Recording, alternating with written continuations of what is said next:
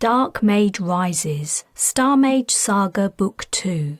Written and narrated by J.J. Green. Chapter 1. As Carina Lin returned to consciousness, she struggled. Her wrists and ankles were tied, and a gag was wrapped tightly around her face. The hard floor she lay upon was vibrating ever so slightly, indicating she was aboard a starship. Wriggling around and pushing with her elbows and knees, she manoeuvred herself to a sitting position. The room she found herself in wasn't much larger than a clothes closet, and it was entirely bare. The door was smooth and featureless, with no way to open it from the inside. She'd clearly been put in some kind of holding cell for prisoners, so the vessel was a military craft. Was that preferable to a criminal outfit like human traffickers? She didn't think so. Though she hadn't been able to get a good look at the attackers who had boarded the shuttle she'd stolen, she had a strong feeling they were the very last people she wanted to meet. The last people she ever wanted to see again were the Shurers. After her mother's experiences at the hands of those arrogant, aggressive meatheads, Carina was certain that if she ever encountered another Shurer before she died, it would be far too soon. She doubted they would say the same about her. The clan would be very happy to have their shuttle back and a family of mages return to their control. Yet there was another faction in that galactic sector that posed an even greater threat. She had no idea how much time had passed since she'd been stunned. Perhaps an hour or longer, judging by how stiff and sore she was from lying on the hard floor. She recalled a brief battle, during which she'd managed to wound 3 of the shuttle's boarders. It was the last thing she remembered before waking up. She waited, leaning against the wall with her knees drawn up, reflecting that her captor's decision to gag her seemed to be a particularly stupid move. What did they think she was going to do? Shout her way to freedom? Then she recalled that time she'd bitten Stefan Schurer's neck. If she'd only managed to sink her teeth a little deeper, she might have killed her mother's rapist and torturer. She smiled grimly. Perhaps a gag was a good idea after all. She twisted her hands and feet, attempting to improve the blood flow to her extremities. When would her kidnappers come for her, and what would they do? Her thoughts turned to her half-siblings. She'd managed to transport them all to the planet's surface, using up the last of the elixir. Little Darius would be safe with Parthenia, her oldest half-sister. The twins, Fern and Oriana, were together too. And nasty Castiel, who was a couple of years younger than Parthenia, was with his sister acolyte Nala. She recalled Castiel's claims that he possessed mage powers and shuddered. Parthenia, Fern, Oriana and Darius could be trusted to uphold the mage philosophy of never intentionally hurting anyone, but Castiel could not. If he was telling the truth, she dreaded what he might do. He was as evil as his father had been. She'd been forced to transport her friend, Bryce, alone to the surface, but he would be okay. He would find a way to return to his family on Ithia. She was more worried about her mage brothers and sisters. They'd been brought up in sheltered luxury and hadn't developed the skills required to survive in a harsh environment. Even more dangerous to them was the fact that they didn't have any practice at concealing their mage skills. Ma had known all about the dangers of revealing her abilities to strangers, yet she'd still been captured and subjected to a life of enslavement and misery. What chance did the woman's naive offspring have? If she escaped, she had to protect them, but it would be hard to find them. Parthenia had given Carina one of her bracelets to help locate her, but the kidnappers had taken it. Everything had been taken from her except her clothes. Parthenia had also given one of her bracelets to the twins, so at least they would be able to reunite with her. Maybe with the 4 of them working together, they might remain safe. As well as worrying about them, Carina already missed her brothers and sisters. In the few weeks she'd spent with Parthenia and her other mage siblings, she'd grown to love them. Only a few months ago she hadn't even known she had a family. If they ever got the chance to be together again, she would take them on a journey to find Earth, the planet where mages were rumoured to have originated. In that remote place they might create a sanctuary where all mages could live openly without fear of capture. For the moment, however, that was all a dream. Carina sighed and tried to clear her mind of gloomy thoughts. Escape was what she needed to focus on. There was a slim chance she was wrong about whose ship she was on. If she wasn't wrong, there was an even slimmer chance her captors wouldn't discover she'd crossed them in the past. She was in need of a lot of luck. A metallic click sounded and the door slid open. A man in uniform entered. His head was shaved, making it difficult to tell his age, though from his bearing he appeared to be a high-ranking officer. As he stepped closer, she saw the starburst insignia on his collar. Her luck was all out. He was working for the Dirksens. The guard who entered behind him was carrying a chair. After she set the chair down, the officer waved her away. The door closed and the man sat, crossing his legs. As far as Carina could see, he wasn't armed. He was alone with a prisoner, but carried nothing to defend himself. That didn't seem very smart, but before making a move, she waited to hear what he had to say. The officer leaned forward, resting his elbows on his knees. He said nothing, only gazed at her. She returned his gaze. She wasn't cowed, if that was his intention. She had endured plenty of intimidation and beatings in her 18 years. She could endure some more, and she would take her revenge if she got the chance. The officer held eye contact for a while, not blinking. She asked through her gag. He got to his feet, took 2 steps over to her and pulled it off. He then returned to his seat. What did you say? I said, is this a new torture method? She worked her mouth to ease its dryness. Because it isn't very effective. A corner of the man's mouth lifted, but then his eyes turned serious again. I know your kind. We could go through the usual steps. I could ask you what you were doing aboard a Shura shuttle, days from the site of a recent battle, yet not wearing a Shura uniform. You'll stoically refuse to answer me. I'll tell the guard to rough you up a bit. You'll still refuse to respond. I'll threaten more pain and humiliation, but after the guard does her job again, your lips will remain sealed, and so on and on. All very messy and distasteful, and ultimately unlikely to bring either of us any satisfaction. He tilted his head before continuing, I know you. Where do I know you from? Carina's stomach clenched. This was it. She was going to be identified, and then everything would be over. It was a shame she wouldn't see her family again. The officer leaned forward and peered at her. I'm right, aren't I? I do know you. Damn. He'd read her reaction to his words in her face. Carina fought to calm herself and clear her mind as Nainai had taught her. This interrogation was turning out to be harder than she'd expected. Pain she could withstand. This officer's methods were subtler. Shut down your emotional response, have you? He asked. So you've been trained to do that?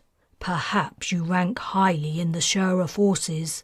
Maybe you're a spy. That might explain some anomalies. His gaze roamed her features closely. Yet you're too young to be a high-ranking officer. You're even younger than you look, I think.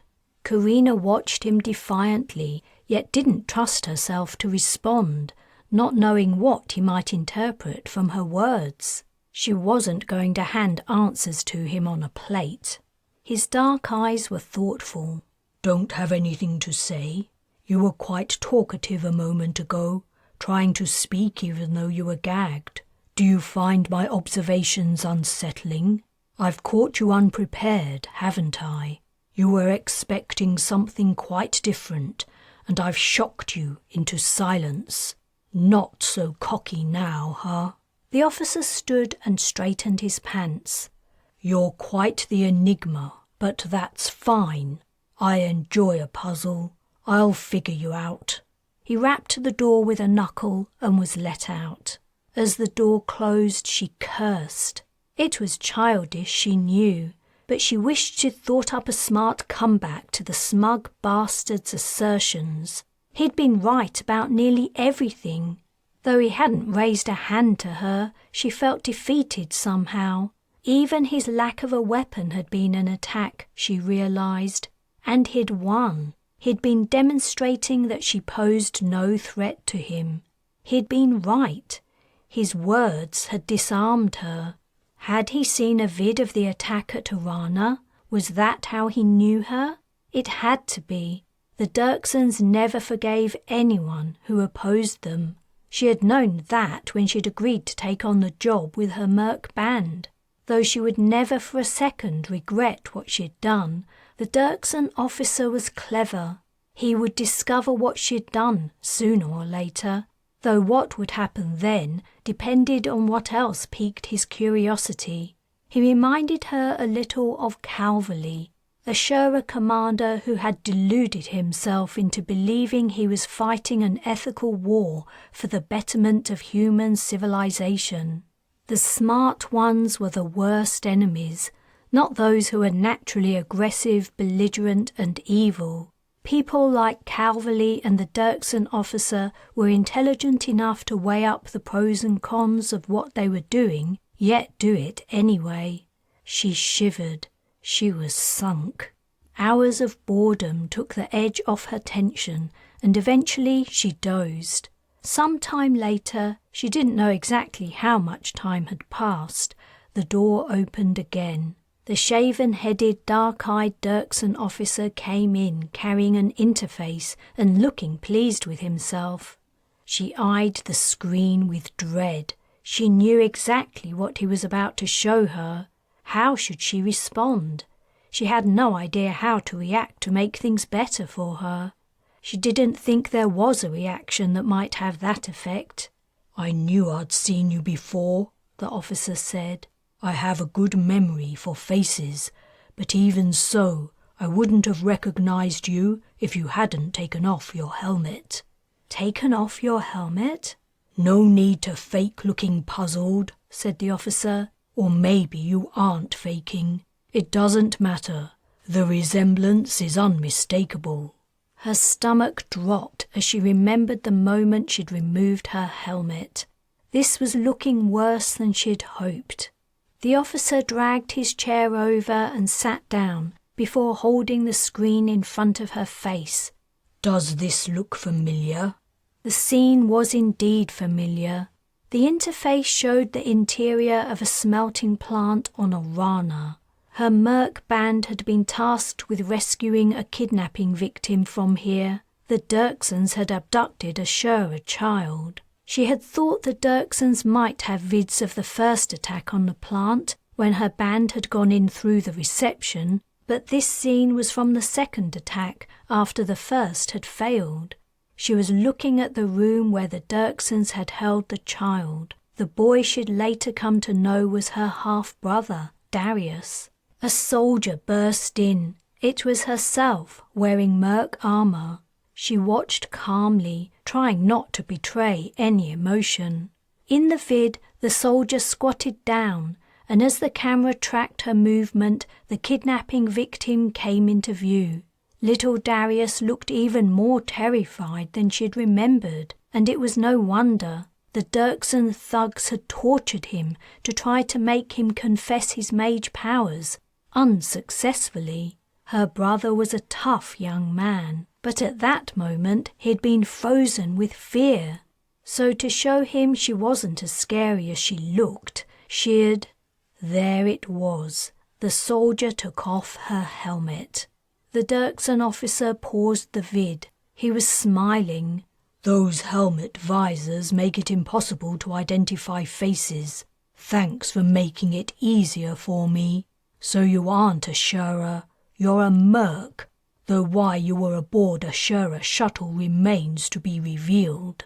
She couldn't stand the man's gloating, and she shrank from what was probably coming next, along with all the repercussions. "But that isn't all, is it?" said the officer. "You aren't just a merc who took on a bad job. You know, that's what I like about you. You're so interesting." "Right, I'll show you what I mean. I won't bore you with the slow bits." He forwarded the vid, skipping over the part where Carina persuaded Darius to come with her, and they left the room. "Here it is." He slowed the vid to normal speed. "You carry the boy to a vent. Smart move. He would have been hurt if you tried to take him through the firefight going on the stairs. Your band's shuttle was up on the roof, and you figured you could climb through the network to reach it, didn't you? Only things were getting heated. You had a limited amount of time to reach the roof, or your companions might have died waiting for you. One of them did die, in fact, I think." Her heart ached. Poor Captain Speedle. "Sorry," said the officer. "I didn't mean to bring back bad memories." "Get to the point," she said between her teeth. "I'm getting there, my young conundrum. No need to rush me. So, let's see. This is the time stamp for when you took the kid into the vent. Then here you are on the roof, only seconds later. You didn't have to climb through the vent tunnels, especially with a kid encumbering you.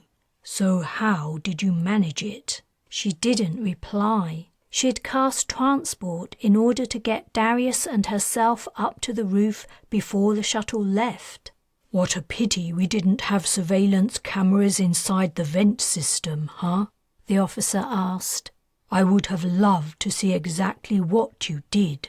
We had the boy because we guessed the Shuras were pulling some weird shit. It looks like we were right, and that whatever it is, you can do it too.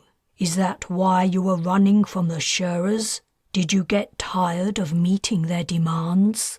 When she remained silent, he went on, "Thanks for not insulting my intelligence by claiming ignorance. I appreciate it. I wish I could extend you some mercy in gratitude. Unfortunately, that isn't going to be possible.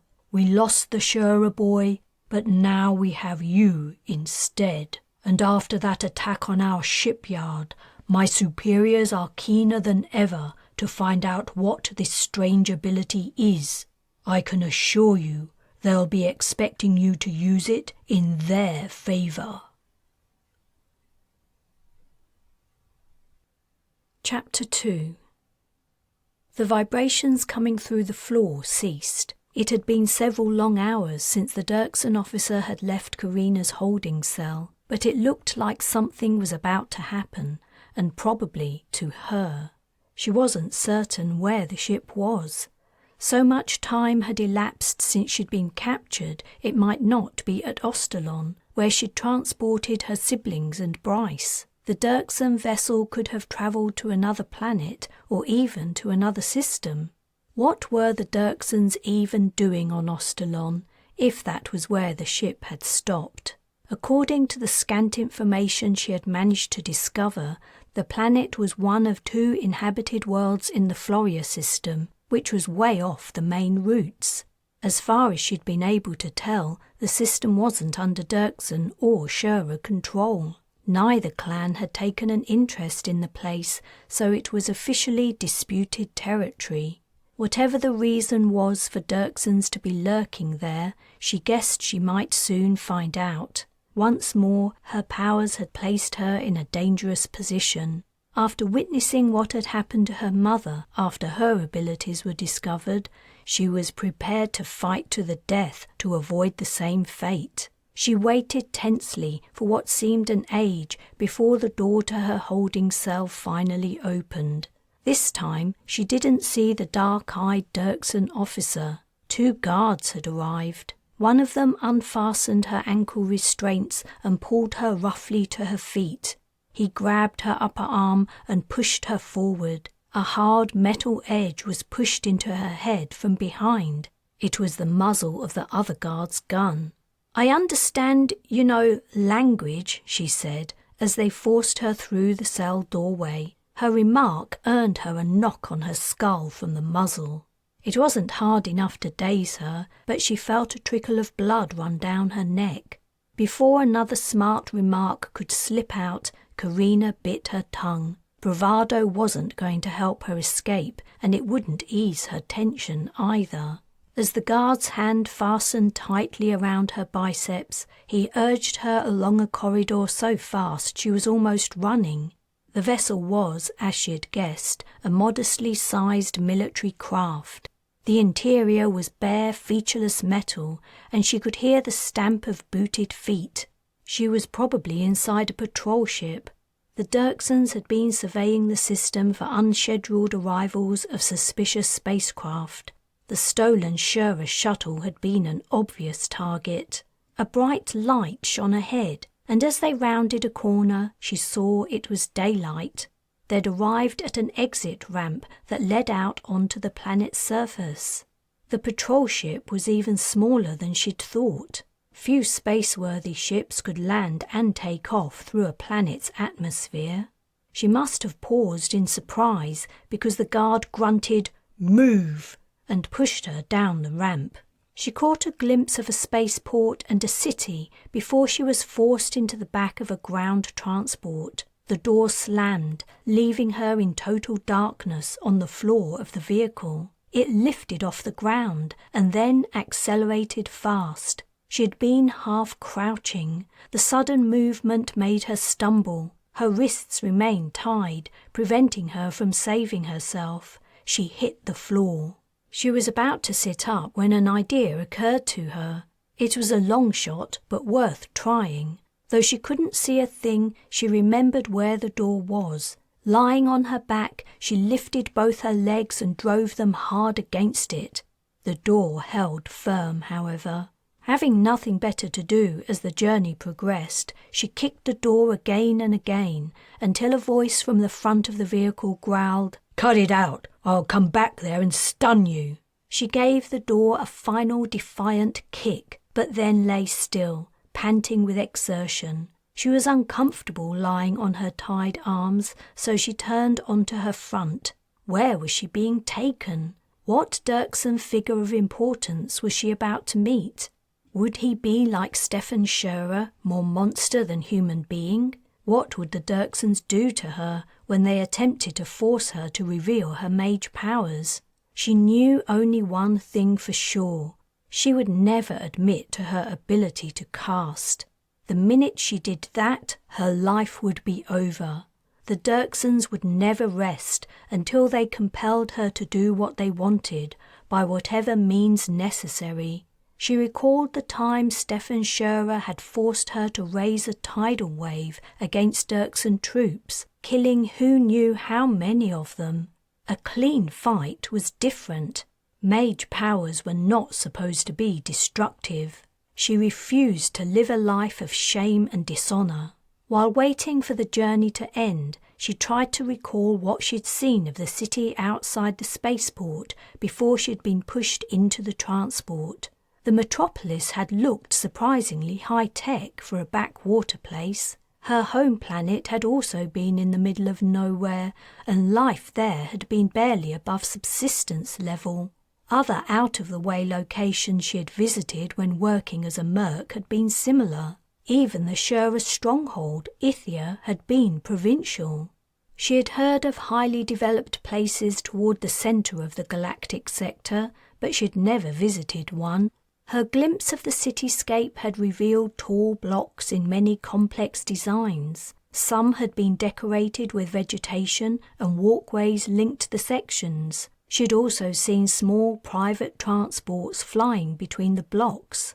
The vehicle turned a corner quickly, throwing her across the floor, and then a short while later it halted.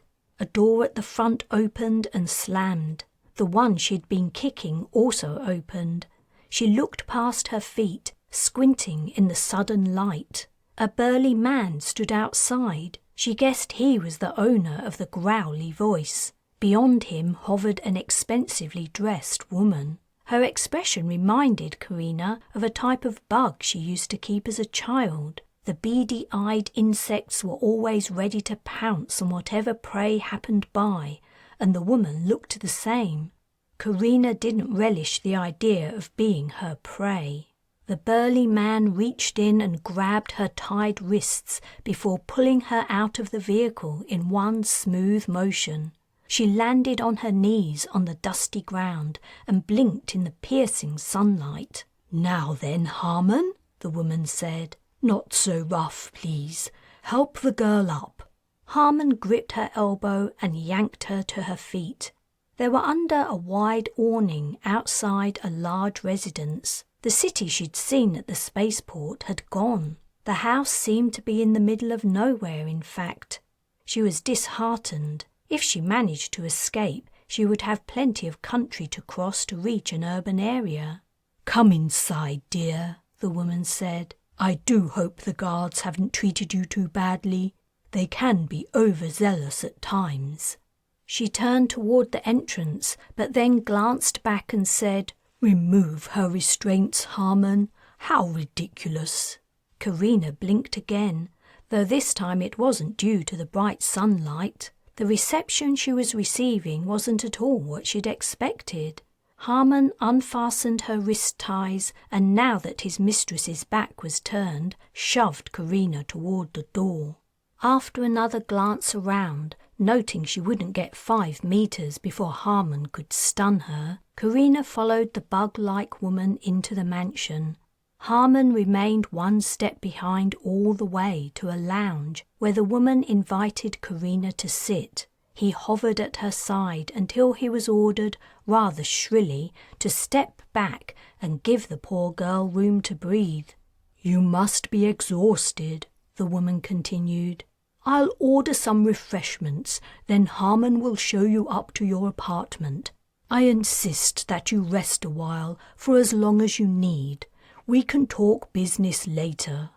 Carina was beginning to wonder if she was unconscious and dreaming. Perhaps she hadn't come around yet from being stunned on the Shura shuttle. Perhaps the dark-eyed officer didn't exist. Or maybe she was still asleep on the Dirksen patrol ship. "You seem confused," said the woman. "That's entirely understandable. Let me introduce myself. I am Langley Dirksen." Perhaps Carina wasn't going mad after all. "And it's my intention to make your life as comfortable as possible." On the other hand, Langley Dirksen lifted a comm to her lips and spoke softly, ordering food and drinks. When she finished, she looked up at Carina and said, "And you are?" Carina was so taken aback at the situation she almost gave her name as a reflex, but instead she clamped her lips shut. "Of course," Langley Dirksen said. "I understand." Her tone carried a hint of iciness that betrayed the politeness of her words. She folded her hands in her lap, resting them on the fine pale green silky fabric of her dress. After a moment she said, "Well, this is awkward, isn't it? I hope we can be friendlier over the coming days." "I'm sure we will be. Oh, here we are." A maid trolley had arrived, carrying snacks and glasses of drink. It trundled to Carina first. While she was tempted to kick the thing over and make a run for it, she knew it was pointless. Besides, she was famished and thirsty. She seized several plates, piling them on her lap before grabbing 2 full glasses. After downing 1 glass of a syrupy but refreshing juice, she bit into a pink confection and swallowed it in 2 mouthfuls. Carina was dimly aware of Langley's gaze on her. The Dirksen woman probably disapproved of her lack of manners, but then, from the look of her, Langley hadn't ever starved. Carina wasted little time with concerns about what impression she was giving. After quickly finishing the snacks on her lap, she retrieved the remaining ones from the trolley. She wasn't waiting for Langley to help herself. She'd had her chance. The snacks were light and not intended to supply much energy, Carina guessed. Then she abruptly stopped eating. What if the food was drugged? "Aren't you going to eat anything?" she asked Langley. "I'm not hungry," Langley replied, looking gratified that Carina had finally spoken. "Eat something," Carina said, "or make him." She looked at Harmon, who still hung around like a bad smell. Langley sighed. "Harmon, have a snack." Harmon reached into the trolley and picked out a pale yellow cake in the shape of a flower. He popped the entire thing into his mouth and chewed solemnly. After observing him, Carina proceeded to eat the rest of the snacks. When she'd finished, she burped. "Well, you certainly were hungry, weren't you?" Carina drank her second drink and returned the empty glass to the trolley. "I don't know why you've brought me here, but I take it if I try to leave, Harmon might have something to say about it." "He might indeed, and so may the many other Harmons who patrol my estate. But we're starting off on the wrong foot. As I see it, there's no need for us to be on opposite sides. We can have a mutually beneficial relationship." "If that's the case," Carina replied, "I suggest that, as a gesture of good faith, you allow me the freedom to leave." Not just yet. You're tired, and you've been treated badly, no doubt, by those military types who picked you up. Please, rest for a while. When you've recovered, we can talk business. Harmon, show our friend to her apartment." Carina didn't have much choice except to do as Langley Dirksen directed, though she distrusted the woman's fine words. Even if Langley's intentions were currently noble, and she really did want to strike up a fair deal in exchange for Carina using her mage powers, which Carina doubted, the woman's attitude would soon change. That was what knowledge of a mage's abilities did to people. It turned them into envious, exploitative, evil monsters like Stefan Scherer. Whatever good treatment she received, Carina would never admit she was a mage, and when Langley Dirksen finally realized she wasn't going to get anything, her reaction would show just how well-intentioned she really was.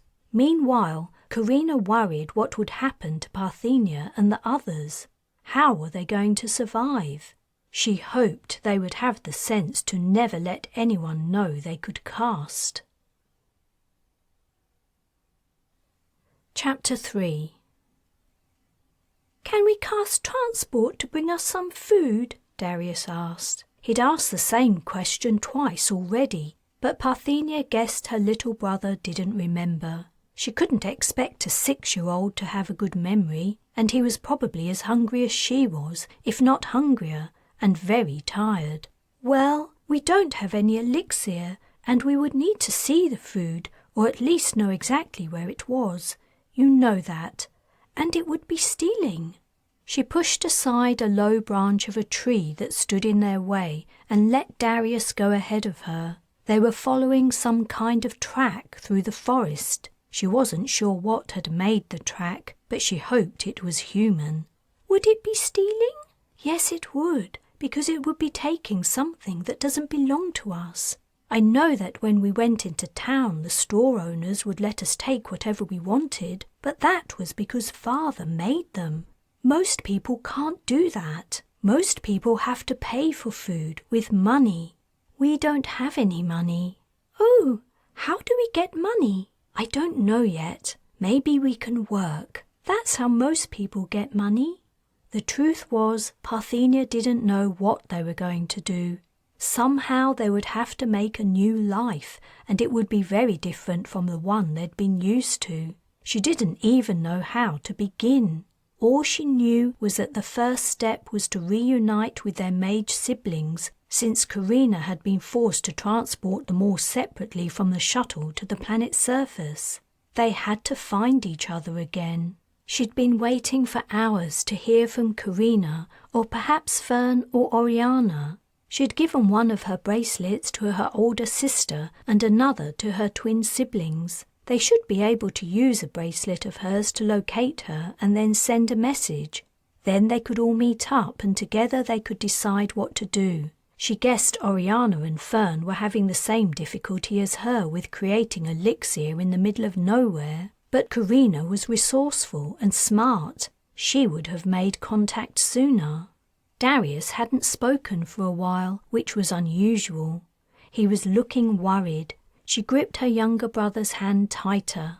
"Don't fret. Carina will cast send soon. I'm sure she will. Until then, we'll keep on walking and trying to find our way out of this place, okay? Carina wouldn't want us to just sit around waiting to be rescued, would she?" Darius said, "No, I don't think so. But what if she doesn't cast send? What do we do then?" "Carina would never abandon us, Darius. I mean, she wouldn't forget about us if she knew we needed her." The little boy nodded. "When the bad men took me, she came and found me." "That's right. She'll find us too. But it might take a while. So let's see how brave we can be and find out all the things we can do without her help." Her skirt caught on a thorn and ripped. "Oh, wait a minute." As she carefully pulled the cloth away, the back of her hand brushed another thorn, receiving a scratch. "Ow!" Parthenia sucked on the drops of blood oozing from the wound. "Does it hurt?" Darius asked, standing on his tiptoes to try to see her hand. "I could cast heal." "Oh no, I can't. Are you sure you don't know how to make elixir?" "I do know. I just don't know how to make it out here. I don't know how to start a fire for one thing." Darius came down from his tiptoes and hung his head. "I miss Carina." "I do too." Parthenia took her brother's hand again, and they continued walking. The barely visible thread of worn ground wound through the undergrowth. Sunlight slanted through the tree branches. Parthenia guessed it would be several hours before the sun set. She hoped Carina would find them before then. She didn't want to spend the night alone in the forest. They hadn't seen or heard anything except bugs and some kind of arboreal creature that had swung away as they approached and then climbed high and flew. Maybe animals that preyed on humans lived here. It had been hours since they'd arrived on the planet, and they'd been walking ever since. Parthenia's legs were aching. Darius was probably even more tired, though he hadn't mentioned anything except his empty stomach. Deciding it was time to call a halt and let her brother rest, she said, "Hey, let's stop for a while. Let's find somewhere to sit down." She led Darius off the track and over to a gap between two tall trees where nothing else grew. She sat him down on a root that protruded from the ground. "I'm thirsty, Parthenia." Darius squashed his little body into the scant remaining space on the root. She sighed. "Me too.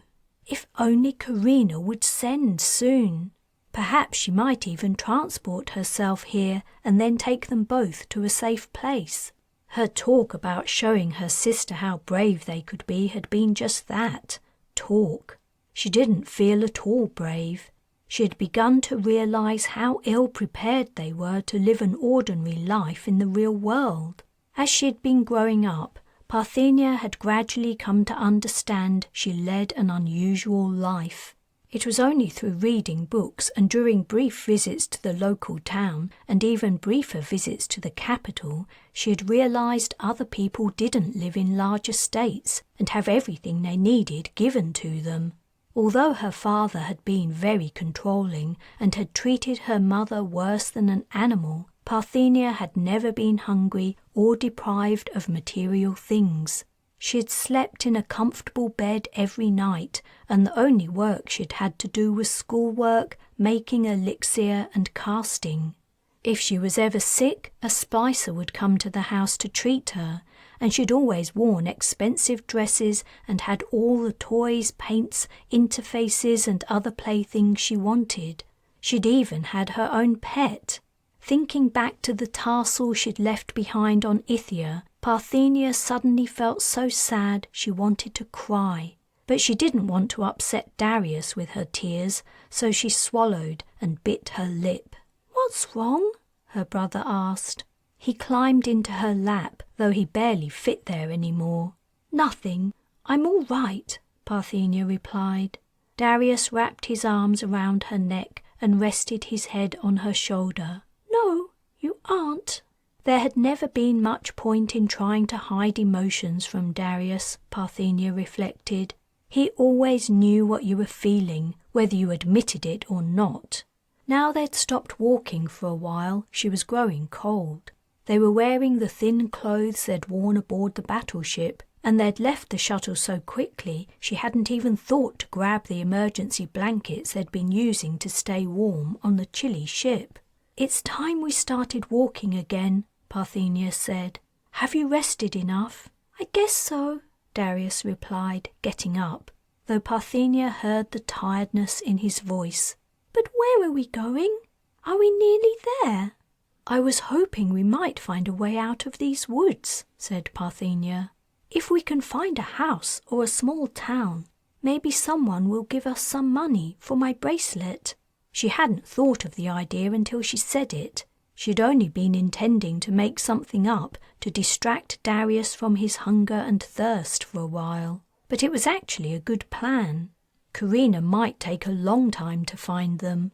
They might even have to wait until tomorrow. Parthenia had one bracelet left. She wasn't sure how much it was worth, but she guessed it might be a lot of money. Father had always insisted his family had the finest of everything. If they found other people, maybe she could sell them her bracelet for enough money to last them for days. But then the idea of encountering other people got her worrying. "Darius, if we do see anybody, we must remember what Mother told us." "I know," her brother replied. "I won't tell them about casting. I won't tell them we're— Oh!" His foot had caught on a vine lying across the path. He fell hard into a patch of thorny plants and squealed as he tried to get up. "Don't move," Parthenia exclaimed, fearing he was going to scratch himself some more. Darius obediently stopped wriggling and lay still, looking up at his sister with tears running down his face. "Keep still and I'll untangle you." It took Parthenia several minutes to detach the thorns from Darius's clothes and skin, and she received plenty of scratches during the process. Eventually, however, she could finally stand the boy on his feet. His mouth was turned down and his chin trembled, though he'd finally stopped crying. He looked like he was at the end of his strength, yet he'd walked for hours with Parthenia without complaint. "Would you like me to carry you?" she asked him. Darius gave 2 firm nods and a small smile. "Okay." Parthenia turned around and squatted down. "Climb aboard." With her brother's legs tucked under her arms, she continued down the track. She could feel him resting his head on her back and guessed he might soon fall asleep. She was tempted to stop so they could both lie down, but fear of what might happen while they were sleeping would probably keep her awake. Parthenia pushed on through the undergrowth. She was beginning to think the track must have been made by animals. What would be the point of people walking so far in the forest? With her gaze focused on the vegetation ahead, she desperately hoped to see some sign of an end to it, but there was nothing visible except leaves, branches, and vines. In fact, that part of the forest looked familiar. Had they come this way before? It was so hard to tell. Surely the track led somewhere, or had they been going in circles? "Parthenia," said Darius, "what if Carina didn't transport out of the shuttle? What if the people who were coming aboard caught her?" "Don't be silly," Parthenia replied. "Of course that didn't happen. Carina wouldn't let them capture her." It was a possibility Parthenia wasn't willing to entertain. The idea they might have to survive without their older sister's help on a world where they knew no one was horrifying. Even if Fern and Oriana managed to find them, the four of them wouldn't be much better off together than apart. How would they get money? After she sold her bracelet, Parthenia didn't know what else she could do. She didn't know how to work at a job. Everything she'd learned in her classes had been academic or oratorical. She didn't have any simple skills like cooking or cleaning or fixing broken tech. All she could do was cast, and doing that would be extremely risky. From what she could understand, that was why Father had treated Mother so badly. He'd used her because she was a mage. She hadn't wanted to marry him. Mother must have been married before, because Carina had a different father. Parthenia had never found out what had happened to him. "Are you sure Carina transported off the shuttle?"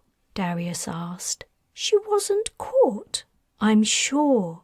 I don't know how long it'll take her to find us, but she will. So don't worry about it, okay?" "Okay, I won't."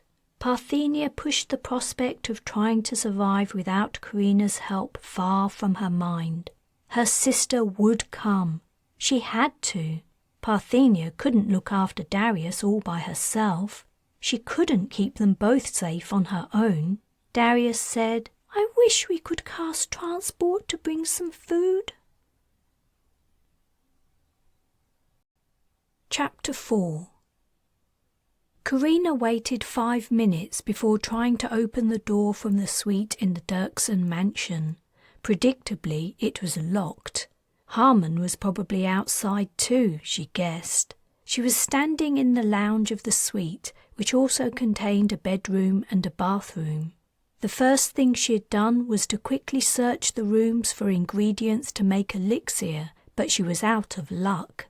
Though there was plenty of wood and metal, and she could get water by pretending she wanted a drink, there was no earth in the rooms or any way for her to make a fire.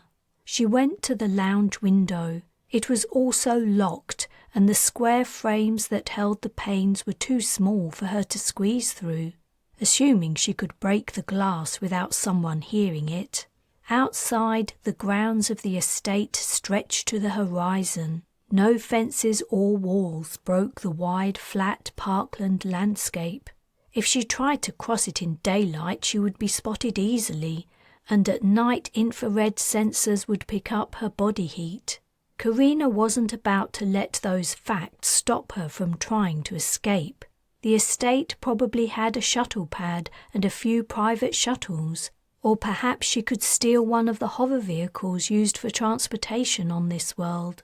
Turning from the window, she skimmed the room with her gaze. She walked over to an internal wall and touched it, running her hands over the surface to find out how it was constructed. If the wall was only made of board, she might be able to break through it, though then she would have the problem of getting out of the house. On the other hand, she was only on the 2nd floor. Perhaps she could make a hole in the external wall, or maybe she could remove the entire window frame. She peeled back the fabric wall covering and found plaster underneath. Using the metal base of an ornament to dig through the plaster, she discovered the internal walls were made of bricks. She could chip away the mortar and remove the bricks, but it would take time, and she would have to choose a wall that didn't adjoin the main corridor, or her efforts might be noticed. Perhaps she could make a hole into the room next to her bedroom. That room's window might be unlocked.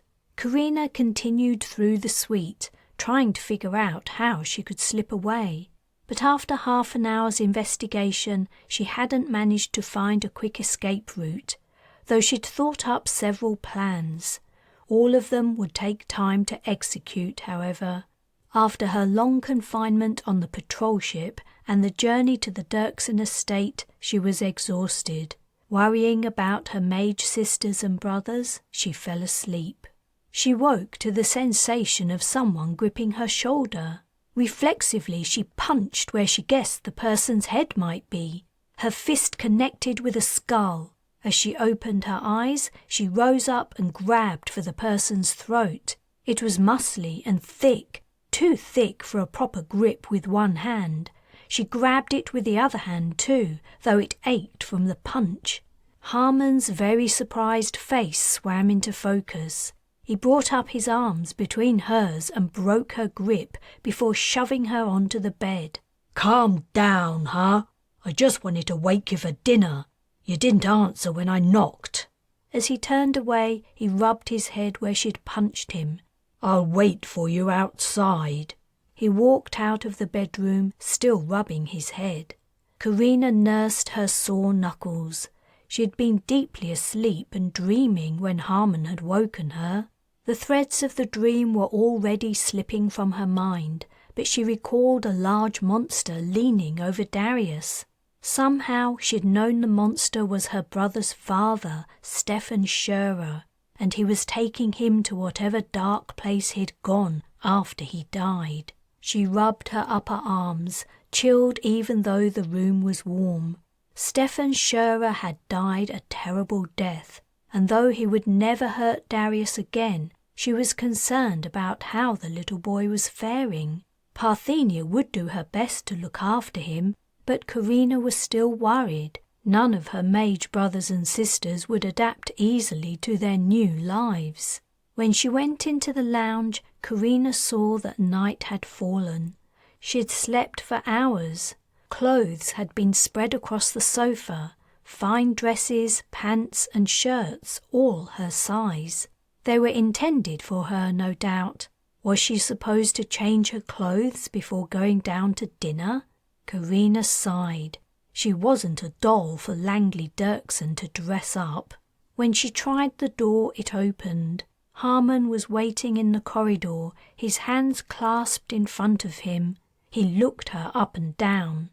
"You have to." "I go down like this or not at all." Harmon sneered and wordlessly gestured for her to go first. As he followed her, she said, "Is this your usual job around here, Harmon? Locking up young women?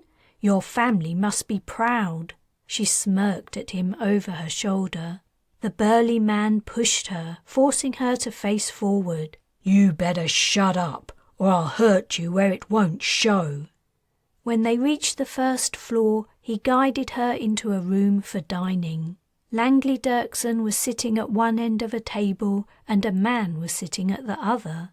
Carina thought this had to be Mr. Dirksen, but then the man stood and turned to face her, and she saw he was much younger than Langley. Though he was tall, he was an adolescent. Langley's gaze drifted briefly down Carina's clothes and back up again before she forced a smile. "Thank you for joining us. I hope you slept well." "No need to thank me," Carina replied. "I didn't have any choice about it. Harmon here woke me up with a slap and dragged me downstairs." "Harmon? Not true, ma'am. I believe our guest is trying to cause trouble." Langley looked concerned. The young man stifled a small grin. He was her son, judging by the resemblance between the two. "Please, join us," said Langley. Carina pulled out a chair and sat down. She began piling food on her plate. "Tell me, is it normal around here to lock your guests in their rooms?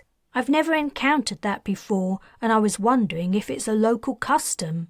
She dug a fork into a pile of some kind of starchy vegetable and filled her mouth.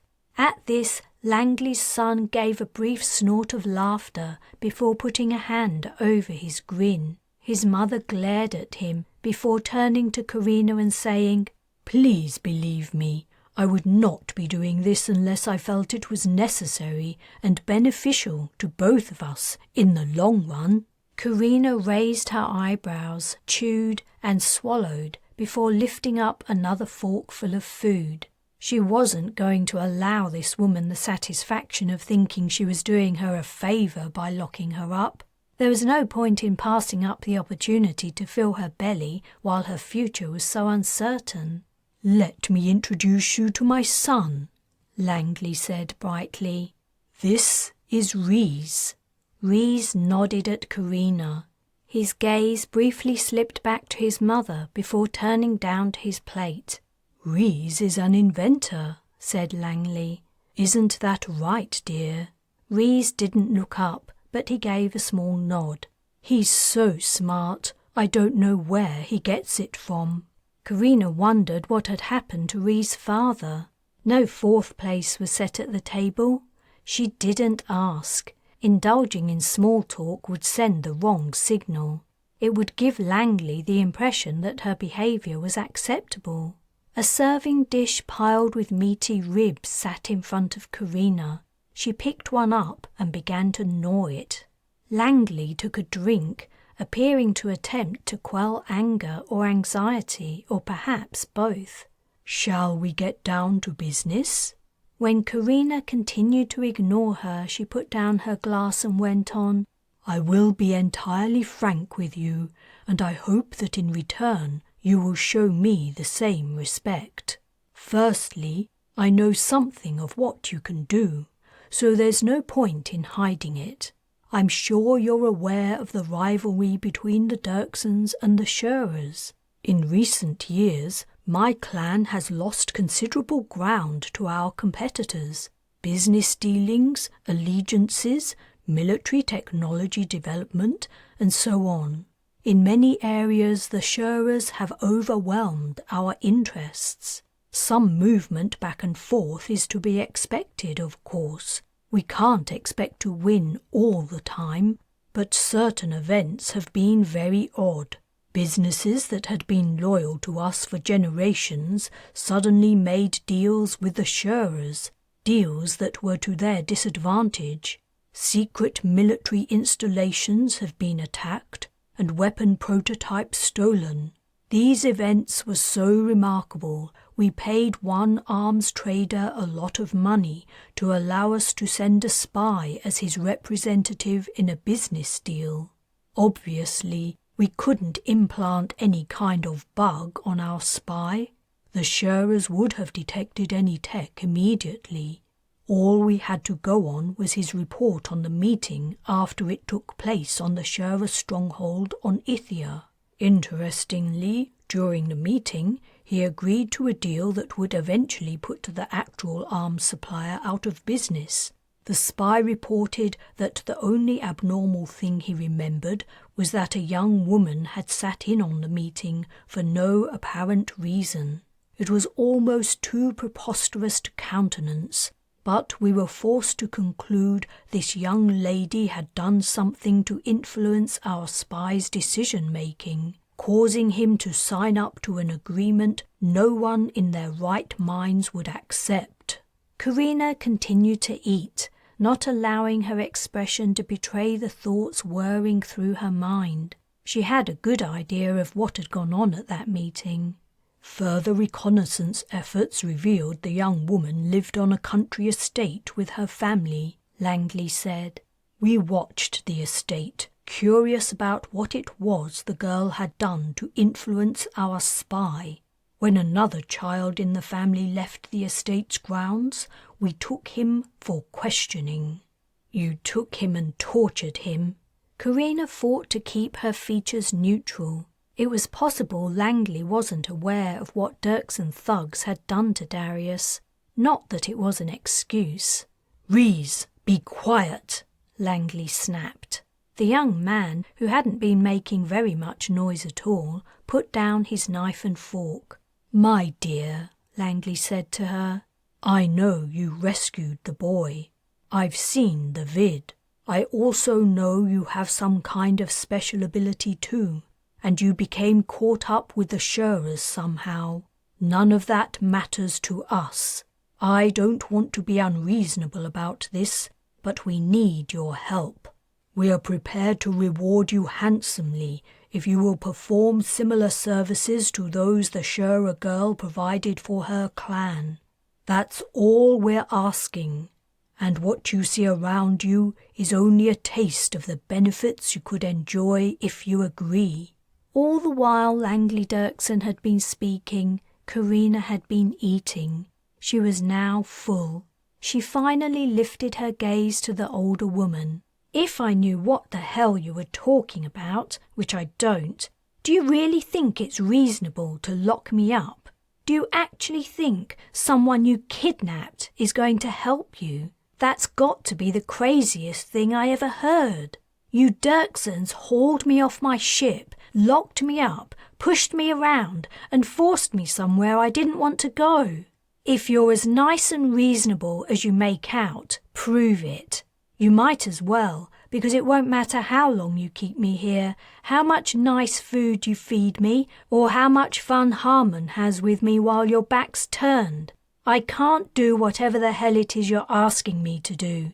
You'll be wasting both our time if you don't let me walk out of here." Langley smiled resignedly. "I can see it's going to take longer to persuade you than I thought. That's okay. I'm a patient woman, and when you finally do make the right choice, you'll see how sensible you've been." Chapter 5. Carina had expected to spend the rest of the evening in her room, and she'd been looking forward to using the time trying to figure out how to get out of here. But Langley Dirksen had other plans. After dinner was eaten, in silence, Rhys hadn't yet spoken. Langley announced they would be attending mech battle. Rhys punched the air. "Yes!" He paused and added, "I can go too, right?" "You may," Langley replied graciously. "It will be good for you and our guest to get to know each other better." Carina nearly dropped her glass. She darted a look at the young man, who seemed embarrassed by his mother's remark. Did Langley really imagine the two of them might strike up a romance? The idea was insane. Even if Rhys wasn't the son of her kidnapper, he was just a kid. "You're joking, right?" she asked Langley. "And anyway, I don't want to go to your stupid event. I demand you release me. I haven't done anything wrong. I haven't committed any crimes, and you have no right to hold me like this." "Not committed any crimes?" Langley asked. "Well, maybe you aren't a criminal, but your situation might be better if you were. My dear, you were captured aboard a Shura shuttle. You're worse than a criminal. You're an enemy prisoner." Her polite expression transformed to hostility. "You have no rights." Then the mask of politeness fell over her features again. "But let's not squabble. I'm not so foolish as to believe that compelling you to work for us is the best solution in the circumstances. Whatever we manage to force you to do, you would exert the minimum effort, and no doubt you would try to secretly sabotage your results. It would be to both our benefits if we can come to a mutually agreeable arrangement. I know you don't believe so at the moment, but it's true. As hard as it may be for you to accept, I don't want you to work under duress, and so, as an enticement, I would like you to see the kind of lifestyle you could live and the things you could have if you agree to use your abilities to help us." She looked again at Carina's worn, dirty clothes. "I take it you won't agree to change before we go?" "No, I won't." "Very well. We'll leave in 5 minutes or so. Rhys, please keep our guest entertained until then." Langley rose and left the room. Carina picked up a gnawed rib and nibbled at the remnants of meat that clung to it, speculating what the kid might do. Harmon still hovered in the background, so Rhys would probably have to follow his mother's order. It looked like Langley ran the show, and if Rhys didn't do as he was told, the matriarch would soon hear about it. Rhys looked about as uncomfortable as Carina had ever seen anyone look. After a few moments he said, "She isn't as bad as she comes across, you know." Carina put down her rib bone and gave a short laugh. "You mean your mum? That's some compliment. Not as bad as she comes across. I hope someone says that about me one day." She pushed back her chair and stood up, wiping her greasy hands on her pants. She glanced at the kid, who seemed to be chewing over her words. She'd been planning on ignoring the spoiled brat, but she reasoned that it wouldn't hurt to have a young, impressionable ally. "So what's this mech battle we're going to?" "Mechs battling, I guess." Reese's eyes lit up, either due to the mention of the event or Carina's willingness to speak to him. "It isn't exactly mechs. That would be boring. It's new inventions, especially for fighting." "You mean like weaponized armor?" Carina had heard of armor that was more like an exoskeleton and had weapons attached. Equipment like that had a place in some battles, but it wasn't generally used in the military. It was too bulky and it had marginally slower reaction times. A soldier in a mech suit was slower than a soldier in regular armor. "Sometimes it's kind of like that," Reese replied. "But you never know what it'll be until the competitors come into the pit. That's the fun of it. They can wear almost whatever they like. There are only a few rules. They can't use anything that might be dangerous to the audience, like explosives or projectiles, but that's about it." Carina's interest was no longer feigned. She'd been in plenty of engagements. The idea of watching newly invented mechs fighting sounded interesting. "So who controls them?" "I don't know, to be honest. Men and women. That isn't important, is it? There are a few major sponsors of the battles. I guess they pay the fighters to compete." "How dangerous is it?" Carina asked, imagining the fighters were probably ex-soldiers or mercs. "Oh, pretty dangerous. People have died. It's rare that a fighter doesn't have to retire from the match due to injury." Carina doubted the competitors were only paid a set fee. She had encountered similar arrangements on other worlds. Usually the fighters received a percentage of the house's take, and there was always gambling at such events. The fighters would be betting on themselves too. "How do they tell who's won?" "That's easy. You know the winner when the first mech is incapacitated. As soon as a competitor can't fight back, the match is over." "Should be interesting," Carina said, giving Reese a conspiratorial wink. He grinned.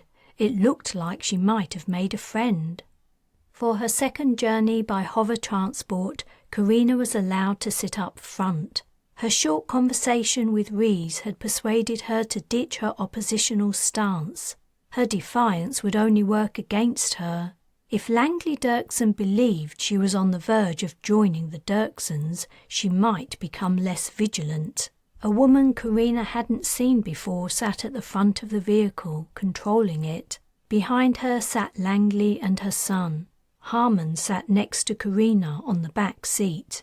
"I never heard of Dirksens living on this planet," she remarked. "I thought it was neutral territory." "We were forced to move here after the Shurers began to expand their range," Langley replied.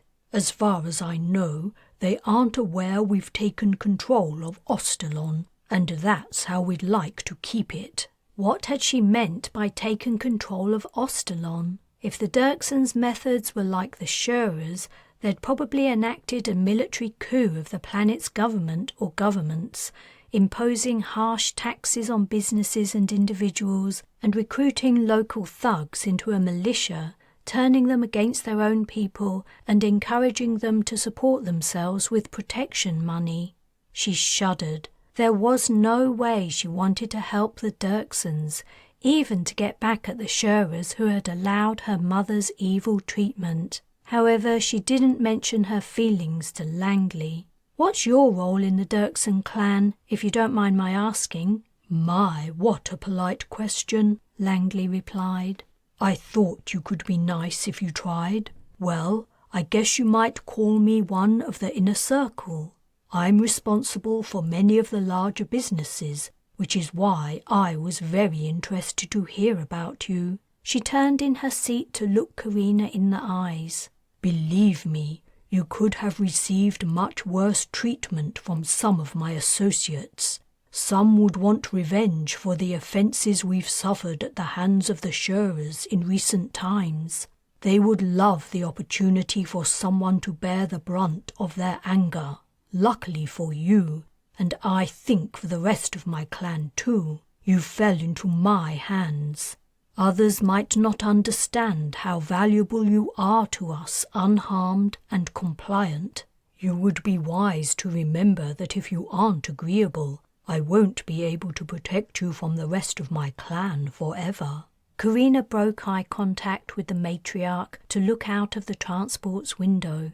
Already she was under the threat of violence, torture, and whatever else the Dirksens had in store.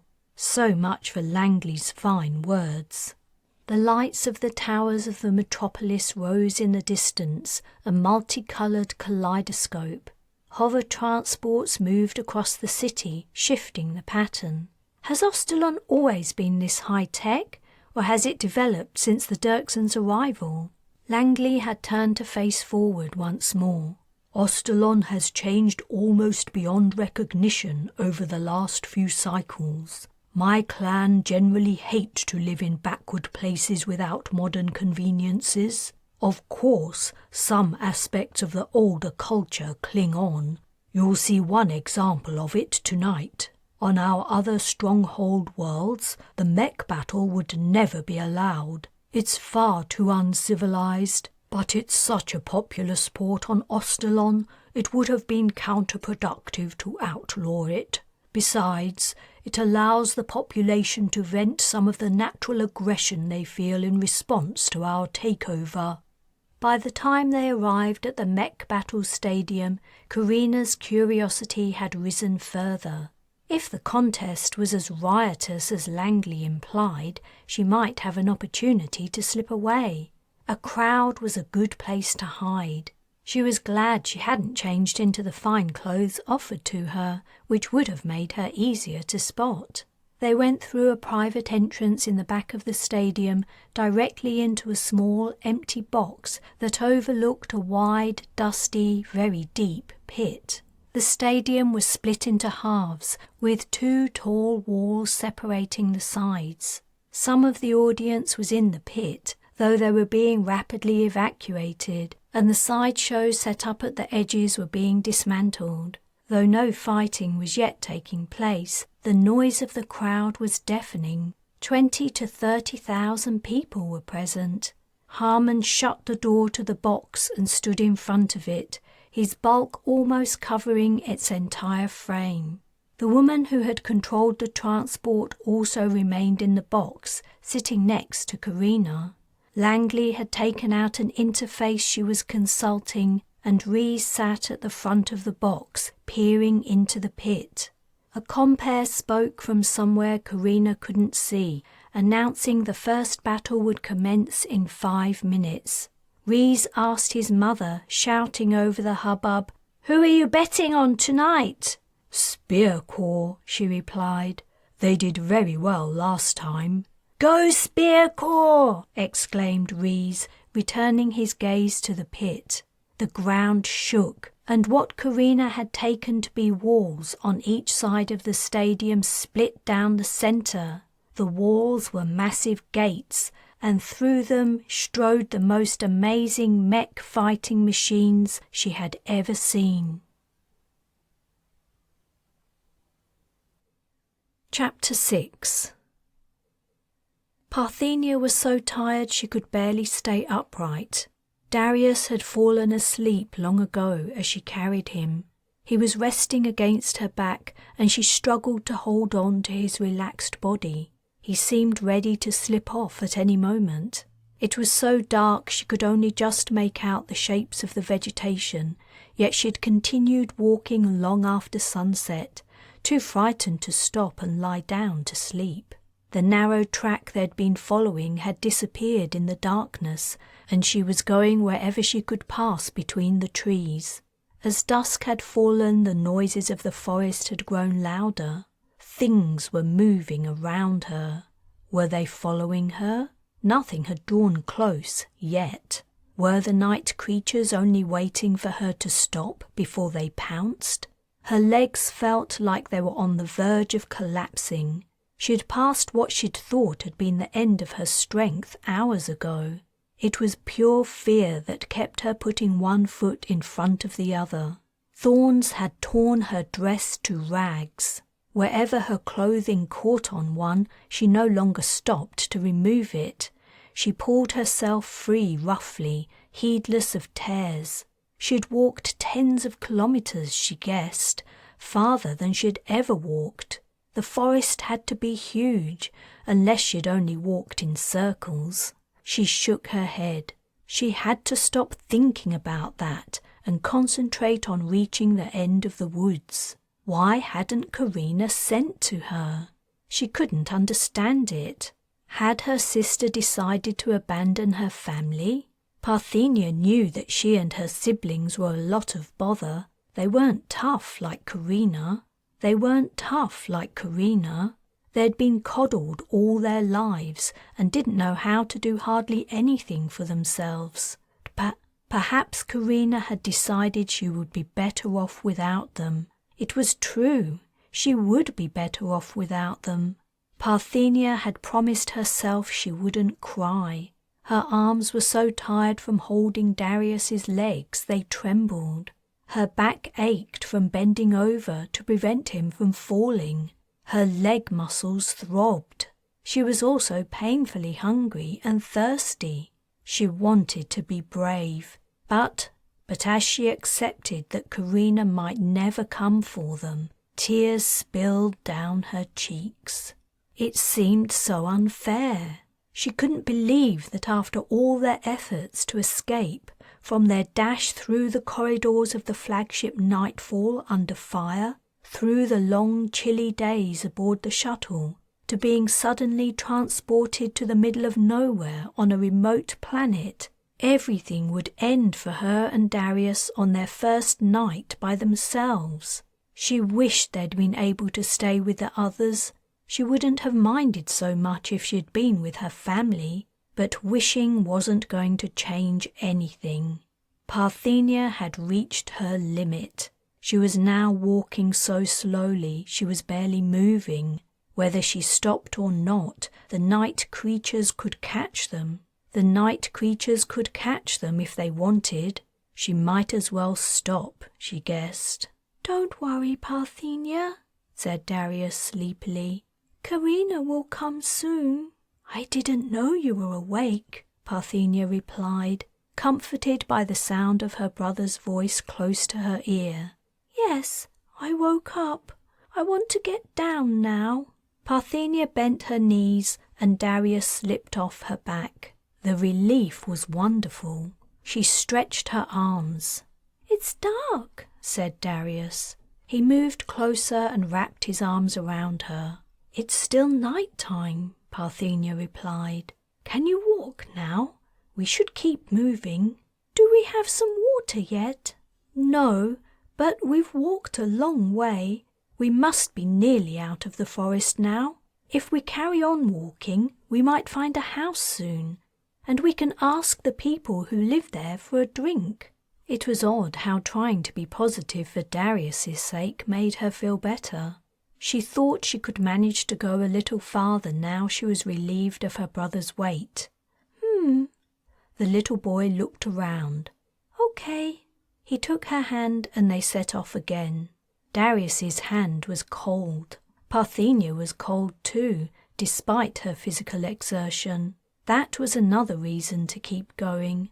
If they stopped moving, they might become dangerously chilled. "What's that?" Darius asked. He was pointing off to his left. Parthenia looked in the same direction, but all she could see was the black shadows of trees. "I don't know what you're looking at. What can you see?" "There's a light over there. Is it the house where we can get water?" "A light? Where?" "Right there," the little boy replied pedantically, as if his sister was stupid. "I can't." Parthenia squatted down to her brother's level and followed the direction of his gaze. He was right. Through a gap in the vegetation, a small blue light shined steadily in the distance. She hadn't been able to see it, but Darius was short enough to see the space. She gripped her brother's arms tightly. "It is a light! Good job, Darius! Good job! Let's go there, shall we?" "Yes, Let's get some water. Travelling in the direction of the light proved hard, however. The trees were clumped together more tightly that way than any other, and they lost sight of the light several times as they went along. Trying to head toward the blue glow involved pushing past thick ferns and bushes, resulting in many scratches for both of them. At one point, they lost sight of the tiny light entirely, and Parthenia almost gave up hope of ever finding it again. They were forced to double back a long way and try a different route. Eventually, though, the tree trunks and undergrowth thinned out, and the blue spot grew nearer. As the wide landscape became more visible, Parthenia realized the beam was shining from the top of a tower, and the base of the tower was somewhere below the level of the forest. In his eagerness to reach the light and the water he desperately wanted, Darius let go of her hand and ran ahead. "Darius!" Parthenia called. "Stop! Wait for me!" Her brother didn't answer. "Darius! Stop!" Her brother gave a gasp and cried out. "Darius!" Parthenia rushed forward. Somewhere in front of her, vegetation was being smashed by a falling body. It was as she'd feared. They'd reached a ridge, and her brother had run right over the edge. "Darius!" she called down. All she could see was the dark shadows of trees. "Parthenia! Help! Where are you?" She stepped gingerly down the steep slope, holding a branch to prevent herself from sliding on the loose, dry leaves. "I'm here." "Hold on! Don't move! I'm coming to get you!" Parthenia eased down the incline, heading toward her brother's voice. "Keep talking so I can find you." "I'm here! Here! Despite the dire circumstances, Parthenia almost smiled. "That's good! Don't stop!" "Here I am! Here I am! Here I am!" Darius echoed his own words several more times, his tone becoming more sing-song as he went along. Parthenia finally saw her brother clinging to some tree roots. The spot he was at was particularly steep. She wasn't sure how to reach him, and if he let go of the roots to try to climb up to her, he would probably slide away. "You found me!" he exclaimed. "Yes, but don't move, okay? Don't let go." "Okay." "Are you all right? Have you hurt anything?" "I bumped my leg. It hurts a bit." "Okay, just hold on. I'm going to try to get down to you, but don't let go until I say so." Parthenia had an idea. If she went on all fours and crawled backward down the slope, she thought she could reach her brother and he could climb onto her. Then she could carry on moving slowly downward until they hopefully encountered an area that was less steep. Her plan worked at first. She reached Darius, though the rough ground hurt her knees and hands. But as soon as her brother let go of the root he was holding and tried to climb onto her, he fell again. Parthenia shouted and tried to grab him, and then suddenly she was falling too. She slithered down the coarse surface, hitting bushes and vines, bouncing from tree trunks, until finally, mercifully, all her motion ceased. Dazed, it took Parthenia a moment to take in her surroundings. She was at the bottom of a muddy ditch, and the slope she had come down was dark and shadowy above her. For the first time that night, she could see the wide, starry sky. "Parthenia!" Darius called. "Where are you?" "Here," she replied. "Where are you?" To her amazement, Darius came walking along the bottom of the ditch toward her. He didn't seem to have been seriously harmed by his rapid descent. "We fell," he said. "Are you hurt?" Parthenia moved her arms and legs. She hadn't broken anything as far as she could tell, but when she tried to stand, she gave a small scream and fell over. She had done something to her right ankle. "I think I did hurt myself, Darius. Can you help me?" Her brother came closer and she put her arm over his shoulders. They were both coated in evil-smelling mud from the ditch. Parthenia hoped there was someone at the tower who would help them. Neither of them were in a position to go any farther tonight, and if they didn't get water or food soon, things would look very bad. Neither of them were in a position to go any farther tonight, and if they didn't get water or food soon, things would look very bad. The smooth black silhouette of the tower and its blue light were easy to spot against the stars, but it was not so easy to reach. They walked, or rather Parthenia hopped, along the ditch, but there didn't seem to be any way out of it. They were forced to scale its slippery side. Parthenia pushed Darius up to the top of the edge, putting her weight on her good leg so he could climb over to the ground above. Then, after several tries, she managed to climb out too. She stood on one leg, leaning on her brother's shoulder. Behind them, the forest overshadowed the sky. Parthenia could just make out black shapes flying above it. She shivered and turned in the other direction. The land was flatter, though still quite wild. The tower was the only building she could see, and it displayed the only artificial light for kilometers around. She wondered what purpose it served. They were very lucky Darius had seen it. "Let's go and ask the people for some water," Darius urged. Parthenia partly walked, partly hopped beside him as they made their way through rough scrub to the base of the tower. The building was about as wide as a house, but stood seven or eight stories tall. She couldn't see an entrance. Her heart sank, but then she realized she was being stupid. Propping herself up with one hand on the cold polished stone of the tower wall, she hopped around it to the other side, Darius trailing behind her. Darius trailing. There was the entrance. A metal door was flush with the wall, following its curve. A small light shined above the door, but otherwise there was no other ornament save for a security pad. Her throat tight, Parthenia pressed the key on the pad. She feared there might be no answer, and yet she also feared who might answer if there was. Chapter 7.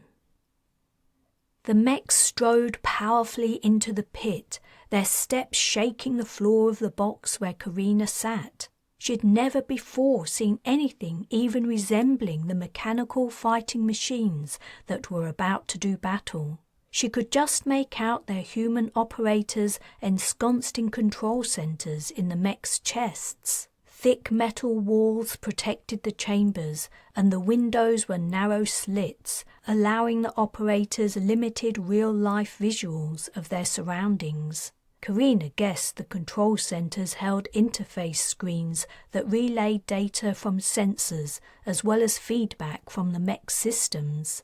The windows were a last resort if the mech sensors were destroyed.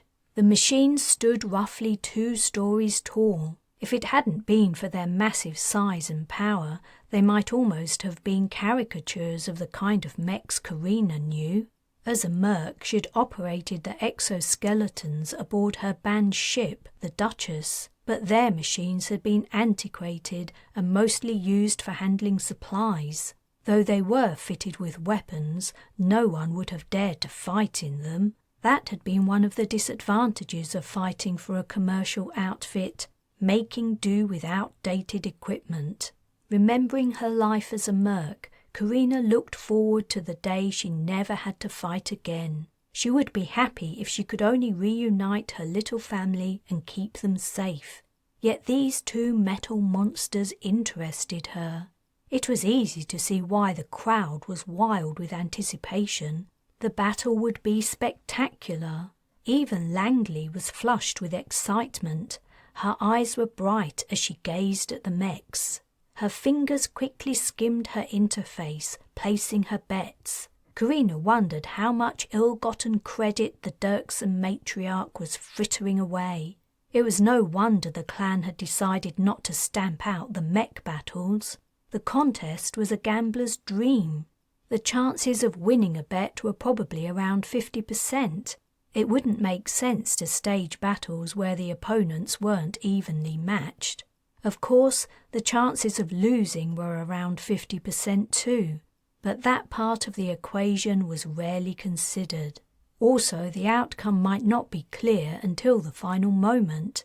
Bets probably continued throughout the battle, odds rising and lowering according to the performance of each mech. Once more, Carina wondered who those barely visible faces inside the great mechanical beasts belonged to. It was possible a successful fighter could retire on his or her winnings from one battle. Though the arena only seated a few tens of thousands of people, the spectacle was no doubt being broadcast, and the betting could be planet-wide. The mechs were moving their various parts, apparently checking all their systems were working before the battle commenced. It was all for show, of course. No fighter in their right minds would enter the pit without performing extensive checks. No, the motions were all intended to bring the crowd to a frenzy and prompt them to lay out even more money. The preparations were having their desired effect too. The audience was so loud, Carina could barely hear herself think. The stadium seemed to vibrate with the noise of shouting, and the battle hadn't even begun. The mechs began to circle the pit. Carina had been expecting Langley to check on her reaction to the event. Langley probably wanted her to appreciate the old woman's generosity in bringing her, but the matriarch was so intent on the battle she ignored her. Langley's gaze only switched from her interface to the pit and back again. Harmon wasn't equally entranced. As he stood at the back of the box in front of its exit, he stared at Carina, his hands folded in front of him, formidable. She scowled at the burly thug. He was definitely going to be the biggest obstacle to her escape. On her right sat the transport driver, looking bored. A great metallic crash sounded from the pit. She had missed the beginning of the battle. The gigantic mechs were gripping each other with their enormous pincer-like grabbers. They grappled, their massive gears straining with the effort. Hisses and screeches and the noise of bending metal sounded through the stadium, and the crowd roared. One mech was slowly overpowering the other, forcing it over to one side. Carina guessed that a way to win was to force the opponent to fall over. Gravity would confer a big advantage, allowing the still-standing mech to crush the other. A prone position might expose vulnerable areas too. But in this case, the mech that seemed to be losing didn't fall. It managed to disengage and twisted away so fast its attacker nearly overbalanced. The mech's bending to one side had been a feint, and it had nearly worked. But the attacking mech pulled back in time to remain upright. "Oh!" exclaimed Langley, her fingers moving over her interface. Had she bet on the duped mech? When Carina peered more closely at the machines in the pit, she could make out spear core across the faux head of the attacking mech. Out of curiosity, she spied out the name of its opponent, Pyreco. It was another name that was meaningless to her. The two were probably major conglomerates on the planet and perhaps the territory. The Pyreco mech swung its pincer up at the spear core mech's head and connected with such force it bent backward. The crowd gave a massive "Oh!" Despite the whirring of gears and sounds of protesting metal, the spear core operator couldn't straighten the head. It wasn't serious damage, Carina guessed. A mech rarely used its head for fighting, but the effect would be to unbalance the machine. Now the spear core mech was much more vulnerable to toppling over. It responded by immediately grabbing the Pyreco mech in a fierce clinch. At close quarters, it was much more difficult to overbalance your opponent. Spearcore drove Pyako against the wall of the stadium. The audience in that section surged in a panic to get away from the gigantic machines, though the pit was beneath their feet. By this time, Rhys was leaning over the edge of the box and yelling at the top of his voice. If he leaned much farther, he would be in danger of falling out. A cataclysmic crash came from the pit. Pyako was down. Spearcore, its head bent weirdly backward, rained blows on its opponent. Pyako tried repeatedly to rise, but each time Spearcore was too fast and beat the mech down again. It was painful to watch the fallen mech's movements. Though it was just a machine and its operator probably wasn't in a lot of danger, its desperate efforts to escape were almost pitiful. "Yes!" exclaimed Langley, clutching her interface in sweaty palms. "Yes! Hit it! Hit it! Hit it!" "Go Spearcore!" roared Rhys, now standing upright, his fists beating the air. "Spearcore are the best!" Pyako didn't give up, even though it was clearly beaten. Carina wondered if there was a cost to losing other than humiliation. The operator might have overextended themselves financially with their bets. Another explanation for Pyako's tenacity was the battle was staged and the outcome preordained. If Pyako was being paid to take a dive, its defeat had to look convincing, or the punters would suspect. Spearcore ceased hitting the prone mech. After a moment's checking that there really was no more life in its opponent, the mech raised its pincers to the sky. This time the response from the crowd was so loud, Carina actually covered her ears. The stadium gates opened and Spearcore strode triumphantly out. Pyako was in no condition to leave so easily. Transport zoomed through the other gate and hovered around the fallen mech. People in overalls jumped out onto the massive limbs and torso of the mechanical monster and walked over it, assessing the damage. It would take a while to remove the machine from the pit now it was immobile. Carina asked Langley's driver, "Do we leave soon?" "Leave?" the woman replied. "That was only the first match. There's another 4 to go yet." "4 more," Carina said. "We'll be here all night." "Exactly." The driver rolled her eyes and yawned, covering her mouth. Although the mech battle had been somewhat interesting, Carina didn't relish the idea of sitting through another 4. She looked at Harmon, who didn't seem to have taken his eyes off her the entire time. She sighed. It was going to be a long night. The battles that followed weren't very much different from the first. Spearcore fought in 2 of them. The winner of the first battle had to face newcomers until it lost. From what Carina could understand, if a mech won all 5 battles, it received an additional payout. By the time the 3rd engagement arrived, however, Spearcore was too battered to put up much of a fight. Its unbalanced head proved its undoing when it was toppled within a minute of the battle's beginning. Langley looked crestfallen at the result, but she wanted to stay and watch the remaining 2 battles nevertheless. Rhys quickly switched allegiance to the winning mech as soon as it looked like it was all over for Spearcore. To Carina's relief, the end of the 5th battle finally arrived. The mechanics entered on their transports to see to the removal of the losing mech. Carina expected that Langley would finally be ready to leave, but the Dirksen woman remained in her seat. Rhys turned around and said, "Can we go now, Mother? No one will notice." "Don't be ridiculous," Langley snapped. "Of course they'll notice. When will you ever learn the importance of appearances in these matters?" "What's happening?" Carina asked the driver. "What are we waiting for?" "Ugh, just some stupid Ostilonian ritual," she replied. "It only takes a few minutes." Carina watched with mild interest to see what the ritual entailed. The fallen mech was being dismantled on the field as it couldn't be repaired sufficiently to make its own way out.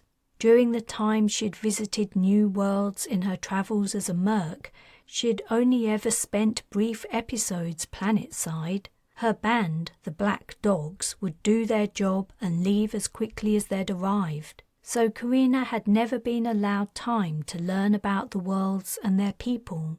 She'd heard of various religions over the years, but she'd never gotten to know much about them. When a young woman wearing ceremonial robes walked out into the centre of the pit, Carina stood up for a better view. The woman squatted down and took some items out of a bag. First, she piled up sticks as if to make a fire, and then she took out a metal bowl. After pouring clear liquid into the bowl from a bottle, she grabbed a little soil from the ground and sprinkled it in. Carina frowned, wondering what the woman was doing. Was she going to cook something? She looked again. Although she was watching from a great height, Carina could swear the woman was filing something made of metal, so the particles also fell into the bowl. Her heart seemed to stop. Could it be possible? It couldn't be. She had to be mistaken. But then the priestess took a fragment of a dry twig and also filed it over the bowl. She was adding sawdust to the liquid too. It was all Carina could do to remain upright and not allow Langley or Rees to see her shock as the woman in the pit lit the fire. She was making elixir. Right there in front of the entire crowd. Was it possible no one knew what she was doing? Was the woman herself aware? After making the elixir, the woman lifted the bowl with tongs and held it up to the crowd. They murmured some kind of prayer Carina couldn't make out. Langley and Rees said nothing. Then the woman tipped out the elixir onto the ground of the pit. Mech battle was over, and Carina was left with a mystery the likes of which she'd never known. Chapter 8. The man said he was a ranger.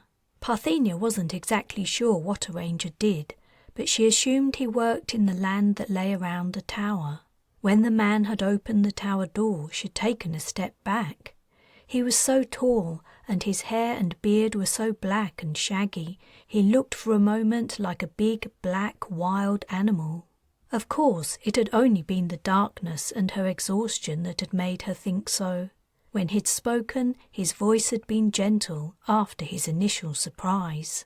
He'd noticed her limping and offered to carry her up the stairs that wound around the tower's interior wall, apologizing for the lack of an elevator. "I'm alone out here. If I lost power, I'd be stuck," he explained. Parthenia had declined his offer and made her way up the spiral staircase with Darius's help. Now, sitting in the round room the ranger had brought them to, she could finally relax. Or could she? It suddenly occurred to her that the man would want to know why she and Darius were by themselves in the middle of nowhere. All the time they'd been wandering through the forest, she'd only thought about the danger they were in and wondered what had happened to Carina and the others, or what might happen if they didn't get to safety. She hadn't thought up a story to explain their presence here if they found someone they could ask for help. Parthenia had no idea what the clan allegiance of the planet was. If Ostalon were under the hegemony of the Shurers, there was no way she could let it be known she was a member of that family. If she did, their rescuer's first move would be to return her and Darius to their clan as soon as possible, regardless of anything she said. Although she was nearly an adult, Darius was still a child, but, more pertinently, the ranger would want to avoid upsetting the rulers of that world. He wasn't pressing for answers just yet, thankfully. He was bringing them food. "I'll turn on the heating," he said. "You two look frozen." The drinks he'd placed in front of them steamed. When Darius made a grab for his, the ranger cautioned, "Not yet, little one. Let it cool down first." "Oh, please," Darius said, his brown eyes pleading. "Can I have some water?" "Of course," the man replied. "I'll get you some right away. Just a moment." He went over to the small kitchen area and poured out a glass of water. The circular room was multi-purpose. Parthenia and Darius sat on a small sofa in the living area. The ranger had put down their food on a knee-high table in front of them. The rest of the room, apart from the kitchenette, was taken up with a range of equipment, most of which Parthenia didn't recognize. She guessed the ranger used it in his work. While Darius was gulping down his water, the ranger went to a control panel near the staircase. "There," he said, after pressing the screen. "It'll be toasty in here soon. You would like some water too, I guess?" he asked Parthenia. "I would, please," she replied. She'd been thinking up and rejecting one story about their background after another. She had to make up something plausible, and she wished she had more time. If only she'd used the hours they'd been wandering in the forest more sensibly. "Are you in pain?" the ranger asked, bringing her some water. "I am," she replied, seizing the opportunity to delay his inevitable questions. "I hurt my ankle." "Of course you did," said the man. "I was forgetting. I don't get many visitors out here. You two have taken me by surprise. Let me wash your leg, then I can take a look." Parthenia's legs and most of the rest of her were covered in mud. Darius also had a thick, brown, smelly coating. They were both disgusting, in fact. The ranger filled a bowl with warm water and brought it over to the sofa along with a washcloth. He removed her mud-caked shoe. Her foot was grimy. As he washed away the dirt from her ankle, the skin that emerged was puffy and purple. The ranger gently prodded it, causing her to wince. Now she could see her injury. It seemed to throb more painfully. "Can you move your toes?" the ranger asked. She tried. She managed to wiggle them all, though it hurt her to do it. The ranger said, "How about your ankle? Can you move that?" She gently lifted her foot upward. "Ow!" "Okay, don't try any more. I don't think it's broken. I have a treatment cell we can put your foot into overnight while you sleep. It'll detect any fractures and it'll speed up the healing process." "Are you a splicer?" Darius asked. He was regarding the ranger over the rim of his mug of hot drink. "No, or I don't think so," the man replied. "What's a splicer?" Parthenia's stomach tightened. They were getting into dangerous territory.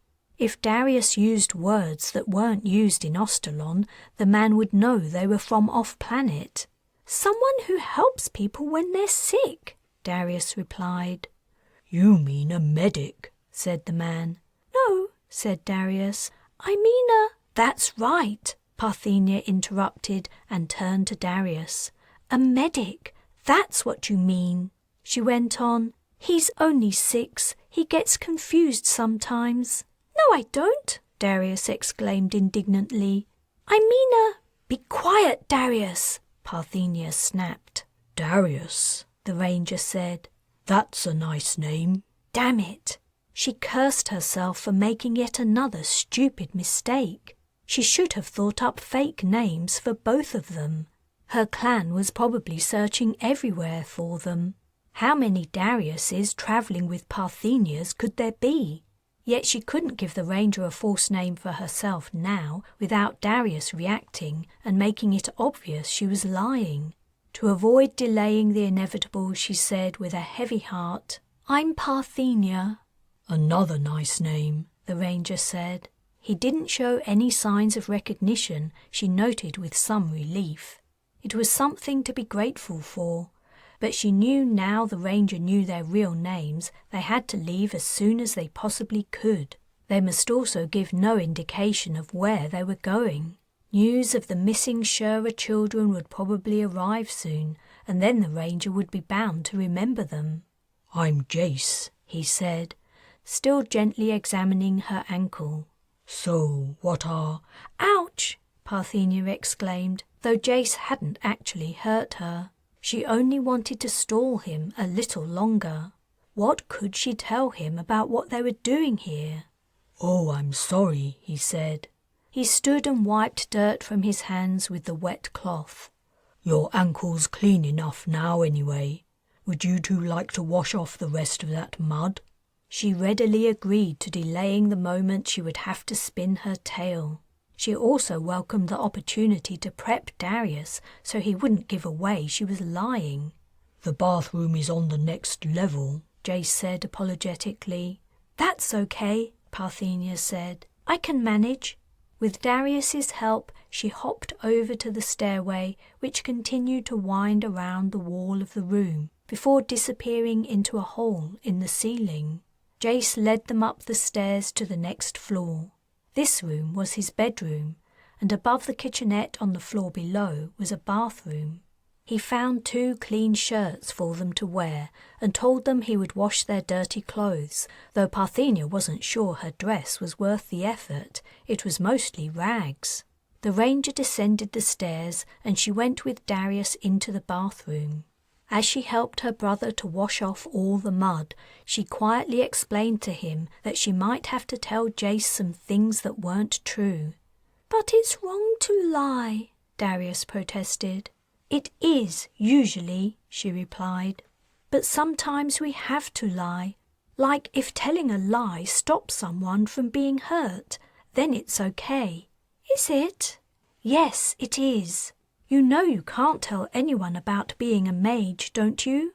If someone asked you if you could cast, you would say no. That's lying, right? This is similar. We can't tell Jace who we are or where we're from. If we do, we might end up being hurt. Or someone we love could be hurt. You wouldn't want that, would you?" "No, I wouldn't," Darius replied emphatically. "Then if you hear me say something you know isn't true, you mustn't jump in and deny it, okay?" Parthenia finished helping her brother dry himself and then put a shirt on him before sending him out to wait for her while she washed. She undressed and hopped into the shower. It was a very basic kind and it had no blower, so you had to dry yourself with towels, but she didn't care. Washing away the disgusting mud was blissful, even though it made all her cuts and scrapes sting. She was bruised and scratched head to toe, and when she washed her hair, the rinse water ran brown. She wondered what Mother would have made of her and her brother if she'd seen them as filthy and dishevelled as the poorest village children. Then she cried, because she knew her mother wouldn't have minded at all. It had been their father who would be driven to a rage by messy hair or a besmirched face. She missed Mother so much. When she was clean and dry, she put on the shirt Jace had given her and hopped out of the bathroom. Darius had disappeared. Gripped by fear he was telling Jace their life histories, she hopped in the direction of the stairs, but in her haste she stumbled and fell. Then she noticed a stick propped against the bathroom wall that hadn't been there before. Thinking it was probably for her, she took it and used it to help her walk to the stairs. "Darius," she called. "Are you down there?" "He's eating," Jace replied. "Do you need some help coming down?" "No, I'll be fine." Parthenia went carefully from step to step, the warm air of the living area wafting up to her welcomingly. Darius watched as she came down. He didn't look troubled or guilty, so she guessed he hadn't said anything he shouldn't have. His cheeks were bulging with food. "Feeling better?" Jace asked. "Yes, lots," she replied. "Thank you for helping us. I don't know what we would have done if we hadn't found you." "It's no problem. Though I have to say you're the first 2 young waifs who have ever walked out of the woods around here as far as I know." "How did you know we came from the forest and not from the other direction?" Parthenia asked. This was it. She was going to have to tell Jace the story she'd made up while she was in the shower. She doubted it was very convincing, but it was the best she had.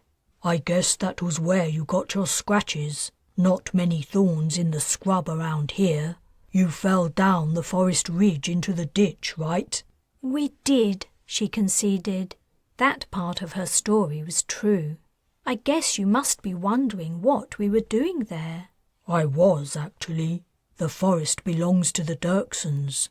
It was lucky for you you came here and found me before you were picked up by one of their gamekeepers. There are severe penalties for trespassing on Dirksen land, or worse still, you could have been mistaken for game and shot. How did you end up in there? The forest belonged to the Dirksens, so the Shura rivals controlled Ostalon. Parthenia didn't know whether that was good or bad news for her and her mage siblings. Well, Parthenia, can you hear me?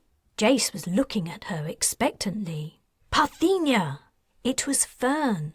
He was sending at just about the worst possible moment. She had to answer him. Is something wrong? Jace asked. Parthenia wailed and covered her face. She pretended to sob. It was the only thing she could think of to do that would give her space to reply. I hear you. Are you okay? Is Oriana with you? We're all right. We only just managed to make some elixir. How are you and Darius? We're okay, but I don't know where we are. I can't speak right now. Darius put an arm over her shoulders, consoling her, not knowing she was speaking to Fern. Okay, I'll send again in an hour, Fern said. Then he was gone. Her relief at hearing from her brother was so great she really did cry a little, which helped to maintain her subterfuge. She wiped her eyes. Sorry, we had a terrible time today. I was explaining what we were doing in the forest, wasn't I? Well, Fern was okay, and so was Oriana, and they'd managed to make elixir. Parthenia felt a massive weight drop from her as she told Jace her story. With luck, she and Darius would be able to reunite with their siblings tonight. But what had happened to Carina? That was a mystery that remained to be solved. Chapter 9. Harmon woke Carina up by prodding her and stepping away as she came around. He was clearly trying to avoid being punched again. After the mech battle had ended and they returned to Langley's estate in the early hours of the morning, she had spent a couple of hours working toward her escape before finally falling exhausted into bed. She'd scraped away some of the mortar between the bricks in the wall, but it would take her several days to create a hole large enough for her to crawl through. She had only slept a few hours before Harmon came in to wake her. Langley Dirksen was giving her no respite. She guessed the older woman didn't want to leave her to her own devices for too long, knowing she would be doing her utmost to leave. It was wise of Langley, but Carina was determined to get out soon nevertheless. The longer she remained here, the more agitated the Dirksen matriarch would become at her refusal to comply with her demands, and the temptation to force the issue would increase. Carina knew only too well what that might entail. She also wanted to leave because she was worried about her siblings. She couldn't stop wondering where they were and what they were doing. They could be in dire danger, and there wasn't anything she could do about it, or at least not while Langley Dirksen had her locked up. She also wanted to find out more about the ritual she'd witnessed the previous evening. What it meant she had no idea, but it had to mean something. After a breakfast during which neither Langley nor Rees appeared, they were apparently free to sleep in after their late night. Harmon told Carina she had the freedom of the first floor of the house, though she was never to leave his sight. So, her shadow in tow, Carina spent an hour wandering through the mansion's rooms. She didn't bother hiding the fact she was trying to find escape routes, and relished the look of frustrated anger her behaviour provoked in Harmon. She guessed he expected her to be more cowed by his presence. Each room she entered, she checked the windows, examined the ceilings, and looked for secret doors. Though she'd never been inside such a luxurious residence before, she'd read that secret doors and passages were often found in such places. The mansion contained rooms that appeared to have been unused for years. Lounges full of dusty furniture, playrooms stocked with piles of toys, a hollow room with 20 seats for viewing vids, and an expansive bare room that seemed to be for large gatherings like parties or dances. Most of the rooms had a stale, neglected air. Carina also wandered into the staff area. When she went into the kitchen, the man and woman working there were alarmed by her presence. She quickly checked the place over. Here she would find something she could use to create a naked flame, she was sure, and the pot on the windowsill that held a plant would provide the soil she needed. Noting there was no lock on the door, she left. "What about outside?" she asked Harmon as they reached the end of the corridor that led to the entrance hall. "Can I go out into the grounds?" "What do you think?" He cocked an eyebrow at her. "There's only one way to find out." She strode toward the front doors. Harmon was quickly behind her. He grabbed her hair and yanked her back. "Harmon," a voice admonished from the top of the staircase, "please don't treat our guest so roughly." Langley Dirksen was wearing a loose gown of silky material, and her hair was down around her shoulders. She descended the staircase. "Good morning, Miss whoever you are." As she reached the bottom of the stairs, she said, "Really, I can't go on not knowing your name. Won't you tell me it? Just your first name, so that I have something I can call you." "Oh, all right," Carina said. "I guess it won't hurt." Langley smiled brightly at her small victory. "You can call me prisoner," said Carina. Langley's expression fell. "Or maybe captive? Detainee." She put a finger to her lips and frowned. "I know. Just call me caged one. That'll do. Or would you prefer slave? It's up to you. I don't mind." "That isn't funny," Langley Dirksens said. She looked as though she was about to stamp her foot. "Why can't you be reasonable? Believe me, you could have things a lot worse. I could give you over to the others in my family. They're asking for you, you know. It's only because you happen to arrive within my jurisdiction, but I can't protect you forever. If I don't show them some results soon, they'll be demanding you. I won't have much choice but to give you to them, and then you'll find the rest of my clan won't be as lenient with you as I have."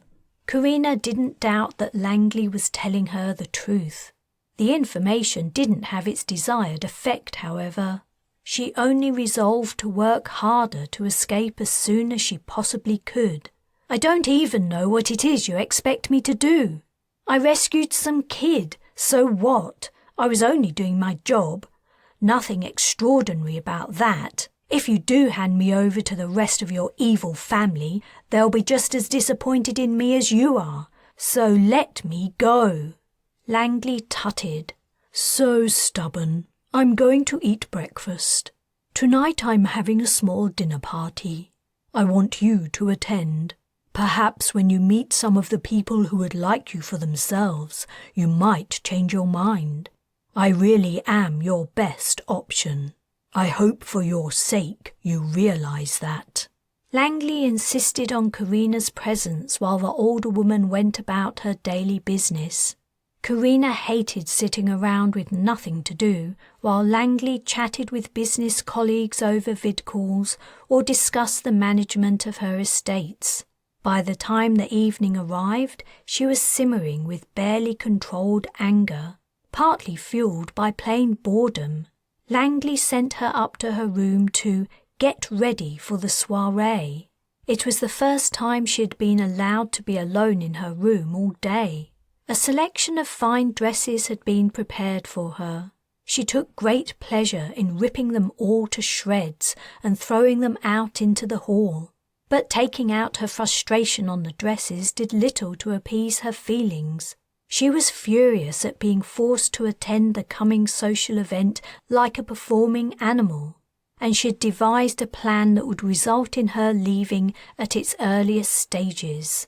When Harmon witnessed her destruction of the dresses, he followed her into the suite, strode over and stood in front of her, his fists clenched. He managed to restrain himself, however.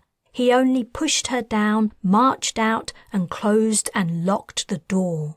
She leapt up and ran into her bedroom. She had a short time before she would have to go down to the party. She closed the bedroom door and pulled the bed away from the wall.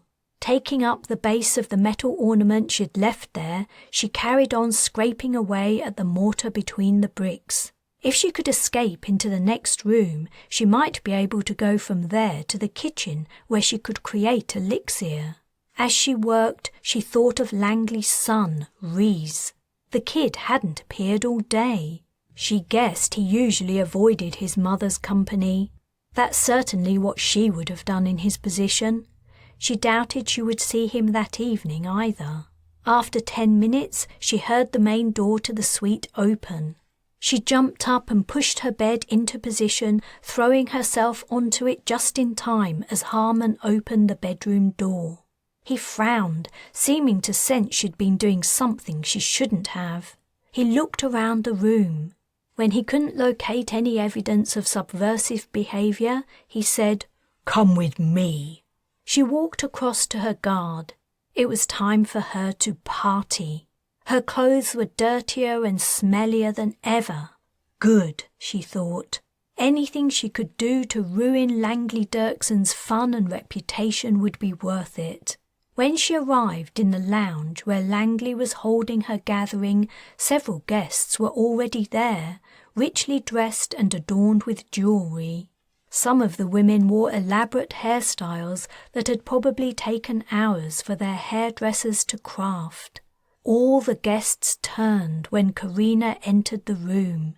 Their eyes popped and silence fell like a death knell. "Am I in the right place?" she announced loudly. "I was told there was a party here. I love parties."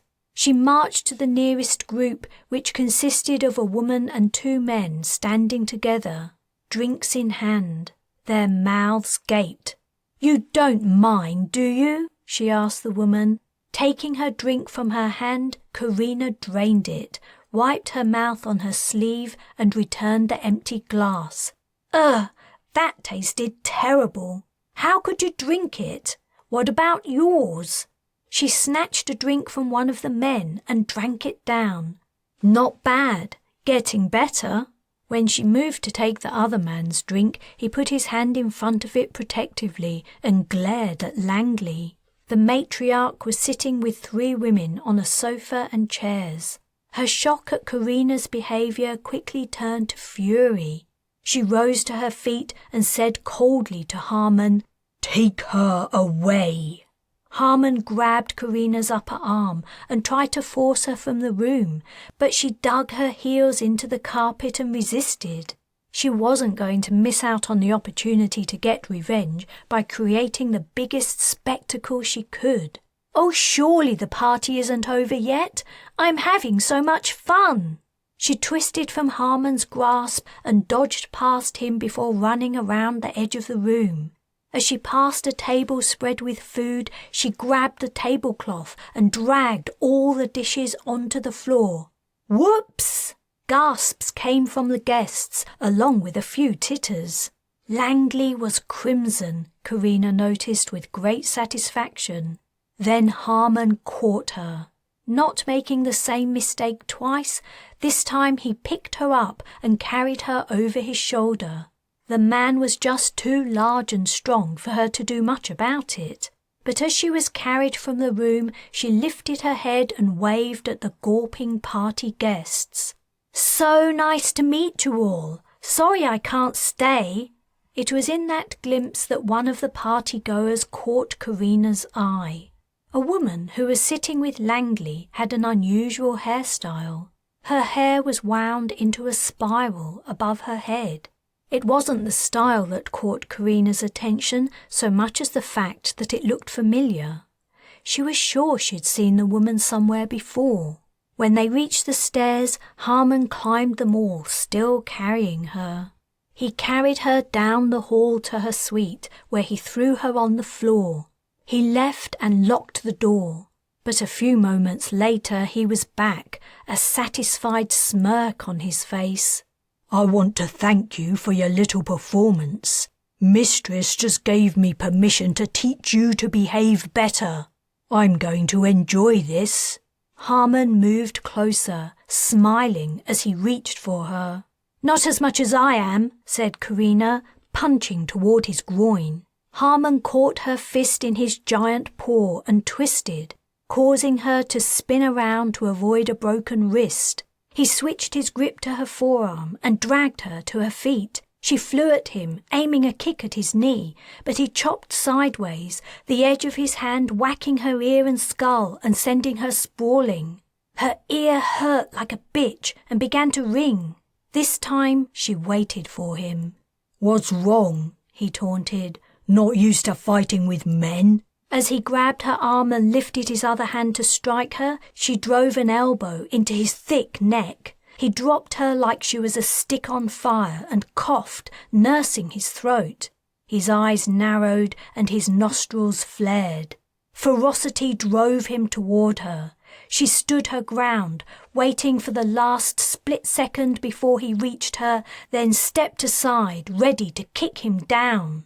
He had anticipated her move. Both his arms were stretched out, and she couldn't avoid his grasp. He had her by the waist. In one smooth movement, he scooped her up over his head and threw her down. When she was on the floor, he proceeded to kick her over and over again, grunting with the effort. She curled into a ball and tried to protect herself as well as she could. When Harmon had finished and gone away, she lay still for a while. She checked that none of her bones were broken and she still had all her teeth. Then she got up and went into the bedroom. She figured she would be left alone for the night now, which meant she had many hours to work on removing bricks from the wall. Chapter 10. Pale pre-dawn light was softening the night sky outside her bedroom window by the time Carina wiggled the final brick free. She placed it softly on the rug with all the others. The hole she'd made in the wall that adjoined the next room was narrow, but she estimated it was now wide enough for her to squeeze through. The room beyond was dark, and she hadn't heard any noises from it, not even the steady breathing of someone asleep. She hoped it was empty, and the door leading from it wasn't locked. She gently rubbed dust from her sore, bleeding fingers and bent down to the hole before putting her arms through up to her shoulders. This part of passing through the gap would be the most difficult, except perhaps when it came to her hips. Her head low between her arms, she wriggled forward, twisting her body and easing her shoulders into the narrow space. The edges of the bricks caught on her. She pushed harder with her legs, hoping she wouldn't get stuck.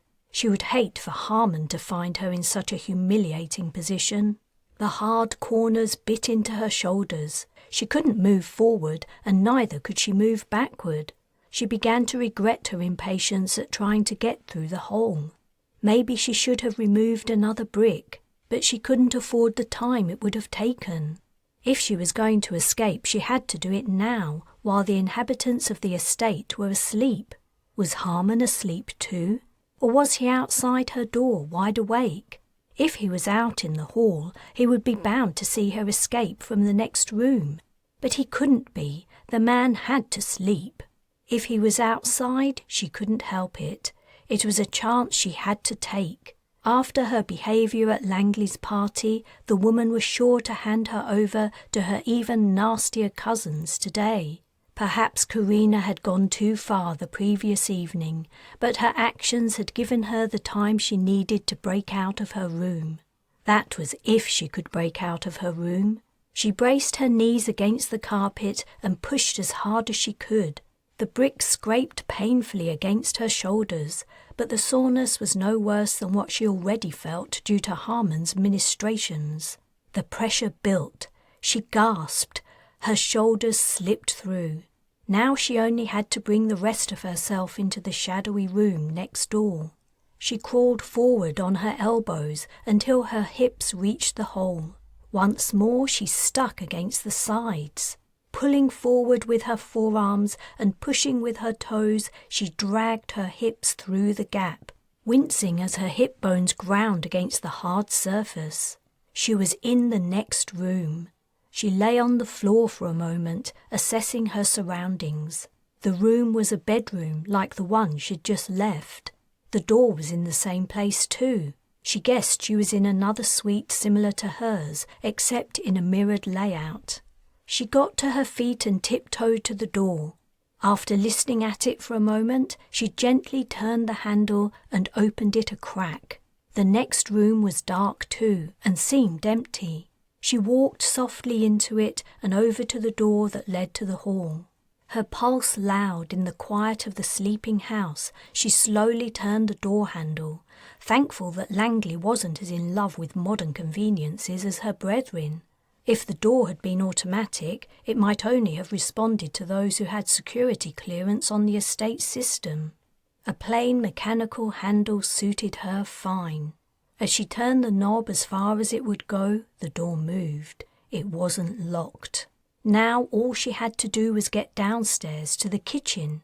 If she could just have 5 or 10 minutes to herself in there, it would be enough to make elixir, and she could finally set about finding her family. She pulled the door toward her until the gap gave her a narrow view of the hall. Damn! She could see a man's legs sprawling out. He had to be sitting down. She took a closer look. The legs didn't belong to Harmon. This man was smaller and wearing different clothes and shoes. She opened the door wider until she could see the rest of the guard. A light-haired man she hadn't seen before was sitting directly in front of her door. He was asleep. His chin was on his chest, and she could even make out a thin trail of drool. She estimated that about 20 meters of hall lay between her and the stairway. She only had to walk 20 meters without waking the guard to reach the stairs, but she had to walk right past him. There was no time like the present.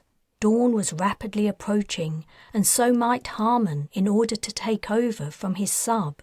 She opened the door and stepped into the hallway. The rugs in the Dirksen mansion were soft, thick, and perfect for muffling footsteps. Her heart in her throat, she took a step toward the guard and then another, keeping close to the wall. He woke up. She froze. The guard sat upright and stretched. He noticed the drool on his chin and wiped it off. He crossed his arms. She was a statue, waiting for him to look in her direction, or hear her breathing, or the sound of her heart thumping. How come he couldn't hear her heart? It was loud as a drum in her ears. The guard adjusted his position some more and crossed and uncrossed his legs. After a few moments, his eyes closed. A little while later, his head dropped forward.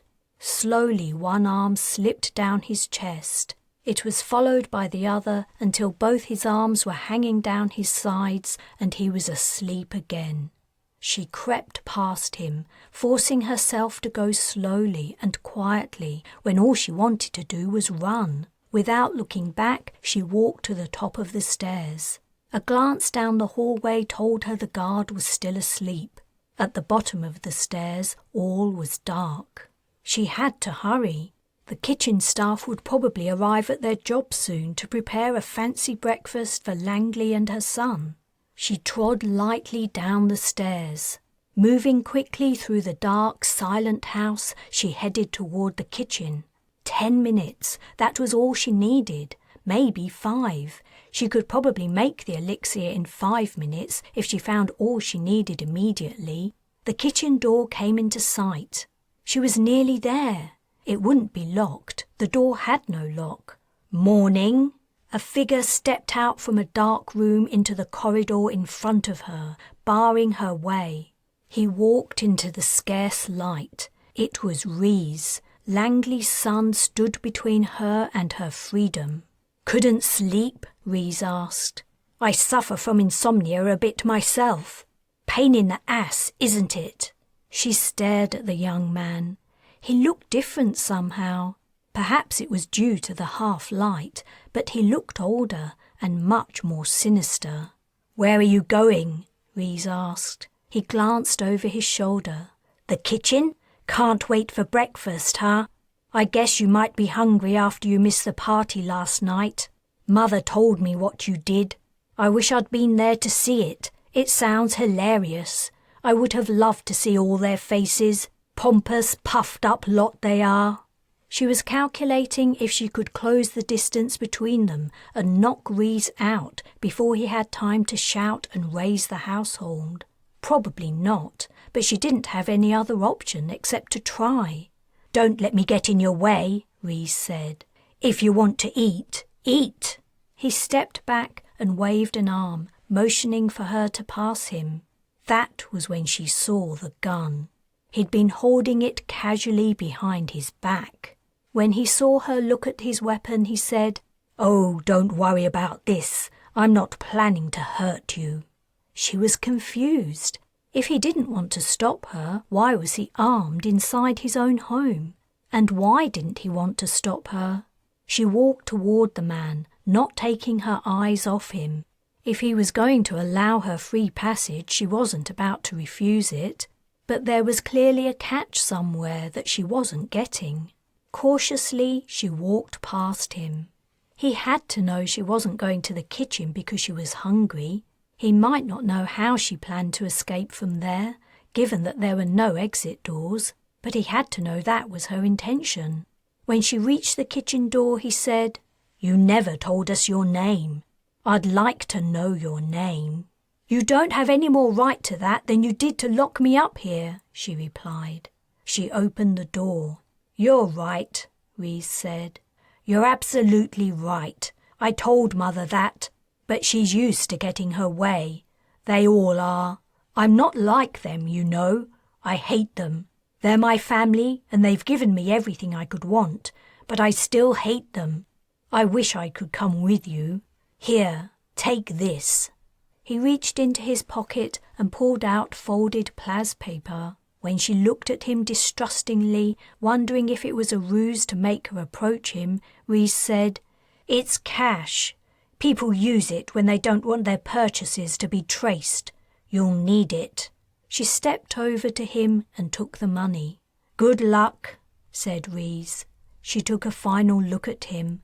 The gangly youth had lost his sinister aspect. He now looked forlorn. His arms drooped at his sides and his weapon dangled from his hand. Had his mother made him patrol the house that night to prevent her escape? Was he defying the matriarch by letting her go?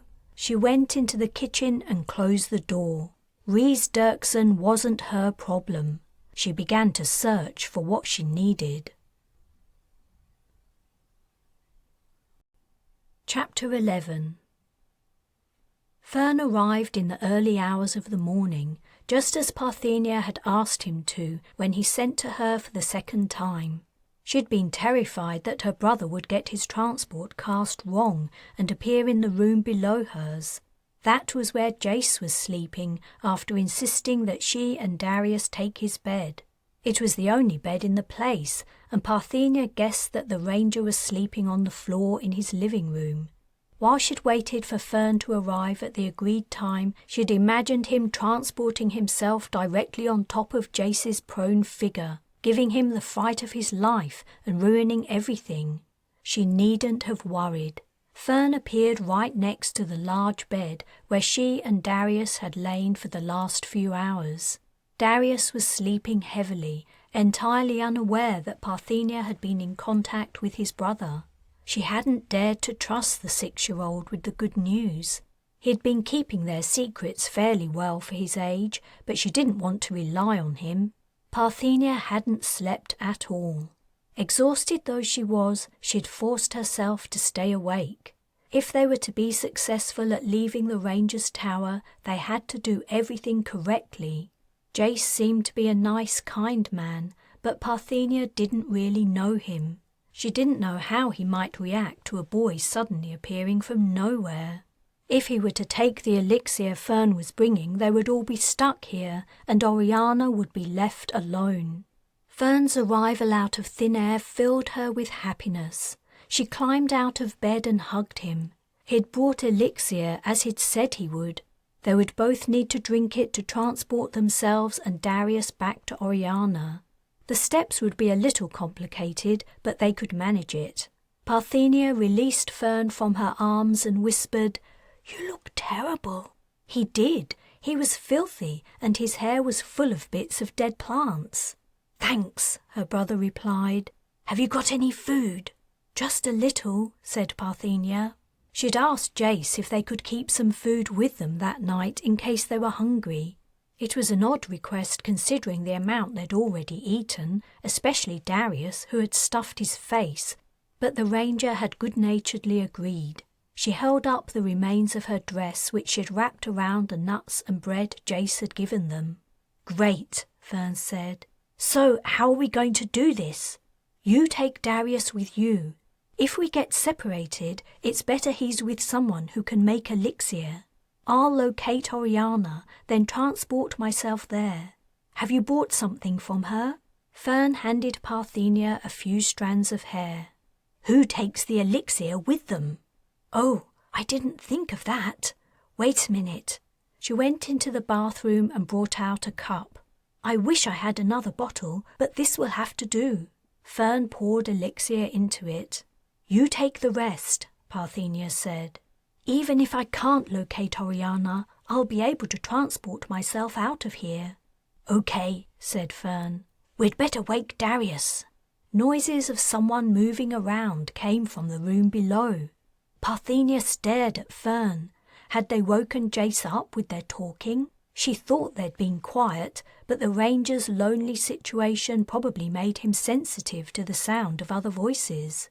"Quick," Parthenia urged Fern. "Don't bother waking him. Just take his shoes with you and go." Fern sipped elixir and ran to Darius's side. Parthenia winced at the noise of her brother's quick footsteps on the wooden floor. Jace would hear them for sure. Fern grabbed his sleeping brother's hand and closed his eyes. A few seconds later, they were gone. Parthenia sighed with relief. Darius was safe. Now it was her turn. She took a mouthful of elixir. Delving into the dark of her mind, she cast Locate, focusing on the strands of hair she held, seeking out Oriana. Her sister was far away, right across the continent. Carina had transported her pairs of siblings a great distance apart, probably due to the speed of the Shura shuttle as it passed overhead. But all Parthenia had to do was transport herself to Oriana. Fern and Darius would be there already, and most of their family would be reunited. She opened her eyes to take another drink of elixir to cast again, and found herself looking directly at Jace. He was standing on the stairs, his body halfway into the room and halfway below it. His bushy eyebrows were raised. "What are you doing? Can't you sleep?" Parthenia gulped down the elixir. She had no choice about it. She would have to cast right in front of the ranger. If she didn't do it now, she might never get another chance. She had drained the last of the elixir Fern had given her. If she didn't transport out of this place, she would also face some very awkward questions about where Darius had gone. She closed her eyes and tried to write the character within her mind. "Parthenia?" Jace's heavy footsteps invaded her thinking. He was coming up the stairs. He was walking over to her. "Are you having a bad dream?" "Please stop talking to me." Parthenia fought to concentrate on the character and the cast. If she didn't make it soon, the effect of the elixir would wear off, and she would be stuck here, a continent's distance from her sister and brothers. She felt a hand on her shoulder. No!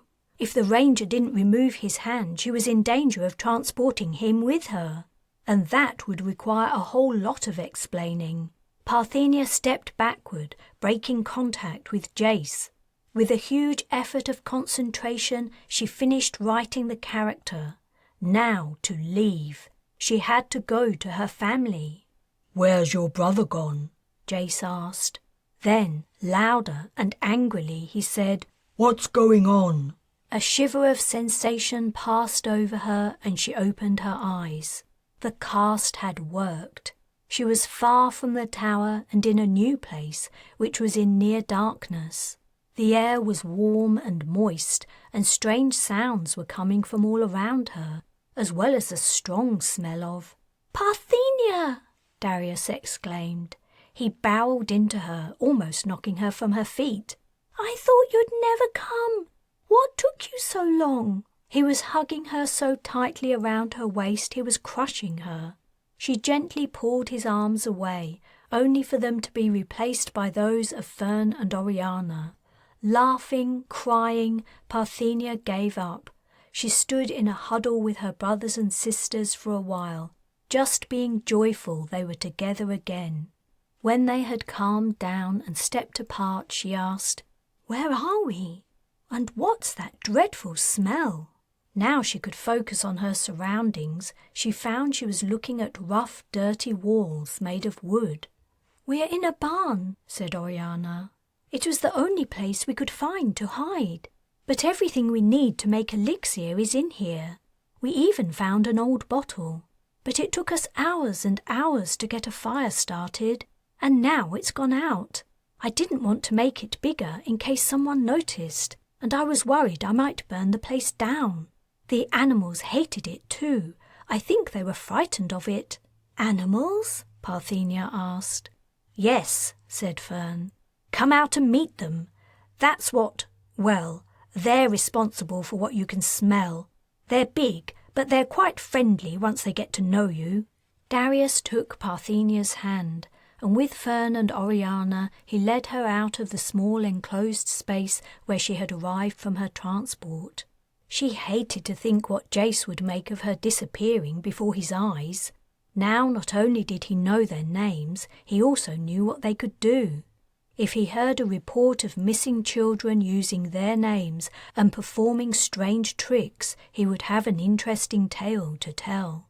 She tried not to worry about it.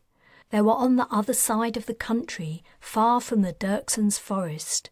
If they were careful, they could stay out of danger long enough for Carina to find them. The whereabouts of her older sister was another thing Parthenia tried not to worry about. They turned a corner into a wider space, and she halted in fear. Huge animals loomed in the semi-darkness. "You didn't say they were that big," she whispered fiercely at Fern. "Honestly," he replied, "they seem to be harmless. I quite like them." The animals' bodies were as tall as she was, but their heads were half as high again at the end of their long necks.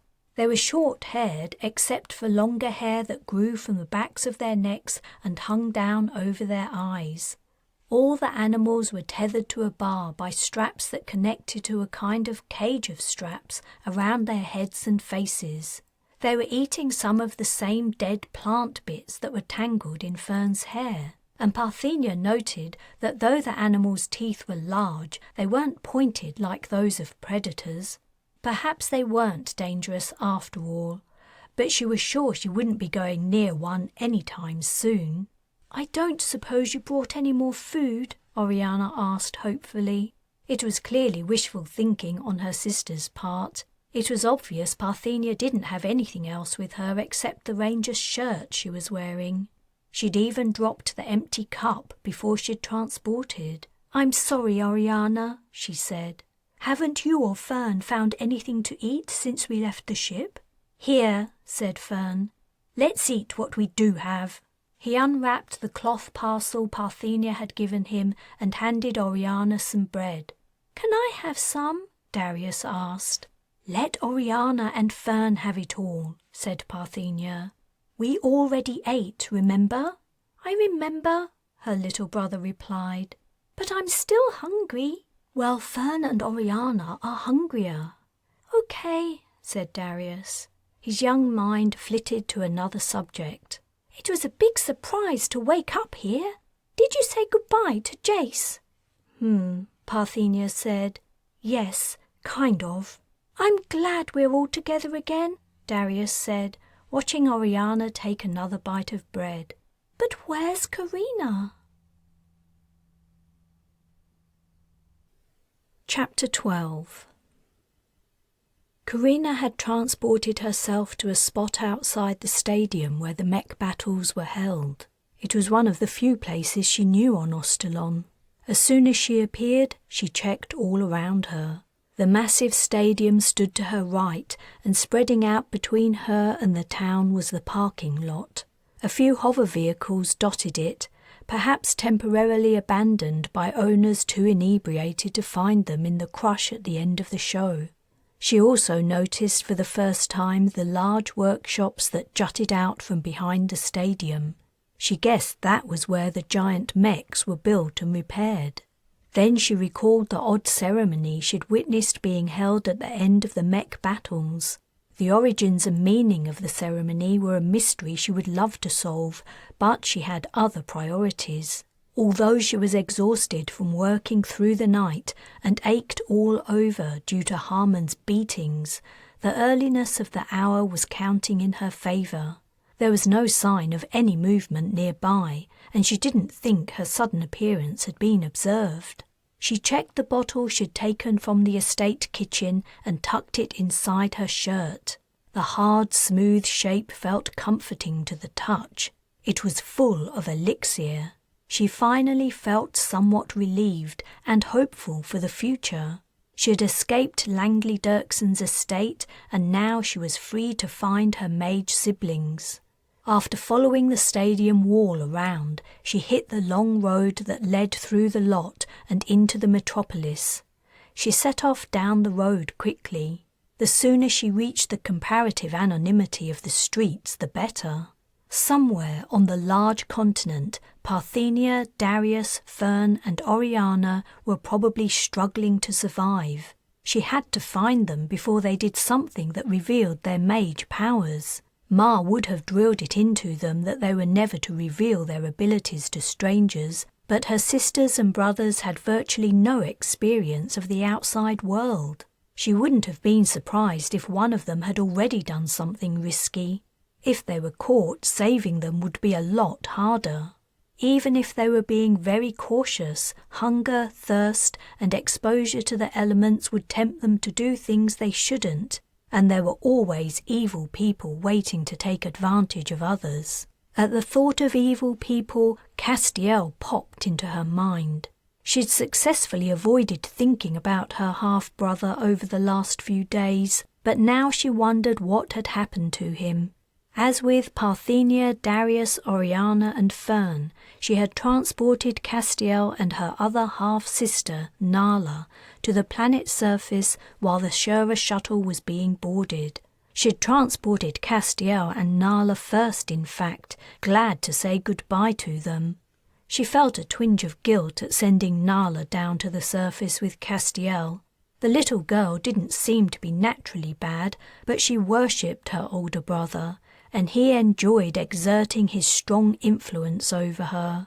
Castiel was as malevolent and malicious as his father, Stefan Shura.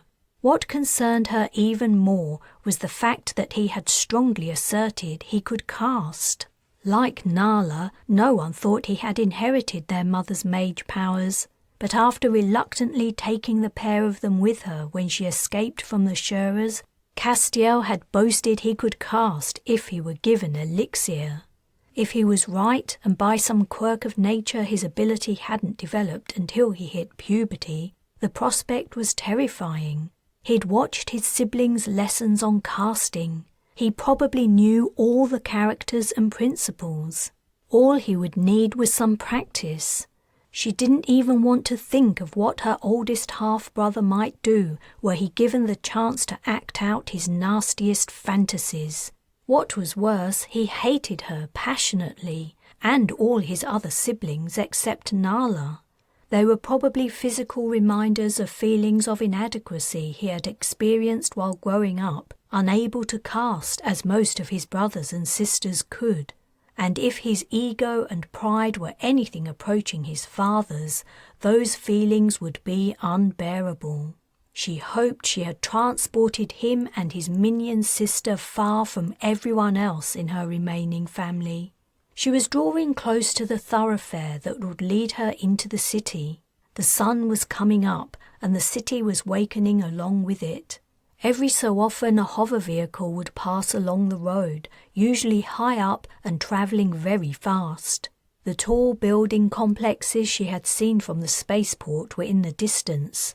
She was heading toward a low-rise part of town that seemed poorer and older. She guessed this was part of the city the Dirksens hadn't gotten around to developing yet. It was a good place for her to be. She would probably be able to pay for things using the plaspaper money Reese had given to her. First on her list of things she needed were new clothes. The one she was wearing was so dirty and stank so bad she disgusted even herself. More importantly, she had to get rid of anything that identified her. Langley Dirksen would have the streets combed for her as soon as the matriarch knew she was missing. She should probably cut her hair too, she mused. The obvious thing for her to do would be to get as far from the neighbourhood of the Dirksen estate as quickly as she could. Yet she didn't want to leave the place just yet. The metropolis was probably the capital of that region, if not the entire continent, so it would be here she would have the easiest access to useful information, news reports and so on. Also, the Dirksens might have already put up roadblocks, guessing she would try to escape the city. She reached the thoroughfare that formed a T with the road from the stadium. She stepped into it and turned left.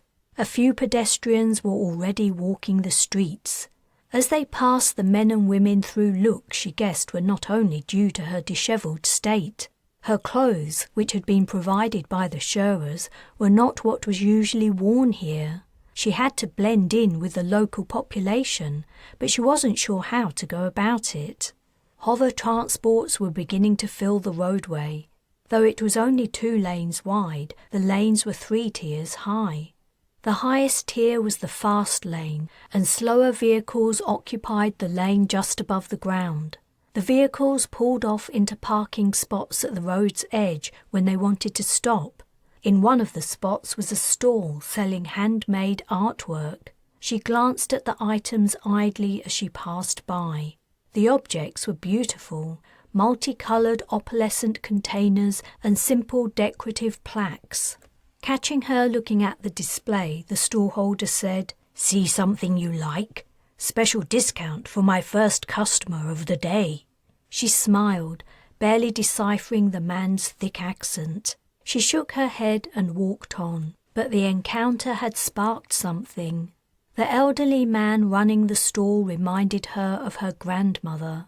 Nai had collected pebbles in the wild lands around the slum settlement where Carina had grown up, polishing them to reveal their beautiful natural colours before offering them for sale. In truth, the stones were nearly worthless, and the living Nai had scraped had been meagre. But it had been just about the only time Carina could remember being truly happy. She turned around and went back to the stall. The short stallholder was gazing upward absently at the expensive vehicles flashing past in the fast lane overhead. When he noticed her return, he grinned and stood up so quickly he knocked over his stool. As he stooped to pick it up, he said, "Changed your mind? Something caught your eye? Which piece is it you're interested in? I can recommend—" "Have you had breakfast?" she asked. The stallholder's eyes grew so wide the whites showed all around. "Breakfast? Why do you ask?" She said, "You remind me of someone. She's been dead a long time, but you would be doing me a favour if you ate breakfast with me." "Oh, well," said the man, "I'm not going to turn down the offer of free food. Of course I'll eat breakfast with you." "Thanks. Where can I buy it?" The old man gave her directions to a shop down a nearby alley, and in a few minutes she had returned with hot filled buns and an opaque smooth tea. The stallholder pulled out a second stool, and after she sat down they ate. She hardly knew the reason for her sudden impulse, but she guessed it wouldn't hurt to speak to a local and learn something of how people lived on Ostalon. She might learn how to avoid sticking out and how she might be able to find her siblings. "This person I remind you of," said the old man. "Is it a grandparent?" "Yes. My grandmother brought me up. She sold pretty things too. Pebbles, though. Not like what you have here. Did you make all these yourself?" "Me?" The stall-holder laughed. "Oh no, I could never make anything like this. My son is the artist. He had an accident as a child and he can't walk." "I'm sorry," said Carina. She guessed the man was too poor to pay a splicer to fix his son's legs, but it would have been rude to mention it. "Your son is very talented." "Thank you. I'm proud of him. I can tell by your accent you aren't from around here. Are you visiting family in the city, or perhaps looking for a job?" The state of her clothes and the bruises that Harmon had left on her face told the old man she probably wasn't much better off than him. She decided to run with his impression of her. It wasn't that far from the truth after all, and she might learn something useful. "That's right. Do you know where I might find some work?" "I guess you'll be looking for something off the books." He winked at her. "Yeah, I am. Do you have that kind of thing around here?" She knew exactly what the stallholder was alluding to. The situation was the same wherever she went. The clan-affiliated upper classes jealously guarded their wealth and privilege. The aspiring middle classes held a firm allegiance to the system and clung to the false hope they might one day move upward. And the semi-illegal, shady underclass didn't, or chose not to, fit in. Sometimes these lower-class individuals' birth details had never been registered. They'd angered a clan member, or they'd committed a crime and were wanted by the authorities. Whatever the reason for their position, they lived outside the system. "Of course," the stallholder replied. "Isn't that kind of thing to be found everywhere? There's an agency that hires casual workers for all kinds of legitimate and less than legitimate work about half a click down this road. Just tell them you lost your ID. They'll understand what you mean. They'll give you a uniform and pay cash at the end of the day." A uniform would be a great disguise. She doubted the Dirksen thugs Langley sent out to find her would be looking for someone wearing a local uniform. "Thanks, that sounds like exactly what I need." "Thank you for the breakfast. I hope our little chat has brought back some happy memories for you." She smiled. "It has." The stallholder didn't only remind her of her dear, sweet, quick-tempered Nine-Eye because of his age and situation. He was also just as kind and considerate. It was nice to feel looked after, rather than being the one who was looking out for everyone else. Their breakfast was finished, and she had to get off the street and change her appearance soon, before people came looking for her. She thanked the old man for his time and wished him good luck with his sales before leaving. Chapter 13. Carina ran a hand through her newly shorn hair. She had told the barber to cut it short. She had something resembling her Merc's military cut. It felt good. Her head seemed lighter and she felt freer, though the sight of her battered face in the barber's mirror had been a bit of a shock. It was probably 12 hours or longer since Harmon had worked her over, and the bruises were really beginning to bloom. She wasn't going to make much of an impression at the employment agency, but she had decided that a day or two's work was her best option. The Dirksens would be looking for her in places where people went to lie low. Cheap hotels, derelict buildings, seedy parts of town. The clan's bully boys wouldn't be looking for ordinary people doing ordinary jobs, unless they were a lot smarter than typical. She also hoped to become more familiar with life on Ostalon. A better knowledge of the world might help her locate her siblings. The agency receptionist took in her dishevelled appearance in one withering glance. She hadn't been able to find anywhere open at that early hour that sold clothes, but she clearly didn't look too awful to work. The receptionist pointed toward a row of interfaces along the wall of the shabby office. "Input your details. The system will match you with what's available today." "I don't have any ID. I lost it." The receptionist frowned.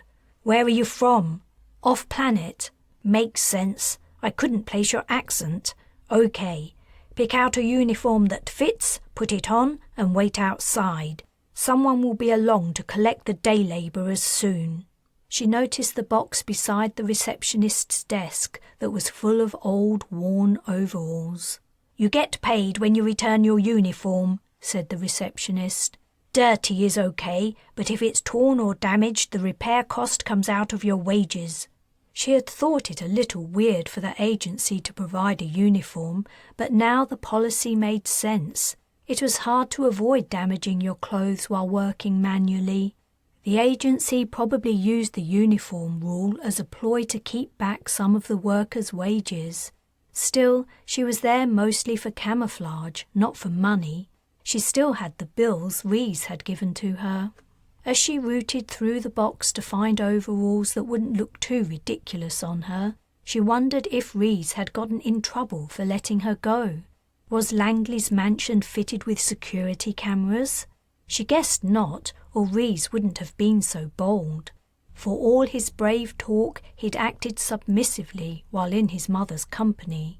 The only overalls that didn't come up too short on her lanky legs had a tear across one knee.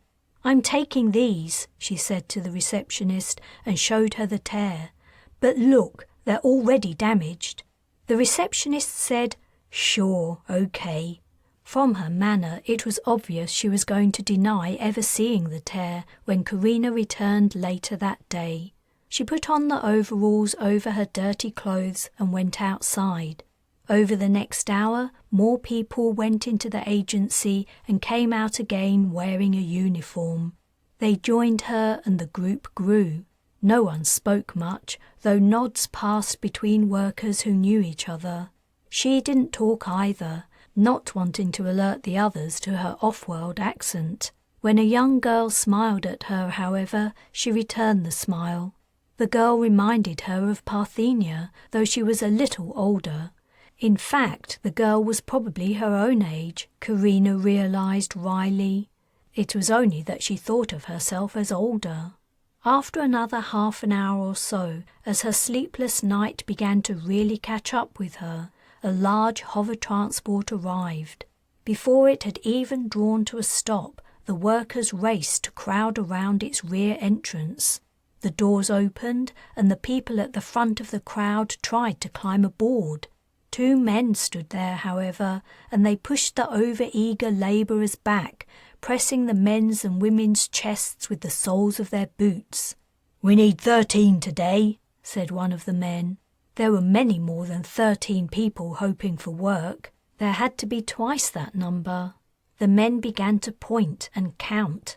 As they numbered off, the people they'd chosen forced themselves through the ranks to the front, and the men let them aboard. When she noticed one of their gazes drawing near, she lifted up onto her tiptoes to make herself seem taller. 11, the man said, pointing at her. The other labourers stepped aside resentfully as she passed through the crowd and climbed into the back of the transport. "Hey, honey," called the young woman who had smiled at her. She was smiling again, this time at one of the men. "Don't forget me." Carina didn't rate the woman's chances. She was the smallest and weakest of all of them. Yet to her surprise, the man called 13 and waved her aboard. A few nasty names floated in the young woman's wake as she stepped up and into the vehicle. She put her hand behind her back and made a gesture with her fingers that Carina guessed meant something obscene on Ostilon. The seat next to hers was free, and the woman sat down. "Phew," she remarked. "I thought I wouldn't make it. You're new, right?" "Yeah," said Carina, and turned away to gaze out of the window as the transport pulled into the traffic in the middle lane. "Hey," said the woman, "don't worry, I'm not going to give you away." She lowered her tone. "Everyone here has a secret. Jonas over there embezzled millions from his father's company. Adrienne killed a man. Carly is hiding out from his psycho wife." "Shut up, Asher," said a man sitting in front of them, who Carina assumed was Carly. Ignoring him, Asher went on, "So you see, we can't turn you in because we all have something to hide ourselves." Asher waited for her to say more, and when Carina remained silent, she said, "What's your name?" "Tamira. You can call me Tammy." "Good to meet you, Tammy," said Asher. "As you're new, I'll show you the ropes. First, your uniform. Don't bother trying to avoid tearing it. It doesn't matter what it looks like when you hand it back. They're gonna dock you 5%. You could turn in a brand new set of overalls and they would still dock you 5. So don't worry about it. Second, we get a free lunch, but we only get 15 minutes to eat it. If you're late back, they'll dock you 10% for every minute. So if you're 10 minutes late, you owe them, see? Okay, I get it. Thanks. I haven't finished. No restroom breaks except over lunch. So try not to drink too much or you'll be in pain before we knock off." "All right." Asher leaned closer and said in a lowered tone, "One more thing. If you do the boys a favor, you'll get work whenever you want it." Carina had been continuing to look out the window while Asher was speaking, but at this latest comment she turned and stared at the other woman. "What?" Asher asked defensively. "It takes 10 minutes and you're guaranteed work from it. What do you care? I'm just saying, when your bruises go down, you won't look too bad. I bet they'd go for you. Only remember, I was the one who told you, okay? I get in first." "Yeah, thanks, but I won't be competing with you on that." Asher shrugged. "Just trying to be helpful." "I know, I appreciate it." Though Asher's methods weren't for her, Carina didn't think less of the woman. In that kind of life, people did whatever it took to get by. When they arrived at the job site, she was surprised to discover it was one of the complex apartment blocks newly built. One of the supervisors told the workers they were to remove all the construction debris, dust and dirt, ready for the decoration crews who were arriving tomorrow. She had been expecting heavier work, but she guessed that machines took care of most of the building's construction.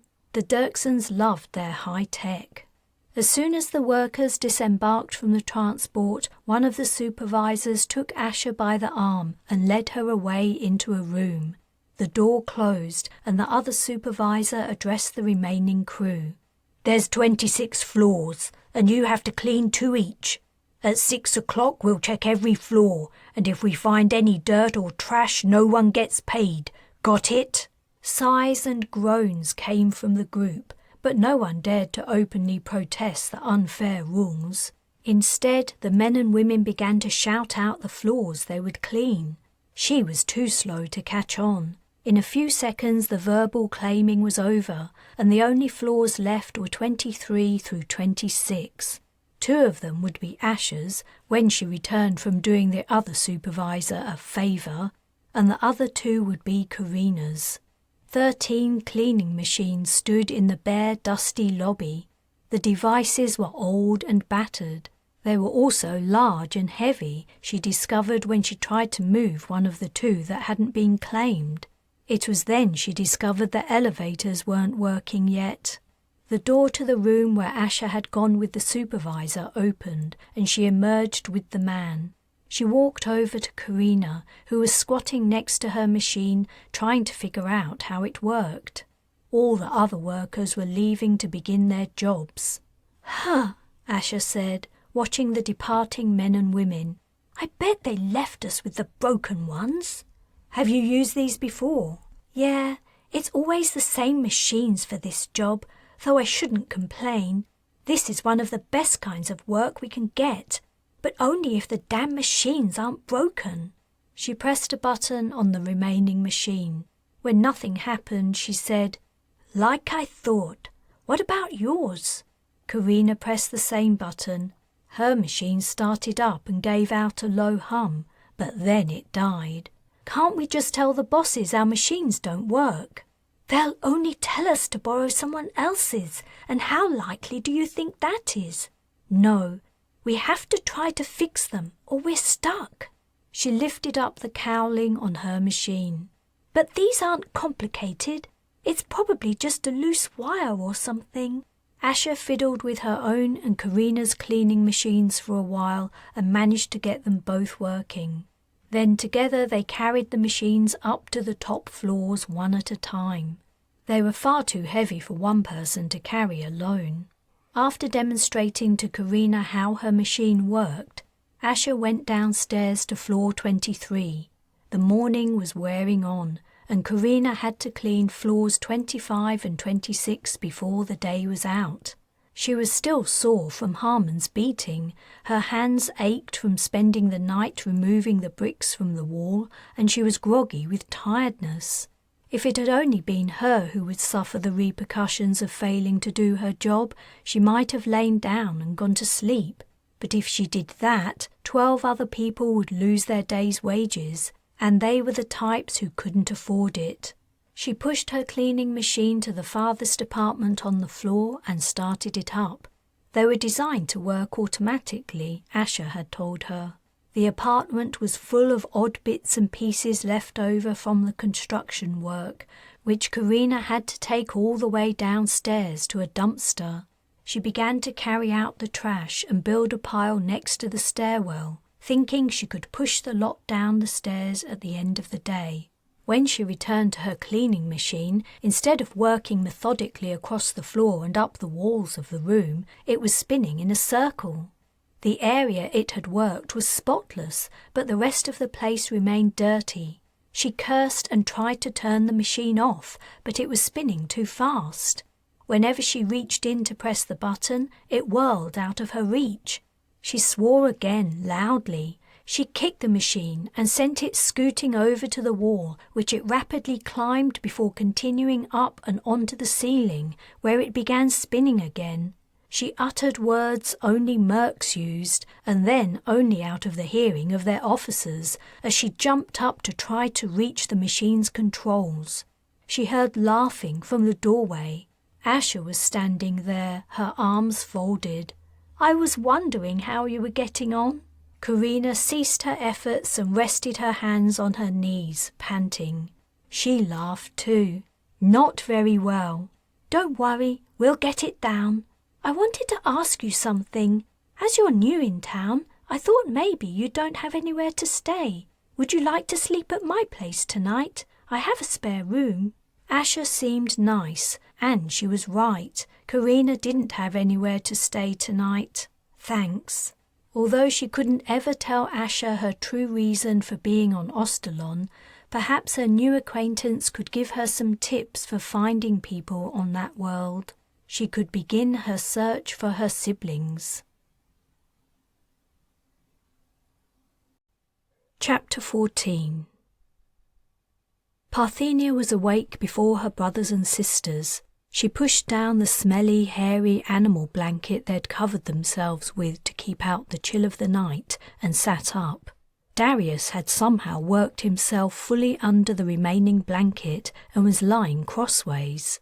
Oriana and Fern were sleeping back to back, their heads resting on a thin pillow they'd made from the raggedy dress Parthenia had used to hold the food. The barn had no windows, but pale daylight shone through cracks between the planks of the walls. On the other side of the wide space, the animals were shifting about as if agitated. Parthenia wondered what was the matter with them. Her joy at being reunited with Fern and Oriana remained, but she knew their situation was as dangerous as ever. Their Shura relatives would be searching for them, and the clan wouldn't give up that search for a long time, most likely as long as the memory of the mage children lasted, down the generations. The children had unfortunately proven the power and value of their abilities when they blew up the Dirksens shipyard. As soon as the others woke, they would have to decide where to go and what to do next. Parthenia thought it might be best to find out where the capital city was and go there. It seemed to make sense that to find someone you went to the most important place in the country. What they would do when they got there she didn't know, but she didn't have any better ideas. They might find it easier to live in a big city too, where there were jobs and lots of people to hide among. She didn't know how they would travel to the city, or, now she thought of it, where the capital was located. But maybe they could ask someone. More urgently, they needed to find food. Her belly was already grumbling in spite of the meal provided by Jace the previous evening. She wondered what the ranger had made of her and her little brother's disappearance. She hoped he hadn't told anyone, and particularly not the Dirksens, who she guessed were his employers. Darius groaned and turned over, pulling the blanket off Oriana. He sat up, still under the blanket. Parthenia tugged it off of his head. He blinked and looked around, taking everything in like he was trying to figure out where he was. When he saw her, he smiled. "When's breakfast?"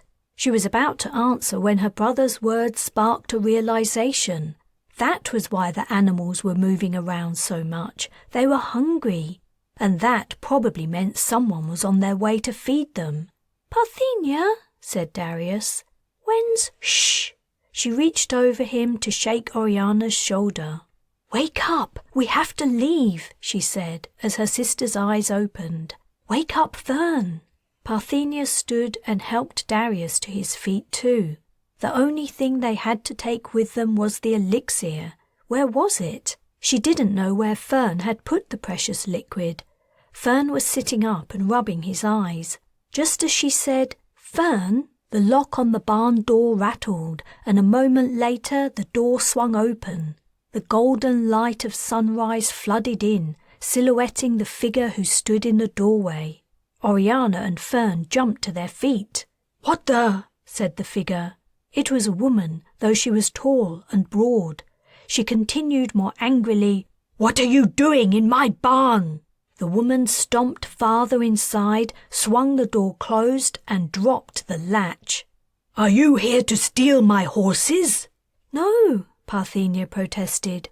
"We aren't here to steal anything. We only needed somewhere to sleep. We're sorry. We haven't touched anything, honestly. We'll leave now." "Oh, no, you won't. You aren't going anywhere. You're trespassing, and I'm going to call the authorities. But before I do that, I'm going to search you. I want to make sure you haven't stolen anything." The woman's eyes narrowed as she scanned the children from head to toe. "Those aren't yours," she exclaimed, pointing at Parthenia's bracelets.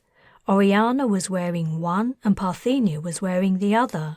"They're far too valuable for urchins like you. Hand them over." "They belong to me," Parthenia protested. "They were a present from my father." "Give them here. If you can prove they're yours, you can have them back." Oriana pulled off her bracelet and placed it in the woman's outstretched hand. "Please don't call anyone. Please." The woman frowned. "Why? Are you in trouble for something? Whatever it is you've done, you're runaways. That little boy is far too young to be away from his parents.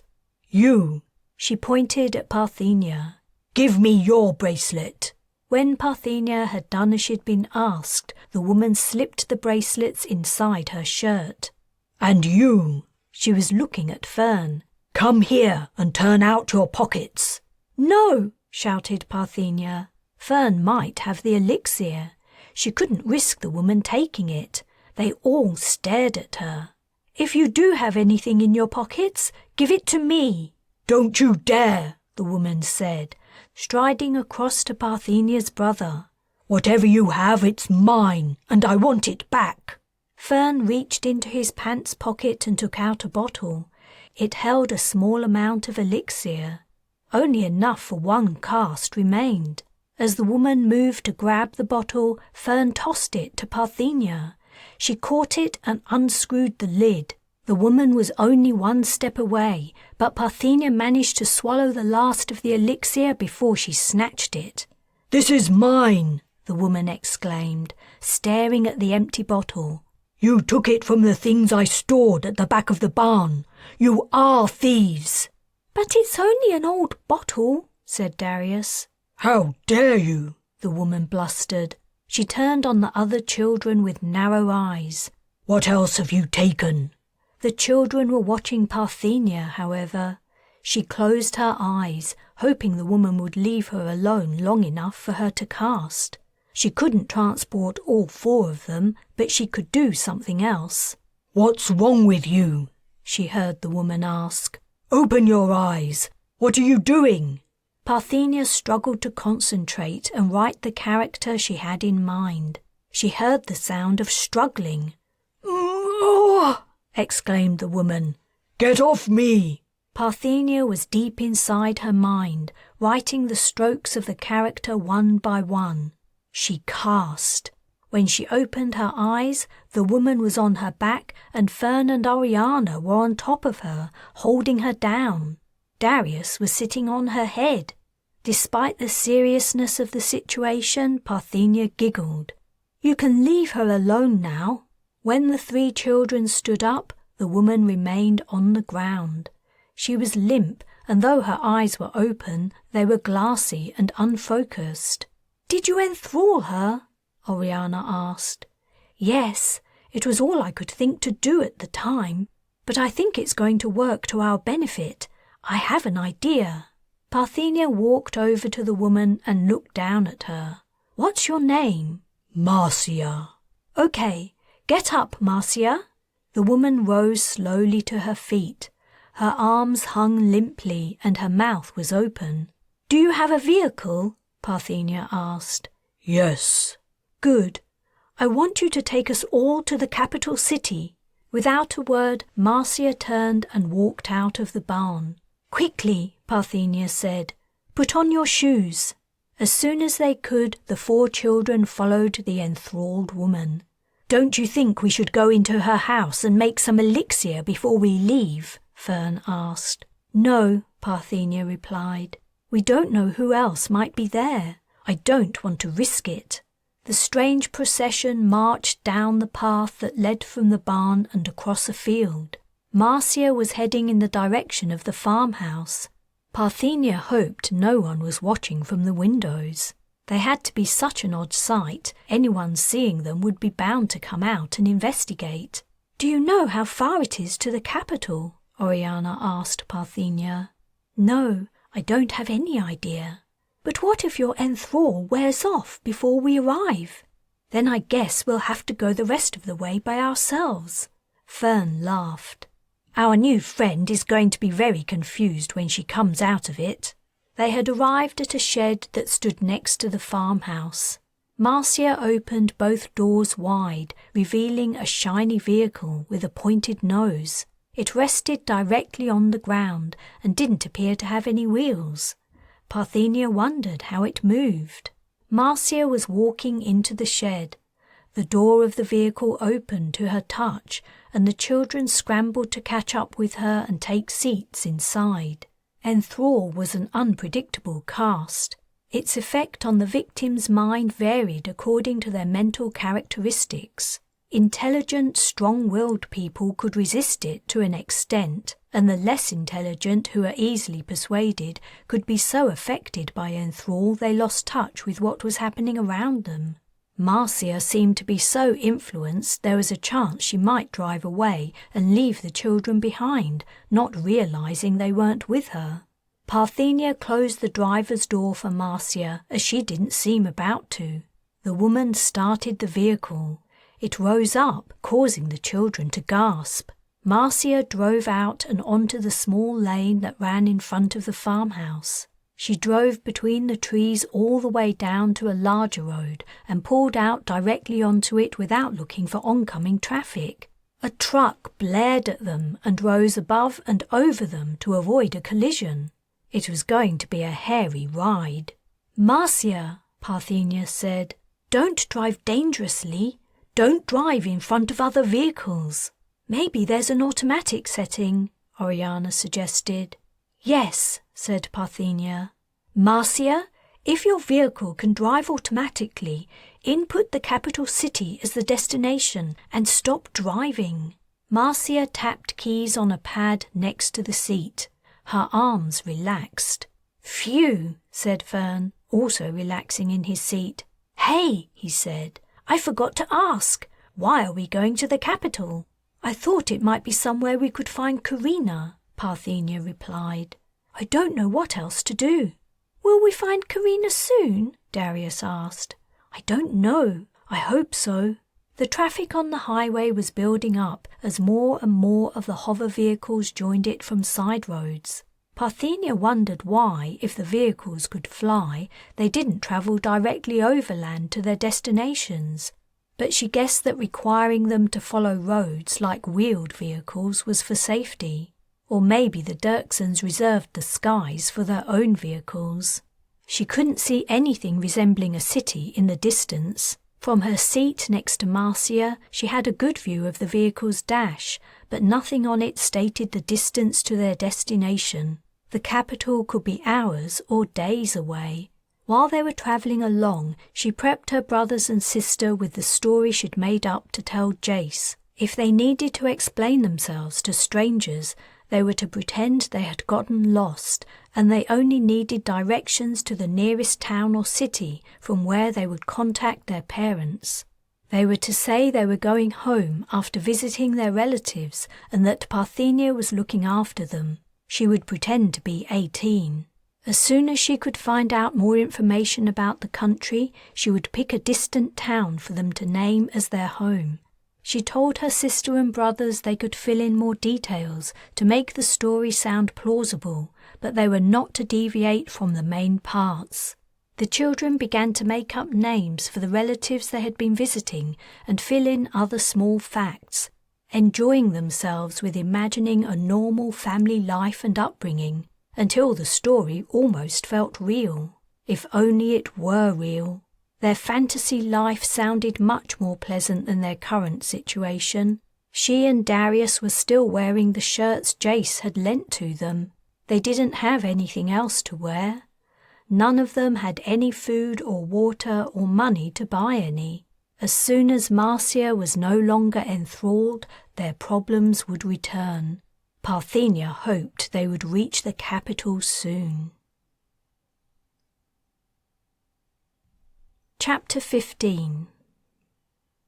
Asher's apartment was cramped, but it contained the small spare bedroom where she'd said Carina could sleep. What Asher hadn't mentioned was her live-in boyfriend. When they had arrived after their long day's work, he'd been lying on the sofa in the small living room. The boyfriend, who Asher introduced as Kavin, seemed to be extremely relaxed and cheerful. He was sprawled out as he played games on an interface. "Hey, babe," he said to Asher after she'd shown Carina the spare room. "When are we gonna eat?" "Soon, honey, soon." Asher went into the tiny kitchen and Carina followed her. "You can take a shower while I cook," Asher said. "I'll clean up after dinner." "Aren't you too tired to cook?" Carina asked. "How about I buy us some takeout? I saw we passed some restaurants on the way here." The little hole-in-the-wall eating joints Carina had seen were clearly off-network. Rather than taking net orders and sending out the food via drones, those kinds of places sold on the street for cash. Asher looked relieved. "Well, if you're offering." "Sure. If I give him the money, maybe Kavin can go and buy us something. You two must know the best places." "Oh." Asher peeked around Carina into the living room. "Kavin's, it's probably better not to do that. I'll go." "No, in that case I'll go. You shower. I'll be back soon." Kavin didn't acknowledge Carina as she returned through the lounge and left the apartment. She went down in the elevator to the ground floor, though the clanking of the ancient mechanism didn't inspire much trust. The streets in that area were too narrow for hover vehicles. Apartment blocks towered on both sides, and skinny children played games with toys they'd made from trash. Carina was immediately thrown back to her own childhood. She had been a skinny kid playing with trash once too, though at the time she'd barely known life could be better. She didn't pity the kids too much. She had been happy enough with very little except the love and care of her grandmother, for as long as the old woman had lived anyway. Skirting the playing children, she walked down the dirty street and stopped at the first restaurant she saw. The place sold only one thing, a soup with noodles and meat. The origin of the meat wasn't specified. She bought 3 large containers covered with lids. The boy who was serving was so young he could easily have been one of the children she'd passed. After paying for the food, she returned to Asher's apartment. Kavin hadn't changed position all the time she had been gone, and he was still playing on the interface. Asher came out of the shower dressed in a bathrobe. "Great! I love that soup. Thanks, Tammy. Put them down on the table. I'll get chopsticks and spoons." Kavin finally moved, swinging his feet off the sofa and reaching for the nearest container. He peeled back the lid, took the chopsticks Asher handed him, and began to eat. Carina also dug into the steaming broth and noodles.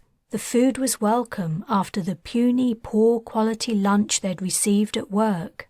After the first mouthful, however, she lowered her chopsticks and stared into the bowl. "Is something wrong?" Asher asked. "Don't you like it?" "No," Carina replied. "Nothing's wrong. It tastes good." She resumed eating, but the feeling that had made her pause persisted. The noodle soup tasted almost exactly like the one Nai used to make. She wondered if she was imagining it. After her grandmother had died, Carina had never again come across the dishes the old woman had cooked. Yet the more she ate, the more certain she was that, halfway across the galactic sector from her childhood home, she was eating a dish she had thought was a family recipe. Asher was watching her. "Something is wrong, isn't it? Do you feel sick? We've never gotten ill from eating this before." "It's okay. I'm fine. The food's great." Kavin was eating at a fast rate. Anticipating the man would be back on the interface the moment he'd finished, Carina said, "I was wondering, would it be okay if I checked the news after dinner?" "Sure," Asher replied. "Any particular reason? Not a lot goes on around here, or at least not much that actually gets reported." "No," said Carina. "No reason. Just want to catch up." "You mean that news about the Dirksens doesn't get reported, right? I heard they only arrived a few years ago. What was it like?" Asher made a noise of disgust. "It was awful, and it's only gotten worse. The actual takeover was pretty bloodless.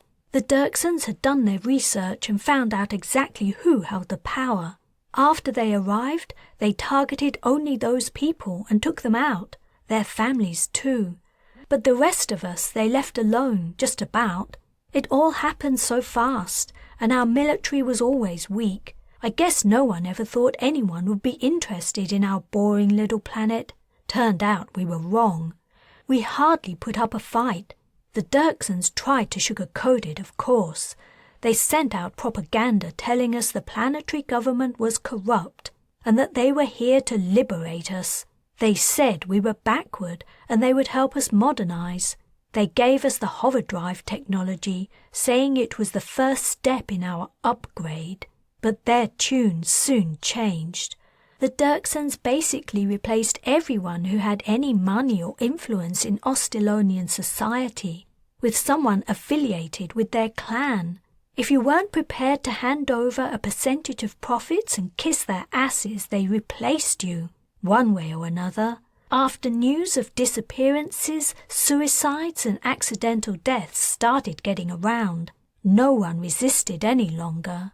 Once you felt a Dirksen hand on your shoulder, you gave them what they wanted, or accepted that your days were numbered. "And what's it like now?" Carina asked, wondering how much of the mechanics of the takeover were Langley Dirksen's responsibility. The woman seemed to think her family's control of Ostalon was benevolent. "They're slowly tearing everything apart," said Asher. "I mean, we didn't know how good we had it until the Dirksens started sticking their noses in wherever they thought they could turn a profit. You know the work we did today? Well, things didn't ever used to be that bad. There was always some kind of work if you wanted it. You didn't used to see people left behind. Now the supervisors are making 10 people do the work of 20 and pocketing the extra wages. Everyone takes their cut all the way to the top, and the Dirksens don't only ignore it, they positively encourage it. It's us poor saps at the bottom who lose out every time, and things are only set to get worse." Kavin drained the dregs of broth from his container and put it down. He pushed the bowl away and reached for the interface. Could I check that?" Carina asked. "Yeah, let Tammy use it for a minute, hun," said Asher. Wordlessly, Kavin passed the screen over. He got up and went to the bathroom. Carina quickly set to work scanning the news for the region and the international news for the planet. There was no mention of 4 unidentifiable children being found. However, no reports mentioned strange, inexplicable activities or events either, she noted with relief. It looked like her mage siblings had managed to stay out of trouble so far. While she had use of the interface, she looked up general information about Ostalon. The ritual at the mech battles still played on her mind. She was certain the fact that the person had created elixir was not a coincidence, but she also couldn't even guess what it meant. Mage history said their kind had lived in that galactic sector, dispersed and hidden, ever since it was first settled eons previously.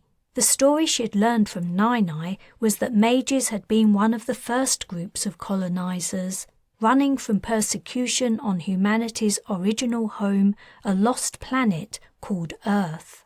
It made sense that something of their influence might remain in the cultures and religions of worlds they'd settled.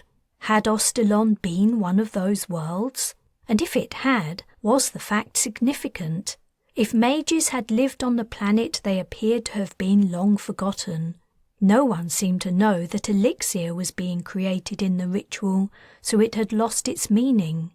Kavin was getting restless. At his 3rd cough, she returned the interface to him. "I'll take a shower now, if that's okay," she said to Asher. "Sure, take your time. The hot water comes with the rent, though that's changing next month." She sighed and began to clear away the empty food containers. "Everything gets more and more expensive all the time."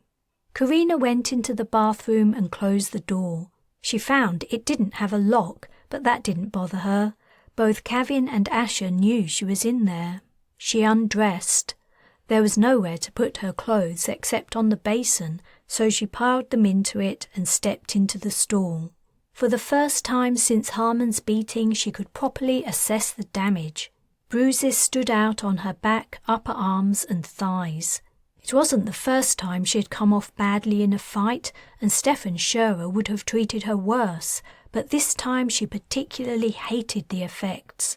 More than ever, the injustice of what had happened angered her. The Dirksens and Scherers were a menace across the sector. She wished she was in a position to fight them, but what could she realistically do? The most she could hope for would be to find her siblings and escape far from their influence, perhaps even to another sector. As she pondered the rivalry between the clans, a memory popped into her mind. Ever since noticing the woman with the spiral hair design at Langley's party, she'd been wondering where she'd seen her before. Now she knew. It had been at the Scherer stronghold on Ithia.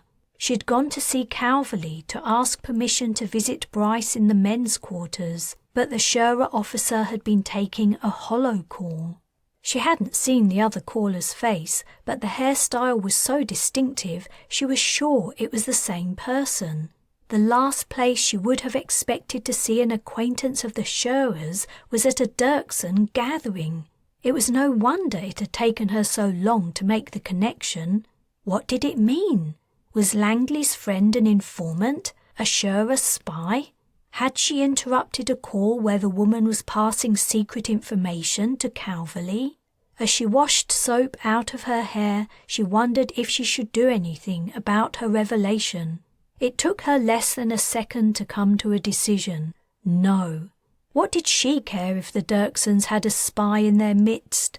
She had nothing to gain from telling them and a whole lot to lose. Yet she feared what the fact might mean for Asher and other Ostilonians. Langley Dirksen had said the planet was a hidden bolt hole for her clan. If someone the Dirksens trusted was feeding the Shura's classified information, Ostilon wouldn't remain a secret for very long. She had seen firsthand the devastation of a planet-wide attack. Asher might think things were bad now, but they were probably going to get much worse. A creak distracted her from her thoughts. The bathroom door was opening. At first she expected Asher wanted to ask or tell her something, but the door only opened a short distance. A male hand and arm appeared, groping toward the basin where she'd put her clothes. Kevin was trying to steal her stuff. She jumped out of the shower and slammed the door on his arm. He shrieked. She opened and slammed the door twice more, and then threw it open. He fell to his knees, still screaming. Asher ran through from the kitchen. "What did you do to him?" she shouted. "Not as much as I'd like to do," said Carina, grabbing her clothes.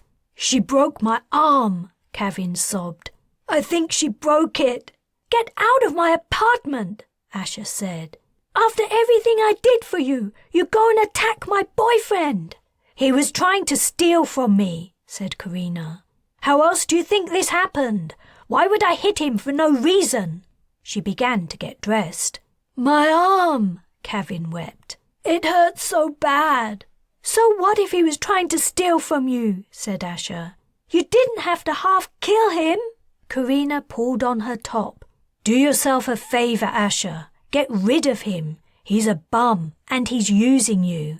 "No, don't listen to her, Asher. I love you." Kevin cursed and tenderly touched his assaulted arm. "Get out," Asher said to Carina. "Just leave, Tammy, and don't bother turning up for work tomorrow. I'll make sure you won't be hired." "Don't worry," Carina said. "I'm not staying here another second." She marched to the door and went out. Too angry for the elevator, she took the stairs. As she ran down the steps 2 at a time, she wondered where she would spend the night. The Dirksens would still be searching for her intensively. She had to find somewhere they wouldn't think to look. Chapter 16. Several hours later, Carina was dead on her feet. She hadn't slept since the night of the mech battle, and even then it had only been for a few hours. She'd also been beaten. She'd worked through the small hours to escape from Langley's estate, and then she'd laboured all day. She was on her last legs, yet she didn't seem to be able to find anywhere she considered safe to sleep. As she'd wandered around the capital's downtown, Carina had taken the opportunity to buy new clothes. After pushing her old ones down a trash chute, she'd begun her search for a safe sleeping place. Asher's apartment had been ideal. The Dirksens would never have found her there, in one of the thousands of semi-legal residences. Now her options were limited. Without ID, the more expensive places were off limits. In time she could solve that problem, but not quickly. Yet she feared staying at the cheapest hotels and hostels where ID wasn't required. They would be the first places the Dirksens would look.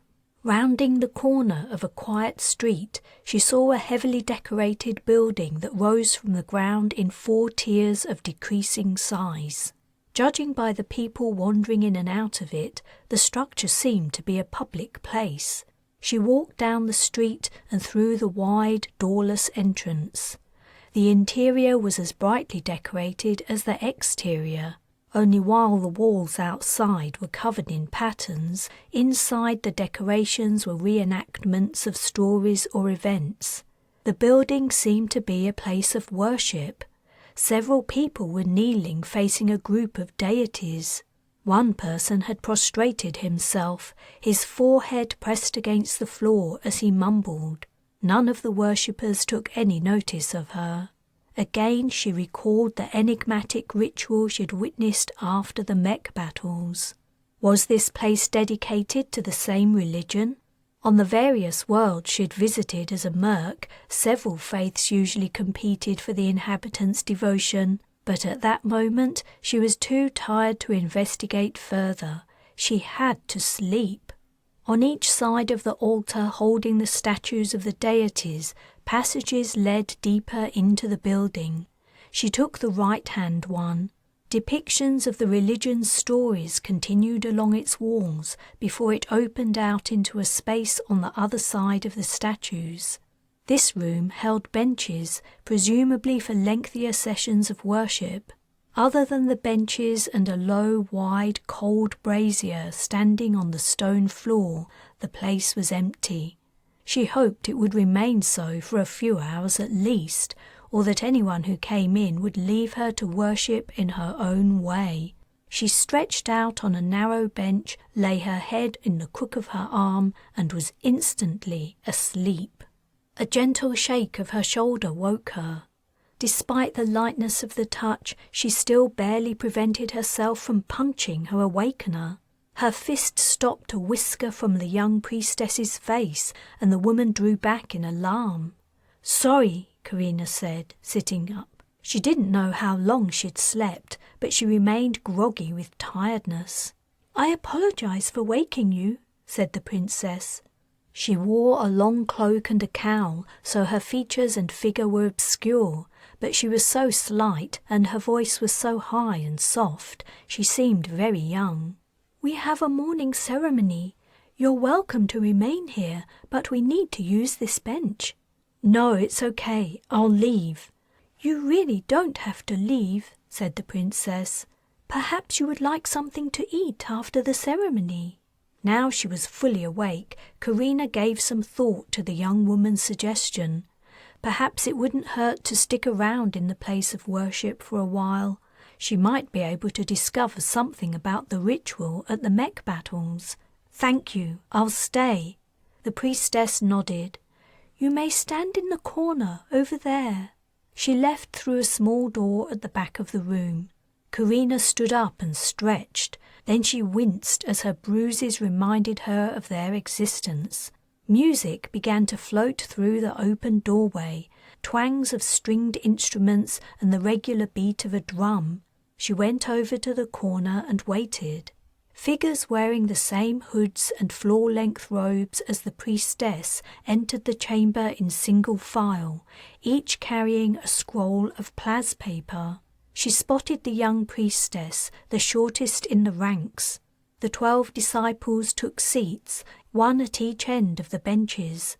They began to chant in a foreign language, repeating what sounded like 6 or 7 words over and over again. Then one of the priests stood and stepped solemnly to the brazier. He pressed a switch and flames sprang up. At the same time, the whine of a fan came from above. When the fire was burning strongly, he unfurled his sheet of plas paper and dropped it into the flames. She glimpsed some writing on the sheet, then it was gone to ashes that were drawn upward to the fan.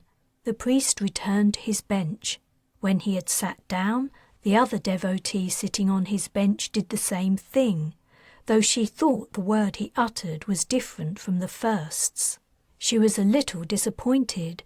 She'd been hoping the disciples might make elixir on the brazier, but perhaps they didn't follow the religious practice she'd witnessed at the mech battle stadium.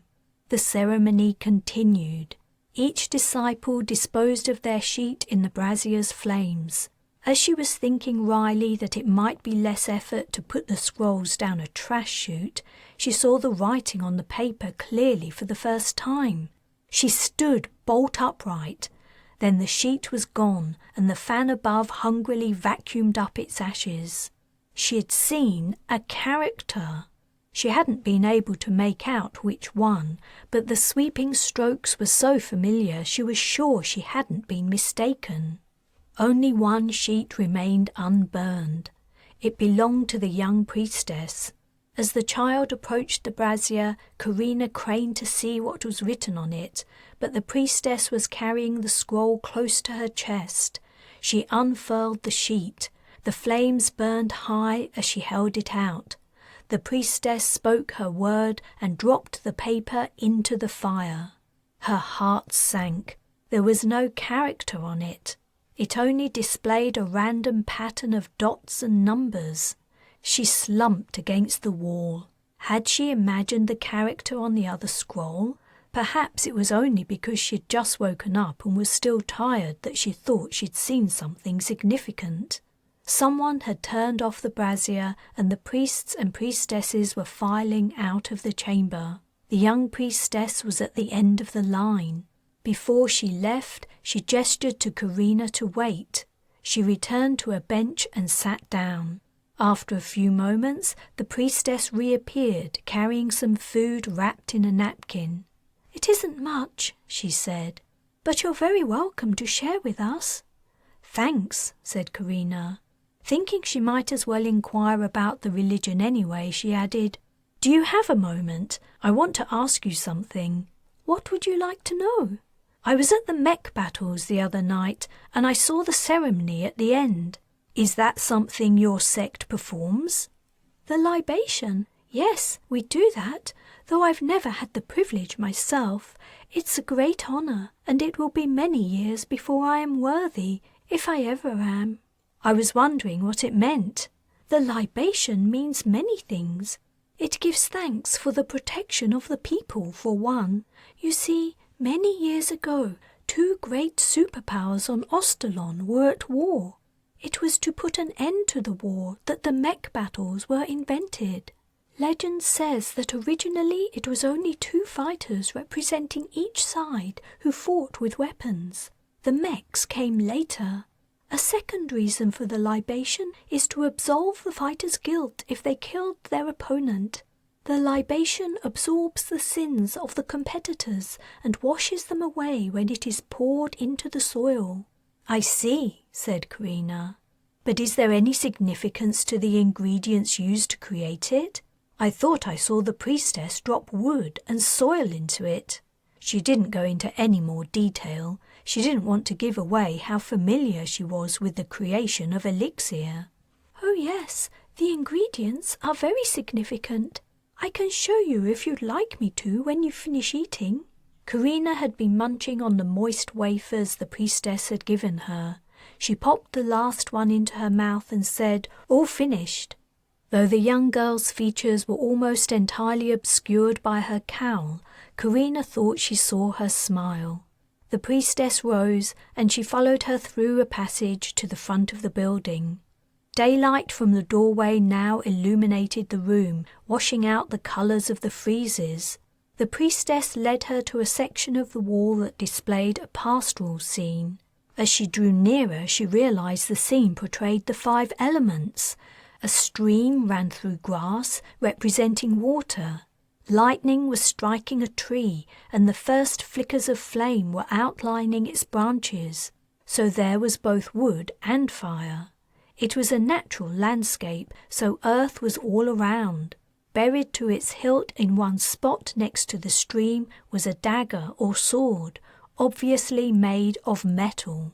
Beneath the scene was writing in a script she didn't recognize. "What does it say?" she asked, pointing. "The language is very old," the priestess replied, "but it explains what sins belong to each material. Water represents lust. Wood is stubbornness. Metal is impatience." Carina was looking at the wall, but she was facing the entrance. As the priestess spoke, someone poked their head in briefly, withdrawing the second they saw her. Not waiting to hear the rest of the priestess's explanation, Carina sped out of the building. The person who had looked in was running away. She set off in pursuit. How Rhys had discovered where she was, she didn't know, but she was going to find out. Chapter 17. Parthenia realised she hadn't heard any of the other children speak for a while. She checked over her shoulder. Darius was lying with his head on Fern's lap, and Fern had his head on Oriana's shoulder. Oriana was slumped against the door. All three were deeply asleep. Parthenia sighed. She was tired too, but she had to remain awake. Marcia could return to her normal self at any minute. The woman had stared blankly ahead all the hours they'd been travelling, only slowly blinking every so often and shifting a little in her seat. Parthenia could hardly believe how long the enthrallcast had lasted. Yet despite their long journey, they didn't seem to be drawing near the capital city. The countryside was much greener than any place Parthenia had seen on Ithia. They'd passed through farmland and alongside wide, lush estuaries before they reached the forest that currently lined the road. The place looked similar to the woods she and Darius had wandered through for hours, and she wondered if it was in fact the same place, though she hadn't seen the ranger's tower. Jace had seemed a nice man, but she dreaded seeing him again, not because he was so large and foreboding, but because she had disappeared right before his eyes. She hoped he hadn't told anyone. She resolved to absolutely avoid casting in front of anyone else again. Then she remembered that was exactly what she'd done around Marcia. Once more she sighed. She had allowed herself to be enthralled more than once when the twins and Darius were learning the cast. She recalled that coming out of it was like being in a dream, and you slowly realised that you weren't in a dream at all, that everything around you was real. It wasn't like waking up from sleep. It was a strange sensation and quite unsettling. Watching the farmer's profile, she wondered when she would wake up. It had to be soon, and then what would happen? She hoped Marcia didn't grab the vehicle's controls in her shock and surprise and cause them to crash. As they were travelling on automatic, she didn't think that was likely, but she wished she could be sure. When Marcia did come around, they would have to deal with her reaction and get away from her somehow. If only they would reach the city outskirts, then she could command Marcia to stop the vehicle and let them out. But the capital was nowhere to be seen, and if they left the vehicle while they were in a forested area, they would be in the same position she had been in with Darius when they arrived. As she was about to turn away and refocus her attention on the road, Marcia closed her hanging jaw and smacked her lips. "Oh no!" "Oriana!" Parthenia hissed toward the back of the vehicle. "Fern!" But the twins didn't awake. Marcia's limp hands twitched. Parthenia reached over her seat to prod her siblings to wakefulness. She didn't want to hasten Marcia's return to reality by speaking loudly. Parthenia could just reach Darius's leg. She poked him. He brushed at his leg but didn't properly wake up. She nudged her brother again. "What?" he said sleepily. "Wake up, Fern and Oriana! Quickly! Marcia's coming around!" The farmer began to blink rapidly. Her eyes regained their focus. Darius had sat up and he was shaking Fern. Marcia lifted her hands onto her lap. A frown creased her forehead.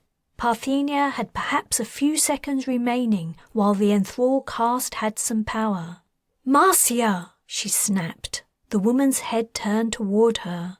Marcia's eyes grew wide. "Stop the vehicle!" Parthenia said sternly. What? What? Why? What am I? "Do as I say," Parthenia said. "Immediately!" Marcia shook her head in confusion, but her hands took the controls. How did I get here? I don't remember. The hover vehicle rapidly slowed and sank toward the ground. "Get ready to bail," Parthenia said to her siblings. Hold on, Marcia exclaimed. You're the children who are in my barn. I remember now. You're a bunch of thieves. Her voice rose in volume as she spoke. The vehicle was on the side of a busy highway. Ignoring Marcia's words, Parthenia went to open her door. It was locked. "We can't get out," Oriana said. "Open the doors, Marcia," Parthenia commanded. No way! What am I doing here? How did you all come here with me? What did you do to me? "I said, open the doors," Parthenia repeated, hoping against hope that some tiny dreg of the enthrall caste might remain. "I will not," Marcia said. "I'm taking you all to the authorities. I don't know what you did to me, but you're all criminals, and I'm not letting you get away with it. I know what's happening.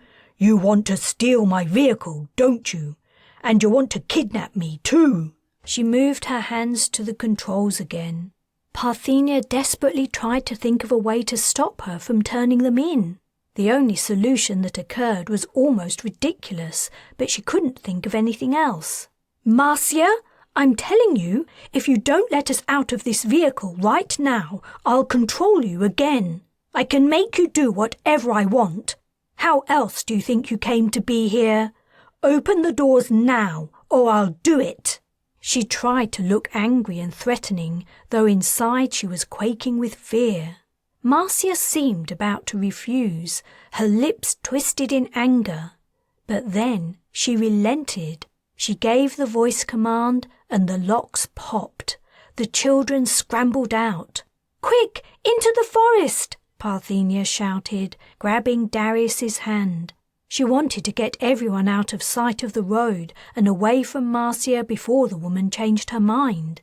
Holding on to her youngest brother, Parthenia slithered down the embankment at the road's edge and under a wire fence. "She's calming someone!" shouted Oriana as she tumbled down beside Parthenia. "I saw her!" "Run!" yelled Parthenia. Gripping Darius's hand, she set off through the low plants and in amongst the trees. Then she slowed and turned, worried they might become separated if they didn't take care.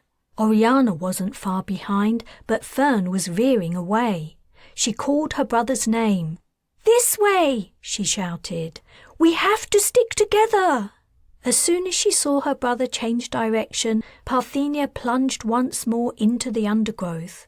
The plants weren't thorny like the ones in the first forest she and Darius had encountered on Ostalon, she noticed with relief. Parthenia pushed deeper and deeper through the densely packed trees. She didn't have any idea where she was taking everyone, but it was the best she could do for the moment. They had to avoid capture, and if that meant getting lost again, that was how it had to be. Regularly checking that Oriana and Fern were keeping up, Parthenia ran on, panting, for a short while. "Ow!" Darius exclaimed. She had accidentally dragged him into a tree. "Sorry." She slowed and stopped. "Are you okay?" Darius rubbed his nose. "Yes, I'm all right." They'd put considerable distance between themselves and the road. She thought it would be safe to stop for a moment and catch their breath. Fern bent over, his hands on his knees. Oriana leaned against a tree. For several minutes no one spoke. Then, after their breathing began to return to normal, Fern said, "What's that? Can you hear it?" Parthenia had to listen hard before she heard the noise too. It was a soft, thumping sound. She had mistaken it for her heartbeat at first, but then she realized it was coming from somewhere not far from where they stood. The children stared at each other. What could be causing it? Darius opened his mouth to speak, but Parthenia raised a finger, motioning him to silence. She beckoned Oriana and Fern to come closer. She cupped a hand to her mouth to whisper to them, but a second noise interrupted her. This time it was unmistakable. It was the sound of voices, and they were rapidly getting louder. Oriana crouched down, and Fern and Parthenia quickly followed her lead. Parthenia pulled Darius down with her. Luckily the undergrowth was tall enough to hide them. The children sat on their haunches beneath the leafy fronds, staring at each other through the plant stalks. Parthenia still hadn't figured out what the soft thumping sound was. Like the voices, it was growing louder. No one dared to speak. They could only hope the people wouldn't see them or come so close they tripped over them. Parthenia strained to hear what they were saying.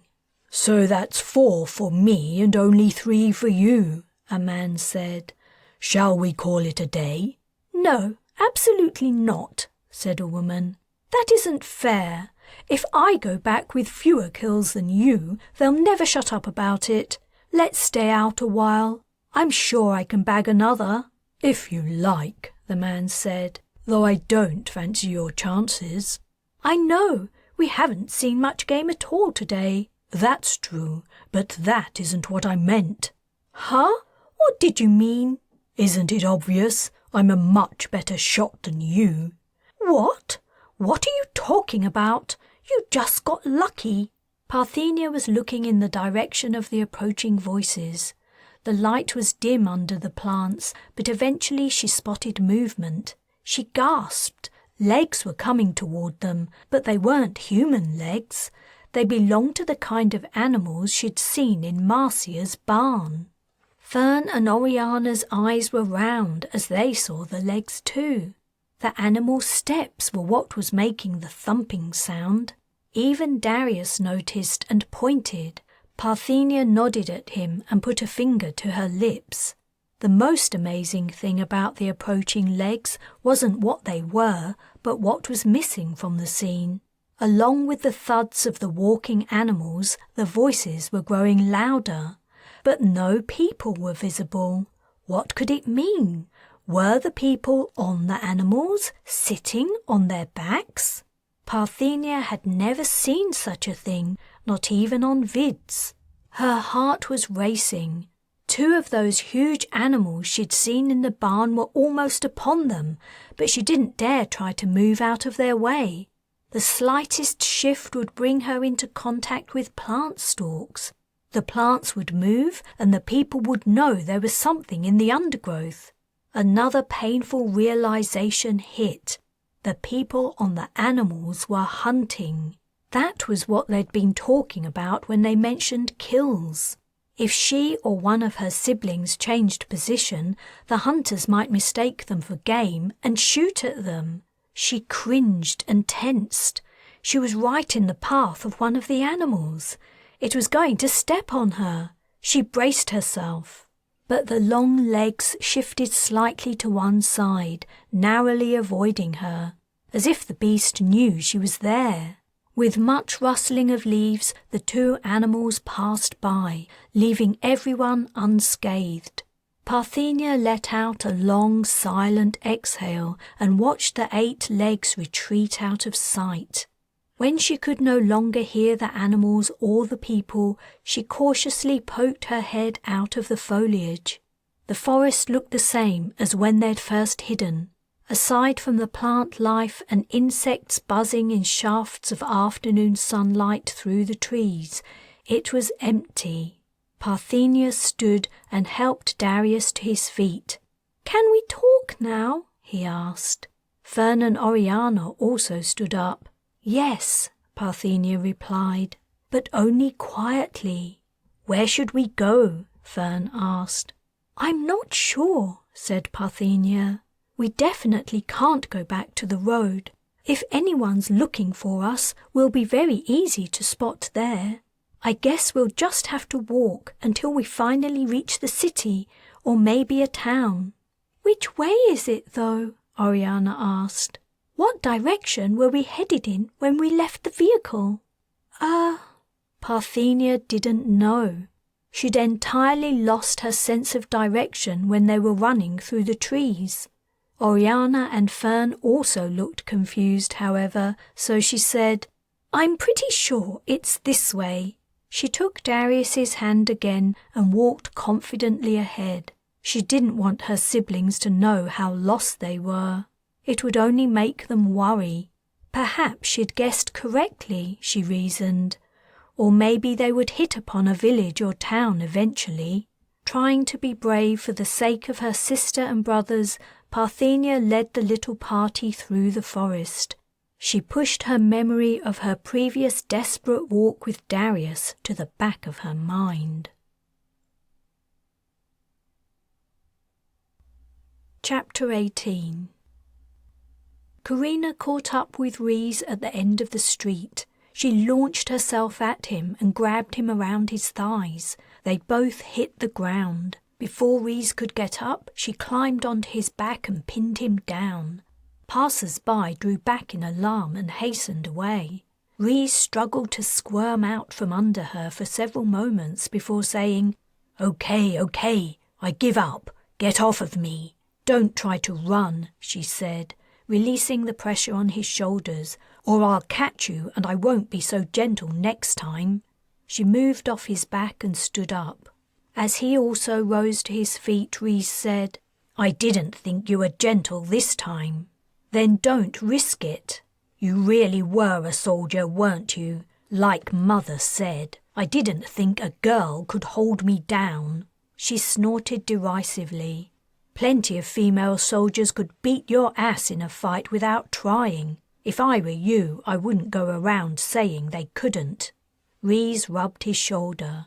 I don't know why you were chasing me anyway. I haven't hurt you. I let you escape, remember? As soon as you saw me looking at you back there, you set off running.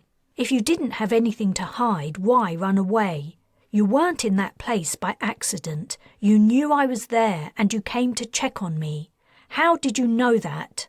Pedestrians were still staring at the two as they passed by. Wait, let's get off this street. She took Rhys's skinny upper arm and guided him along the sidewalk before pushing him down the first alley they arrived at. She walked along the narrow lane with him until they reached a spot between two towering apartment blocks that was empty of people. After halting, she pushed Rhys against a wall, not roughly, but hard enough to reinforce that she was in charge. How did you know where to find me? She reiterated. Honestly, it was just coincidence. I don't often go to that temple. When I saw you there, I knew you would think I was spying on you, so I ran. No, you're lying. I'm not, really. She was tempted to force the truth out of the kid with the threat of, or actual, violence, but she'd experienced plenty of that kind of persuasion herself. She wanted to avoid dispensing it to others if she could. She tried a different tactic. Okay. So if you go to that place all the time, what's the main picture on the left wall? What does it show? She had been looking at the frieze only minutes before. Her question wasn't difficult for someone familiar with the building's interior. Rhys looked panicked. It shows... It's a scene of... Right, she said. So we've established that you lied when you said it was a coincidence you were at that place. You don't always go there, yet you knew where I was. But how? She was fairly confident she hadn't been followed, and she had no identity or footprint in Ostalon's systems. Rhys protested, Like I said. Oh, stop wasting my time, she snapped. She regarded the young man. He seemed about the same age as Parthenia.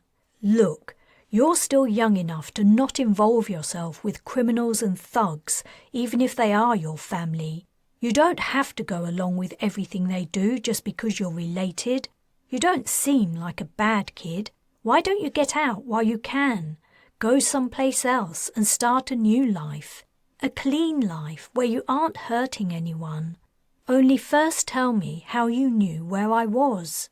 Her words seemed to penetrate his conscience. He lost his guarded expression and looked down as if ashamed to meet her gaze. It isn't as easy as you think, even if I did want to leave. But I can't anyway. It would break Mother's heart. I know she doesn't seem like a good person to you, but she isn't as bad as the others, and she loves me. I'm all she has. Then take her with you. Huh, she'd never listen to me. Besides, she loves being a Dirksen. It's her whole life. Carina gasped. While she'd been talking to Rees, in the back of her mind she'd continued to try to figure out how he had found her. The answer had just come. "I'm carrying a tracer, aren't I? Where is it? How did your mother get it into me?" "No, that isn't true." She grabbed Rees's bony shoulders and pushed him into the wall. "Yes, it is. There's no other way you could have found me. Have you been following me all this time?" He slumped and hung his head. He nodded. "I haven't been following you the whole time, but you are carrying a tracer. More than one, in fact. I'm sorry." She swore. "Where are they?" She tried to remember everything that had happened at Langley's mansion. Had they injected tracers into her while she was asleep? No, she would have woken up. She was sleeping on a hair trigger these days. Had they drugged her? She was sure she would have noticed.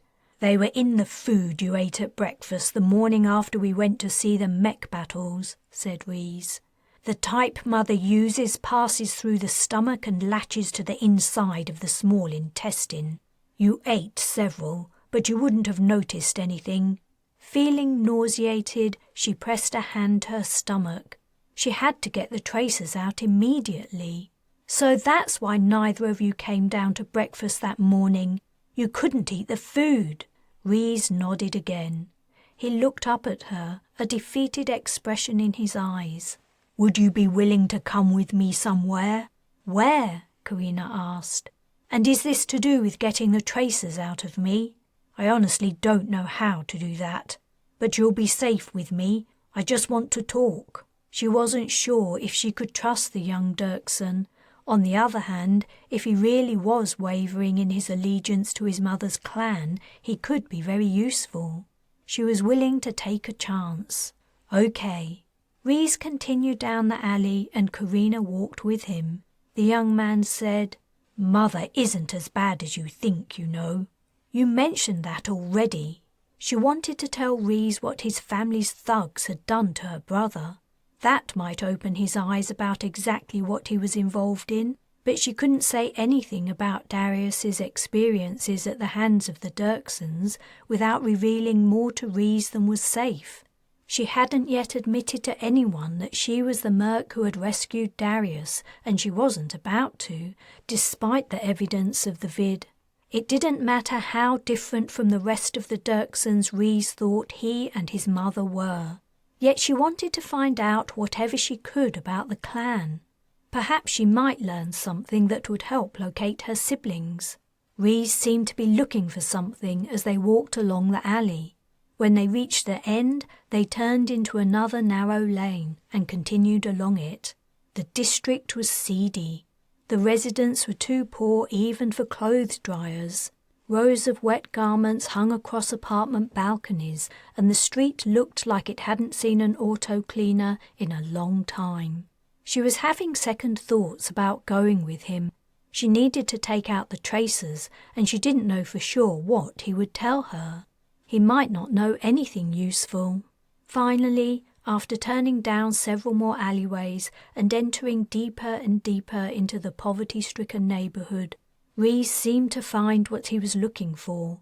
He stopped at a door that didn't seem any different from the others, except that the wall next to it bore a pattern of scratches. The door had no security panel. He tapped at it instead. When it opened, a burly man not unlike Harmon stood there, his expression angry and sullen. But then he recognized Rees and stepped backward, ducking his head. "Wait a minute," Carina said. "If you think I'm going to follow you into some clandestine hideaway guarded by your mother's henchmen, you're mistaken." "And if I wanted to recapture you, I could have done it at the temple," said Rees. "I'm not forcing you to go in. You're free to leave now if you want." She hesitated, then said, "I do want to. I worked too hard to escape from your clan to risk this." "Okay, maybe we can go someplace else." "No, I've changed my mind. I've wasted too much time already. Goodbye, Rees, and good luck living with thugs. I hope you don't turn into one of them." She began to walk away. "Hold on," Rhys said, running after her. "What are you going to do about the tracers?" She replied, still walking quickly. "Don't worry, I'll figure something out. Wait, I was going to say that maybe I can help you." "Really? How?" She wasn't sure she believed him. After all, he'd already said he couldn't help her, or at least not with the tracers. When Rhys didn't reply immediately, she continued, "Forget about it, and stop following me, or I'll force you to stop." The young man halted. As she walked away from him, he called out, "I still don't know your name." Chapter 19. Carina had to find somewhere private to try to extract all the tracers. She wasn't looking forward to the task. When she'd transported the Shura tracers out of her brothers and sisters while they were escaping on the shuttle, she'd only been working on one per child, and she'd known exactly where the devices were. Now she didn't know how many Dirksen tracers were clinging to her guts, or their precise location. She would be using guesswork with her own body and a delicate area of her body too. A damaged muscle would heal naturally in time, but she hated to think what she might do if she hurt her intestines. Where to go? She continued deeper into the maze of streets. It was a warren of cheap apartment blocks served by small eateries and convenience stores. After stopping and checking behind her several times, she was finally convinced that neither Rhys nor anyone else was following her. Not that it mattered as long as she carried the Dirksen tracers. Langley had tricked her into swallowing them in case she attempted to escape, of course. The Dirksen matriarch had been right on that score. Rhys hadn't mentioned what had happened at the estate since her escape. Did his mother know that he'd let her go? He also hadn't explained why he'd been checking up on her. Or had she been set up? Had Langley Dirksen deliberately made it easy for her to get out of the mansion? Rhys had even been carrying cash to hand to her. It was all too convenient. So many questions. And she had walked away from the only person who might answer them. Perhaps she'd done the wrong thing. Her friend Bryce had told her once that she was too distrustful. He'd said that not everyone was out to exploit mages for their own ends, that some people genuinely wanted to help. He'd been right. The soldiers aboard the Shura flagship had deliberately missed with their shots, allowing her and her family to escape. Perhaps Rhys really was a good guy, despite his family affiliations. Ah well, now she would never know. Then, as her hand touched the bills in her pocket, she realized she hadn't quite shut the door on Rhys Dirksen just yet. She finally spotted what she was looking for, a small sign in a window high up in an apartment block. After counting the stories down to the ground, she walked through the security-free entrance. Only one elevator served the building, and it was broken. She began to climb the stairs, counting each floor as she went up. When she reached the story where the sign had been displayed, she tried to figure out which apartment it belonged to, but she couldn't tell which it was. She couldn't remember in which direction the street lay, and the hall was windowless. She went from door to door, pressing the panels, until someone finally answered. It was a child, perhaps only 7 or 8 years old. She wondered if Ostalon was entirely staffed by children, and if that explained why they were always hanging around. Didn't the planetary government provide schools? The little girl looked up at her expectantly. "I want to speak to the person renting out a place on this floor." The little girl only continued to gaze at her. "I said "That would be me," said a portly middle-aged man, waddling hurriedly toward the doorway. "Go back to your room," he said to the girl. She moved away, but slowly, casting backward glances at Carina as she dragged her feet down the hall. "So you'd like to rent my apartment?" the man asked eagerly. "I'd like to see the apartment," said Carina. She didn't want the landlord to know she was desperate for a place. She only had a limited amount of money and no means of getting any more right now. She asked, "But if I like it, do you take cash?" "My dear," the man said, "I only take cash." It turned out the apartment for rent was directly next door. The landlord keyed a code into the panel and the lock clicked open. The place was almost exactly as Carina expected it to be. Awful. It hadn't been cleaned in a long while. The windows were so grimy they were almost opaque, and the bathroom and tiny kitchen were covered in stains. "The place cleans up beautifully," the man said. "I would do it myself, only I have a bad back, and with my grandchild to look after, I simply don't have the time. I was going to—" "How much for a week?" Carina interrupted. When the man named the figure, she didn't know if it was expensive or cheap according to the local rates, but she guessed he was probably trying to rip her off. He would be able to tell from her accent that she wasn't an Ostalonian. "Are you joking?" she spluttered. "You think you'll get away with charging that much for a place like this?" "Oh, wait," said the man. "What am I thinking? That's the rent for my other apartment that has twice as many rooms." He dropped his figure by a third. She said, "That's still far too much." The man shaved off a small percentage of the proposed rent. She was tired of haggling and she needed to remove the traces as soon as possible. "All right, I'll take it." "Excellent." "If you include an interface." "An interface? You don't have one?"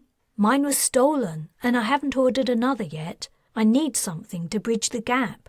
The man frowned disbelievingly but said, "Well, that's easy enough.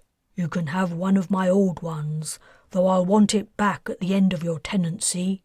"Agreed," said Carina. "And you pay me your week's rent up front, now." She reached into her pocket to pull out the cash. When her hand touched the bills Rees had given her, she stopped and took out the money she had earned for her day's labour instead. It wasn't enough. She added some notes from Rees's money to the pile and handed it to her landlord. He counted the bills carefully and slipped them into the money belt he wore. "What's your name?" he asked. "Tamira," Carina replied. "Tamira what?" "I'll tell you if I stay longer than a week." "Ha," the man said.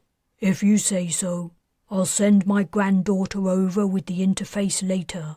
Water and power aren't included in your rent, by the way." He told her the door code and left.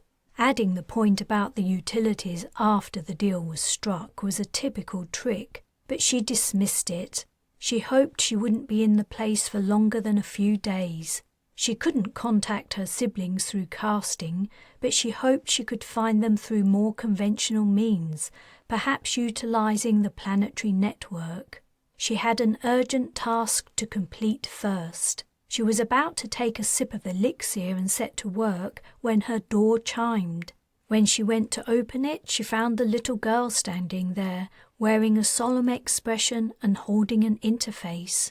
"Thanks," she said, as the girl handed the device over. She didn't reply, but only skipped slowly back to her grandfather's apartment and went inside. Carina carried the interface into the bedroom and put it down. Searching for information that might lead to the whereabouts of her sisters and brothers would have to wait just a little while. She sat down on the bare, dirty floor and gently rubbed her stomach. She wasn't sure exactly where her small intestines were. Transporting objects out of your body when you only had a rough idea of their location was plain stupid. But what choice did she have? Until she was free of the tiny electronic bugs, the Dirksens could swoop in at any moment and pick her up. As soon as she'd removed the tracers, she would have to take them somewhere else and dump them or destroy them.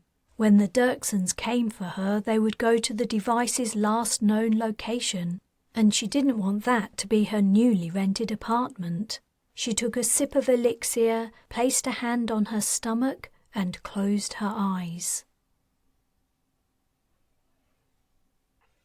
Chapter 20. A wind was rising, setting the trees into motion. The noises of the forest increased, rustling, creaking, and murmuring. The insects had retreated since the temperature dropped and the breeze arose. Parthenia hoped rain wasn't on its way. She and Darius were still wearing nothing except the shirts Jace had given them, and Oriana and Fern weren't much better clothed. At least they were heading toward the capital city, or so she hoped. She'd spotted shuttlecraft travelling overhead, and because they always went in a particular direction, she'd concluded they were on their way to or from a spaceport. She had taken her pick of the 2 possible directions in which the spaceport might lie, and for the last half an hour or so they'd been walking toward, or away from, the place. Her chances of being correct were only 50-50, but they were the best odds they were going to get. Fern was carrying Darius, not because her youngest brother was tired, but just for fun. Parthenia was grateful to Fern for entertaining the little boy and taking his mind off the thirst, hunger, and fatigue they all felt. Fern was pretending to be one of the animals from Marcia's barn, and Darius was pretending to be a hunter. He was holding an imaginary weapon and firing behind while telling Fern to go faster. "What are you shooting at now, Darius?" Oriana asked. Previously, the boy's targets had been various monsters of his imagination. This time, however, he replied, "Father's guards are chasing us, but it's okay. I'm killing all of them." Oriana caught Parthenia's eye, her eyebrows raised. Parthenia returned the look. Poor Darius. It would take them all a long time to get over their terrifying escape from father's family. She was still struggling with the role she'd played in his death. She didn't think she would ever come to terms with it. "You get 'em, Darius," said Fern. Her little brother screwed up one eye to take aim and fired his finger at the invisible guards. A loud thunk resounded, and a thick cylinder of wing-tipped metal appeared in the tree trunk next to Fern's head. The children froze. Someone was firing at them. "Run!" Parthenia shouted. The children sped away through the trees. She wanted to tell Fern to give Darius to her. Her little brother was heavy for a 12-year-old to carry, but she didn't dare stop long enough to make the switch. Another thunk sounded. "Hurry!" she called. She hoped they wouldn't get split up, but putting distance between themselves and the hunters was the priority. Why were they being shot at?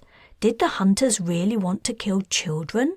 A third wooden thunk resounded, and Oriana squealed. The bolt had nearly hit her. Now, above the sound of the wind, Parthenia could hear the thump of the feet of the animals the hunters rode, getting closer. How the large beasts manoeuvred between the trees Parthenia didn't understand, but they managed it. The thought gave her an idea. Over to one side was a dense grouping of trees. Ordinarily she would have avoided such a place, but in this case it was ideal. "Over there!" she panted to her siblings. They changed direction and ran for the trees. A fourth bolt whistled past her ear. She bit back the shout of fear that rose to her lips. The trees were giving the children some cover. She didn't want to give the hunters a clear indication of their whereabouts. Oriana was the fastest runner of them all. She had reached the thick trunks of the dense clump of trees. In a moment she'd slipped between them and disappeared. Parthenia reached them next. She hopped behind a tree and watched. Fern was lagging far behind, struggling with Darius's weight, but finally he ran up with his little brother clinging to his back. Just as he reached her, Fern cried out and fell forward. Darius tumbled off him. One of the hunter's bolts was sticking out the back of Fern's thigh. "Fern!" she screamed. She couldn't help herself. Her brother raised his head, his face twisted with pain. A burst of sound and movement a short distance away distracted Parthenia from her brother. The hunters on their animals were speeding closer. Then the animals slowed, making a strange, high-pitched sound. One of the hunters cursed. "It's kids," he said. "What are they doing here?" Parthenia helped Fern to his feet. "Run, Darius," she said. Run into the trees! Find Oriana! The woman exclaimed. You shot one of them! No, I didn't, the man protested. That was you. Can you walk? Parthenia asked Fern. He was white and shaking, but he nodded. She wrapped his arm over her shoulder and half helping, half carrying her brother, she took him out of sight of the hunters. As soon as they'd made it a short way through the narrow spaces between the trunks, she lowered her brother to the ground. Blood was running down his leg, and he looked ready to pass out. If the hunters followed them and caught up with them, there wasn't anything she could do about it. She only hoped Oriana and Darius might get away.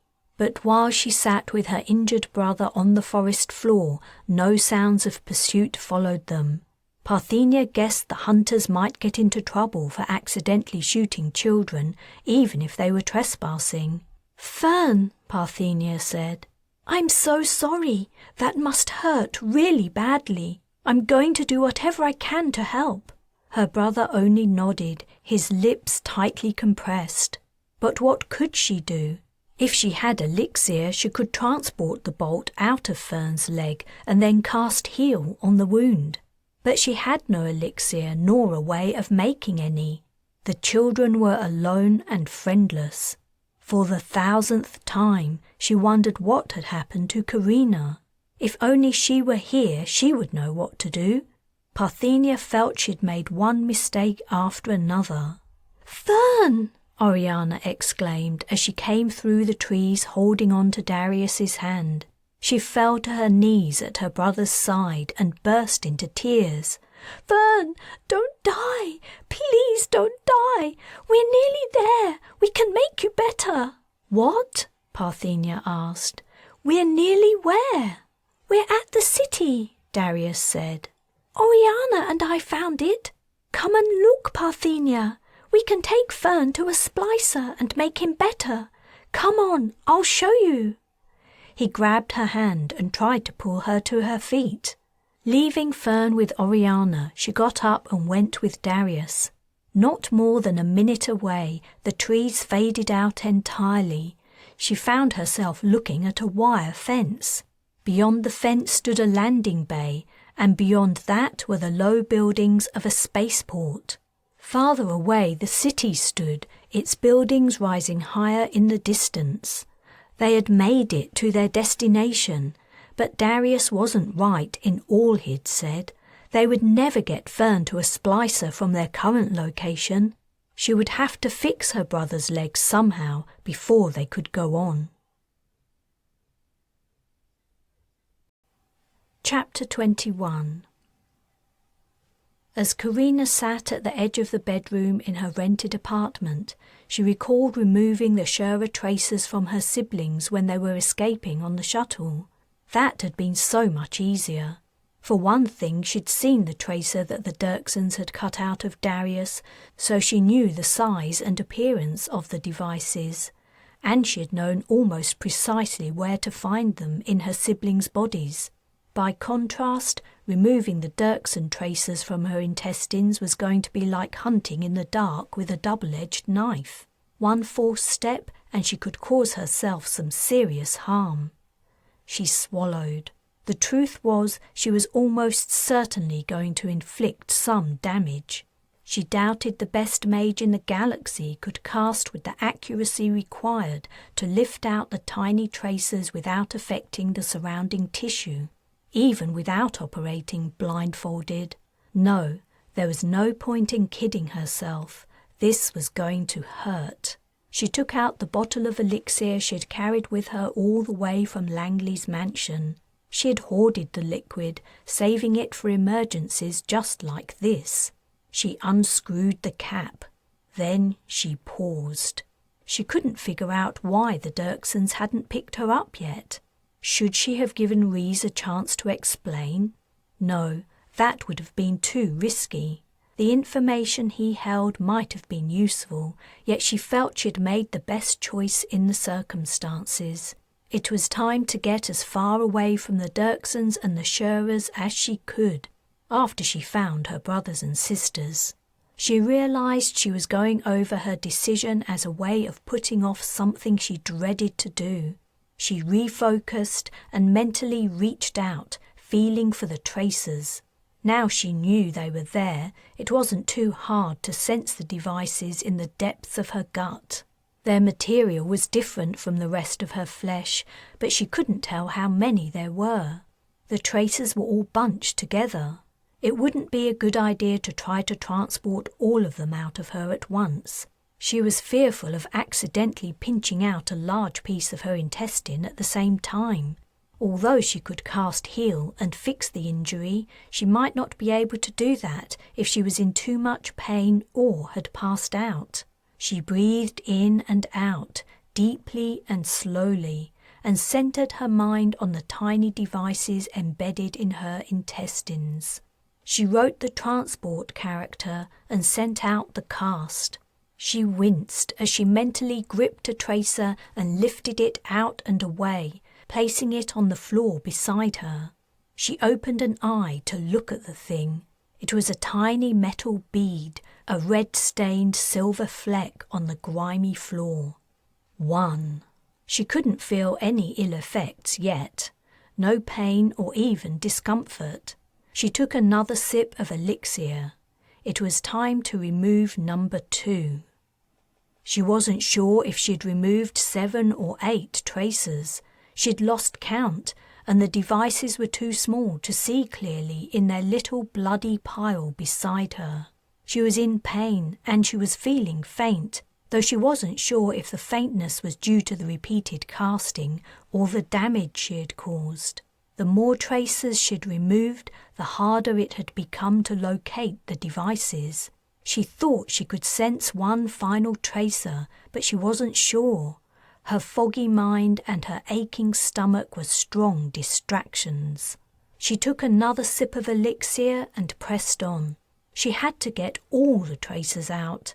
The Dirksens only needed 1 in order to find her. She forced her tired mind to concentrate and reached inside herself. Was there something still there? It was so hard to tell. The site where the tracers had burrowed was damaged and bleeding. She would have to cast heal soon, but only when she'd removed the final tracer from her system. She only had enough elixir to cast twice more. She had to save heal until last. She strained her senses and mentally probed her gut. She felt something, some kind of anomaly. Was it a tracer? Perhaps her damaged tissue was confusing her. No matter. She would transport a small piece out and then immediately heal herself. As she cast transport, a sharp pain pierced her insides. She gasped and opened her eyes. Something was wrong. She'd gone too far. Pain radiated from her gut. She had to cast heal. She swallowed the last of her elixir and closed her eyes. She tried to center herself and write the character, but she was in too much pain. She was slipping away. Everything went black. Chapter 22. Carina awoke to a familiar sensation. She could feel the faint vibration of a starship's engine. For a moment, groggy with pain and too much casting, she thought she was back aboard the Dirksens ship. She opened her eyes, expecting to see the shaven-headed officer watching her, waiting for her to slip up during his subtle interrogation. Instead, she saw a young man's profile above her. Reese was sitting at a starship's flight controls. A low ceiling was above her, and she was pressed against a wall. She was lying in the reclined seat of a small shuttlecraft. She sat bolt upright. Pain from her stomach lanced through her, and she cried out. Reese turned and looked down. "Stay still." He placed a hand on her shoulder, gently restraining her. "I'm taking you to a doctor." She didn't have the strength to resist. She was so tired, and she'd definitely done something to her gut. If she had some elixir left, she could fix herself, but she remembered she'd drunk the last of it. As she gave up struggling, Reese lifted his hand. "I'm glad you've come around," he said. "I was worried about you. We'll be at the hospital in another minute. You tracked me through those tracers." "Of course. It was lucky for you I did. I don't know what's wrong with you, but you were out cold when I found you." "Huh, an old guy let you in, right?" "A little girl, actually. She said her pops was sleeping." Carina guessed the old man hadn't taken long to spend her week's rent money on his favourite addiction. There wasn't a lot else to look forward to in districts like that, she knew too well. "You carried me out all by yourself? Hey, I'm stronger than I look. And you came around a little and helped? Maybe you don't remember. I only had to get you to the roof where I'd landed my star racer." "Why did you come for me? I thought you were going to leave me alone." "You did? I never said that. It was kind of implied, I thought, after the whole kidnapping thing."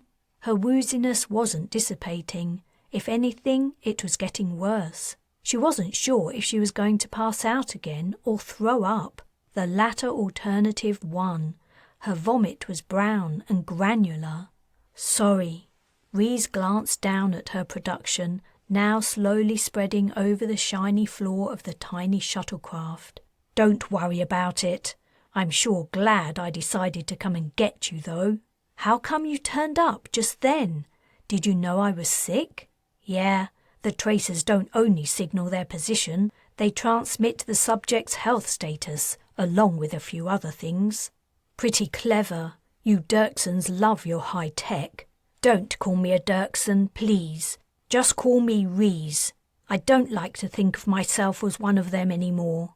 I decided I'm going to divorce myself from my clan, just as soon as I exploit the benefits of being a member one more time."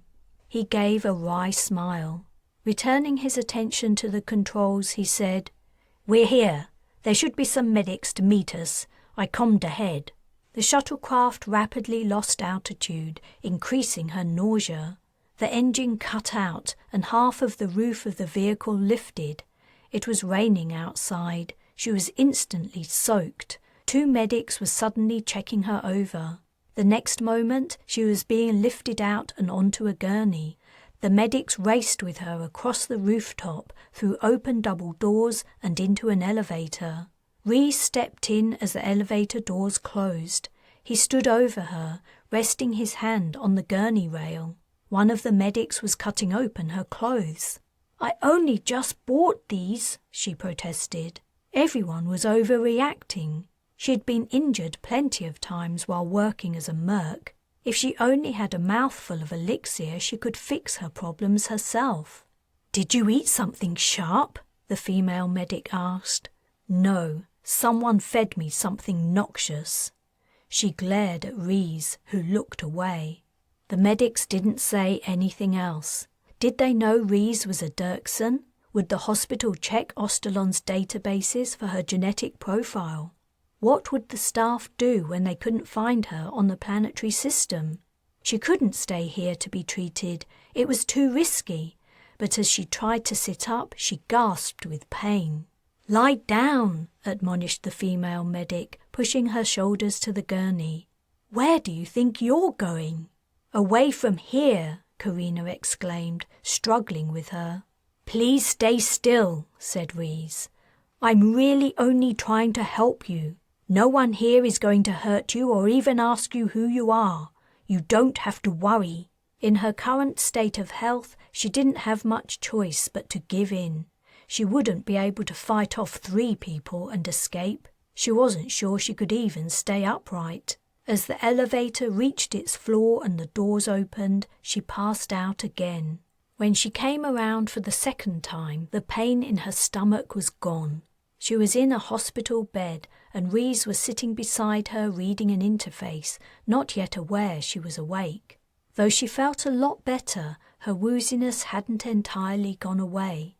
She guessed it was an after effect of the drug she'd been given while her insides were being fixed. Relief washed through her. While she'd tried to pretend to herself that the damage she'd inflicted while removing the tracers was no big deal, deep down she'd actually been quite scared. She hoped she wouldn't ever have to attempt such a thing again. Now she was better and the tracers were gone, she could begin searching for her siblings right away. They'd been on their own for days. She hated to think what might have happened to them.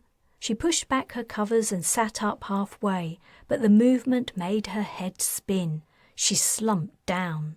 "Whoa," said Rees. "Take it easy." He pulled the covers over her. She noticed she was wearing a hospital gown. "Where are my clothes?" She wouldn't have gotten far dressed as she was. What had she been thinking? "The medics cut off your clothes, remember?" said Rees. "Your money is in the drawer next to your bed. I can get you some more clothes. I'll order them for you now. What do you want?" He took up his interface again. "Wait! What are you doing?" "Huh? I'm buying you some clothes. Didn't you hear? Don't worry, the anesthetic will wear off soon." "I mean, what are you doing here, now, with me?" "What do you think I'm doing? I'm looking after you. The surgeon said your operation went well. Said you're as good as new now." "Thanks, but—" "But what? I don't get it. What's all this about?" Rees said, "I told you already. I'm leaving my mother's clan. What you were saying was right. They are a bunch of thugs. I never really saw it before because I was brought up in the middle of it. I believed Mother when she explained that we Dirksens were helping to develop and modernize other societies to their benefit. It just took me a while to realize it was all garbage, excuses. It's hard when it's your close family who's doing evil things. That was what I wanted to talk to you about before, only you didn't give me a chance. Then I saw what you'd done to yourself trying to remove the tracers. That made up my mind. I'm never going back home. I still love my mother, but I can't accept what she does and I don't want to be a part of it. I haven't told her about my decision yet," Rees went on. "I'll let her figure it out for herself. Until she does, I can make use of my status, but only to do good things, like helping you. No one here will ask who you are or what happened to you. There won't be any record of your treatment on the hospital records. And," he smiled slyly, lifting his interface, "I can order whatever I want until my account is closed." "Yeah," Carina said. "And your mother will be able to find out exactly what you ordered and where it was delivered." Rees's face fell. "I didn't think of that. If you do plan on doing a disappearing act, you'll need to be a lot more careful. It isn't easy to stay hidden, not easy at all." "I guess that's true." The young man looked troubled, and she felt a little sorry for him. It was a bold, brave, and perhaps foolish step he was taking. She didn't think he was mature or experienced enough to understand all the implications. Yet he was doing the right thing. Overall, she was glad her previous goading seemed to have tipped him into a decision he'd been brooding about for a while. "What do you plan to do?" she asked, wondering if he had a plan at all. "I'm not sure." He didn't. "Maybe I can get a job," Rees continued. "I have my star racer. I can sleep in that." "You don't think your mother might have put a tracer on it?" "I don't think so, but you're right. It's a possibility. I should have it scanned. It was my present for my 16th birthday. I don't think it's registered. No Dirksen registers anything." "Of course not," she said. "Why would they? That might force them to operate within the law, which would be ridiculous." Rees's wry smile returned. "I like your sense of humour. How are you feeling now?" In truth, she was still feeling the effects of the anesthetic, but she felt much better than she had before. "I'm okay. I think I'll be able to leave soon." "Don't do that," said Rees. "Rest a little while longer. The surgeon said you should wait until tomorrow to go home." "That isn't going to work for me. I have some things to do urgently." Rees said, "Please, stay here for a couple more hours. Allow some time for the drugs to wear off. Maybe I can help you do whatever it is that's so urgent." Well, she considered, could she trust him? Rhys had saved her when she was in a dangerous position. Bryce had always said she was too distrustful. She wondered what had happened to her friend. She hoped he'd made it back to his family. She looked into Rhys's eyes. He gazed back openly, unblinking. "Maybe you can help me." Chapter 23. "I can't do it," Oriana sobbed. "I just can't do it." "It's okay," Parthenia replied, taking her sister's hands in her own. Oriana's palms were red and raw from trying to start a fire. "I'll think of something else." "The wood's too wet," Oriana said. "In the barn it was bone dry, and even then it took me ages to make it smoulder. Here, outside, it's too damp. I'm sure that's the problem." "I guess you're right," Parthenia replied. "It was a miracle you started a fire at all the first time you tried. I wouldn't have known how to do it." "I saw it in a vid," said Oriana. Fern was lying to one side under a tree. He was on his front, the bolt the hunters had shot him with still sticking out of the back of his thigh. He was awake, but in so much pain he'd hardly spoken over the last few hours. "Just pull it out," he said between clenched teeth. "I can't stand having that thing stuck in me. Please, pull it out. We can tie something around my leg and then we can go into the city." Parthenia had been trying to avoid that solution to their problem. As it was, Fern's wound currently only bled when he moved. She was worried that if they pulled the bolt out, they might not be able to stop the bleeding and her brother might bleed to death. She didn't want to tell him that, though. If only they had some elixir. Just a couple of mouthfuls was all it would take, but they couldn't start a fire. Oriana was holding her poor sore hands under her armpits. Parthenia put an arm around her sister's shoulders. Her own hands were hurting too from trying to help. Darius was where he'd been for hours, sitting at the wire fence watching shuttles take off and land at the spaceport. Parthenia was trying to be strong, but she felt like crying. No matter how hard she tried, she couldn't figure a way out of their situation. If she could make it into the city, it might be easier for her to make some elixir. The process was so simple and the ingredients so mundane, but she didn't want to leave Fern, even if Oriana stayed with him. What if the hunters came looking for them? She didn't know what might happen while she was gone. She'd been parted from the twins once already. She didn't want to leave them on their own again. The responsibility weighed on her heavily. At some point during the trials of the day, she had given up hope of Carina finding and helping them. For whatever reason, her older sister clearly wasn't going to turn up. They were on their own.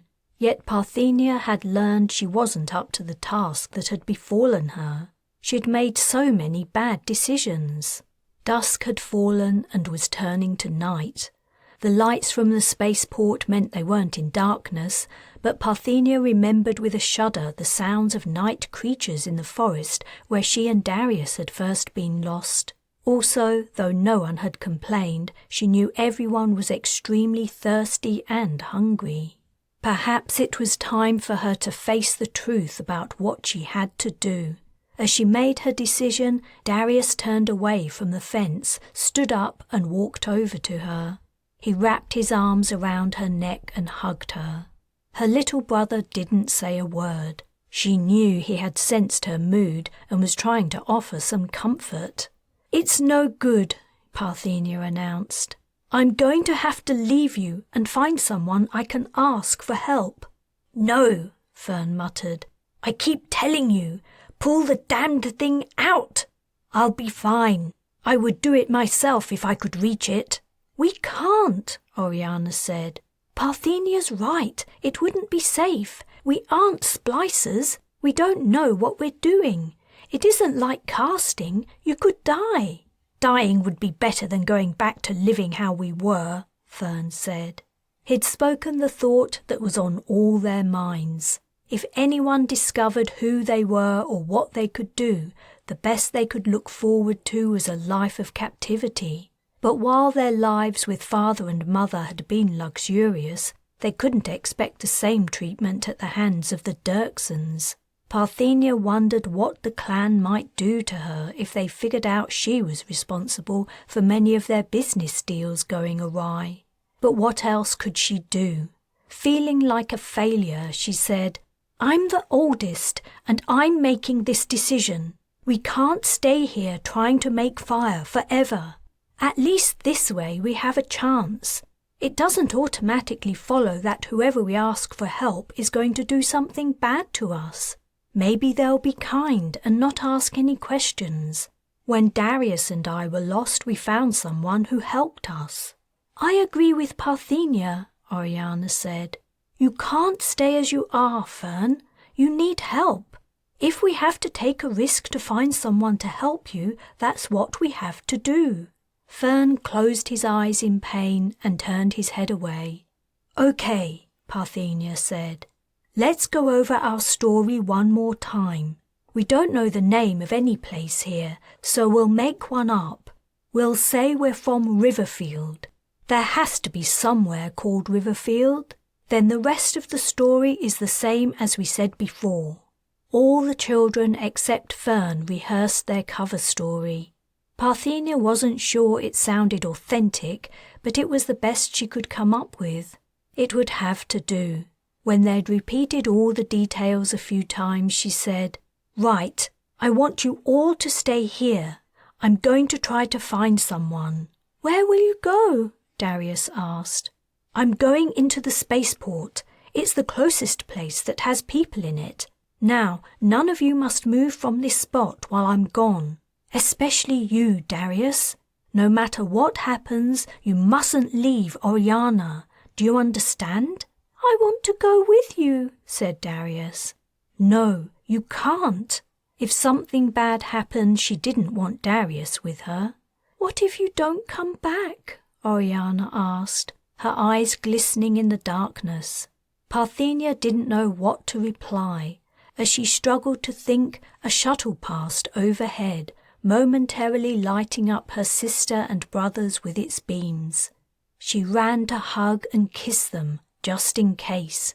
"I will come back." The spaceport was full of passengers. Parthenia had walked around the perimeter fence until it met the road that led to the facility.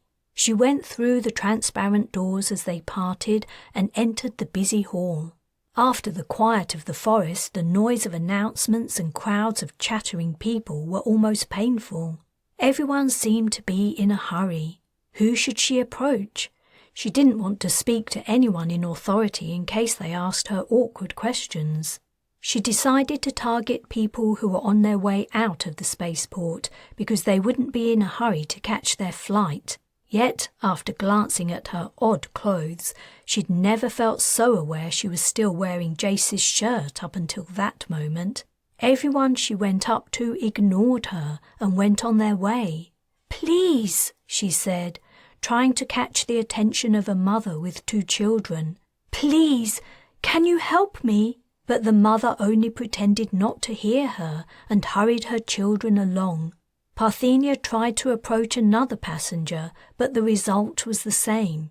She had never felt so alone and helpless as she stood by herself in the shifting crowds.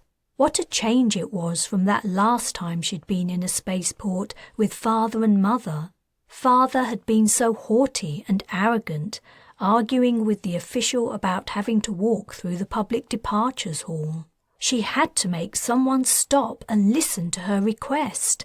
Fern and the others were counting on her. A young couple were walking slowly over to the exit arm in arm. They seemed to have kind faces.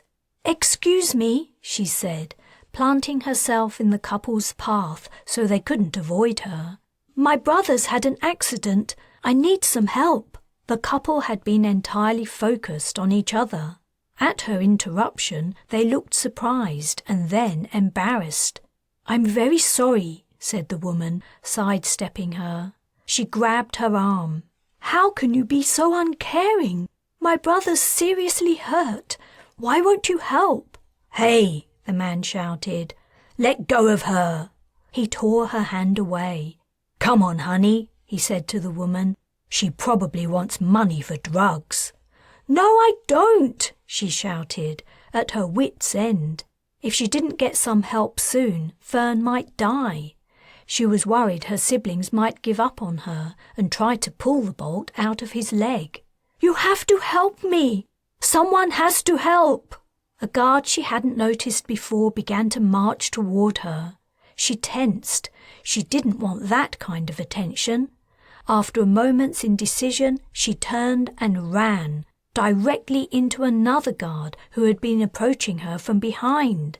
"Got you!" the guard said, as she grabbed her arm and twisted it behind her back. Parthenia cried out at the sudden pain. She struggled, but the guard only twisted her arm more tightly. She gasped. "I don't believe that for a minute," said the guard. "But we'll soon find out. Let's go." By this time the other guard had also reached her. The two of them manhandled her across the spaceport hall. Suddenly, all the passengers to whom she'd been invisible only a moment before stopped and stared. "I'm only here because I need help for my brother," she protested. "He's been hurt. He was shot in the forest. I had to leave him there with my other brother and sister." "Shot? In the forest?" the male guard asked. "Save your lies," said the female guard. "They won't do you any good." "Why would I lie about something like that? I'm not asking for money. I'm asking for help. Please, you have to believe me." The male guard was grave. "If your brother really is lying injured in the forest, there isn't anything we can do. That's Dirksen land. Whatever goes on in there is up to them." "No, you have to help him. If you can't help him, let me go. Let me go back to him." She twisted and fought, trying to bite the guard's hands, trying anything to make them release her, but she couldn't break free.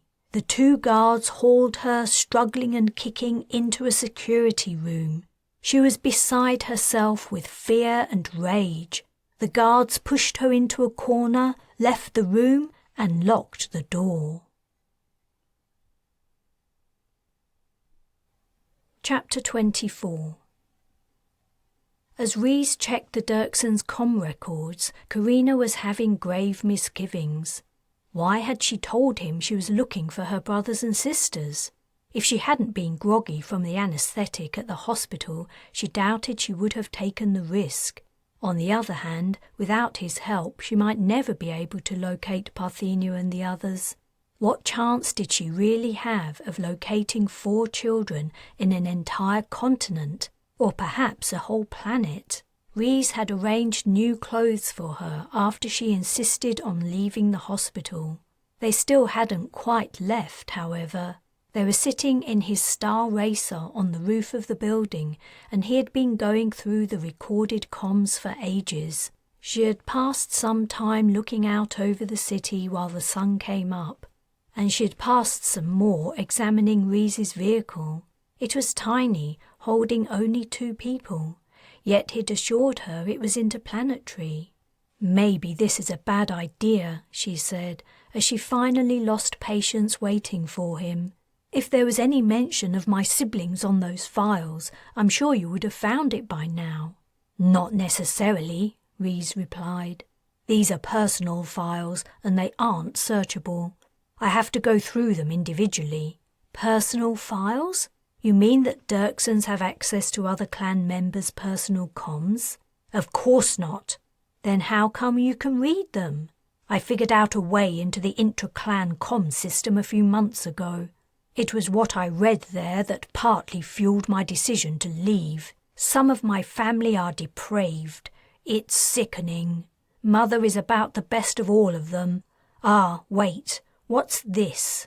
His fingers swiped down the screen. "Huh, that's odd and interesting." "What?" She looked over his shoulder.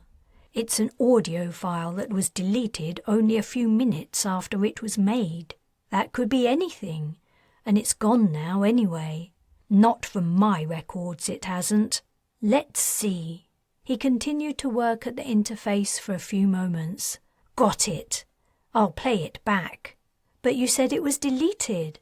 When I discovered that deleting conversations and messages was somewhat of a habit in my clan, I set up a system to automatically copy all comms. It's the deleted files that are the juiciest. I only have room to store the information for a few weeks before I have to clear it out. But this comm was only made yesterday evening. Let's hear it. The first voice they heard was a young woman's. It was tremulous. Father? Hello, Kiva. Where are you? Is everything all right?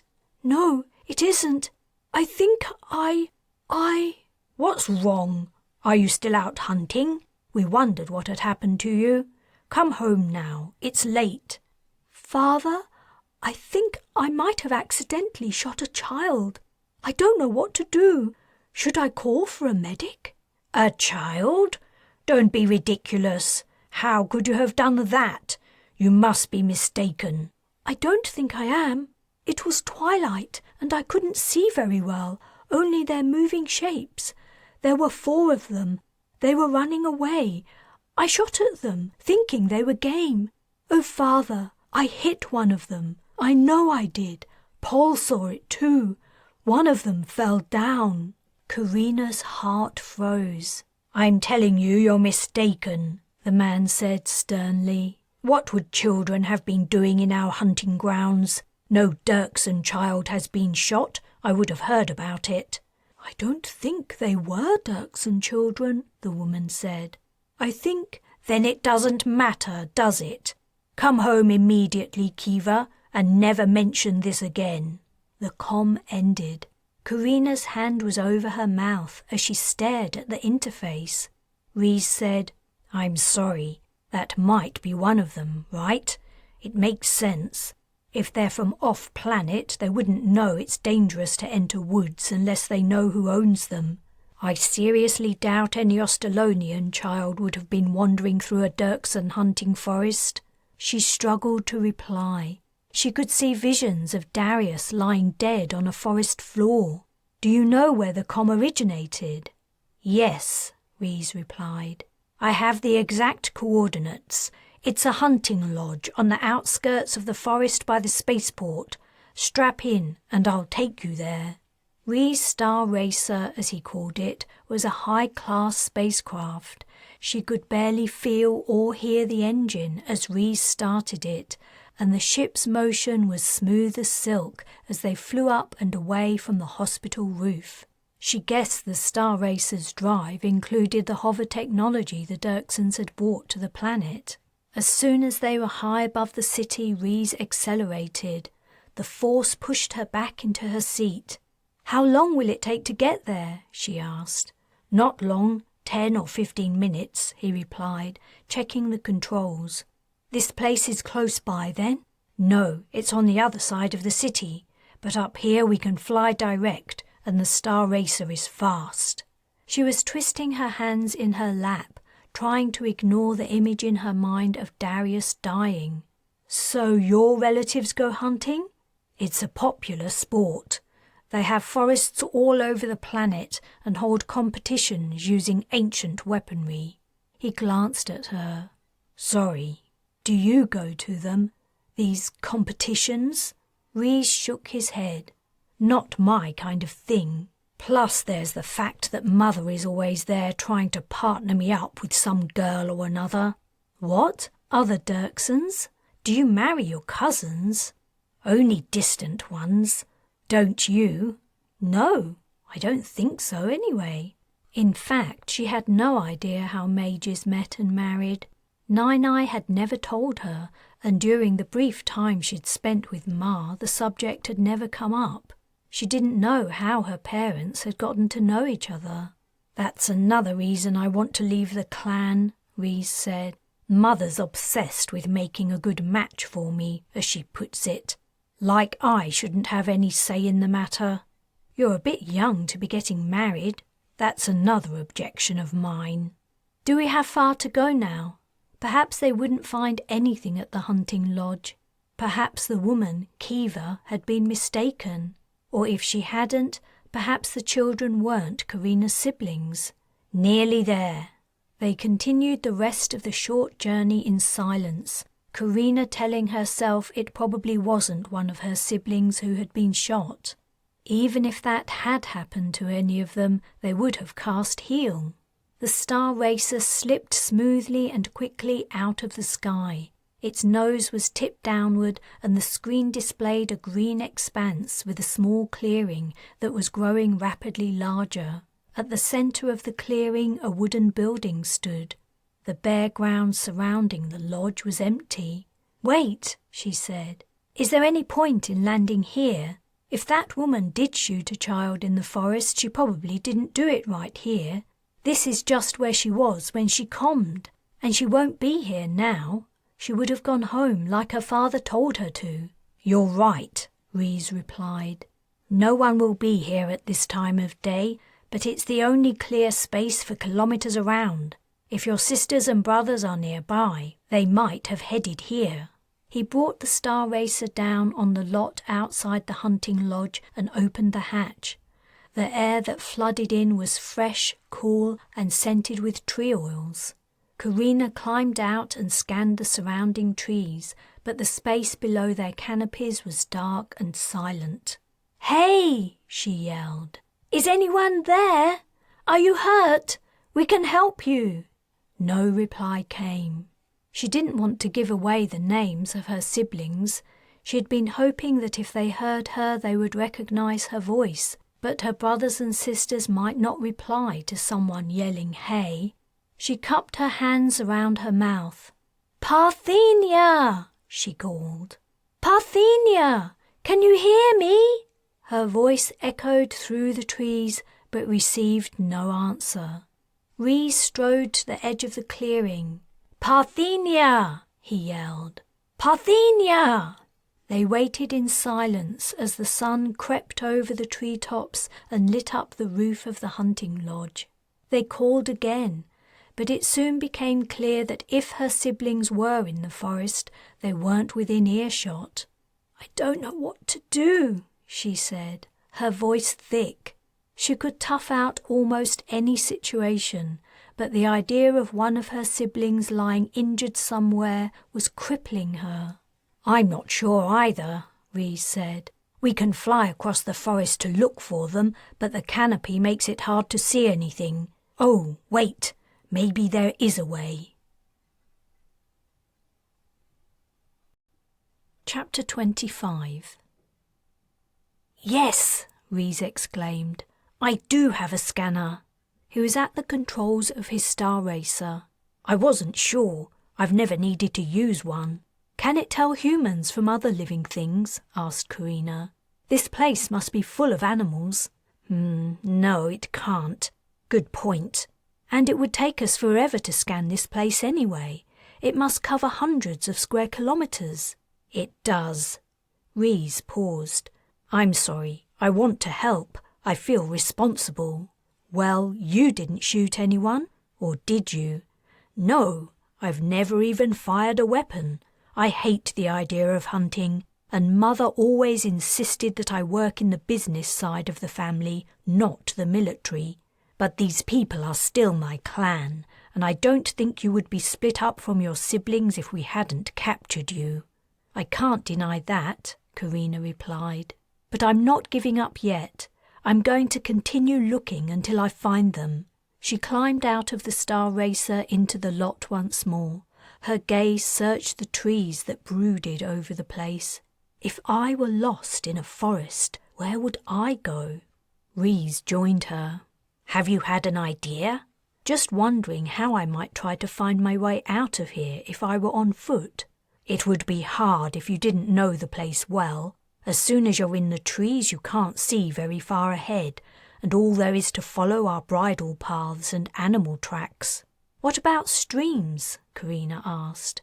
"They might have followed a stream, thinking it could lead them to a river and people." "I don't recall any streams. Wait a minute and I'll check." She wondered how Rees remembered being in the forest when he'd said he didn't like hunting. He returned from the star racer. No streams. The land's pretty dry around here." As they stood and thought, a shuttle passed overhead. She looked up. "Where's that going?" "How would I know? You seem to know a lot of things. What I mean is it heading to the spaceport?" "No, it's heading away from it." "So shuttles fly over the forest when they take off from the spaceport?" "Yes, some do. Why?" "Because if you were lost in a forest, a shuttle might be the only sign of civilization you could see." "Come on, I have an idea." "But that's about the only place I can't fly," Reese protested. They were nearing the spaceport, and Carina had announced her idea of scanning along the forest edge. It was a long shot, but it was somewhere to begin their search. She would head in the same direction as a shuttle was flying if she were lost. Why not? I thought the Dirksens could do anything. She needed him to do as she wanted. It would take hours to search the area on foot. "Because it's incredibly dangerous," said Reese. "I'd be flying right across the shuttle flight paths." "I think as long as you keep low, it shouldn't be a problem. The shuttles must have to clear the trees by a wide margin as a safety precaution. If you fly just above the canopy, nothing will even come close to colliding with us." "But then I might hit a tree instead." "Really? I didn't think you were that bad a pilot." "I'm not a—" he exclaimed. "Huh, very clever. Okay, I'll try. But don't blame me if the military arrives to escort us away." "I'll take that chance." He turned the Star Racer and headed in the opposite direction to the flight of the shuttle they'd seen minutes earlier. She was hoping her siblings had travelled toward the spaceport and not away from it. The departing shuttles were flying in different directions, which would mean her sisters and brothers could be anywhere if they'd followed one. In truth, she didn't hold out much hope for her idea, but it was the best one she had. If her siblings weren't near the spaceport, they would just have to search every square meter of the forest. And she would ask Reese to continue searching the news and comms for any sign of them. They would have to turn up somewhere. She only hoped that when they did, it wasn't because they'd revealed their abilities to the world. They were approaching a spaceport, and at the same time a shuttle was approaching them, rising at a steep angle. She turned on the Star Racer's scanner, which registered heat from living bodies. She could already see the moving forms of animals beneath them, otherwise invisible beneath the canopy. But she couldn't see anything that appeared even vaguely human. Reese tutted. "What's wrong?" In answer, he spoke a voice command. "On speaker." "Star Racer pilot," said a voice. "Your craft is not registered. Who are you? Please reverse your heading immediately." "Spaceport traffic control," Carina asked. "Yeah," said Reese. "Speaker off." He slipped his headset off his head and let it rest on his shoulders. "They're gonna get real mad at me real soon. What can you see?" He glanced at the scanner display. Lots of animals, no people. "We're nearly at the spaceport. I'll start at the northern end and fly south." The Star Racer turned again as another shuttle passed overhead, closer this time. She was certain that if the shuttle's pilot had a warning klaxon, he would have blasted it. They reached the northern boundary of the forest, which was a highway that also ran along the edge of the spaceport. She peered even more closely at the scanner. "Go as slow as you can. We're so near to the ground I can barely register what I'm seeing before we're a long way past it." What she could see were the shadowy shapes of trees dotted with moving green forms of warm objects. Some were only sparks on the image, birds. Others were long four-legged animals with even longer tails. Other figures were more human-shaped, but they were moving rapidly through the trees in a non-human manner. They were about halfway down the line of the fence when she saw them. 3 green shapes quite close together. They didn't look very much like people, but they also didn't look like anything else she'd seen. "Wait, I might have something. Can you circle back?" "Are you sure it's worth it?" Reese asked. "I don't think traffic control is going to tolerate me here much longer." Just circle back, she snapped. Okay. She felt the Star Racer turn. When they'd arrived at the spot where she'd seen the strange forms on the scanner, Rhys hovered above it. 2 of the forms had changed position. They were moving, heading away from the third figure, which she now recognized as a person lying down. Land here, she commanded. I can't. There isn't room. There has to be. This thing is tiny. There's no space. The trees are growing right up to the fence. She cursed. She was sure the forms she could see were people. If they were her siblings, she didn't know why there were only 3 of them, but the story of one of them being shot tied in with the person lying on the ground. And if the 2 figures running away were her other siblings, it would make sense for them to leave at the approach of an unknown spacecraft. Open the back hatch, she told Rhys. What? While we're in flight? You're crazy. Open the hatch and I'll jump into the canopy. No, you'll kill yourself. Let me find somewhere to land, then we'll walk back to this spot. There's probably a clearing nearby. Just do what I say. Don't worry, I've done this loads of times before. She had never done it before, but she didn't want to waste time. They might never find their way to the spot or find the 2 children who were running. If you're sure, Rhys said. He gave the command and the hatch opened. Make sure you jump well away from the ship. The exhaust is hot. Now she could see the tree canopy below. She wasn't so sure about her plan anymore.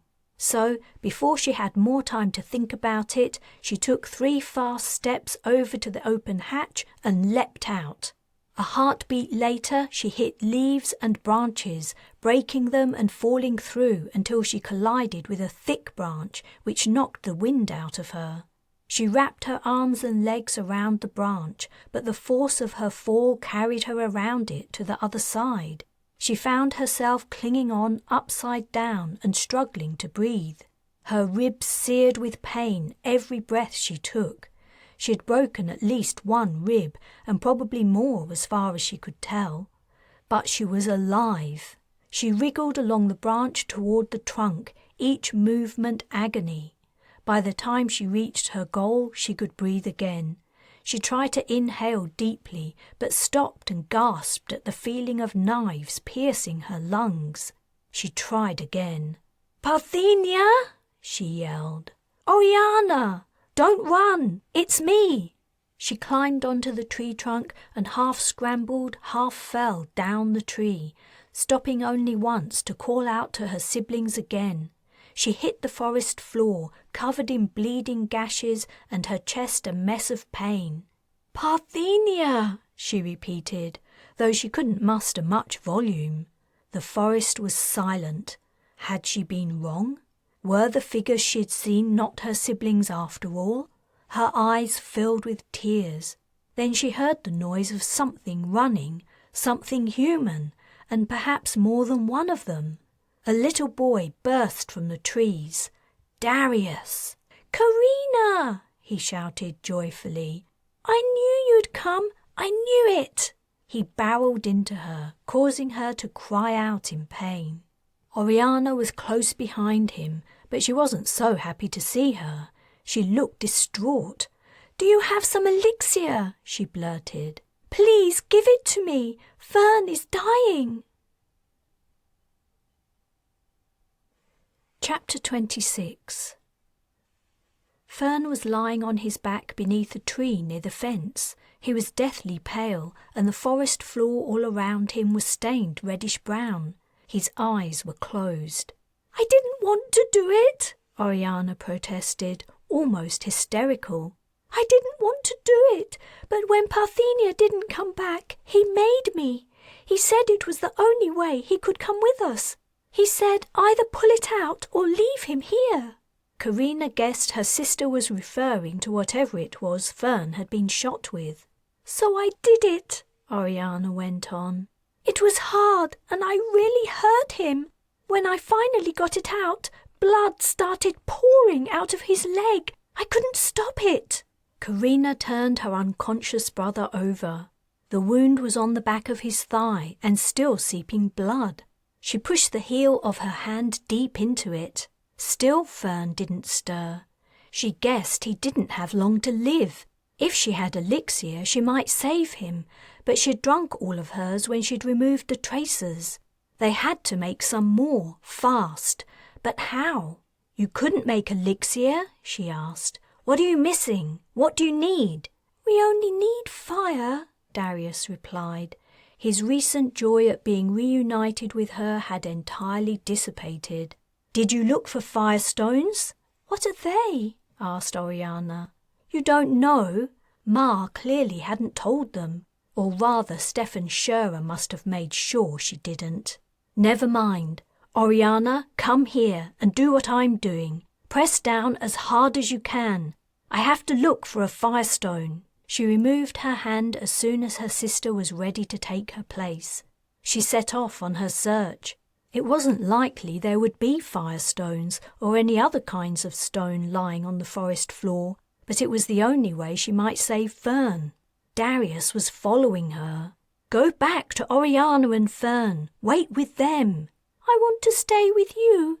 Please, Carina. No, I'm sorry. You'll only slow me down. He turned and sloped back the way he'd come. She returned her attention to the forest floor. It was littered with dry leaves that overlay dark brown mould. The leaf mould had to be centuries old. It was moist and spongy. She was concentrating so intensely as she searched, she didn't notice Rhys until he called. She looked up to see him some distance away. "Did you find them?" he shouted. She sprinted toward him, yelling, "Do you have anything that can start a fire?" "A fire? No, of course not. Why do you want to start a fire? Did you find your brothers and sisters?" She reached him. "I found them, but I have to make a fire. Don't you have anything at all? Please, think. Is there something on your star racer? Where did you land it?" "Sorry, I would help you if I could, but I don't have anything like that." She grabbed the front of his jacket with both hands. "Where's the star racer?" When Rhys turned to point, she set off immediately, not waiting to hear what he had to say. There had to be something inside the spacecraft she could use to make a spark and light some tinder. Perhaps she could short a circuit. As she neared the star racer, she found her problem had been solved. The forest was burning. The heat from the landing spacecraft had ignited the dry leaf litter. It wasn't a big fire yet, but it grew fiercer as she approached it. The flames were being blown toward her. She could see the rear of the vehicle through them. She grabbed a fallen branch and ran over to a patch of burning forest floor. The end of the dry tree limb soon kindled. On her way back to the children, carrying the torch over her head, she passed Rhys as he caught up to her. "I'd get your spacecraft out of there fast if I were you." She would have to get the children out of the forest quickly too, just as soon as she healed Fern. As the colour began to return to Fern's face, Carina put her head down and listened at her brother's chest. His heart was beating strongly. For a moment she couldn't move. Tears of relief welled up and spilled from her eyes onto him. She had healed him just in time. "Is he going to be all right?" Oriana asked anxiously. She couldn't speak. She nodded. Oriana threw herself over both of them. Carina gasped as the agony of her broken ribs tore through her. Hearing her sister's reaction, Oriana quickly moved off. "Are you hurt? I'm so sorry." Carina grimaced. She took a sip of the hot elixir and set about healing herself. As soon as she had finished, the acrid scent of smoke filled her nostrils. The forest fire was getting closer, but Fern remained unconscious. She would have to carry him. "We have to go," she said to Oriana and Darius. She grabbed Fern under his armpits and put him over her shoulder before slowly rising to her feet. But she was forgetting someone.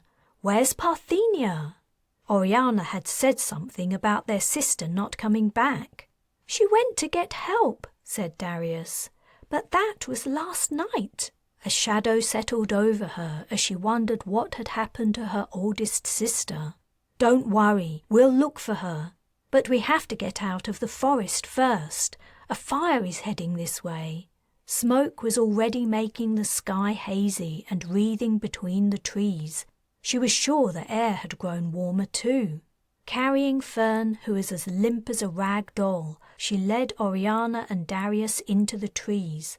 She didn't get far before she realized she was walking toward the fire, not away from it.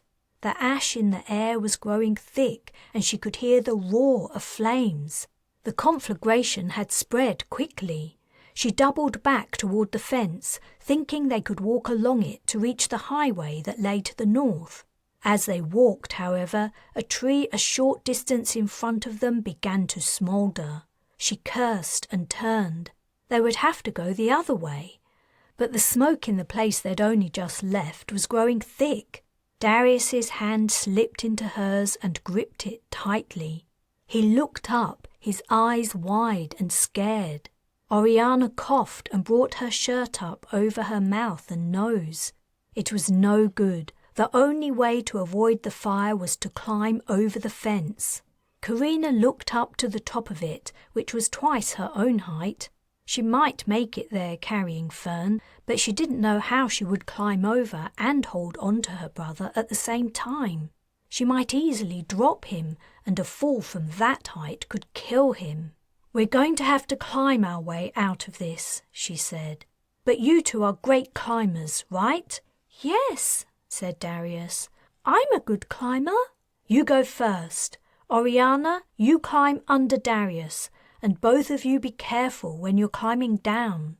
"But what about the shuttles on the other side?" Oriana asked. "Won't it be dangerous out there on the landing ground? Won't we get arrested?" Neither of Oriana's points had escaped her attention, but she couldn't do anything about them right now. They would have to face those problems after they'd avoided becoming forest barbecue.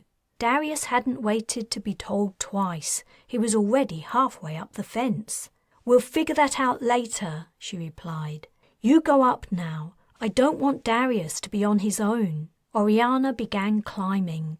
The air was beginning to choke Carina, and she was coated in sweat. She adjusted Fern so he was sitting firmly pushed up against her neck. Grabbing the links of the fence, she started to climb.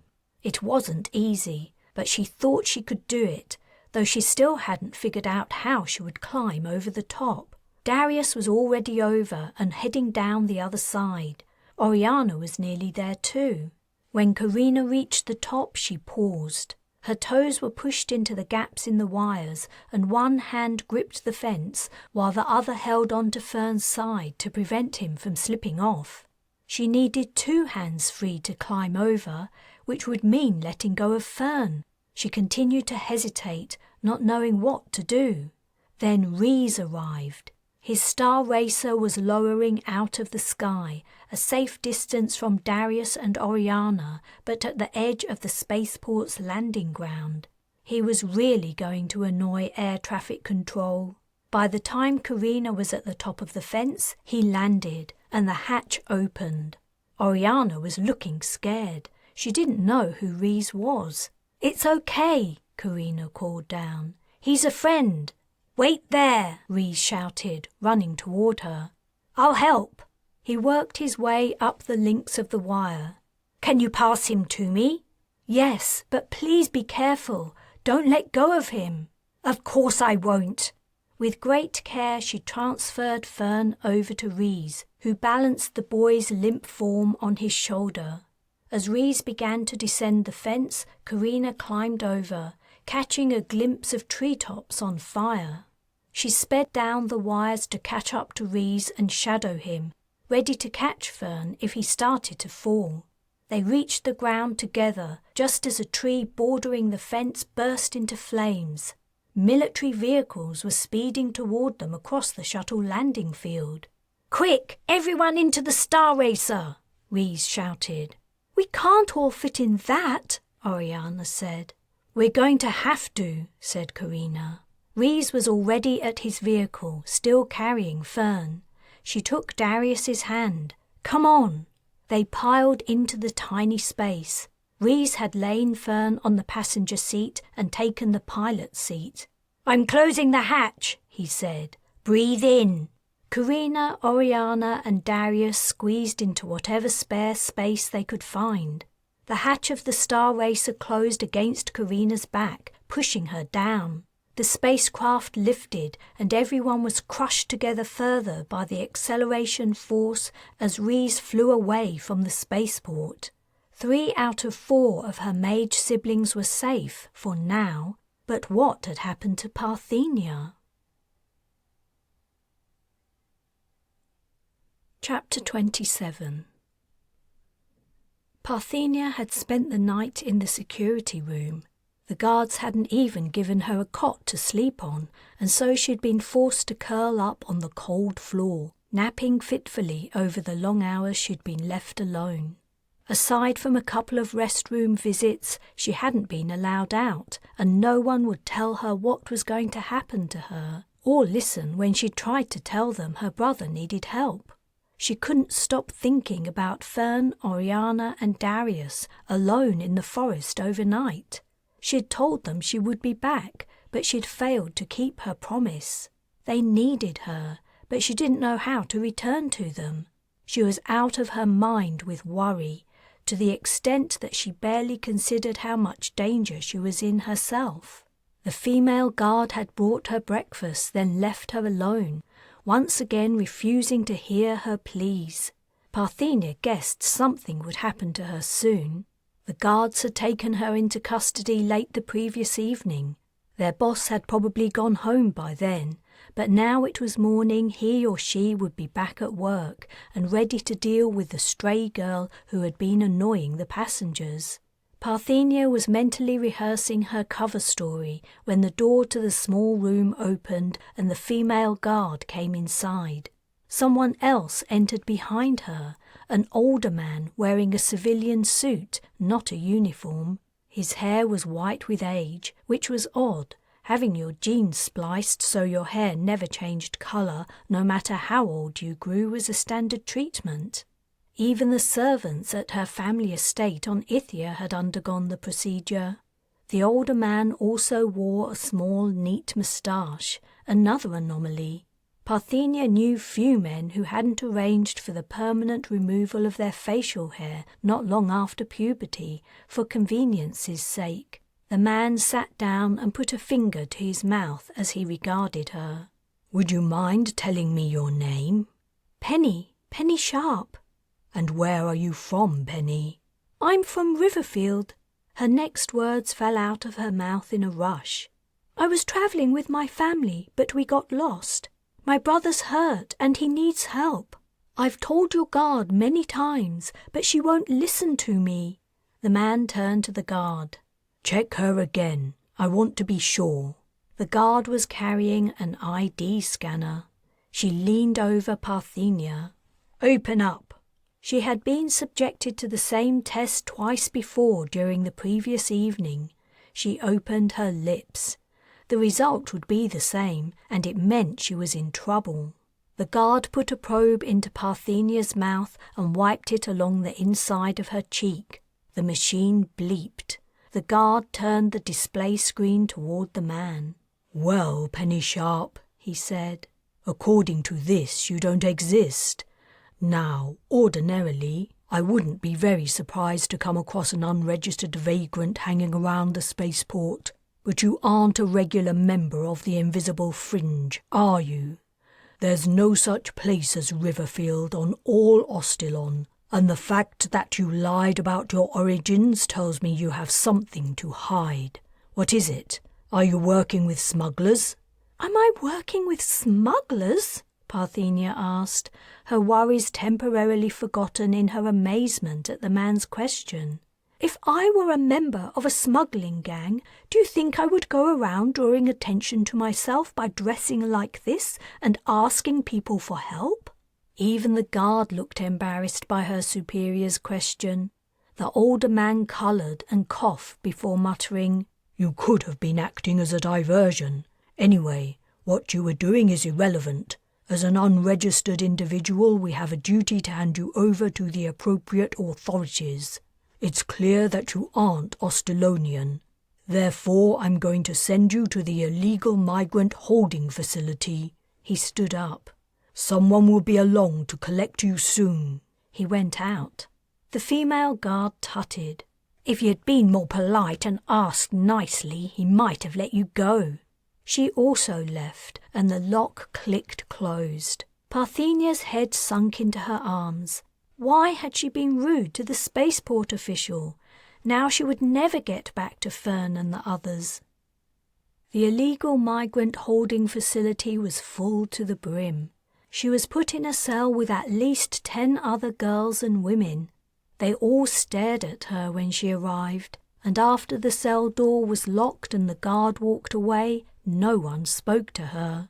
"Excuse me," she said to the person nearest to her, a girl about her own age who had bouncy blonde curls. "What happens here? Do we ever get to leave?" "There are a few ways out," the girl replied, looking Parthenia up and down. "Proving your identity, bribing the warden, or sleeping with the guards. Those are the main ones, anyway." At Parthenia's shocked expression, the girl laughed. "I was kidding for the last one." "Yeah," another woman chipped in. "You have to sleep with the guards just to eat." "That's why Laurie's so fat," said a third. The golden-haired girl turned and glared at the speaker. Parthenia asked, "And what happens if you don't do any of those things?"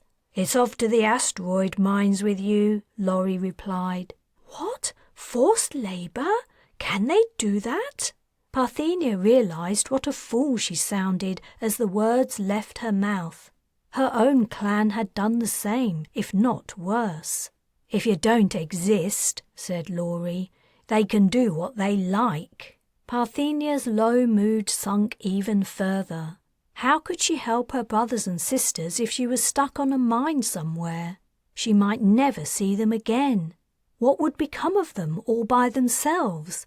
And what would happen to Fern if he didn't get medical help? She eased through the crowded cell, stepping over women who were sitting or lying on the floor, until she reached the little window.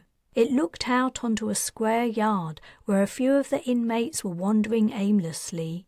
Shuttles from the spaceport were crossing the small patch of sky. Parthenia felt like crying, but she didn't want to show her emotion in front of all these strange women. She rested her elbows on the ledge of the high window. Ever since escaping from the Shurers, everything had gone from bad to worse, and she had no idea how to turn things around.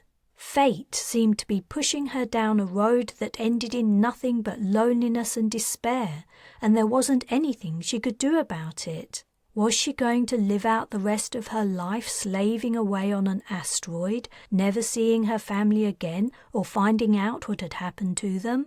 The only saving grace in her situation was that things couldn't get any worse. As she aimlessly watched the sad figures of inmates meandering around the exercise yard, the murmur of voices in the cell behind her grew louder. She heard snatches of comments like, "Here he is again." Mildly curious about what the women were talking about, she turned around. A young man was moving down the corridor that linked the cells, accompanied by a guard. He looked so different from the last time she'd seen him, she almost didn't recognize him. When she did, she nearly froze.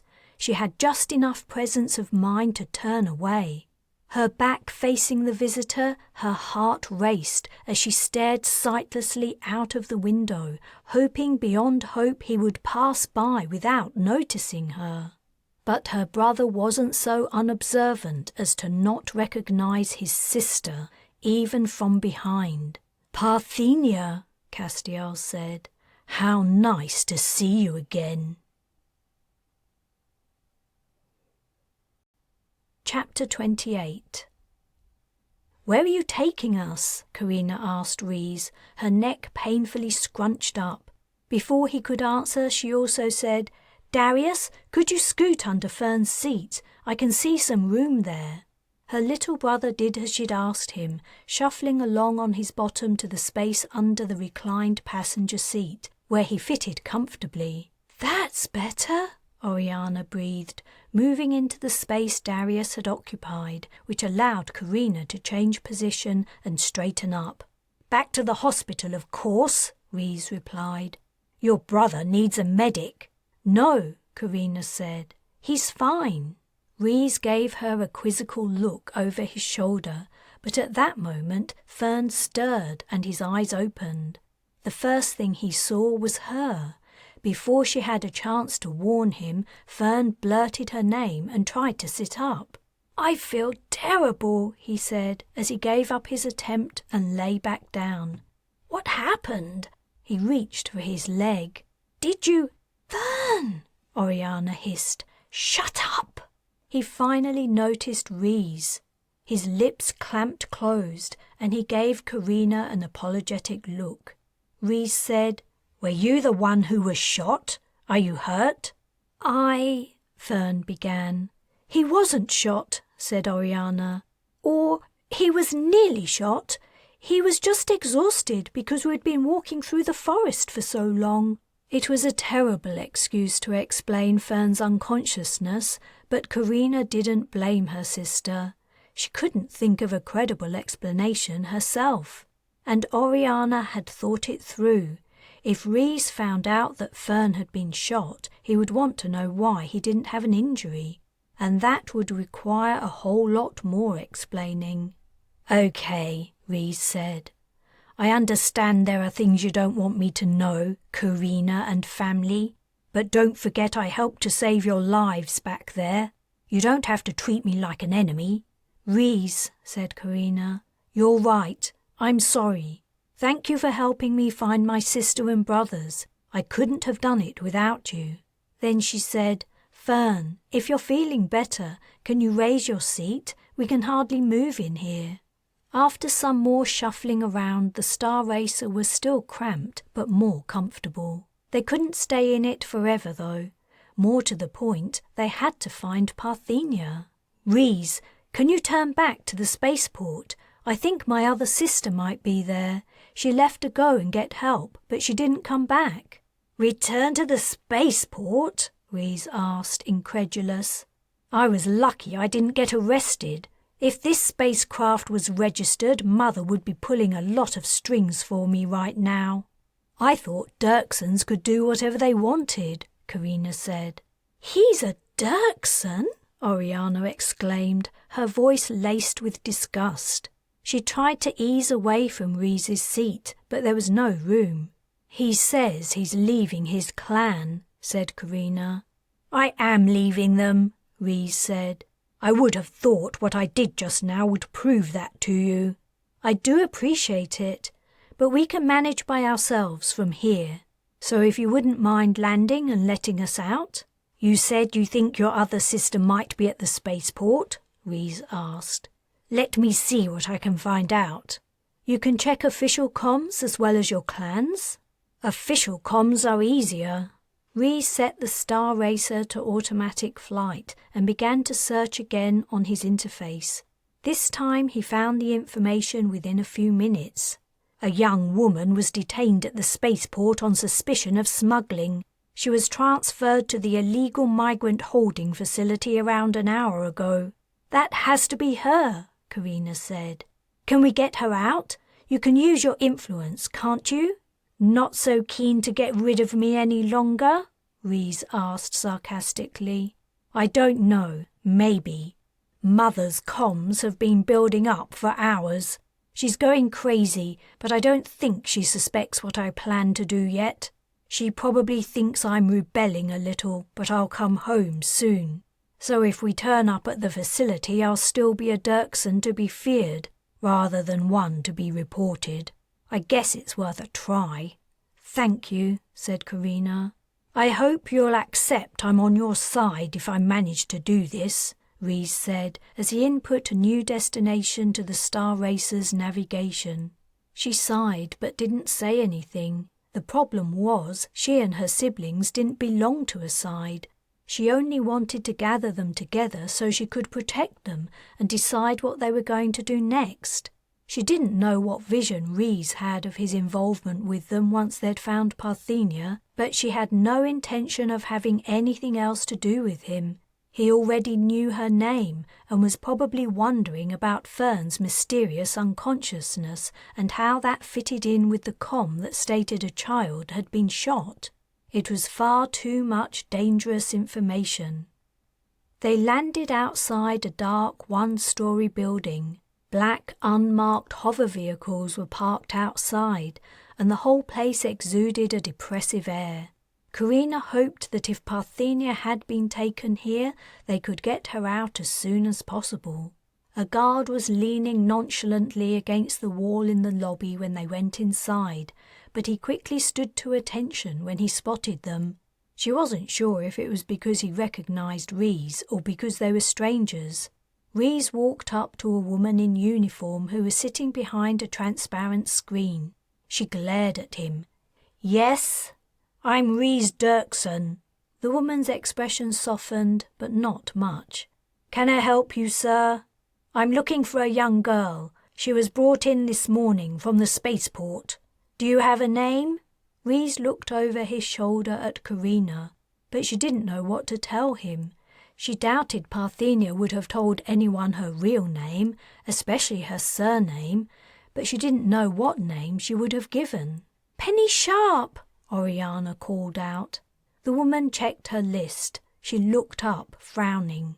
"We did have a Penny Sharp here this morning, but she was taken away." "What?" Carina said, stepping forward. "Where did she go? Who took her?" "Well, I'm surprised you don't know. She was checked out by a Dirksen." Chapter 29. Fern, Oriana and Darius waited outside Rees's Star Racer while he combed through the Dirksens' personal comms once more, this time trying to discover which of his relatives had removed Parthenia from the illegal migrant holding centre. Carina sat next to him, watching over his shoulder in case he missed something.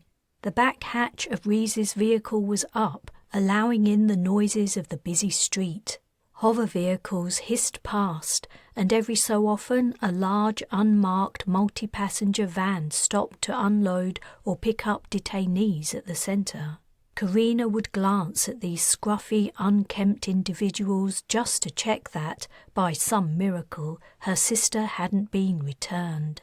She was clinging to the hope that whatever Dirksen had taken Parthenia hadn't known about the girl's powers, and that she'd been removed for some other reason.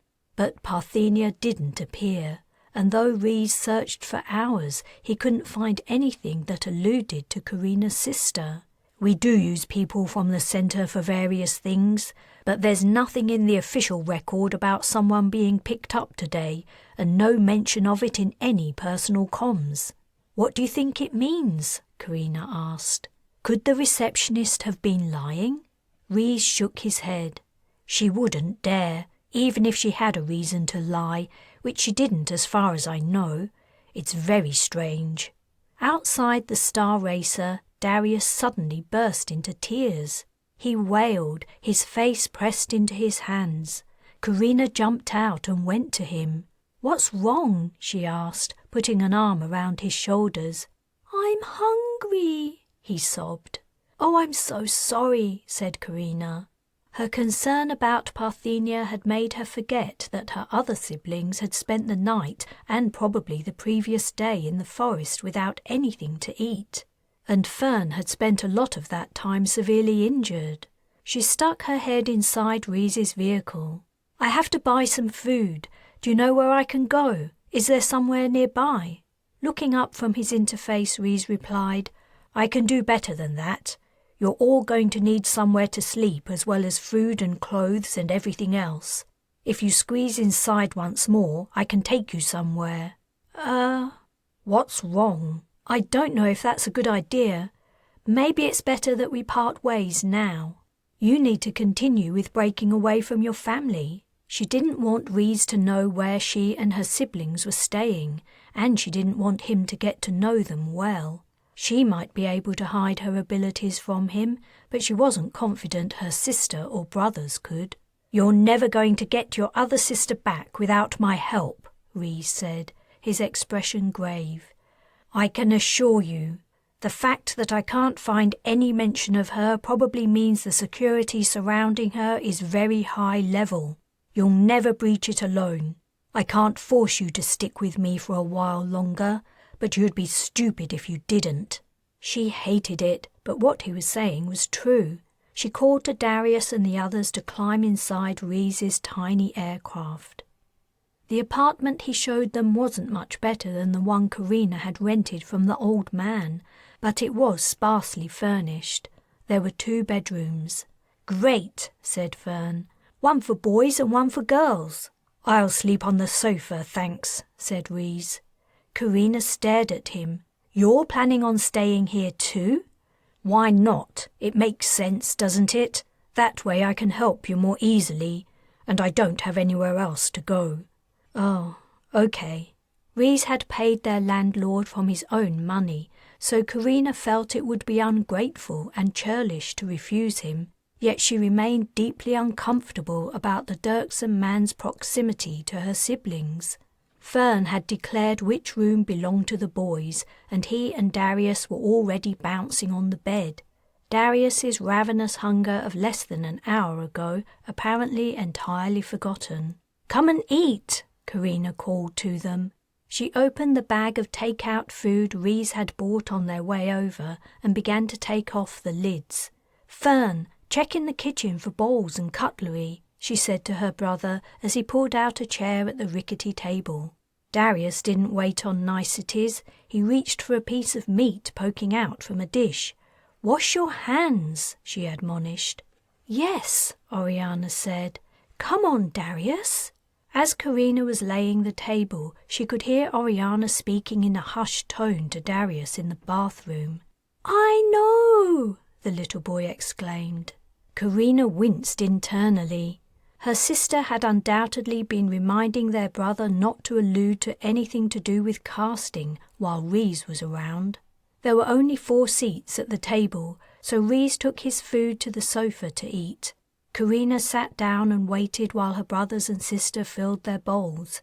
For the first time since she'd found them in the forest, she could stop what she was doing and simply appreciate the fact that most of her family were reunited. She resolved to do her damnedest to prevent them from being separated again. When everyone was eating, she also spooned some food into her bowl. The cereal was white grains, and the main dish was meat in a sauce. She ate a mouthful, but as she was chewing, she stopped and put down her spoon. "Don't you like it?" Fern asked, his mouth full. "I think it's great." Before he swallowed, he piled another spoonful of grains and sauce into his mouth. She had stopped because she had the same sense of déjà vu she'd experienced at Asher's apartment. The flavour of the food was familiar. The last time she'd eaten it, however, she'd been living with Nai. Like the noodle soup, the dish they were eating had been another of her grandmother's specialties. "It is good," she said. She continued to eat. If Reese hadn't been present, she could have told Fern and the others about her discovery, but she hesitated to mention anything personal around a Dirksen, no matter how strongly he professed that he no longer wanted to be a part of his clan. After everyone had eaten, she insisted that the 3 children go and lie down. Though they were excited to be reunited with her and anxious to find Parthenia, they could hardly have slept the previous night. Also, though she didn't know what had happened after she'd transported them from the Shura shuttle, she doubted it was anything good. They would need time to recoup their energy. As she had predicted, Oriana, Fern and Darius quickly fell asleep. She closed the blinds in the bedrooms and went out into the lounge, where Reese was searching for information on Parthenia once more. She sat down beside him. "Still nothing." The young man's long, fine hair hung over his face as he leaned forward. He sighed, leaned back against the sofa, and brushed his hair out of his eyes. "There isn't a single reference I can see." "Thanks. I do appreciate what you're doing for my family." "Consider it my way of trying to put things right. When I think of all the things my clan have done over the years, and I'm probably not even aware of half of it, It was only a couple of years ago I began to realize what Mother and other Dirksens were doing was wrong. Up until then, I accepted that was how life was. I thought we deserved everything we had, and that if people didn't have anything, it was because they hadn't worked hard enough. The sheer evilness of what we were doing went over my head. Well, it's good you realized it finally. It's a shame the rest of your family haven't arrived at the same insight. Yeah, he frowned. You know, I've been putting something off that I really ought to do. What's that? I should read Mother's comms. I won't reply. I want to make use of my status as long as I can to help you, so I'm not going to declare anything to her. But I have to face up to what I'm doing. He leaned forward again and lifted his screen.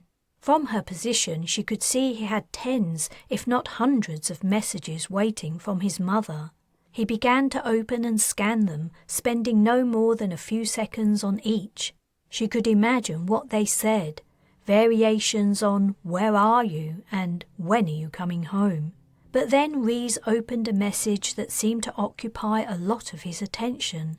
He read it top to bottom, then his fingers flicked as he quickly opened the next message and then the next. He let the interface fall to his lap. "Is everything okay?" she asked, wondering what Langley Dirksen had said to her son that could be so devastating. Rhys turned to her. "My mother has her. Your sister. I'd swear it."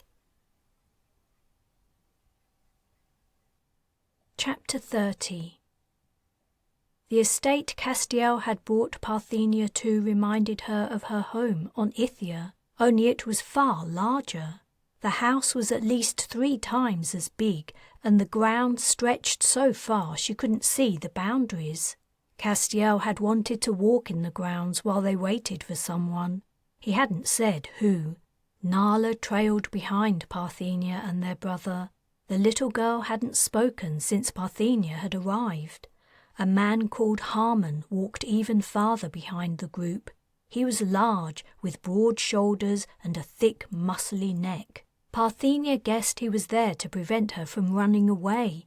Yet in fact his presence wasn't required. She wouldn't have dared to run from Castiel, not after he'd demonstrated that he could now cast.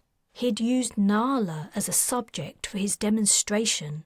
In a room inside the mansion, he had sipped elixir he must have made himself, and he'd cast transport on their sister. Parthenia had thought he would do something simple, like move her from one side of the room to the other, but instead he'd lifted her up to the ceiling. Poor Nala had hung there, plainly terrified but uncomplaining. It had been Parthenia who had begged Castiel to put their sister down, and safely, knowing he could release Nala and let her fall. In the end he had lowered the little girl rather than dropped her until she was a meter above the floor, when he did allow her to drop. He had smiled with satisfaction at the cry of pain she gave when she hit the floor. Later, as they walked across the lawn, he said, "I know how sentimental I must sound, but I'm glad to see you again, Parthenia." "Really," she replied, "I can't say I feel the same." "Oh, now that's unkind. Did you hear that, Nala? Parthenia doesn't like us. She isn't happy to be reunited with her own flesh and blood. I don't know why you say us like that. I am pleased to see Nala, or maybe relieved is a better word. Relieved that you haven't seriously hurt her yet. Though that demonstration in the house just now tells me you're perfectly capable of it. Probably looking forward to it, in fact." His expression darkened. "If anything bad happens to Nala, it will be entirely justified, I'm sure." She made a noise of disgust. "You sound just like Father." "I certainly hope so. He was a great man, and he was in the prime of his life when he was cut down by our evil bitch of a mother. With your help." He turned to face her, malevolence simmering in his eyes. His voice was soft, which made his words all the more terrifying.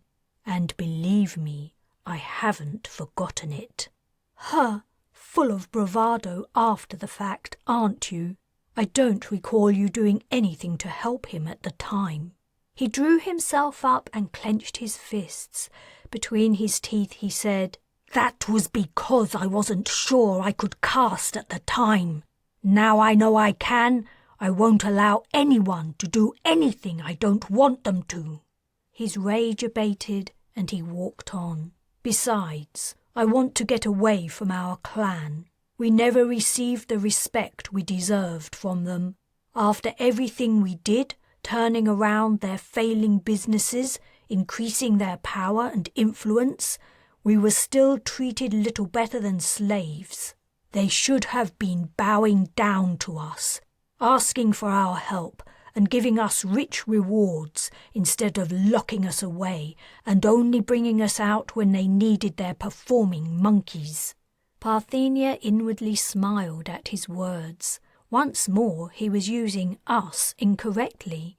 He had personally done nothing whatsoever to help the Shurers, and he had enjoyed favour and numerous privileges that hadn't been allowed to his mage siblings. Also, it had been their father who had treated the mages like slaves, the very man Castiel had just been praising.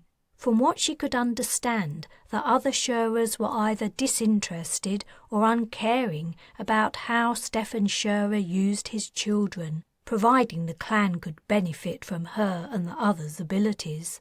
However, she was careful to show no sign of her wry amusement. She had already angered him once and gotten away with it, but she might not be so lucky again. It was a lesson she had learned well at the hands of their father. "There you are," said a voice. She turned to see a middle-aged woman standing at the mansion at a set of open double doors. She was richly dressed. Smiling warmly, the woman stepped out of the doorway and walked toward them over the neatly clipped grass. "I wondered where you had gone," the woman said as she drew nearer. "Castiel, please introduce me to our guest." "Naturally." Smiling sardonically, he said, "I'd like you to meet my sister, Parthenia." "Parthenia, this is our host, Langley Dirksen." "I'm very pleased to meet you, Parthenia." She didn't reply. While she knew she would never get away with being rude to Castiel, she was willing to test the boundaries with this new person who was clearly colluding with him. As she saw her reaction, Langley Dirksen grimaced. "My, that look is familiar," she remarked to Castiel. "I can see the resemblance to her sister." "Yes, she does look a bit like Carina, doesn't she? Though Carina isn't a Shurer like the rest of us. Parthenia and I only share a mother with her. We had different fathers." Parthenia wondered what else Castiel had told the Dirksen woman. She had a feeling it was probably everything, including all he knew about casting. He might even have exaggerated his explanation of mage powers. He had always been prone to boasting. She was also curious about what her brother was doing on a Dirksen estate and, more importantly, what he intended to do with her. It was unlikely to be anything pleasant. "So this is the one your father used to take to business meetings?" Langley asked. "Parthenia did do some of that, yes, though I also performed several key roles." Parthenia could hardly believe his last remark, which was utterly false. Before she could say anything, however, he flashed her a warning look. "And it was Carina who extracted your youngest brother from our custody." "That's right, though we didn't know anything about her at the time." Langley glanced at Parthenia. "Would you mind taking a stroll with me?" she asked Castiel. "Your sisters can wait here with Harmon." "By all means," Castiel said. The pair walked off across the lawn, away from the huge house. Turning to her large guard, Parthenia said, "Can we go inside? I want to sit down." Harmon considered for a moment before giving a short nod. She went through the double doors into a lounge. Nala traipsed along behind her. While both the girls sat on sumptuous sofas, Harmon stood with his back to the doorway, blocking most of the light. As they waited for Castiel and Langley to return, Parthenia wondered what the Dirksen woman's words had meant. She seemed to know Carina somehow, and she didn't particularly like her. Parthenia was certain the feeling had been mutual. On the one hand, she was relieved to hear her sister was alive and well, but on the other, she was dismayed to discover Carina had been captured by the Dirksens. She wondered how it had happened. Her sister was so smart and resourceful, she would never have fallen into Dirksen hands easily. Where was Carina now? Was she somewhere in the mansion, or had she managed to escape? Langley Dirksen's words hadn't made it clear. Parthenia resolved to find out and help her sister if she could. If Carina was being held captive, that explained why she hadn't come to find her mage siblings. She hadn't been able to cast locate using one of her bracelets. "My bracelets!" she gasped. The farmer called Marcia had taken them when she had found Parthenia and the others in the barn, and they'd forgotten to take them back before they fled into the forest. Now Oriana had no way of finding where she was, and she had none of her siblings' belongings to use to locate them either. They might never find each other again. Her throat tightened and her eyes filled with tears as she was reminded of poor wounded Fern and Oriana and Darius, who might still be waiting for her in the forest, though they'd probably realized by now she wasn't coming back. What would they do without her? Harmon stepped aside to allow Castiel to enter the lounge from the garden. Parthenia rubbed her eyes to rid them of tears, but Castiel noticed the gesture. "Are you upset, dear sister?" he asked. "Don't worry.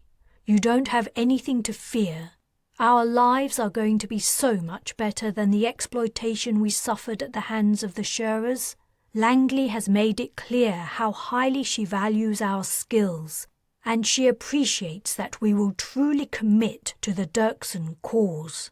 "I think you mean your life with the Dirksens," Parthenia retorted. "You don't have any right to tell me what I can and can't do." "I may not have the right, but I have the means," Castiel said. He took out his bottle of elixir. "As long as I have this and you don't, I can do what I like."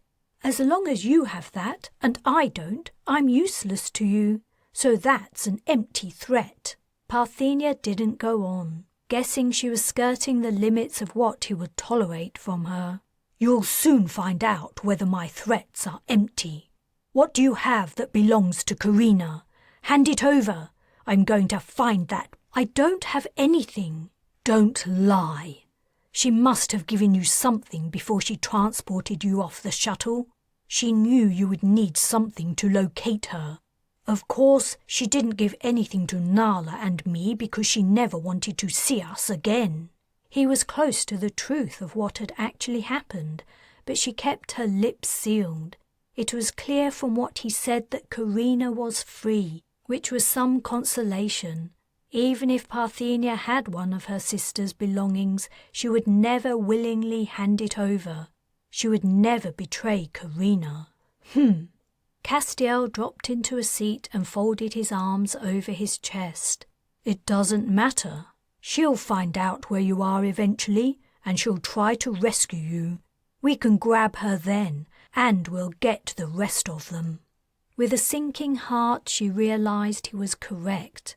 No matter how hard she tried to avoid helping him capture their older sister, she couldn't prevent herself from being bait. Chapter 31. Carina was uncomfortable with the idea of leaving Oriana, Fern and Darius alone while she went to rescue Parthenia, but she didn't have any choice. It was far too risky to take them with her. Rhys, however, would be coming along. Although she knew her sister was probably somewhere in Langley Dirksen's mansion, she didn't know exactly where. The place had to have 100 rooms. She needed Rhys to find out her sister's exact location and guide her there. Langley's comms to her son hadn't explicitly stated she was holding Parthenia captive. The implication of the woman's words was clear, however.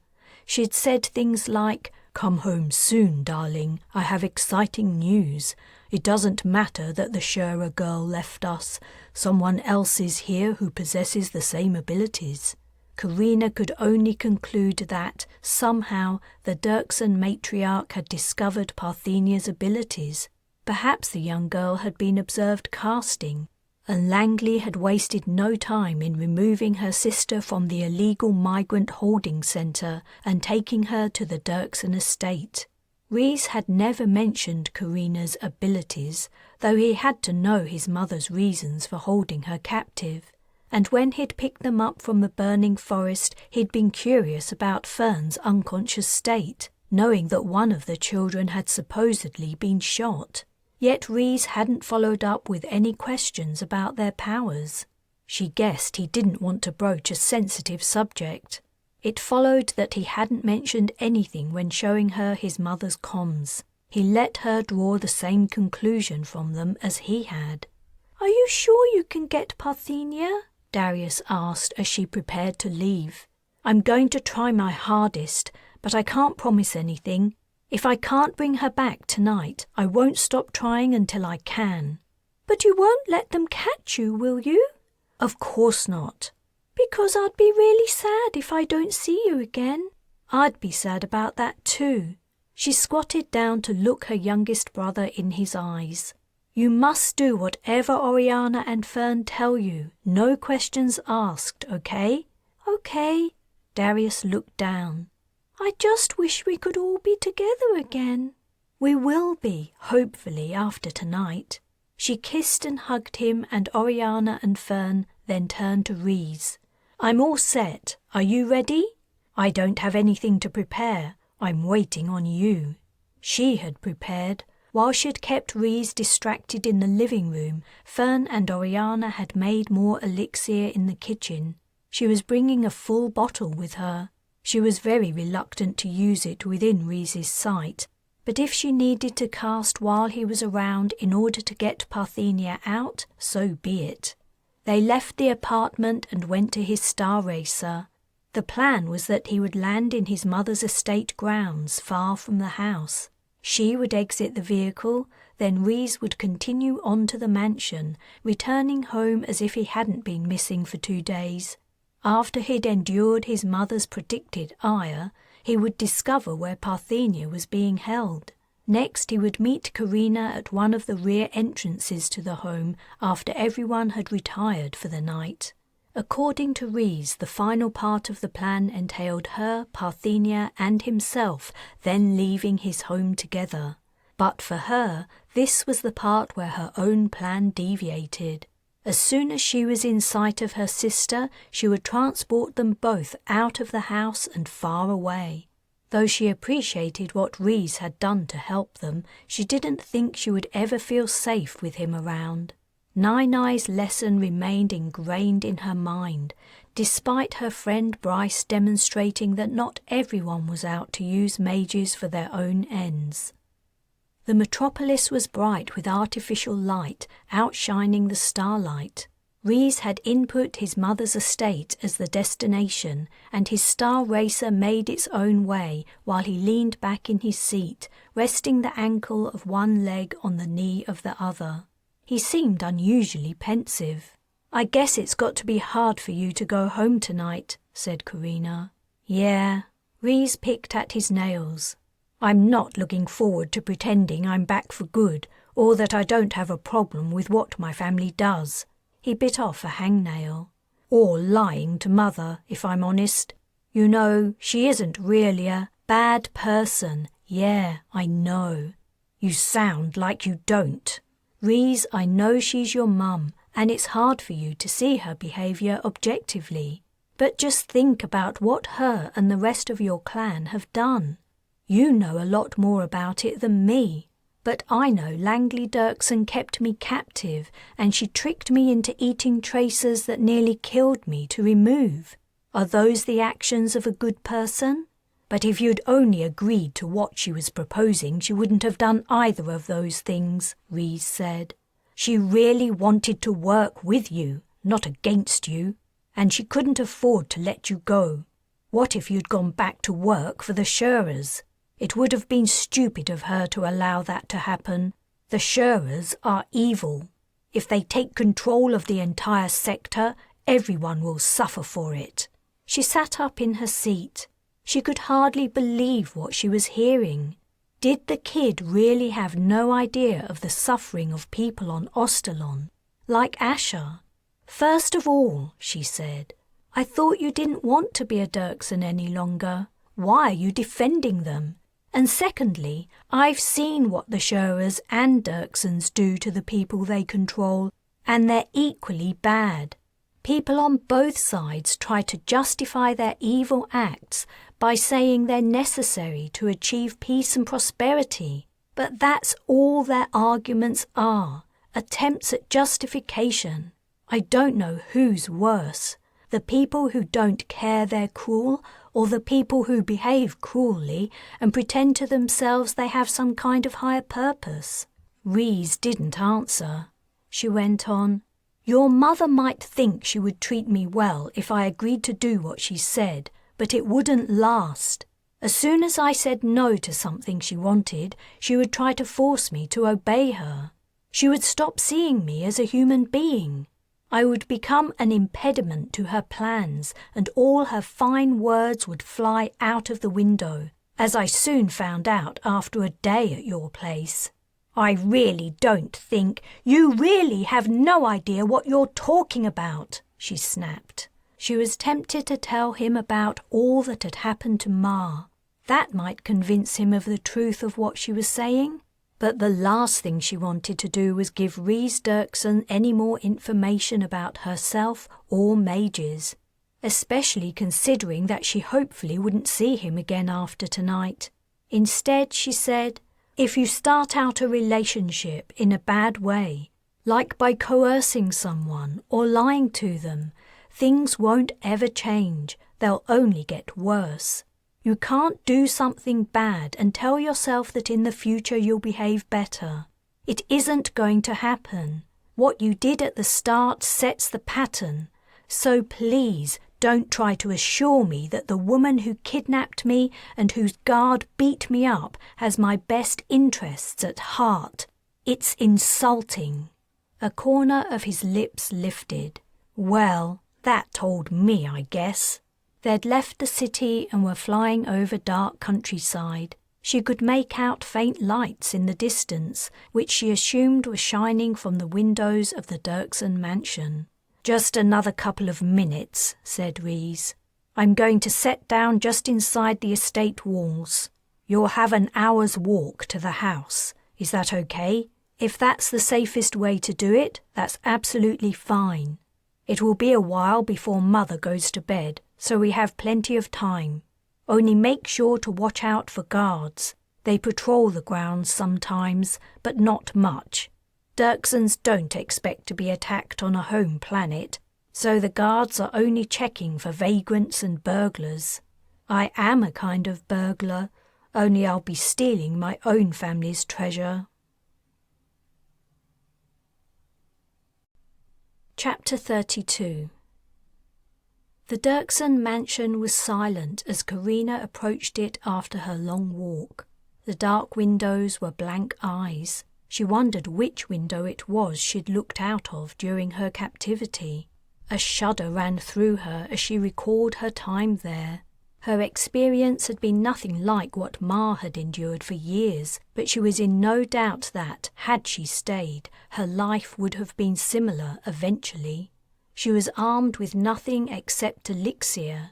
She hoped it would be all she needed to slip inside the place and transport herself and Parthenia out. Once her sister was free and her mage siblings were reunited, she could begin to think about how she would get everyone off planet. She hadn't forgotten about the Shurer spy at Langley's party and what her presence probably meant. Several pairs of double doors ran along the first floor at the rear of the mansion. She was pleased to see that, as arranged, Rhys had left one of them slightly ajar. Her heart was thumping as she opened the door wider. She peeked through into a quiet, dark room. It seemed empty. She slipped inside. Rhys was waiting. He stepped out of the shadow of a corner and beckoned her. She tiptoed across the room, avoiding the large chaise longue that stood in her way. "She's in the suite you slept in," Rhys whispered as soon as she was close enough to hear him. So Langley was trying out her soft coercion on Parthenia too. It was better than throwing her in the cellar immediately. She hoped the Dirksen matriarch hadn't already fed her sister their tiny tracers. She followed Rhys out of the lounge into the downstairs corridor. "You should wait here," she said to him quietly. "I can remember where the suite is." As soon as she laid eyes on Parthenia, she would transport them both out of the place. She wanted Rhys out of the way so he wouldn't witness her casting. Also, Rhys would probably be more of a hindrance than a help if she had to deal with Harmon. He shook his head. "I want to help." It wasn't the time or place to argue about it. She went in front of him and walked softly down the corridor to the stairs. Her hand on her bottle of elixir, she began to climb the steps, placing each foot gently on the treads. Rhys was directly behind her. She listened intently, hoping to hear the sleep breathing of Harmon or another guard. Surprising an unconscious guard was the best break she could hope for. She heard nothing. As she approached the top of the stairs, she unscrewed the lid on the elixir bottle. She didn't want to cast in front of Rhys, but she also knew that if Harmon was on guard duty, she would never defeat him without some extra help. She sipped and swallowed a mouthful of elixir as her head rose above the level of the second floor. Harmon was standing, silent and bulky, in front of the suite door. Unlike the man who had been guarding her the night she escaped, he hadn't brought along a chair to nap the night away. She turned to Rhys and gestured to him with a flat hand. "Wait." She closed her eyes and cast her first, but hopefully not her last, transport of the evening. She sent out the cast and opened her eyes. To her great satisfaction, Harmon flew upward. His head struck the ceiling with a crack, but before he fell down, the cast also caught him and dropped him quietly to the floor. He landed with barely a bump and lay sprawled out and motionless. Harmon was out cold, but she didn't know for how long. The man's skull was probably extremely thick. She ran lightly along the hall to the suite door, leaving Rhys to do whatever he wanted. She tried the door, but it was locked, of course. With plenty of elixir on her, that wasn't a problem. In a few moments, the unlocked cast had done its work.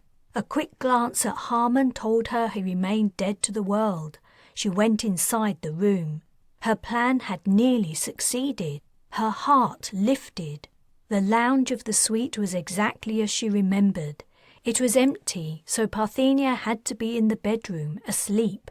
No problem. She could transport her sister without waking her up. Swallowing another mouthful of elixir, she opened the bedroom door. She was surprised to see the bed was empty. Had Rhys misunderstood and directed her to the wrong suite?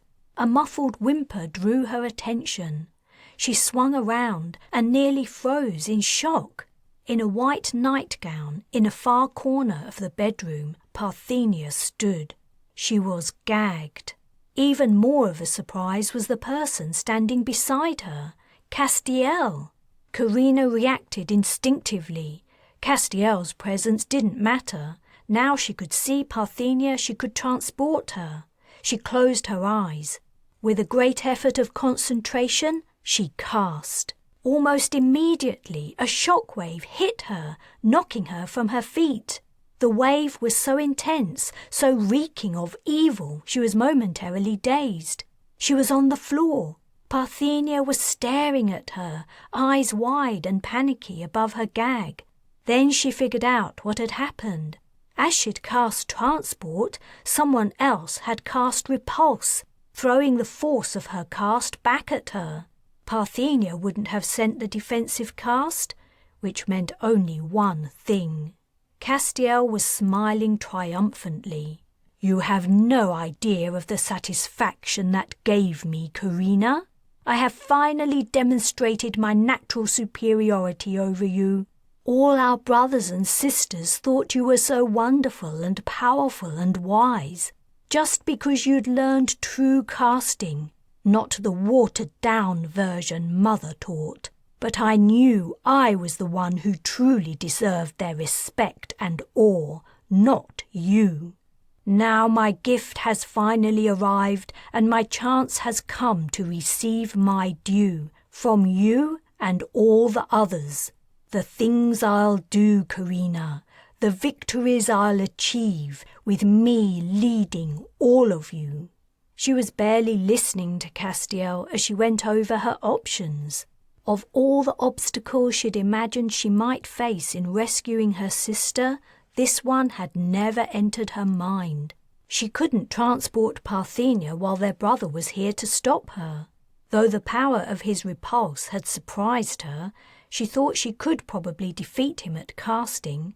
However, she was entirely unprepared. She would need time to think up a strategy and tactics. A sound came from the other room. She saw with relief that Rhys had come into the suite. Maybe he could pin Castiel down or otherwise distract him and she could retrieve Parthenia. She rose to her feet. "Rhys, quick, come here! Grab that boy!" "Oh no," said Rhys, advancing. "It isn't him I'll be grabbing." He lunged at her. She stepped aside just in time and his momentum carried him past her. What was he doing? Then she saw it all. Right from the beginning, the entire escapade had been an elaborate trap set by Langley and her son. They'd allowed her to escape, and since then they'd been stringing her along, hoping to find out more about casting and her connections with other mages. Rhys lunged for a second time. She kicked out at him, catching him in his stomach. That stopped him momentarily. He bent over, coughing.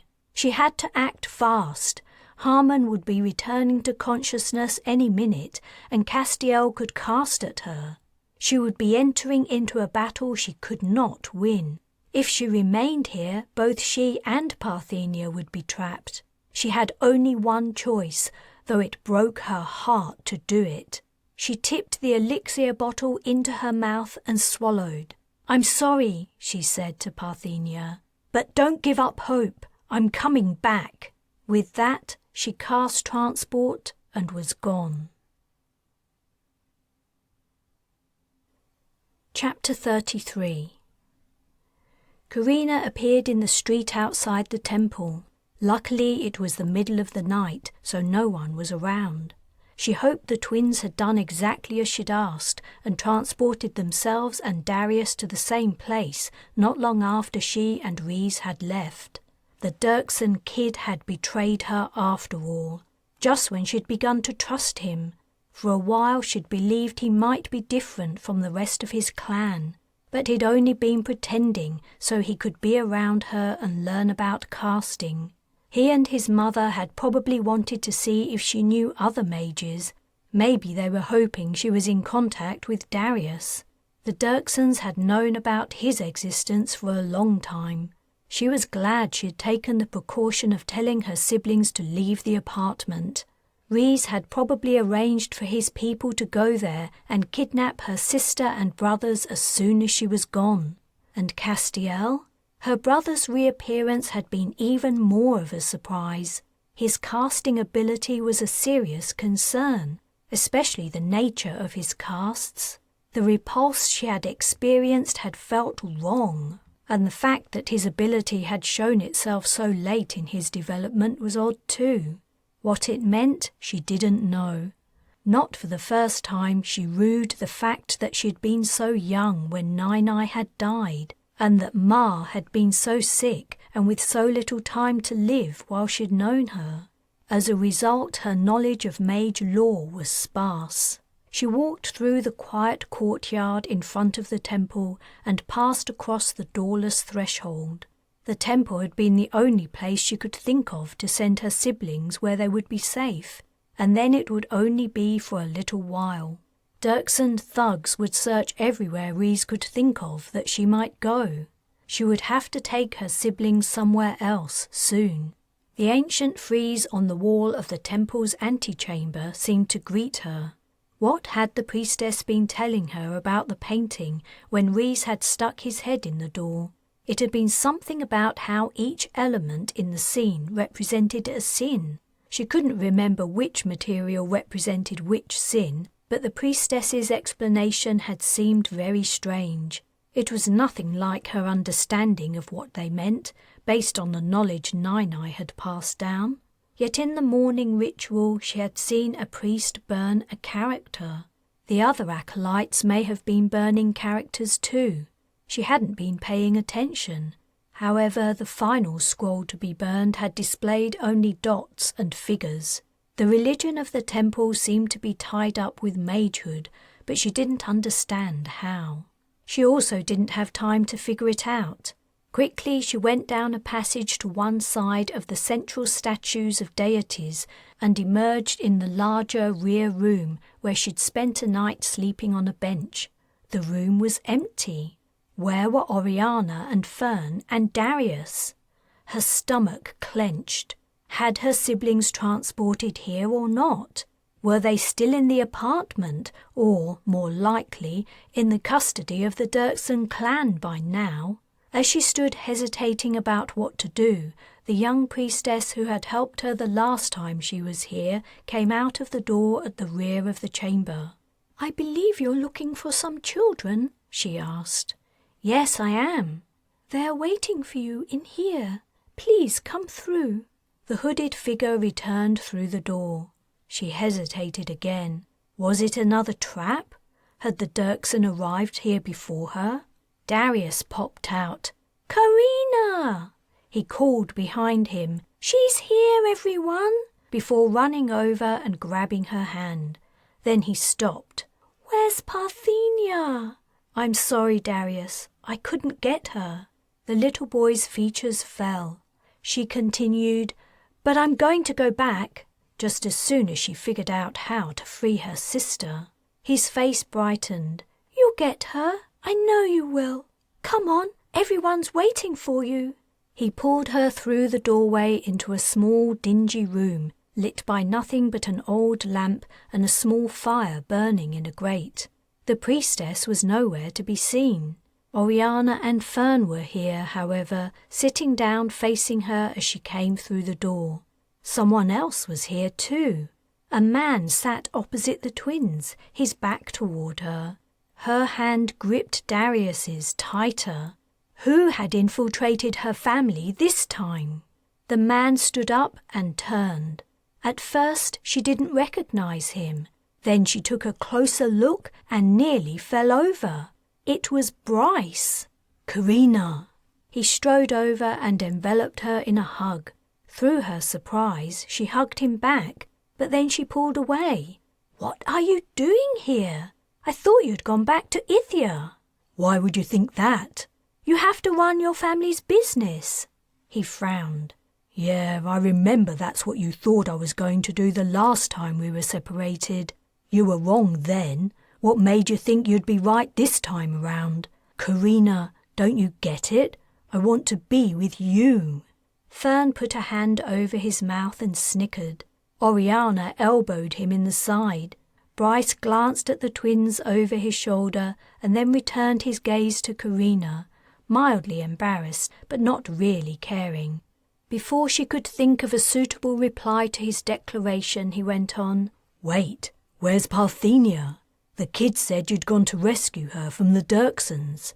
"I couldn't," she replied, entirely forgetting her surprise at Bryce's appearance as she recalled the scared eyes of her sister. "Everything's worse than I thought. Castiel has her." "Castiel?" exclaimed Fern and Oriana in unison. She told them Castiel had skillfully inserted himself into Langley Dirksens' household. He must have decided to ally himself with the Dirksens. Then he set about trying to find us so we can be his acolytes. I have to try to get Parthenia out, and soon. They might move her somewhere else, and I don't trust Castiel not to do something awful to her. She knew that if her oldest brother was anything like his father, there were no depths he wouldn't sink to, though she didn't want to go into details in front of the children. "Why is Castiel helping the Dirksens?" Oriana asked. "He's a Shura. It doesn't make any sense." "He probably has some deluded idea about lording it over them. Idiot. As if any of the Dirksens are going to allow some kid to boss them around. He'll receive a wake-up call soon enough, but I plan on us being long gone before that happens. I just need to get Parthenia first." "Well, I'm here to help you," Bryce said. She studied her friend. Though they'd only been apart for a short time, he seemed to have changed. His beard was thicker and he'd filled out a little. That was why she hadn't recognized him immediately. "I don't understand. How did you find us? Is it just a coincidence you were here when the children arrived?" "No coincidence. When you transported me to the planet, alone," he glared at her, "I appeared in this city. I nearly frightened the life out of a tramp. He ran off shouting something about ghosts. You ran out of elixir, didn't you? That's why you sent me here by myself." "Yeah, I'd used it all up. I only had enough left for one person."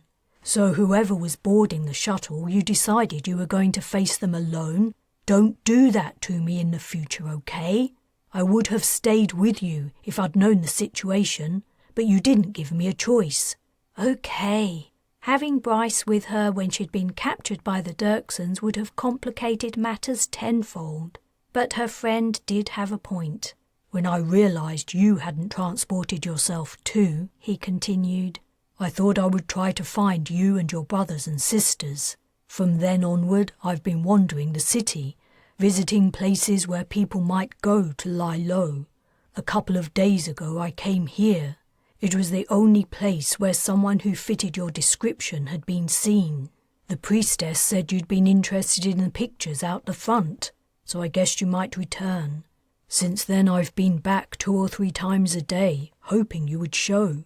"Bryce was just leaving when we transported into the courtyard," Oriana said. "We made him jump." "You certainly did," he said.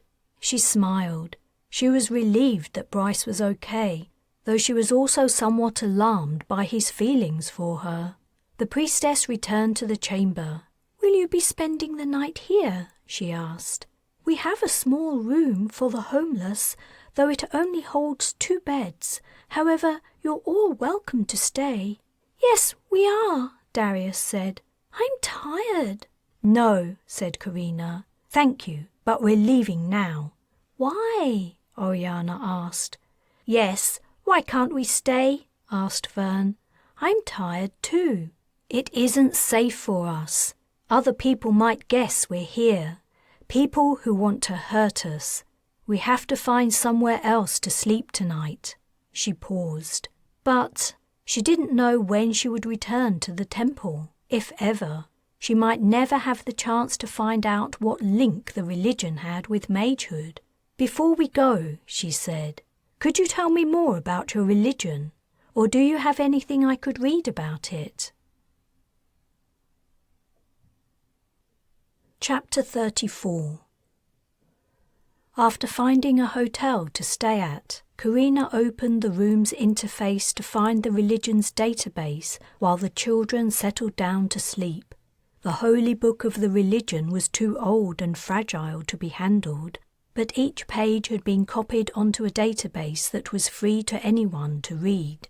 The priestess had given her the name of the site before they left. Bryce sat down beside her as she studied the pages.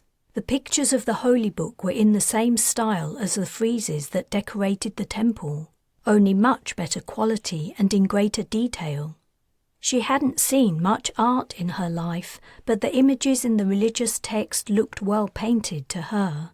Though the figures were tiny, their facial expressions were naturalistic and nuanced, and the landscapes and buildings represented looked realistic, though they were unfamiliar and archaic. "I wonder why they put all this stuff in a book," Bryce asked.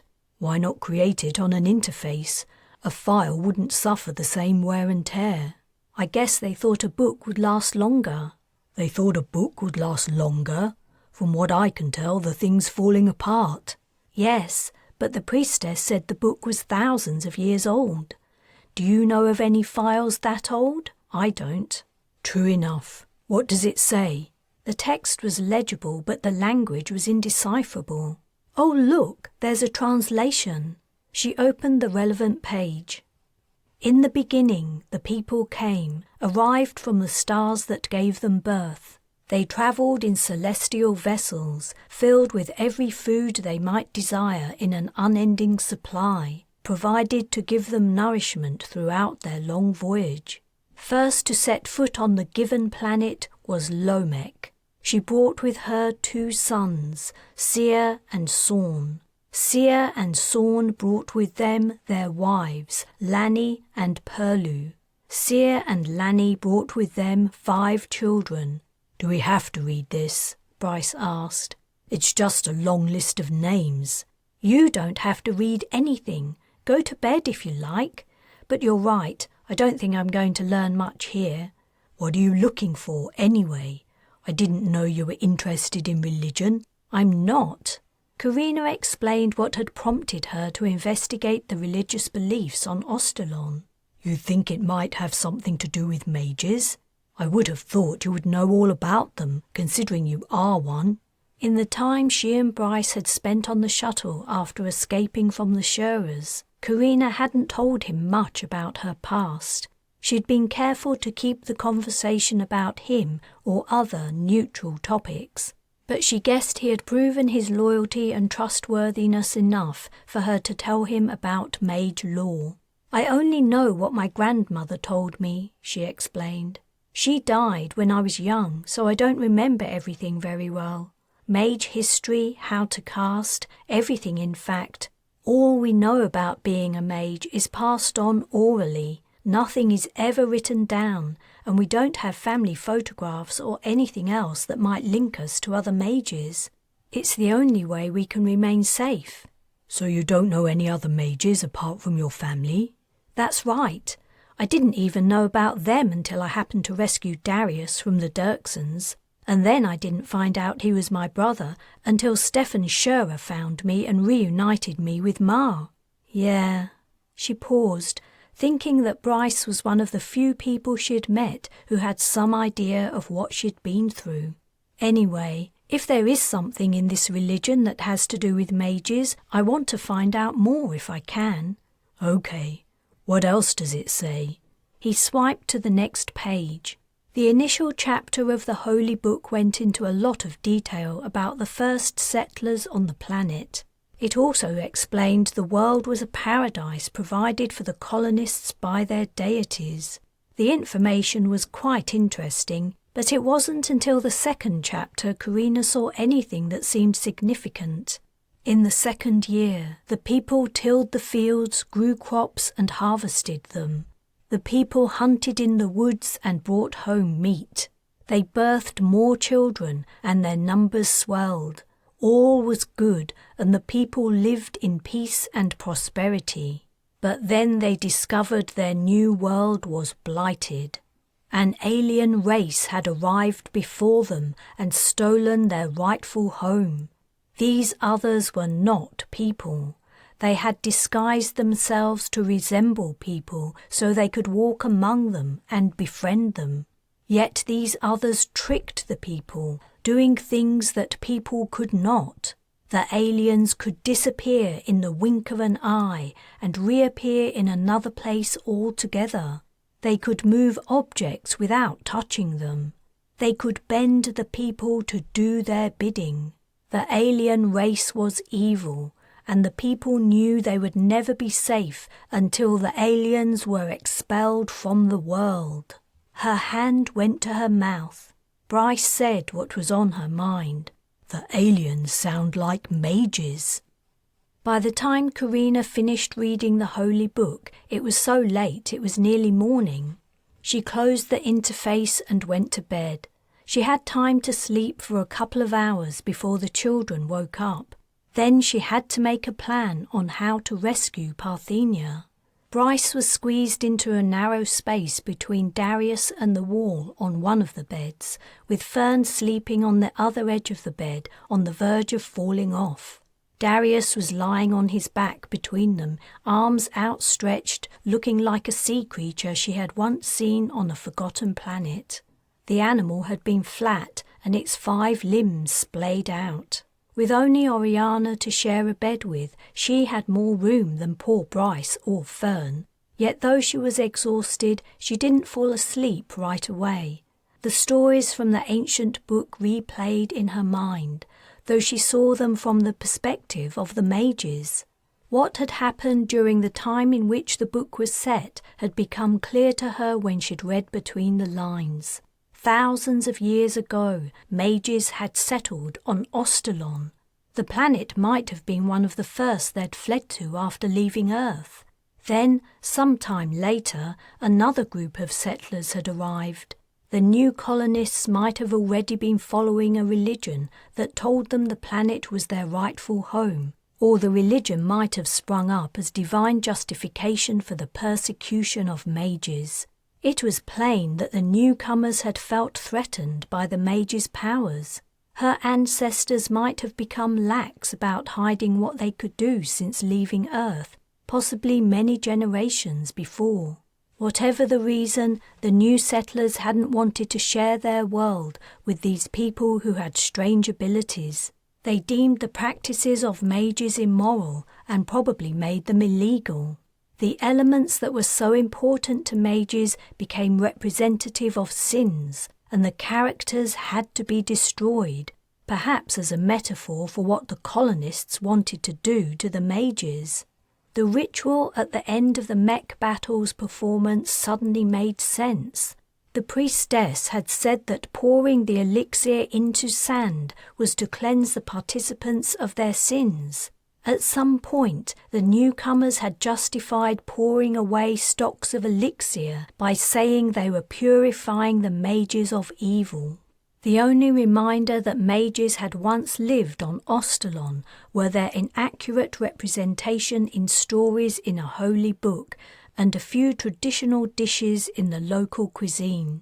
Though in her time the planet was a nowhere place at the edge of the galactic sector, at one point in its history it must have been one of the first to have been settled from Earth. Her heart skipped a beat. Did that mean Earth was comparatively nearby? "Can't sleep?" Bryce whispered from across the room. She lifted herself onto her elbow.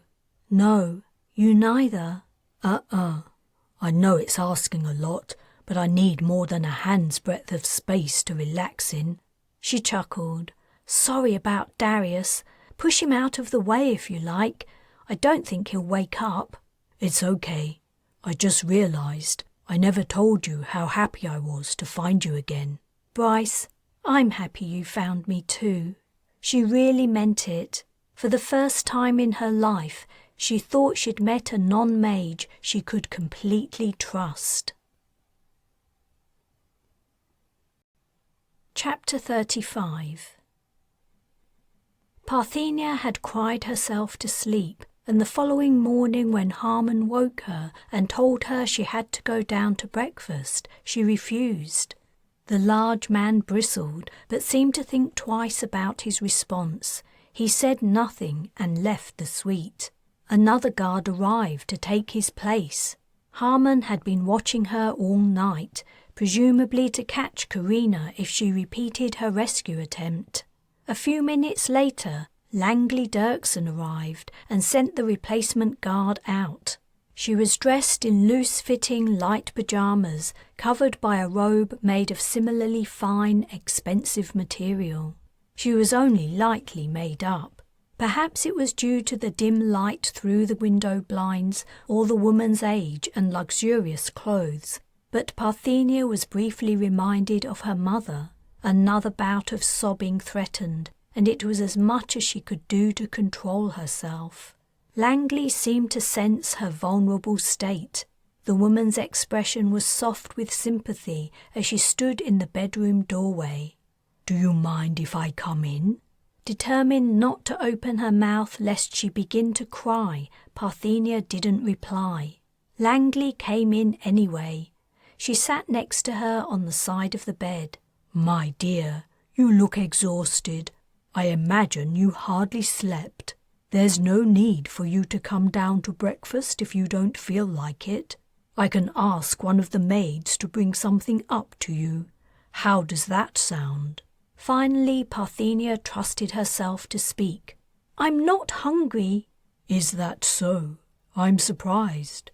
Your sister had quite the appetite." At the mention of Carina's name, Parthenia's lower lip turned out and she had to swallow. She'd seen Carina for only a moment, less than a minute, for the first time since she'd arrived on Ostalon.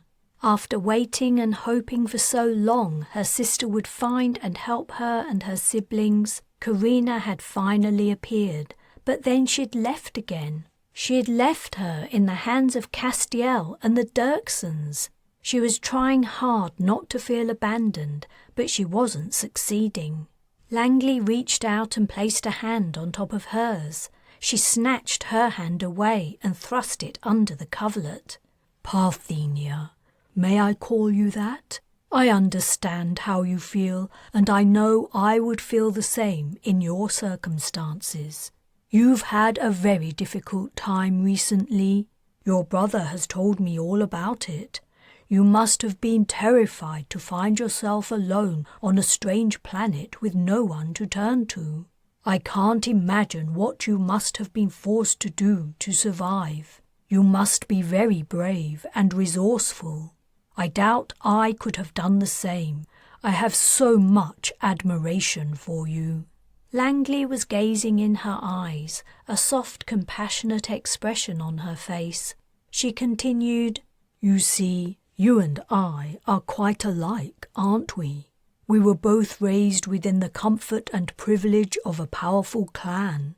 We wanted for nothing, and, if your parents were as indulgent as mine, we could have whatever we asked for. To live a life like that, and then suddenly find yourself in an entirely different environment, where you had absolutely nothing, and were in fear for your life. What a challenge that must have been. And yet you met it." Tilting her head, Langley paused, allowing her words to linger. She was right, Parthenia realized. She had had a terrible time when she'd walked with Darius through the forest. She had had to seek help from the ranger and do so many other things, including going for help when Fern had been shot. All the time she'd been worried she was making bad decisions, but actually she'd done as well as could have been expected. Perhaps she'd been too hard on herself, but what did any of that matter? She wanted to make sure that Carina had helped Fern and her siblings. "I want to leave," she blurted. "But why?" Langley asked. "Don't you like it here? This is a beautiful room in a beautiful house. We have wonderful grounds for you to wander in. You can have whatever you want. You only need to ask for it. Isn't this the life you're used to?" "I want to be with my family. It doesn't matter that this is the kind of life I used to lead.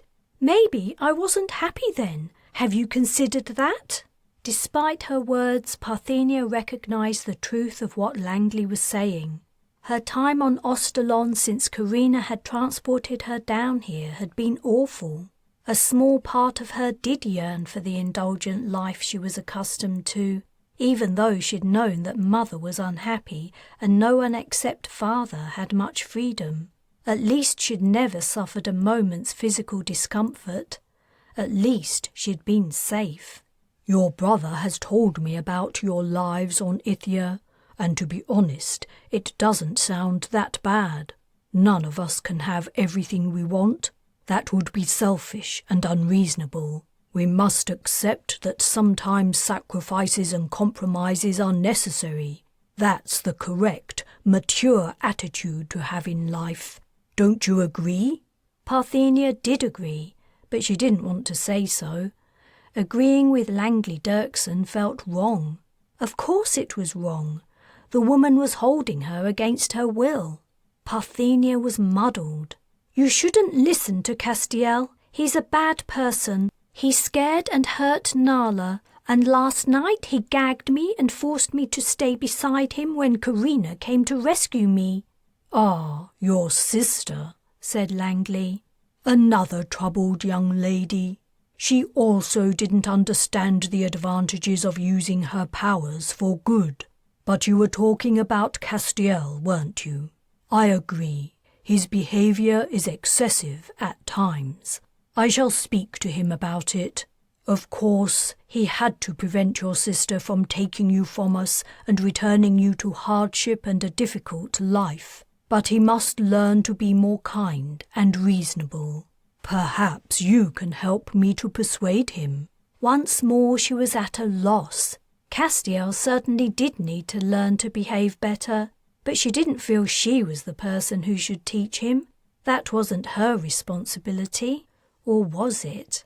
She was his older sister, after all, and Mother had loved Castiel the same as she'd loved all her children. Perhaps she'd seen good in him that wasn't apparent to anyone else. Maybe Mother would have liked her to show Castiel some compassion.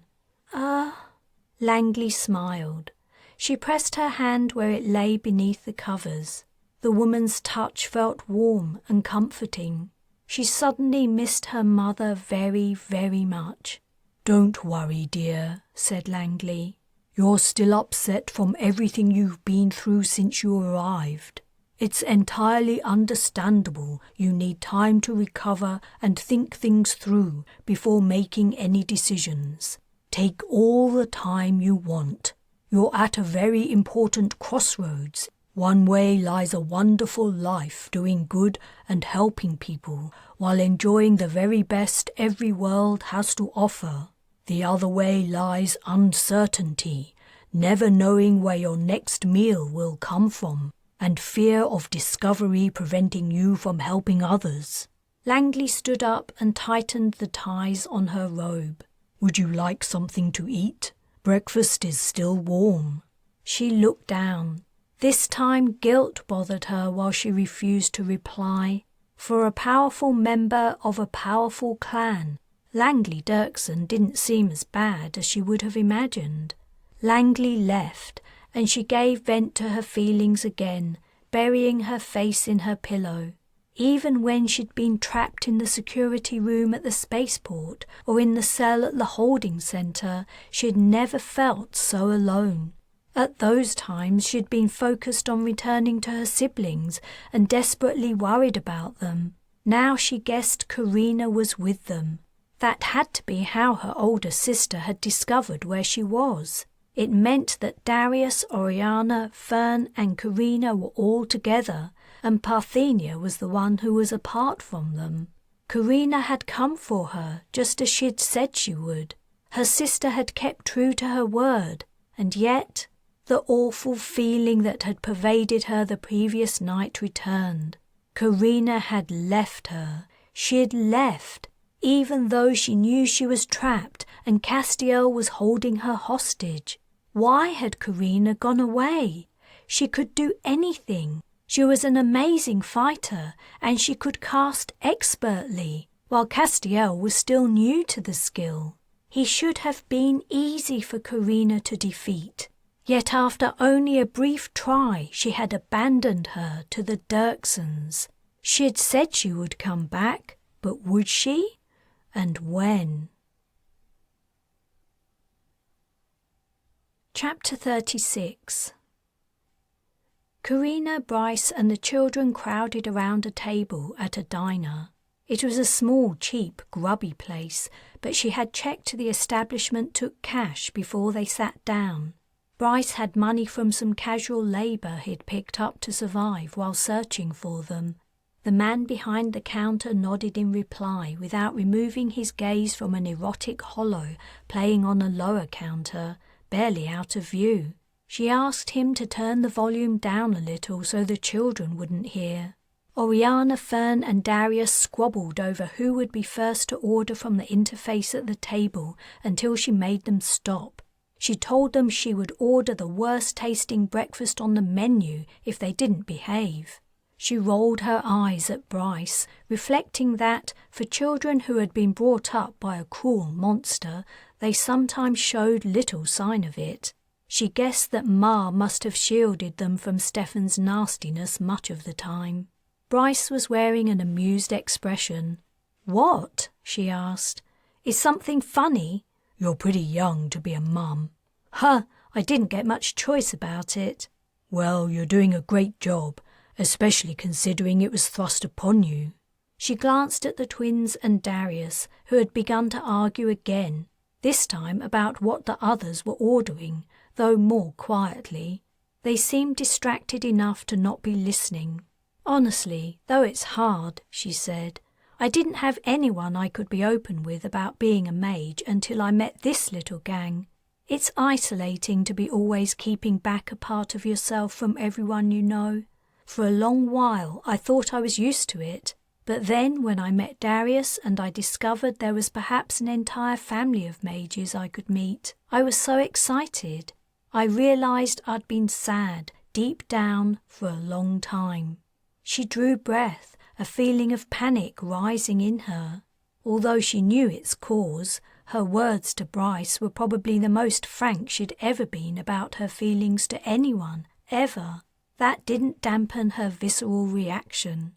"Anyway," she went on, quickly steering away from dwelling on her emotions, "now I only need to get Parthenia back, then we can all be together. I just haven't figured out how yet." Perhaps sensing her discomfort, he also focused on a new topic. "What happened when you went to the Dirksen estate?" She filled him in, finishing with, "Part of the problem is that in any plan I think up, Castiel is an unknown. If we end up casting directly at each other, it's hard to be sure I can defeat him. I got some sense of his power last night, and at the time I thought I would probably be stronger than him if it were put to the test, but I wouldn't like to bet on it." "What if you had the others helping you?" She shook her head emphatically. "I am not taking them with me. It's too risky." An ancient servitor trundled up to the table, its shelves bearing breakfast dishes. She lifted the plates out and slid them across to the children, who had already forgotten what they ordered. 3 dishes were passed back due to their being apparently unfit for human consumption. Bryce picked up some kind of toasted vegetable, nibbled on it, and announced it was the most delicious thing he had ever tasted. "Wait," Fern said. "I remember I ordered that." "It's mine now," Bryce retorted. "You said you didn't want it." "But I changed my mind." "Oh, okay. Here you go then." Bryce pushed the plate back. She grinned. "How did you come to be so good at this?" "I'm the eldest of a similar brood." "Well, don't do any more of that. I'm hungry, and from the look of it there aren't going to be any leftovers." As everyone ate, she tried to think up a plan for extracting Parthenia from the Dirksen estate. If it had only been non-mages she was facing, she didn't think she would have had too many problems. Casting gave her an edge in most situations, but going up against another mage brought up the possibility of an entirely different set of scenarios. Castiel's time spent witnessing Ma's lessons on casting with his siblings probably meant he knew just about everything she could do. He would be able to think up defenses and counterattacks to defeat her. Darius was fidgeting vigorously in his seat. "Is something wrong?" she asked. "I need to go to the bathroom." She slid across the bench and stood up to let him out. As she sat down again, Darius said, "I know how we can get Parthenia back." "Really?" Carina said, wondering if her little brother could read her thoughts. "How?" "We fly in on Reese's Star Racer and grab her. Then we fly away again." "That's a good idea, Darius, but we can't borrow Reese's Star Racer. He isn't our friend anymore." "Oh, good," Darius said. "I never liked him. I didn't like the feeling he gave me." "You didn't? Why didn't you tell me?" "I don't know. You didn't ask." Next time you get that feeling about someone, Darius, let me know, okay?" "Okay." The little boy skipped off to the restroom at the back of the diner. "What was that about?" Bryce asked. "Darius is a special kind of mage, I think. Ma suspected it too. He picks up on people's emotions very strongly." "So he knew there was something off about the Dirksen guy?" "Yeah, I think he did. I wish I'd thought to ask him." "Shame he didn't tell you." "It probably wouldn't have made a lot of difference. I would have gone to get Parthenia anyway, thinking I could easily transport us both out of there, no matter what trap the Dirksen woman had laid for me. I didn't know Castiel was waiting." "I was wondering," Bryce said, "if Castiel can cast, why didn't he just put you in a locked room the minute he saw you?" "Because I had elixir with me, and I would have cast my way out again. He needed to get the elixir off me first. Besides, I think he's playing a longer game. He wants all of us, not only me and Parthenia. Then he can play at being the head of a mage family, just like his dad. Maybe he's hoping I'll bring everyone along next time." Darius returned and she moved again to let him back into his seat. "Did you figure out how we're going to get Parthenia?" "Not yet." "I wish we had a Star Racer. Then it would be easy." She didn't think that rescuing her sister was going to be easy at all, Star Racer or not. But Darius's suggestion had given her an idea. Maybe she'd been focusing too heavily on Castiel's mage power and not enough on what he couldn't do.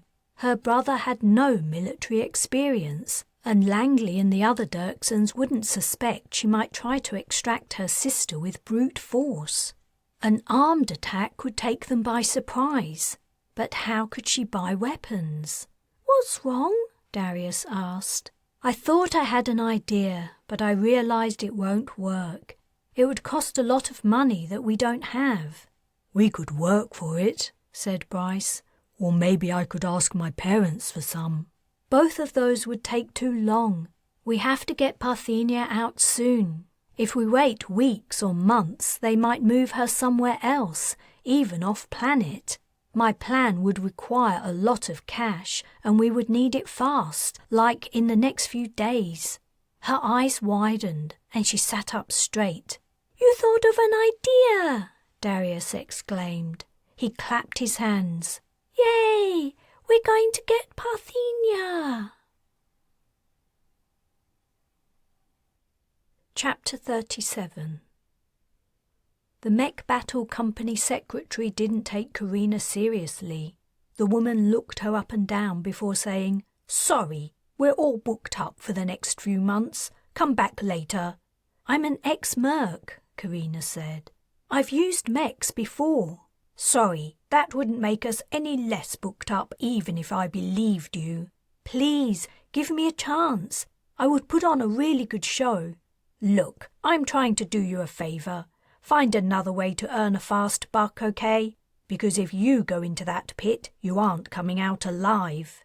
As she spoke, a door behind her slid open and a heavily muscled, very hairy man walked out into the lobby. "Mech fighting is for people like this great lunk," the secretary said. "It isn't for young women." "Another kid who wants to fight?" he asked the secretary, not making eye contact with Carina. "Yeah," she replied. "You finished for the day?" "Yep, off to get this scar taken out." He showed the woman a broad, angry, fresh scar running from his shoulder down his back. "I like to leave them in a while to impress the girls, but this one's a pain in the ass. Restricts movement in my arm." "Call that a scar?" asked Carina. "That's nothing. Take a look at these." She turned and lifted her top over her back. During her time as a merc, she'd gotten into plenty of scrapes where the cheap armour provided by the company hadn't been adequate protection. Shipboard medical facilities didn't cover scar removal, and Carina had never wanted to go to Splicer's planetside. She guessed that mage abilities were in her genetic code, and she didn't want anyone getting their hands on hers if she could help it. From the silence behind her, she guessed the secretary and the lunk was suitably impressed. She lowered her top and turned to face them. "What do you say?" she asked. The woman glanced at the mech battle fighter, whose eyebrows were raised. She pointed toward an old cargo mech standing in the corner of the room. "If you can operate that, I'll put your name down. Don't get your hopes up too much, though. The boss has the final say." Carina went over to the ancient machine. It was even older than the outdated model she'd worked with during her time on her company's ship, Duchess. Stepping backward and upward into the mech's center, she sought out the feet and hand controls. The front shield lowered automatically, also giving her access to the eye-tracking controls. She was locked in and ready to go. She walked the mech forward. Its response time was slow, each leg moving as much as a quarter of a second after she activated it. She hoped the models they used for fighting weren't similarly sluggish. Odd mechanical parts were piled in the middle of the floor. She was supposed to demonstrate she could pick them up and manipulate them, but she needed to do something much showier and more memorable if she were to be picked to fight. She walked the mech past the pile and approached the secretary's desk. The hiss-clunk of the mech's legs loud in her ears. The secretary looked alarmed. "No, no, no!" she exclaimed. "Go back there! Move those things around!" Carina continued on her original track. The secretary jumped up and backed against the wall, but it wasn't her she wanted. The lunk was standing behind the desk, his hands on his hips, smiling broadly.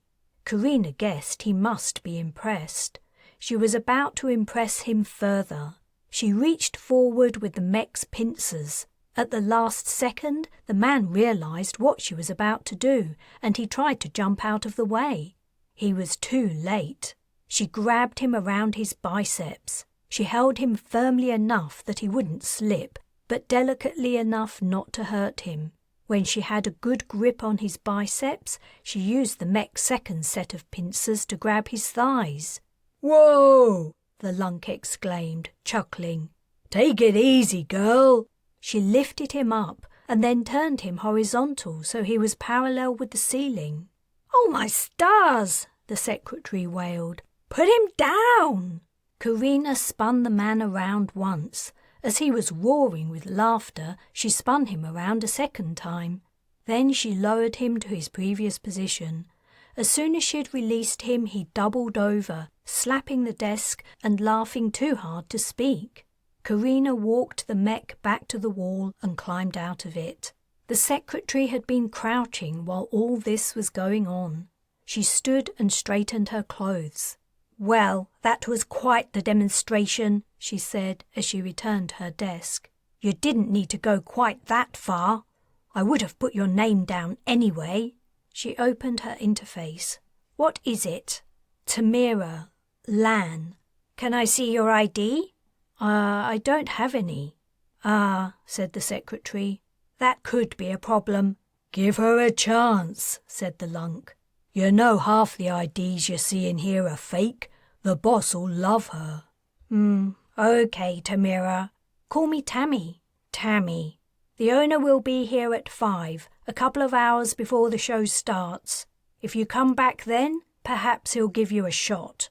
"Tonight?" Carina asked. "No, definitely not tonight. But he might find you something within the next few days." Her disappointment must have shown. "It's the best I can do," said the secretary. "Take it or leave it." Without a large sum of money, her plan to attack the Dirksen estate military style would never work. She needed a hover vessel, weapons, and ammunition at the very least. Ideally, she would like smoke grenades and other accessories that would make the rescue attempt easier. Winning a mech battle was the only way she knew she could obtain the necessary funds quickly. She hoped a few days wouldn't make too much difference to Parthenia, and that Langley wouldn't move her sister someplace else. Then it occurred to her that the waiting time would allow her and Bryce to earn more money, which they could then bet on her winning her fight. Of course, there was the small detail of her winning to consider.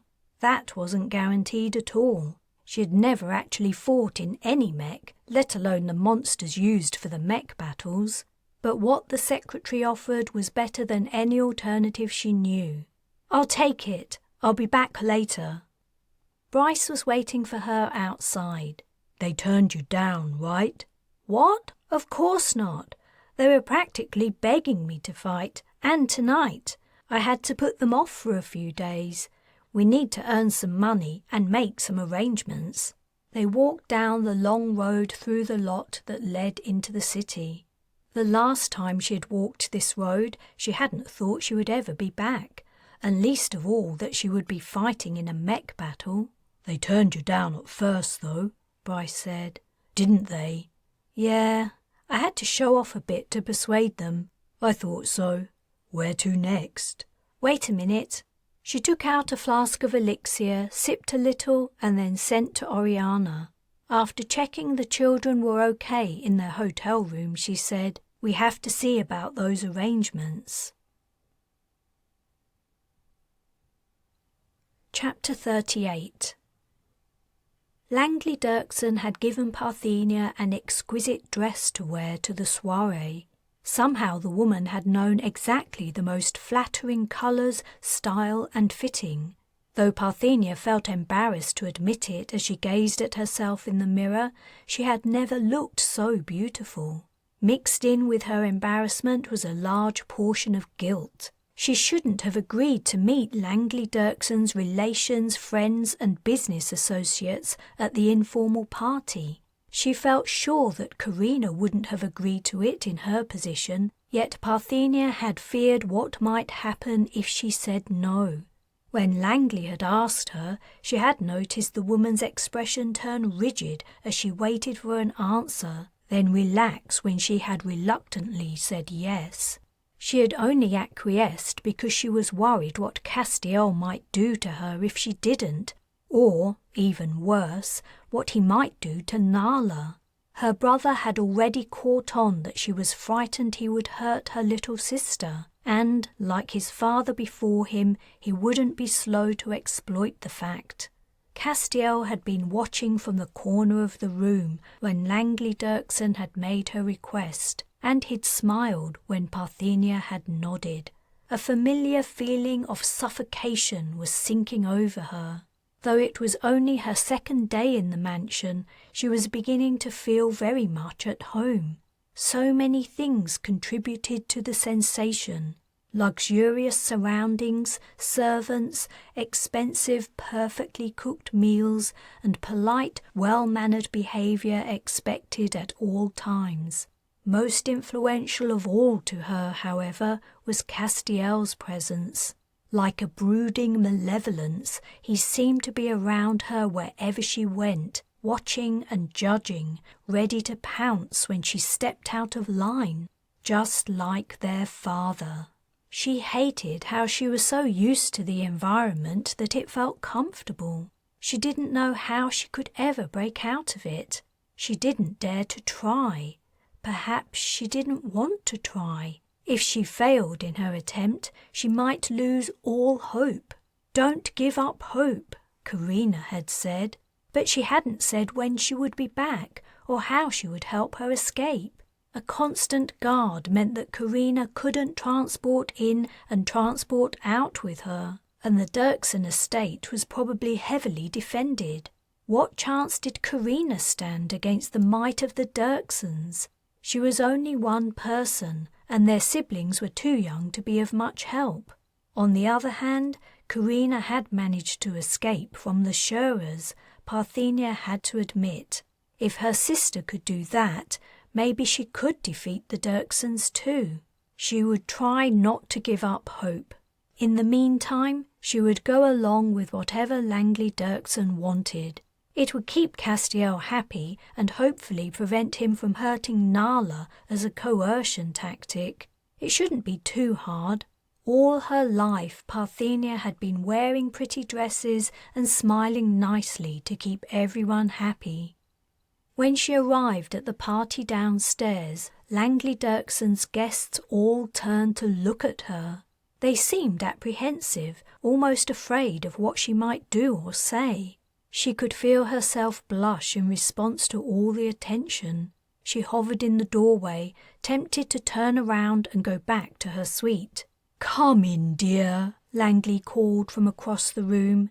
She was sitting with a group of women who all wore fantastical hairstyles. Langley rose and swept across the room to take her arm.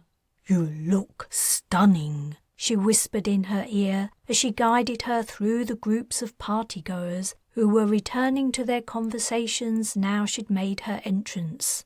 She experienced the same guilty thrill she'd felt when she'd looked at herself in the mirror in her bedroom. Her feelings were in turmoil. Her younger mage sisters and brothers were struggling to survive, even if Carina had found them, as she hoped. Yet here she was, wearing beautiful clothes and going to parties. It wasn't what she'd chosen, yet she hadn't refused to participate either. She caught sight of a pair of dark eyes through the crowd and inwardly flinched. Castiel was here, watching her. He was wearing a suit and looking much older than his years. He gave her a wink and turned away to speak to someone in his group. It was as though he knew exactly how she felt, and the knowledge of her discomfort and inner conflict pleased him. She wondered if Castiel was like Darius, able to pick up on the emotions of those around him, no matter how hard they tried to hide them. The women in Langley's group were gazing at her as Langley brought her over. Like Langley, they all had a slightly greedy look, though none displayed even an ounce of extra fat. They had all probably been at a splicer's today, having their bodies refined to perfection for the party. "Everyone," said Langley. "This is Parthenia, the very special young woman I was telling you about." "Lovely to meet you, Parthenia," said a woman whose hair rose up from her head in a perfect spiral. "Effie, move along, dear," she said to another woman sitting on the sofa. "Make room for Parthenia." Effie shifted across the sofa, creating space for one more person. Parthenia sank down, a sudden desire to escape overwhelming her. She wanted to sink right into the furniture and away from these predatory women. The spiral-haired woman handed her a bowl containing iced treats. The bowl itself was also icy, refrigerated by the table it had been sitting on. "Try one," the woman said. "They're delicious." She was staring at her intensely, almost angrily, though Parthenia couldn't figure out why. It was the first time they'd met. She took a treat and ate it, grateful that it melted and slipped down her throat easily. Her mouth was as dry as a bone. "I have very big plans in store for Parthenia," Langley said. "Very big. We're going to work closely together, aren't we, my dear? I imagine she'll become like a daughter to me." Parthenia coughed. "How exciting," Effie said. "Parthenia, I heard you only just arrived on Ostalon. What do you think of the place so far?" "Oh, it seems nice." It was all she could think of to say. Most of her time on Ostalon had been spent running and hiding. It wasn't like she'd taken a tour of the place. "I love it here," Effie enthused, continuing as if she hadn't heard what Parthenia had said. "It's so quaint. So many ancient customs still alive, like hunting. Have any of you been hunting?" she asked the group generally. The spiral-haired woman rolled her eyes. "We've all been hunting, as you know perfectly well. Personally, I didn't care for it. Riding those animals, what are they called? Horses, I believe. It left me unable to even walk. I had to have deep muscle therapy from my splicer to feel normal again." Deep muscle therapy from your splicer, said a dark-haired woman who hadn't spoken before.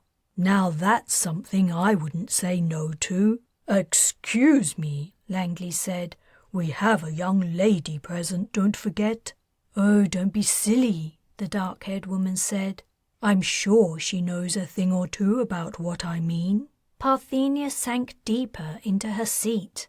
Mother, a voice said. She looked up to see a lanky young man standing to one side of the group of women. Her chest tightened as she recognized him. He'd been in her suite the previous night when Carina had tried to rescue her. Rees, Langley said. I'm so glad you've come to join us this time. As Parthenia's here, I thought I should, Rees replied. She'll get bored talking to all you old folk. This brought cries of outrage from the women. Huh, old, Effie huffed. He's just teasing you, said Langley. But he has a point. Rees, why don't you take Parthenia for a walk? It's getting stuffy in here, and yes, we old folk are very boring. Rees held out his hand to Parthenia, and she felt obliged to take it. He helped her up, then led her to the open double doors at the back of the room. Outside, the air was cool and refreshing. She had been riddled with tension, but she felt some of it slip away, despite the fact that Langley's son had tried to grab Carina before she escaped.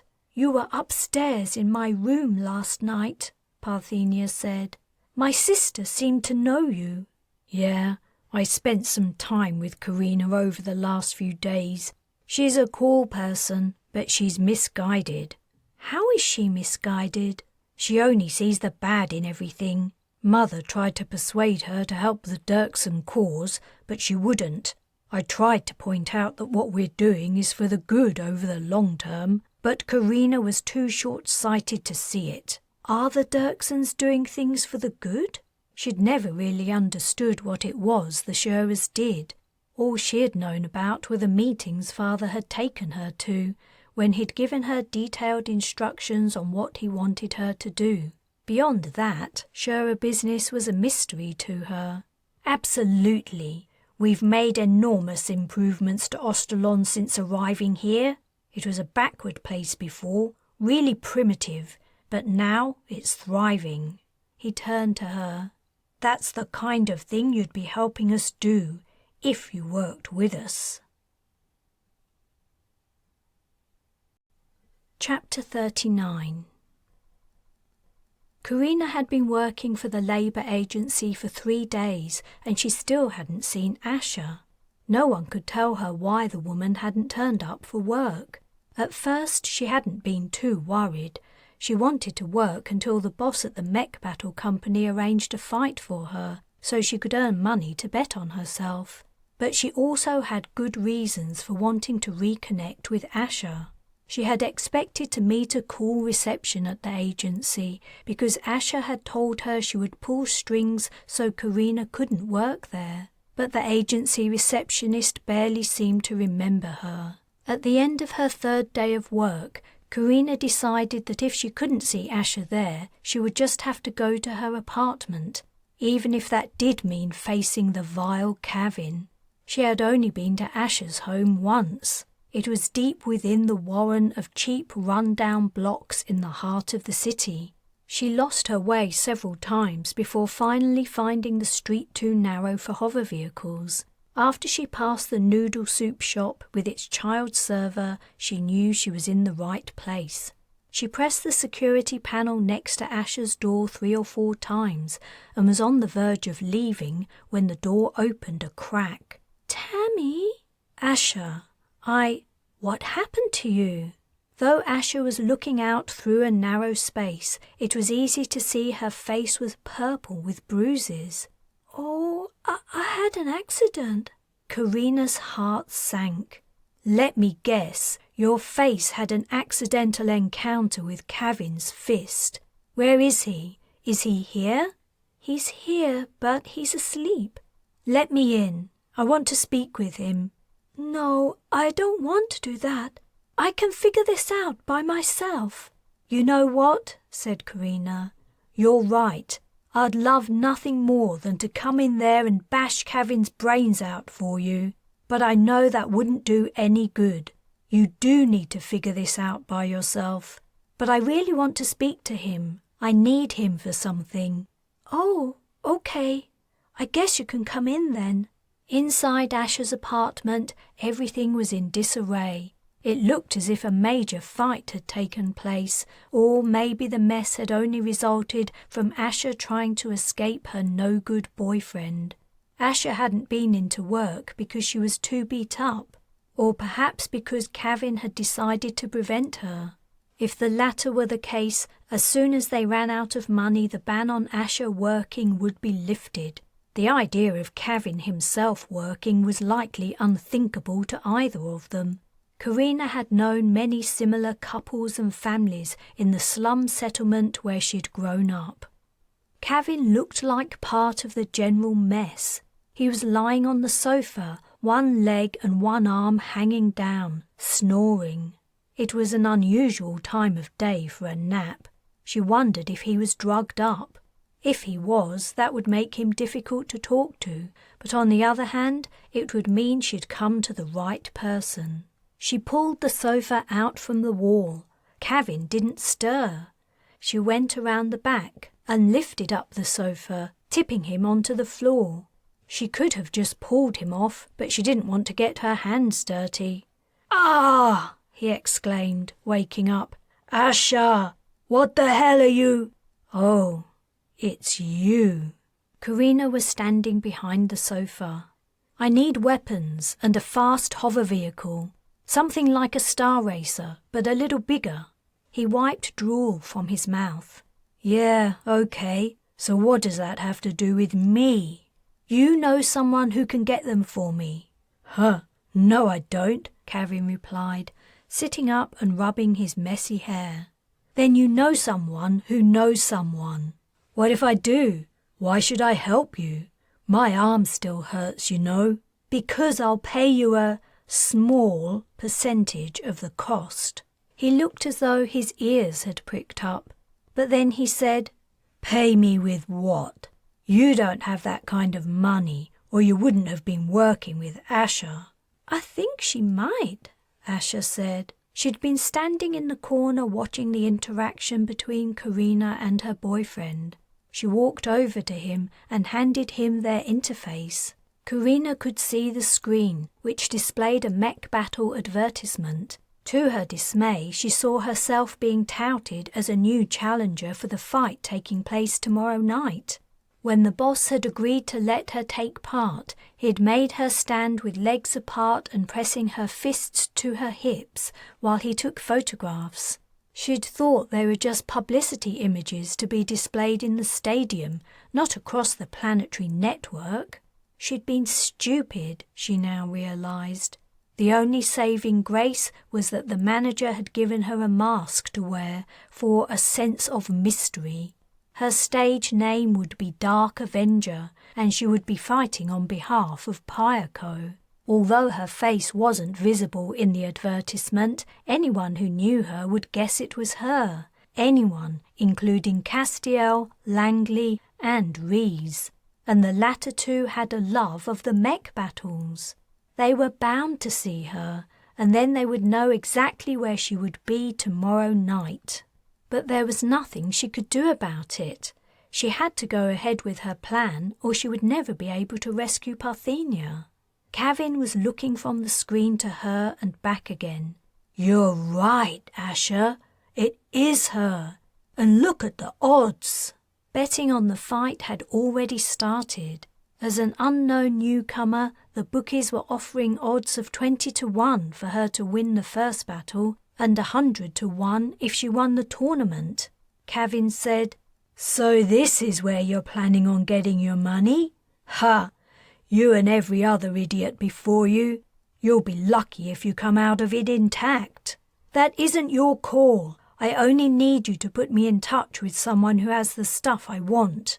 Look, I'll pay you even if I don't make a deal, okay?" Asher's boyfriend fingered his stubble. "All right, but you pay me up front." No. After the fight, I'm betting everything I have on myself. No way. You'll lose, and then you won't have anything. I'm not going to lose. Of course you are.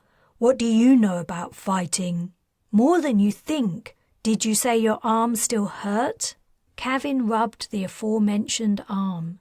He waved dismissively and sat down. Okay. Come back later tonight. Give me 3 hours to set something up. I'll try, but I'm not promising anything. And these people are gonna say no anyway. Then I'll be in trouble for wasting their time. So you better come through with the cash. She will, hon, said Asher. I can get her some work. She'll pay you back. She gave Carina a tiny apologetic smile. Carina sighed. Chapter 40. When Carina returned to Asher and Kavin's apartment later that night, Kavin directed her to another spot where she was to meet the people who could supply her with what she needed. After some bickering over how much and when she should pay Kavin for his service, she set out again, and she was grateful that Bryce was around to look after the twins and Darius while she was gone. Kavin had told her to go to the rooftop of a derelict apartment block a couple of streets away and wait there. When she arrived at the building, she saw that although signs were posted stating the place was condemned and dangerous to enter, squatters had moved in. The low beams of portable lamps and flickers of firelight shone from the windows, occasionally dimming as figures passed across the sources of light. Carina wasn't afraid of people who lived like this, mostly due to the fact that she had once been in a similar situation herself. But she wished she had a weapon of some kind. If anyone threatened her, flashing a weapon would quickly dissuade them from further action. She didn't want to waste time fighting. It might make her late for her appointment. But she had no weapon, only a flask of elixir. She passed through the doorless entrance. The elevators were not only not working, they were absent. The open doors revealed dark, gaping shafts. She went to the stairs and began to climb. On her way up, she sidestepped piles of trash and jumped over prone bodies that she hoped were only sleeping. She was reminded of the new block she and Asher had helped to clean before the decorators arrived. This place was quite the contrast. When she reached the top, she found the door to the roof was swinging off one broken hinge. She tugged at it until it fully broke away, then laid it flat on the rooftop. If she needed to leave the impending meeting fast, she didn't want to be struggling to get past the remains of a door. The rooftop was empty. No exact time had been set up for the meeting, so she was forced to wait and hope the dealers in illegal arms would actually turn up. She was entirely unknown to them and had no ready cash, so their main incentive would probably be curiosity. She went to the edge and gazed down to the ground about 25 stories below. If her prospective associates decided to drop her off the roof, she doubted she would be able to cast transport before she hit the ground. And if she did manage it, would her velocity continue with her to her new location? She didn't know, and she didn't want to find out. The city was quietening down, though the spaceport in the distance remained busy with the fast-moving lights of shuttles taking off and landing. As she watched the brilliantly coloured spots, she realised that two were heading in her direction. She watched them for several moments to make sure she was correct, and then ran over to the stairwell entrance and stood behind it to avoid being baked in the heat of the shuttle's landing. Sounds of engine noise grew louder while she waited. The noise grew so loud she had to cover her ears, and then the engines cut out. When she heard the shuttle doors opening, she stepped from her refuge, slowly and cautiously. Spooking the kind of people she was meeting was never wise. Only one person seemed to be in charge, she was relieved to see. The woman sauntered forward in front of her subordinates, 2 males and a female. All wore floor-length coats made of some kind of animal skin. Its patterning was intricate and beautiful, though it would have looked better on the animals. The boss and her lackeys were also heavily jewelled. They wore tight gem-studded collars of a subtly glowing metal and hand ornaments that could double as knuckle dusters. Kavin did indeed know people who knew people. Carina swallowed, aware of how comparatively unimpressive she looked. The boss seemed to think so too, from the way she was looking her up and down, the expression on her face souring. Kavin had probably been forced to talk Carina up as a prospective business associate before the black market weapons trader would agree to meet her. Now the woman was experiencing a considerable letdown. Deciding it would be better not to give her time to conclude she had nothing to gain from the meeting, Carina opened the bargaining process without preamble. She stated her laundry list of proposed purchases, which included as many weapons and explosive devices as she and Bryce could carry, as well as a vehicle that would seat 6.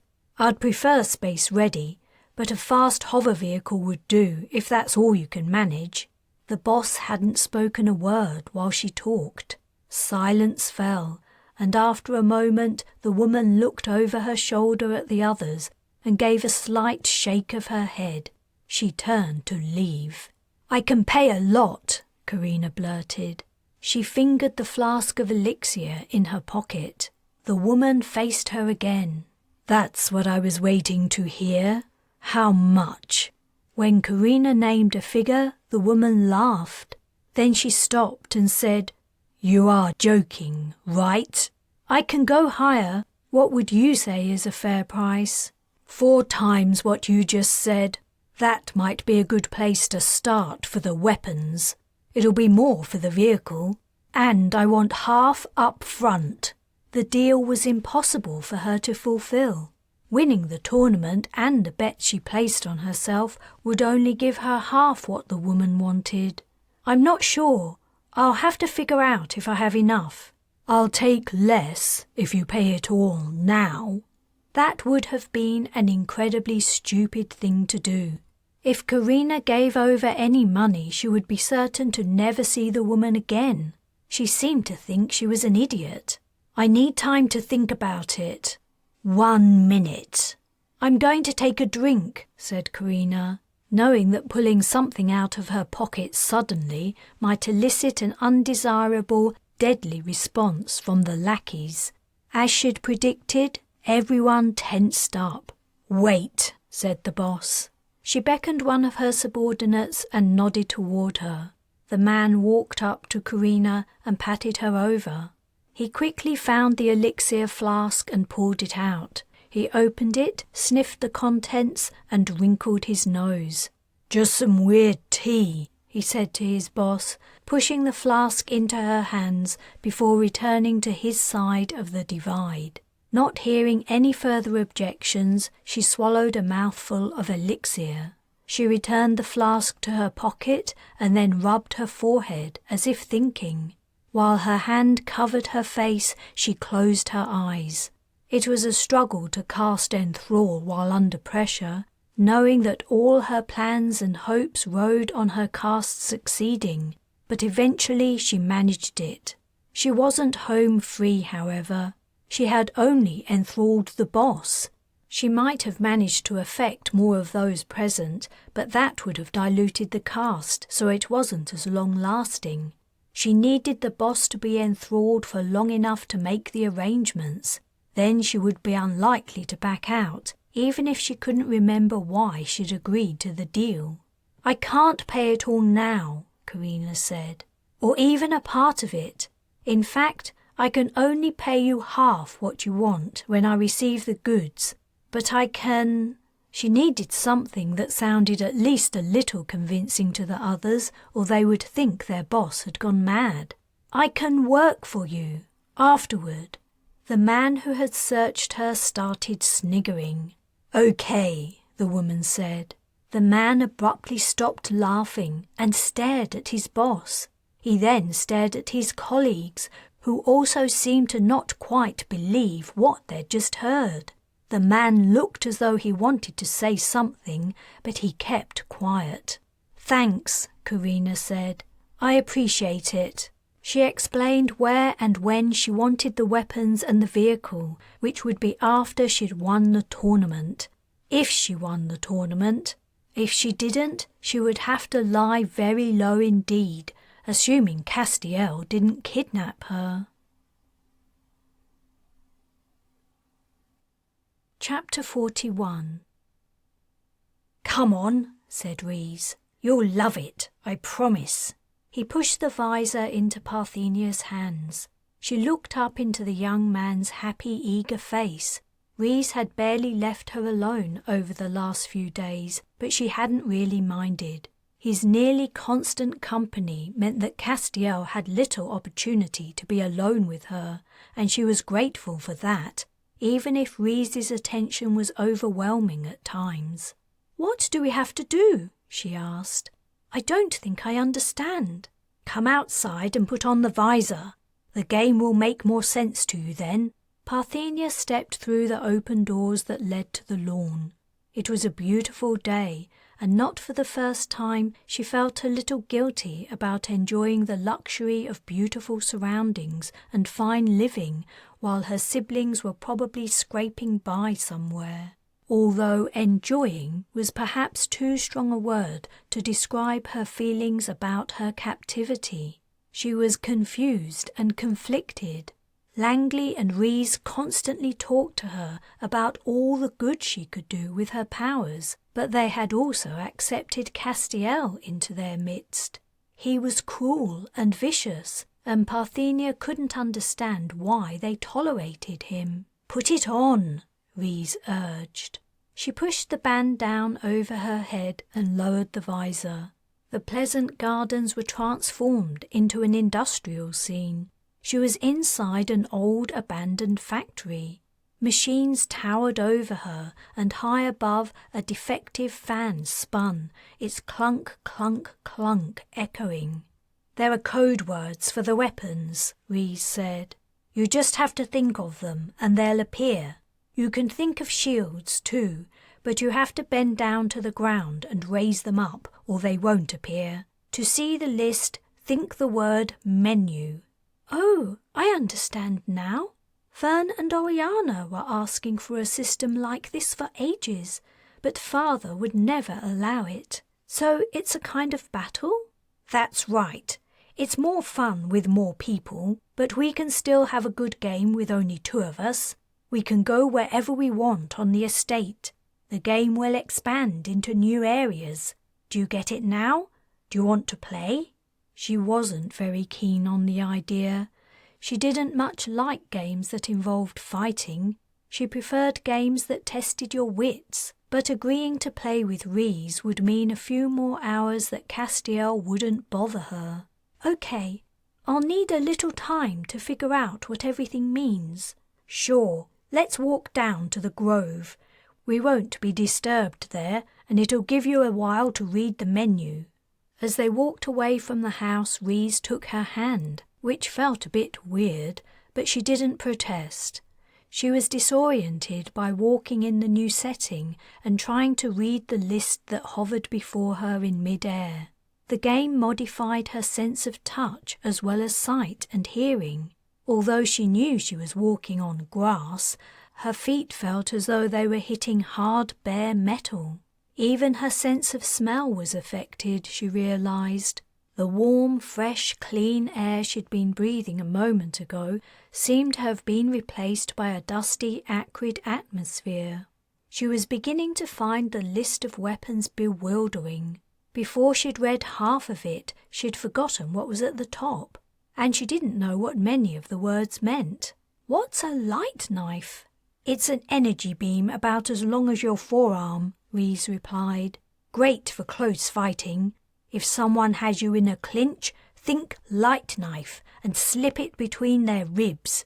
It's high-powered though, so you run out of energy if you use it for more than a few seconds. That's one for emergencies. The idea of slipping anything between someone's ribs sounded horrific, even if it was only make-believe. She was beginning to regret her decision. She glanced at Rhys, wondering how he would take it if she backed out, and jumped as she caught sight of him. In the game, he was wearing heavy armor, topped by a helmet shaped like a bird of prey. He turned and said, "What do you think? Cool, huh?" "Am I wearing something like that?" "You're wearing the default costume. I customized mine myself. Switch to overview and you'll see." She thought overview and immediately saw the factory from a high viewpoint. 2 figures were walking through it. One was Rhys with his bird-like helmet, and the other was a woman wearing less heavy or stylized armor. She hardly recognized herself. Instead, she was reminded of Carina. Her heart felt heavy at the memory of her sister. She'd said she would come back, but that had been days ago. "Nearly there," Rhys said. The game represented the trees of the grove on the Dirksen estate as pillars that rose from the factory floor to the vaulted ceiling. Where the ground was uneven, the game had made the floor broken and pitted. They reached the pillars and walked in among them. "Are you ready?" Rhys asked. "Not really. I know some of the words, but I don't understand exactly what we're supposed to be doing." "That's easy. We fight each other." "That's all we have to do?" "Basically. If you die, you lose. Then we start again. Shall we make it the best out of 5? We can use the pillars as cover." What had given Rhys the idea she would like the game, she had no clue. She had a feeling it was going to be over very quickly after she had been killed 5 times. Okay. We can start from the opposite ends of the grove and work our way in. What do you say?" "All right then. I'll wait here. You go to the other side." "Okay." Rhys set off through the pillars. She thought, arm rocket, and the weapon appeared on her wrist while its specks rose in her vision. Was it the right choice? She didn't know, but it was one of the few names she could understand. While she was trying to decide if she should pick something else, Rhys reappeared from between the pillars. She raised her arm rocket to fire at him, but he lifted his hands. "Don't shoot," he said, laughing. When he'd returned to her side, he continued, "You don't much like this game, do you?" "No, not really." He lifted his helmet and reached out to remove hers too. Suddenly she was back in the grounds of the Dirksen estate.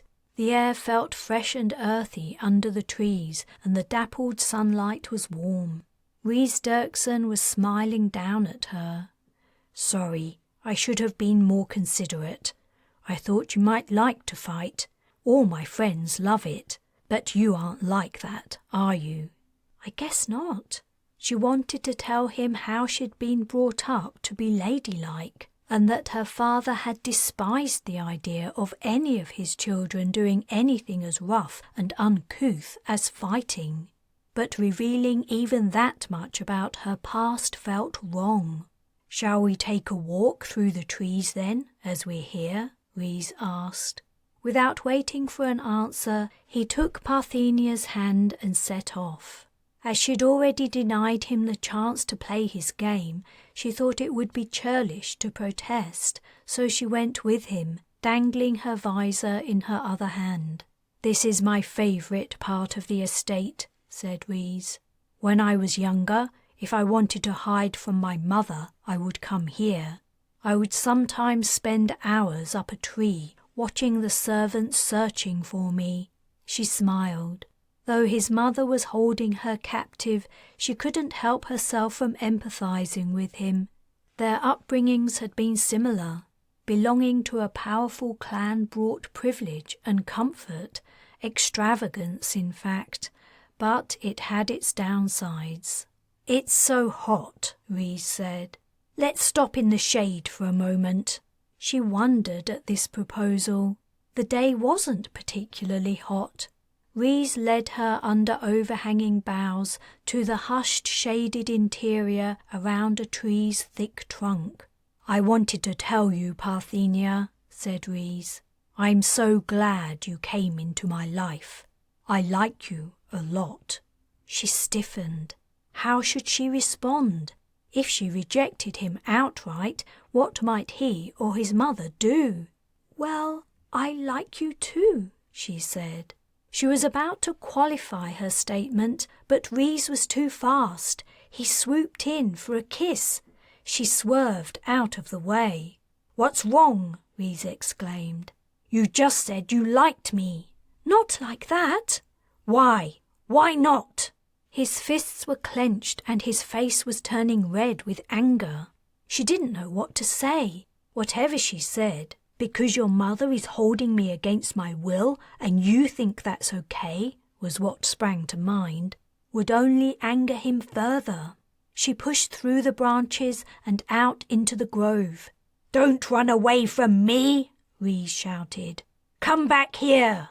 She ran through the grove, dodging trees, heading toward the mansion. It felt strange to be heading to her prison as a place of refuge, but what else could she do? She was trapped. When would Carina come? Chapter 42. Carina lifted the giant main pincers of her mech and lowered them, testing them to their fullest extent. In response, a light appeared on her head-up display. Check. She turned in a circle, testing the maneuverability of the legs. Heavy thunks resounded, and her visual displayed 360 degrees of the rear part of the stadium, where the mechs and their tech teams waited for the battle to start. From her position, she couldn't see her opponent, but she could hear him or her going through the same checks. It was as she'd thought when she'd seen her first mech battle. The operators put the machines through thorough checks before entering the arena. The moves they went through in front of the crowd before engaging in the fight were only for show. This gave her an idea. If she acted on it, she would never be allowed to participate in another battle, but that didn't matter. She only needed to win this one. The black market arms dealer would be waiting for her after the show, ready with the weapons and everything else she needed, provided she had her prize money and winnings. Bryce had bet everything they'd earned over the previous days. "Tammy," the mech manager's voice sounded over Carina's comm. "All set? Everything okay?" "Yeah, everything's working fine." "I can see that. I'm asking about you." "Oh, I'm good. Looking forward to it." The man, who went by his old stage name of the Stomper, had been nervous about giving her a chance, but excitement had overtaken his nerves as the betting on the battle mounted up. His ploy of selling her as a mysterious young newcomer had worked. Her masked image had been displayed on all the entertainment channels, and the manager had even scored an interview on a late-night show where he'd made up a bunch of nonsense to intrigue the audience. She'd caught a glimpse of the show before she'd turned it off in disgust. He'd told the interviewer it was a grudge match, that her family had once worked for Spear Corps, who were sponsoring the opposing team, but they'd all been laid off and were now on the streets. "Man," the Stomper had said, "the Dark Avenger really hates Spear Corps. It makes her mad just to hear the name." The audience most likely knew it was all untrue, but they didn't care. Believing in the fantasy was fun and a distraction from the slow crippling of their autonomy and freedom by the Dirksens. The resulting increased interest had worked in her favour. The stadium was sold out. "Great," said the Stomper. "Try to last as long as you can out there. Give them a good show. If the fight's over in a couple of minutes, we'll get complaints." She rolled her eyes. "Thanks for the vote of confidence." "I'm just saying." Ignoring him, she rechecked the mech's weapons. They were limited due to the safety factor. If a mech hurt an audience member, the company would receive more than complaints. Each of her main pincers converted to massive hammers, and huge spikes could spring out from the mech's knees. Short-range grapples fired from the machine's midriff in case she wanted to hold the other mech at close quarters and her pincers were gone. She figured in that scenario she could hit it with the mech's head. Her secondary pincers doubled as drills. She had to give the Stomper some credit. The mech she was fighting in was one of the least beat up he had to choose from, though the fact only emphasized his lack of faith in her. An ear-piercing jangle sounded. 1 minute to go. The noise of the crowd permeated even through her solid surroundings. Somewhere out there, Castiel was probably waiting. Would he try to transport her out from her mech the minute he saw her?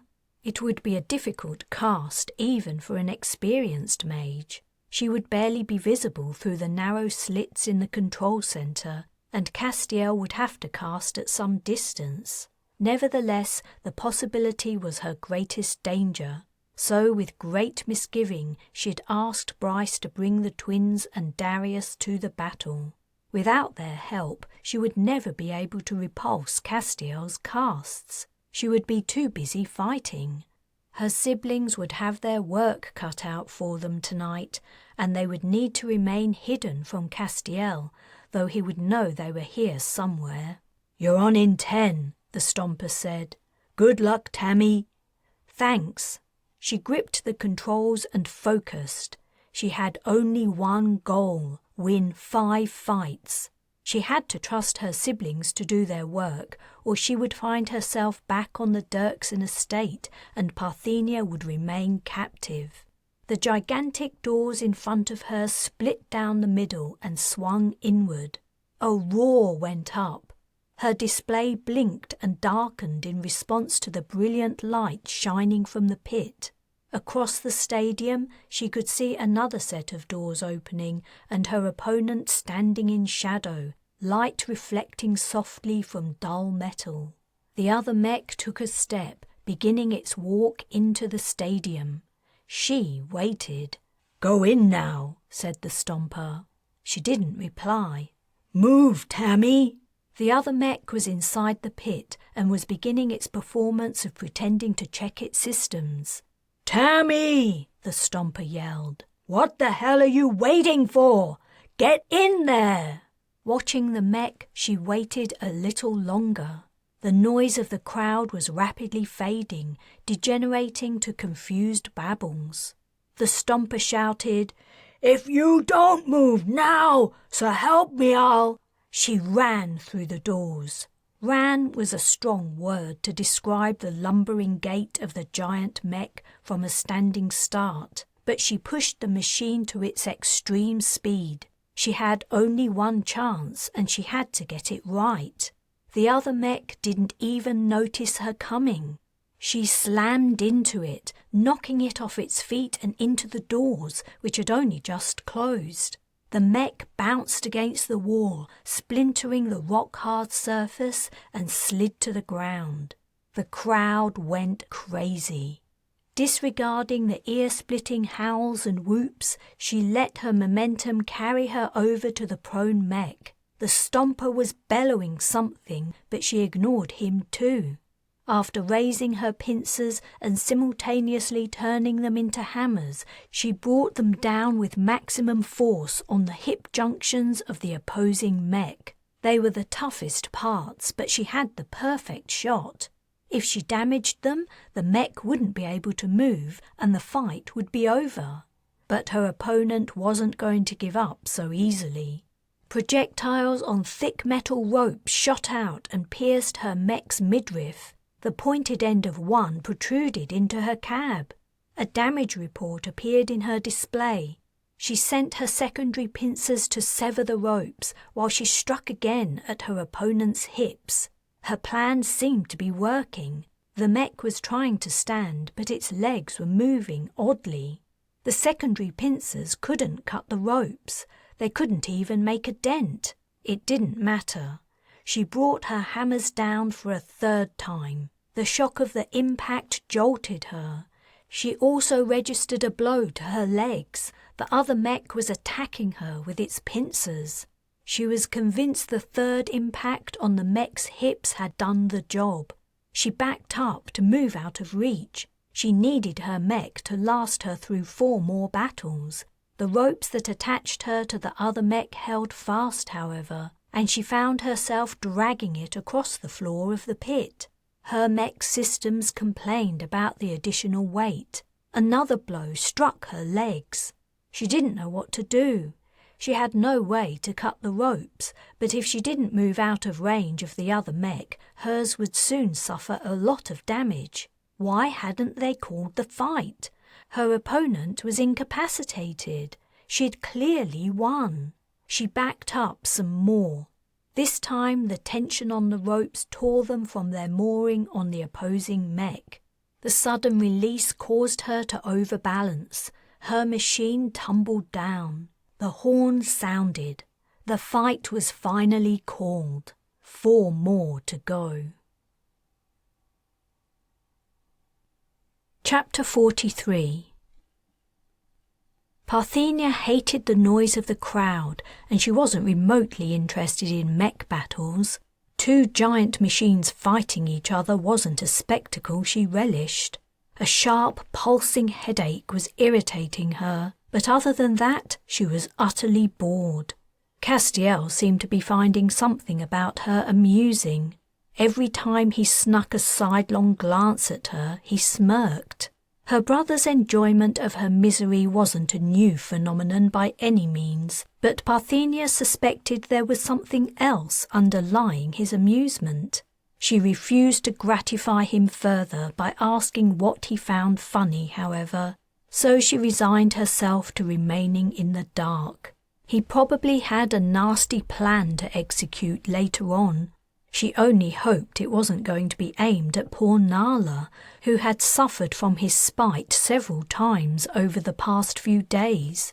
Castiel insisted on using her as a subject on which to practice his casting skills. He enthralled her to do stupid, embarrassing, and even dangerous things. When he'd made her walk around the entire estate naked so that every servant, guard, and gardener saw her, even Langley had been appalled and asked him to stop.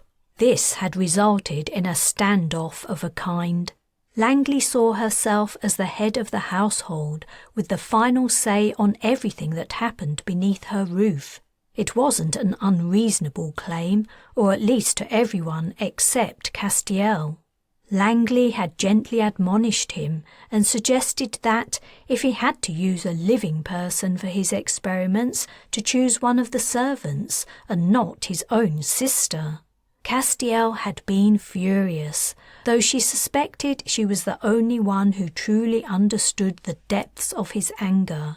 He had mastered himself. He had walked away, not responding to Langley at all. But Parthenia wondered what would happen the next time the two clashed.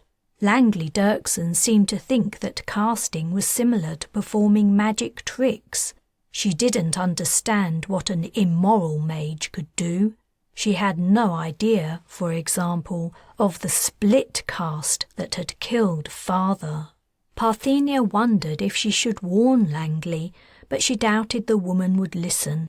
She would only think she was trying to undermine Castiel in the hope that she might cast and escape. And Rhys hadn't spoken to her since she'd rejected him in the grove, which was a good thing.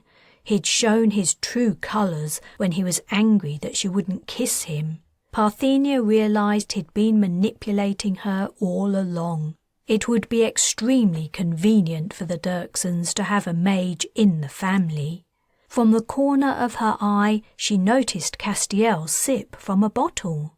He was casting, and as far as she knew, it was for the 3rd or 4th time this evening.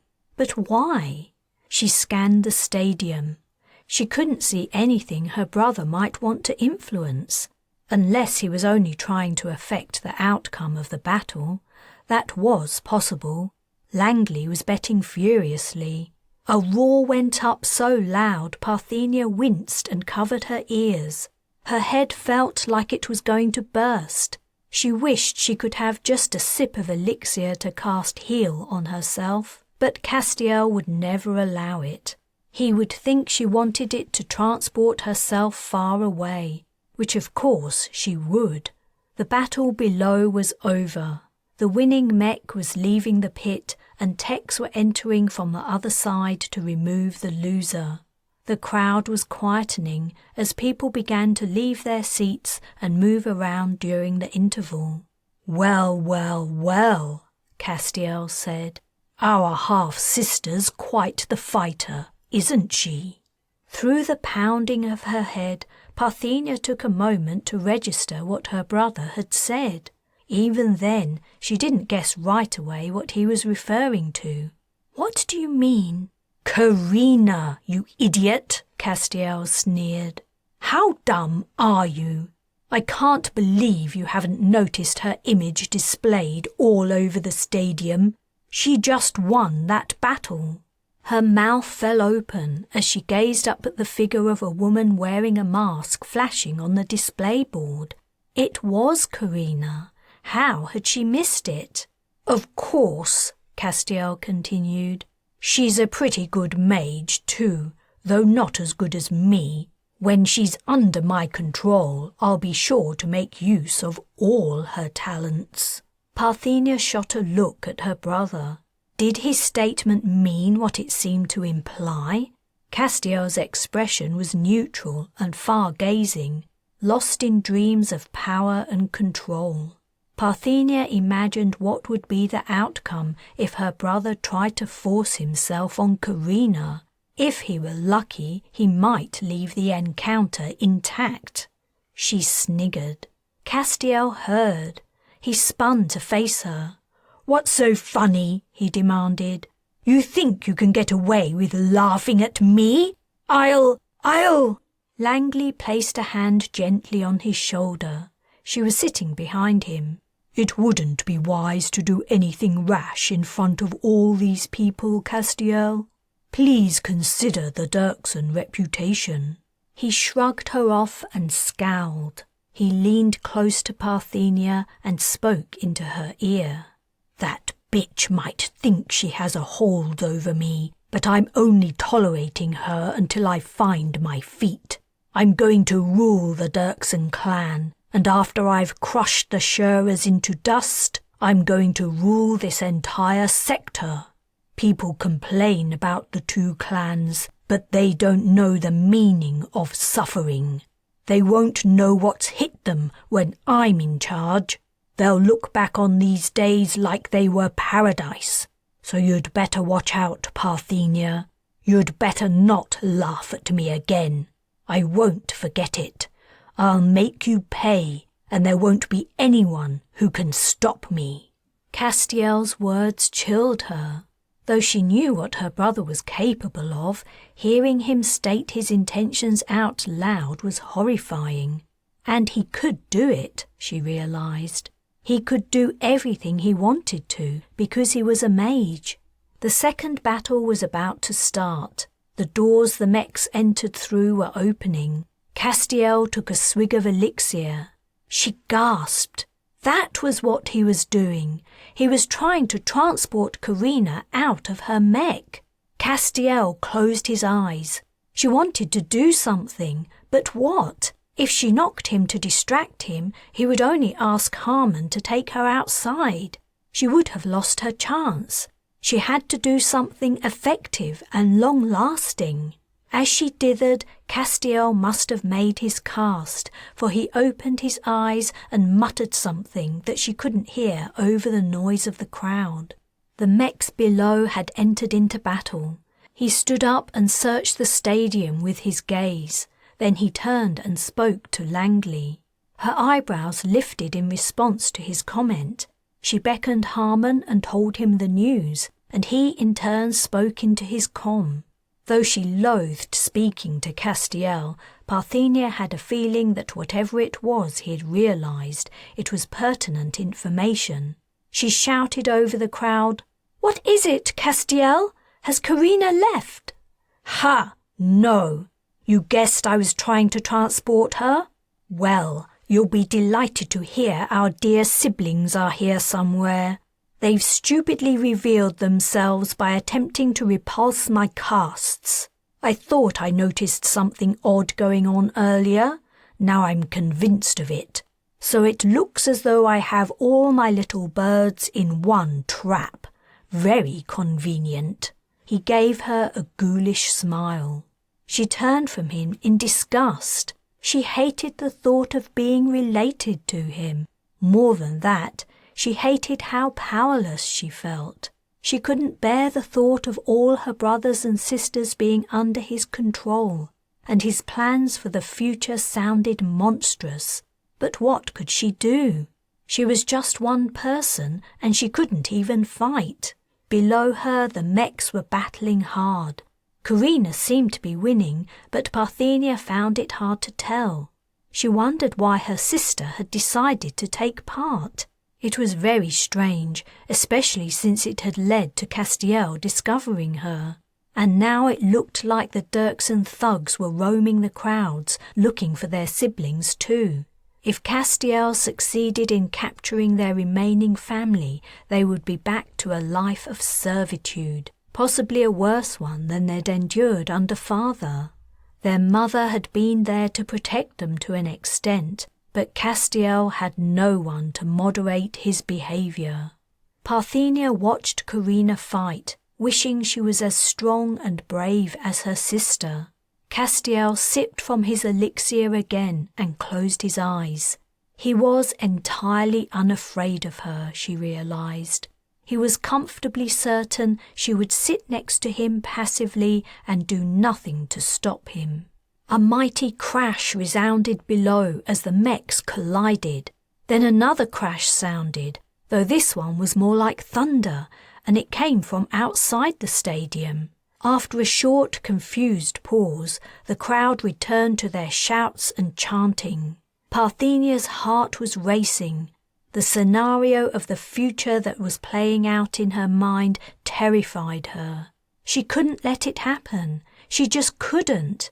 Even if she didn't manage to save herself, she had to do something to save her brothers and sisters. She had to make a gesture, no matter how insignificant. A deafening boom sounded and echoed through the stadium. The crowd grew quieter as they tried to understand what was happening. Castiel was also puzzled. He peered around, his bottle of elixir in his hand. She took her chance. She grabbed it. Castiel registered a moment of shock before trying to snatch it back. He was too late. She threw the bottle down so hard it smashed. The elixir soaked into the floor. Castiel looked up at her, white with rage. She didn't care. She had made her gesture. Now what else could she do? Chapter 44. The third battle of the evening was turning out to be Carina's hardest yet. It wasn't surprising. Her mech had taken considerable damage. The techs had done their best to patch up the machine over the interval, but nearly half the display wasn't lit, and neither of her secondary pincers were working. Also, the first mech she had faced had pummeled one of her legs so much it didn't function properly and was slowing her down. For close quarters fighting, that didn't matter too much.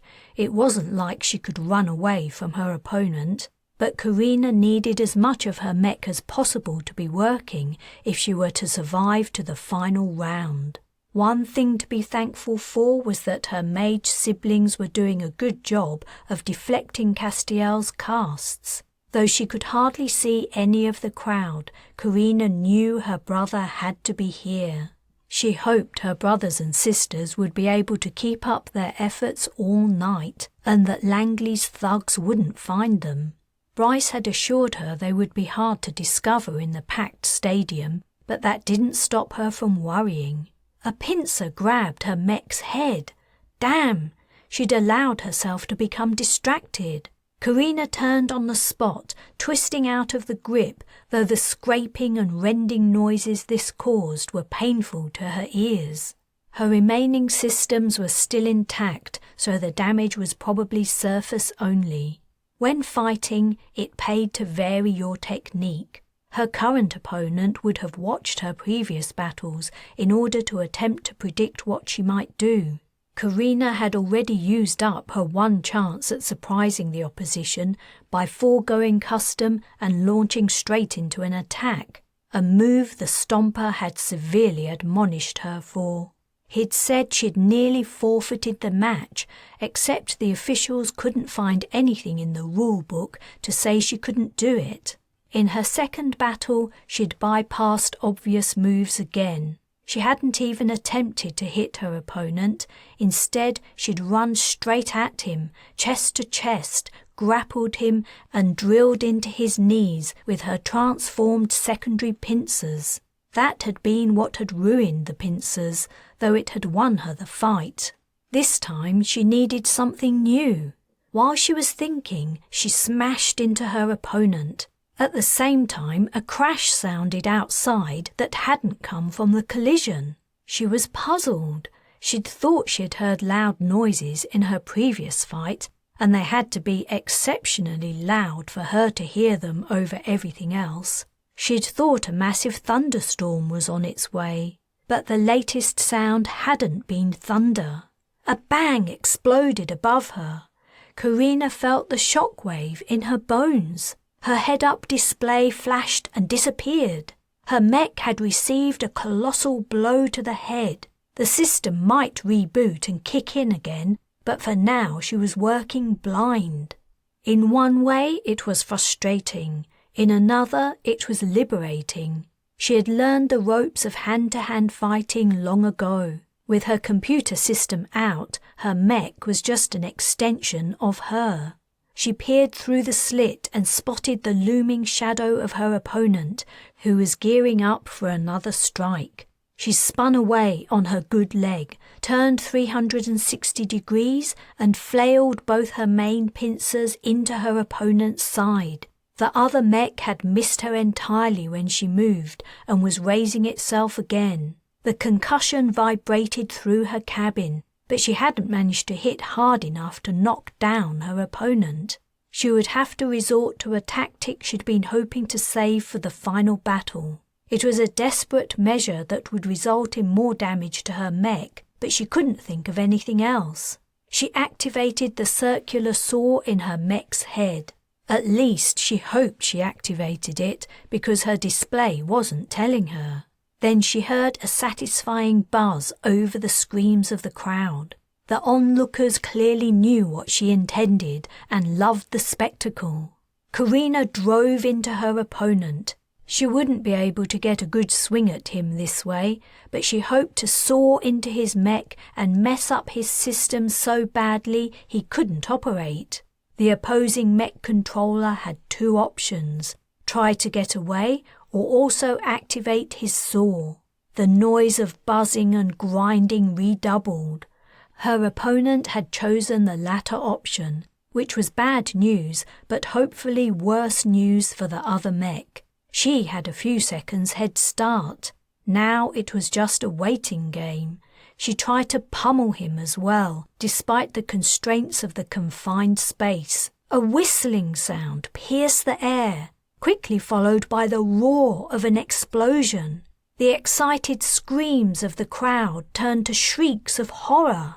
Carina leaned forward to see out of the narrow view hole, but all that was visible was the blank metal of the other mech.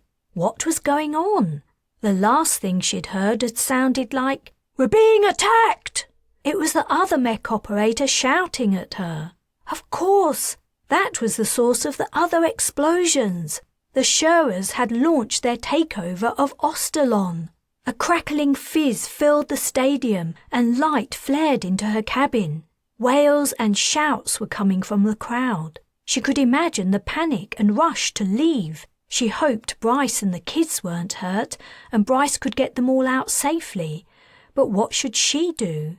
Her saw was still operating, and her opponent was yelling for her to turn it off. She tried, but the saw didn't respond.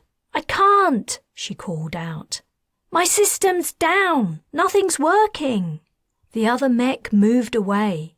Without the counter-pressure, her mech began to fall. She hit the ground face down and dangled in her safety straps. The saw in her mech's head continued to grind away. She couldn't see a thing. All her viewing slits were coated in the dust her saw was throwing up in showers. The sounds from outside were a jumble of panicked voices punctuated by the bombardment of the Shura forces. The techs who were responsible for her machine would be running for their lives. She was on her own. She unfastened her straps one by one, gradually lowering herself to the front of her chamber, which was now the floor. She crawled up the side to the door and punched the exit button. Predictably, the door remained closed. It would run on the same system as the rest of the mech. If she'd been trapped in there after a fight, the techs would have their own way of opening it. Now she didn't know how she was going to get out. Carina began to search around in the near darkness. There had to be a manual release mechanism somewhere. The Stomper hadn't bothered to show her what to do in an emergency, but it didn't make any sense to leave the operator with no way of getting out by themselves. Her fingers probed the bumpy surfaces. As she searched, the realization hit that her entire plan had fallen apart. She wouldn't win her prize or her bets, and the arms dealer wouldn't be waiting for her with the stuff she needed. Parthenia would remain trapped on the Dirksen estate, only now she would be moved somewhere else, perhaps to another planet as the Dirksens fled Ostalon. Damn it! Her heart ached for her sister. She couldn't bear the thought of her being held captive by Castiel, a clone of his father. With an entire galactic sector to search, how would she ever find her? Chapter 45. The stadium was in utter chaos. Parthenia had guessed her father's clan was attacking Ostalon. She was trying to fight against the flow of the crowd, but it was hopeless. Then she noticed the seating was nearly empty. Everyone was crowding into the aisles. She edged along a row and began climbing over the seats. She had to reach Carina.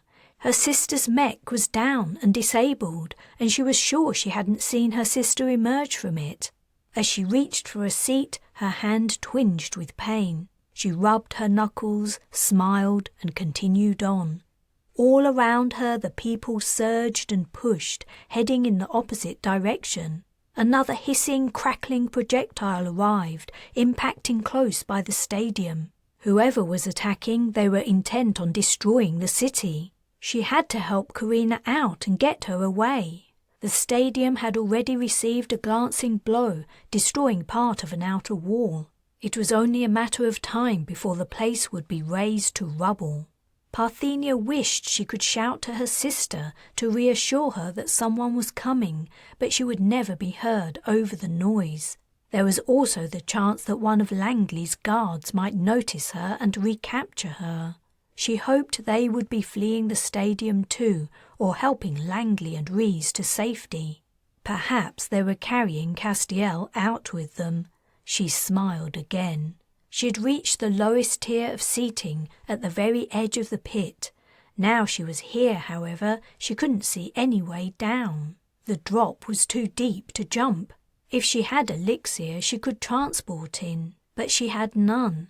She ran around the edge.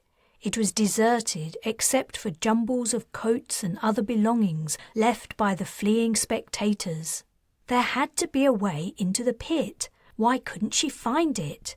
She noticed a dark, empty exit between the seats. Seeing no other option, she ran through and down the stairs at the end of the passage. The noises from outside grew fainter as she descended, following each turn of the stairs and ignoring the doors at each landing. The air became cool and moist. She was definitely heading into the depths of the stadium. Finally, the stairs came to an end. She pushed open a set of double doors. She had reached the pit. Up close, the two mechs looked even more enormous than they had from above. The center of the standing one was open, its operator gone.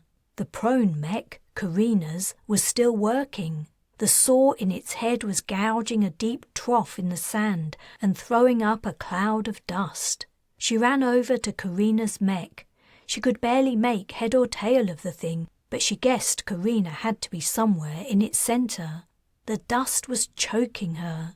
She lifted her shirt over her nose and squinted to keep it out of her eyes. When she arrived at the belly of the mech, she banged on its side. "Carina, can you hear me?" Her fist striking the metal made no sound, or at least nothing she could hear over the whine of the saw, the still noisy crowd, and the regular explosions of air-to-ground fire. "Carina!" she shouted at the top of her voice before subsiding into a fit of coughing. Surely there had to be a way to see inside the mech. She wiped dust from her face and stepped closer to the spinning saw. A ridge ran up the side of the machine where a bank of dust had built up. She pulled her sleeve over her hand and wiped the ridge clean. It was the edge of a narrow slit. She peered through it, but she could see only darkness. She put her mouth to the slit. "Carina, are you in there?" Then she turned her head and placed her ear against the gap. Did she hear an answer? She thought so. She moved her head to call inside again, but she saw a pair of eyes looking out at her. "Carina!" she cried in happiness. 4 fingers poked through the slit. Parthenia grabbed them. "How can I get you out?" Her sister's reply was faint. "I don't know. Can you see anything? Like a manual override?" She couldn't even see the exit to the machine, let alone the mechanism to open it. She asked her sister where she should be looking. When she'd finally found the spot and cleared away the dust to search the area, she still couldn't find anything to open the hatch. She returned to the slit to tell Carina the bad news. As she was walking around the giant machine, part of the stadium exploded. Debris began to rain down. Her ears were ringing. She put her arms over her head for protection and continued to return to Carina. She called to her sister through the gap. The 4 fingers reappeared and she grasped them. "I couldn't find it," she yelled, though her voice sounded faint. "I don't know how to get you out." If Carina replied, she didn't hear her. She held on to her sister's fingers and sank down to the ground. She wanted so much to help her, but she didn't know what else to do. She couldn't get inside the machine or move it. The stadium was being steadily demolished and Carina was trapped. How could she save her sister? As she held Carina's fingers, she rubbed away the tears that were mixing with dust on her face. She had finally stood up for herself when she'd gotten away from Castiel, but it wasn't enough. It didn't matter how brave she was if she couldn't help the people she loved. Parthenia had resigned herself to staying with Carina no matter what happened. She couldn't leave her sister here to die trapped inside an ugly mechanical monster. When they'd been together on Nightfall, it would have been much easier for Carina to escape if she'd been alone, but she'd risked her life to take all her family with her, even Castiel, though he didn't appreciate it. She could never abandon her now. Another explosion resounded. As she looked up to see what part of the stadium had been hit, she saw figures running out to her from one of the entrances to the pit. She cringed. So Langley had left behind some guards to find her. Parthenia had thought they must have all left. But then she noticed through the dust and gloom that 3 of the figures were shorter than they should be. One of them was very short. Her heart nearly burst with joy. "Darius!" She leapt up and ran to the little boy, scooping him into her arms. Oriana and Fern grabbed her, jumping up and down with happiness. "Wait," Darius said, struggling. "I have to get Carina out." "Can you?" she asked as she put him down. "Have you got some elixir?" The fourth figure walked up. She was shocked to see Carina's friend, Bryce. "We've got some left, but not a lot," he said, handing a bottle to Darius. "Do your work, kid." Clutching the bottle in his little hand, Darius ran over to the mech. He reached up to Carina's fingers. In another moment, her sister was out of the machine and standing next to him. As the two embraced, Parthenia burst into tears again. "I can't believe it! We finally did it! We're finally together again!" As she spoke, however, she realized that wasn't exactly true. "Come on!" Carina shouted as she began to run. Everyone sprinted with her to one of the sets of massive mech entrance doors. One of the doors remained ajar, and they slipped through it to the backstage area. The noise of the bombing faded somewhat. Carina led them through the workshop areas and offices until they emerged from the building into the parking lot. The vehicles that remained were wrecked, and in places the ground was cratered. "We need to transport somewhere," said Carina, "but I don't know where we'll be safe from the Shura attack." They jogged across the lot while they thought about what they should do. "You should thank Darius," Bryce said to Parthenia. "All the time you were in the pit, Dirksen guards were spotting you and coming in to get you. Darius transported them away." "His casts are so powerful," Oriana broke in. "He's been moving them to the other side of the planet so they couldn't quickly return in a hover vehicle." "He must have transported about 30 of them," Fern exclaimed.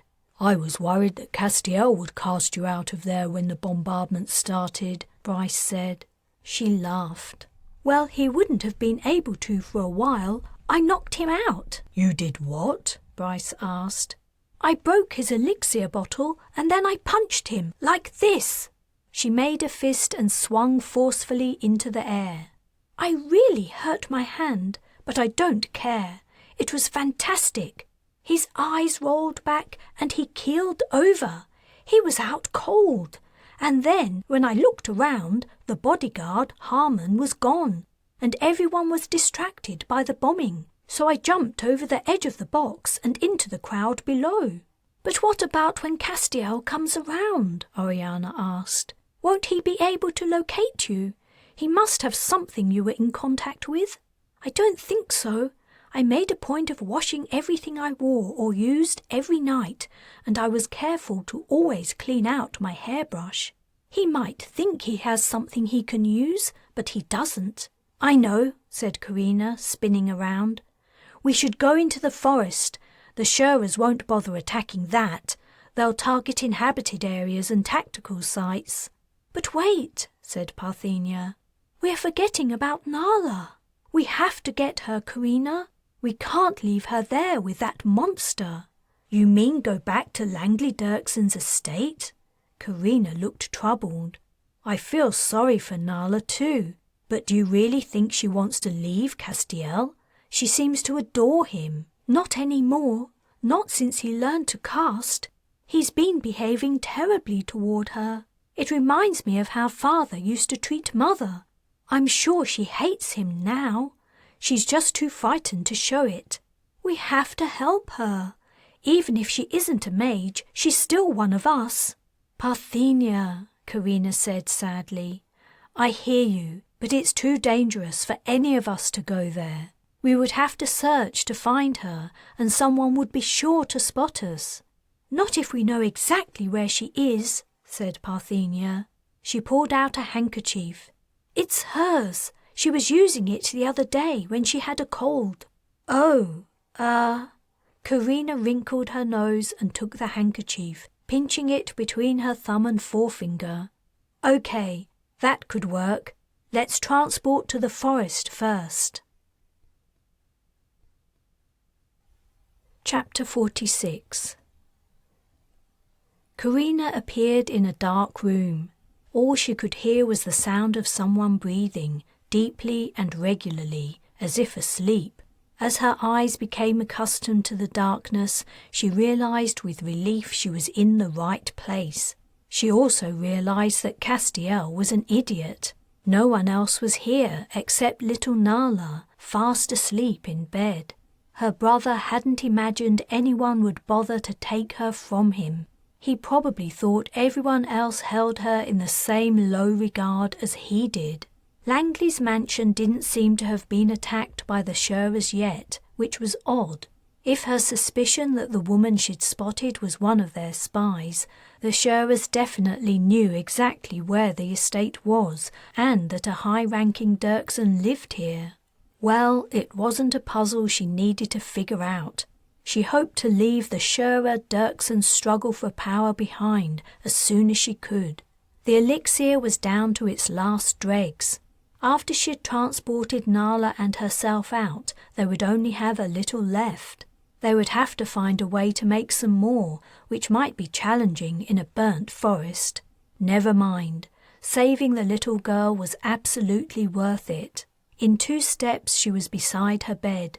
Kneeling down, she took Nala's hand where it lay on the blanket, then swallowed some elixir.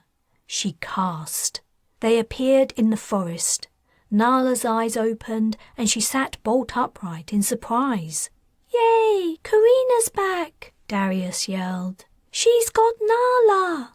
The children ran over to their sister and started making a fuss of her. They began to explain to the shocked girl where she was and what had happened. "Wait," Carina said. "We have to check Nala and Parthenia for tracers. Darius, here's the last of the elixir. I'm pretty sure you'll be able to sense them if they're there. Do you want to do it?" Her brother took the bottle and set to work. After checking both his sisters for the devices, he declared confidently that he had found them. In a matter of moments, he had also removed them without causing any harm.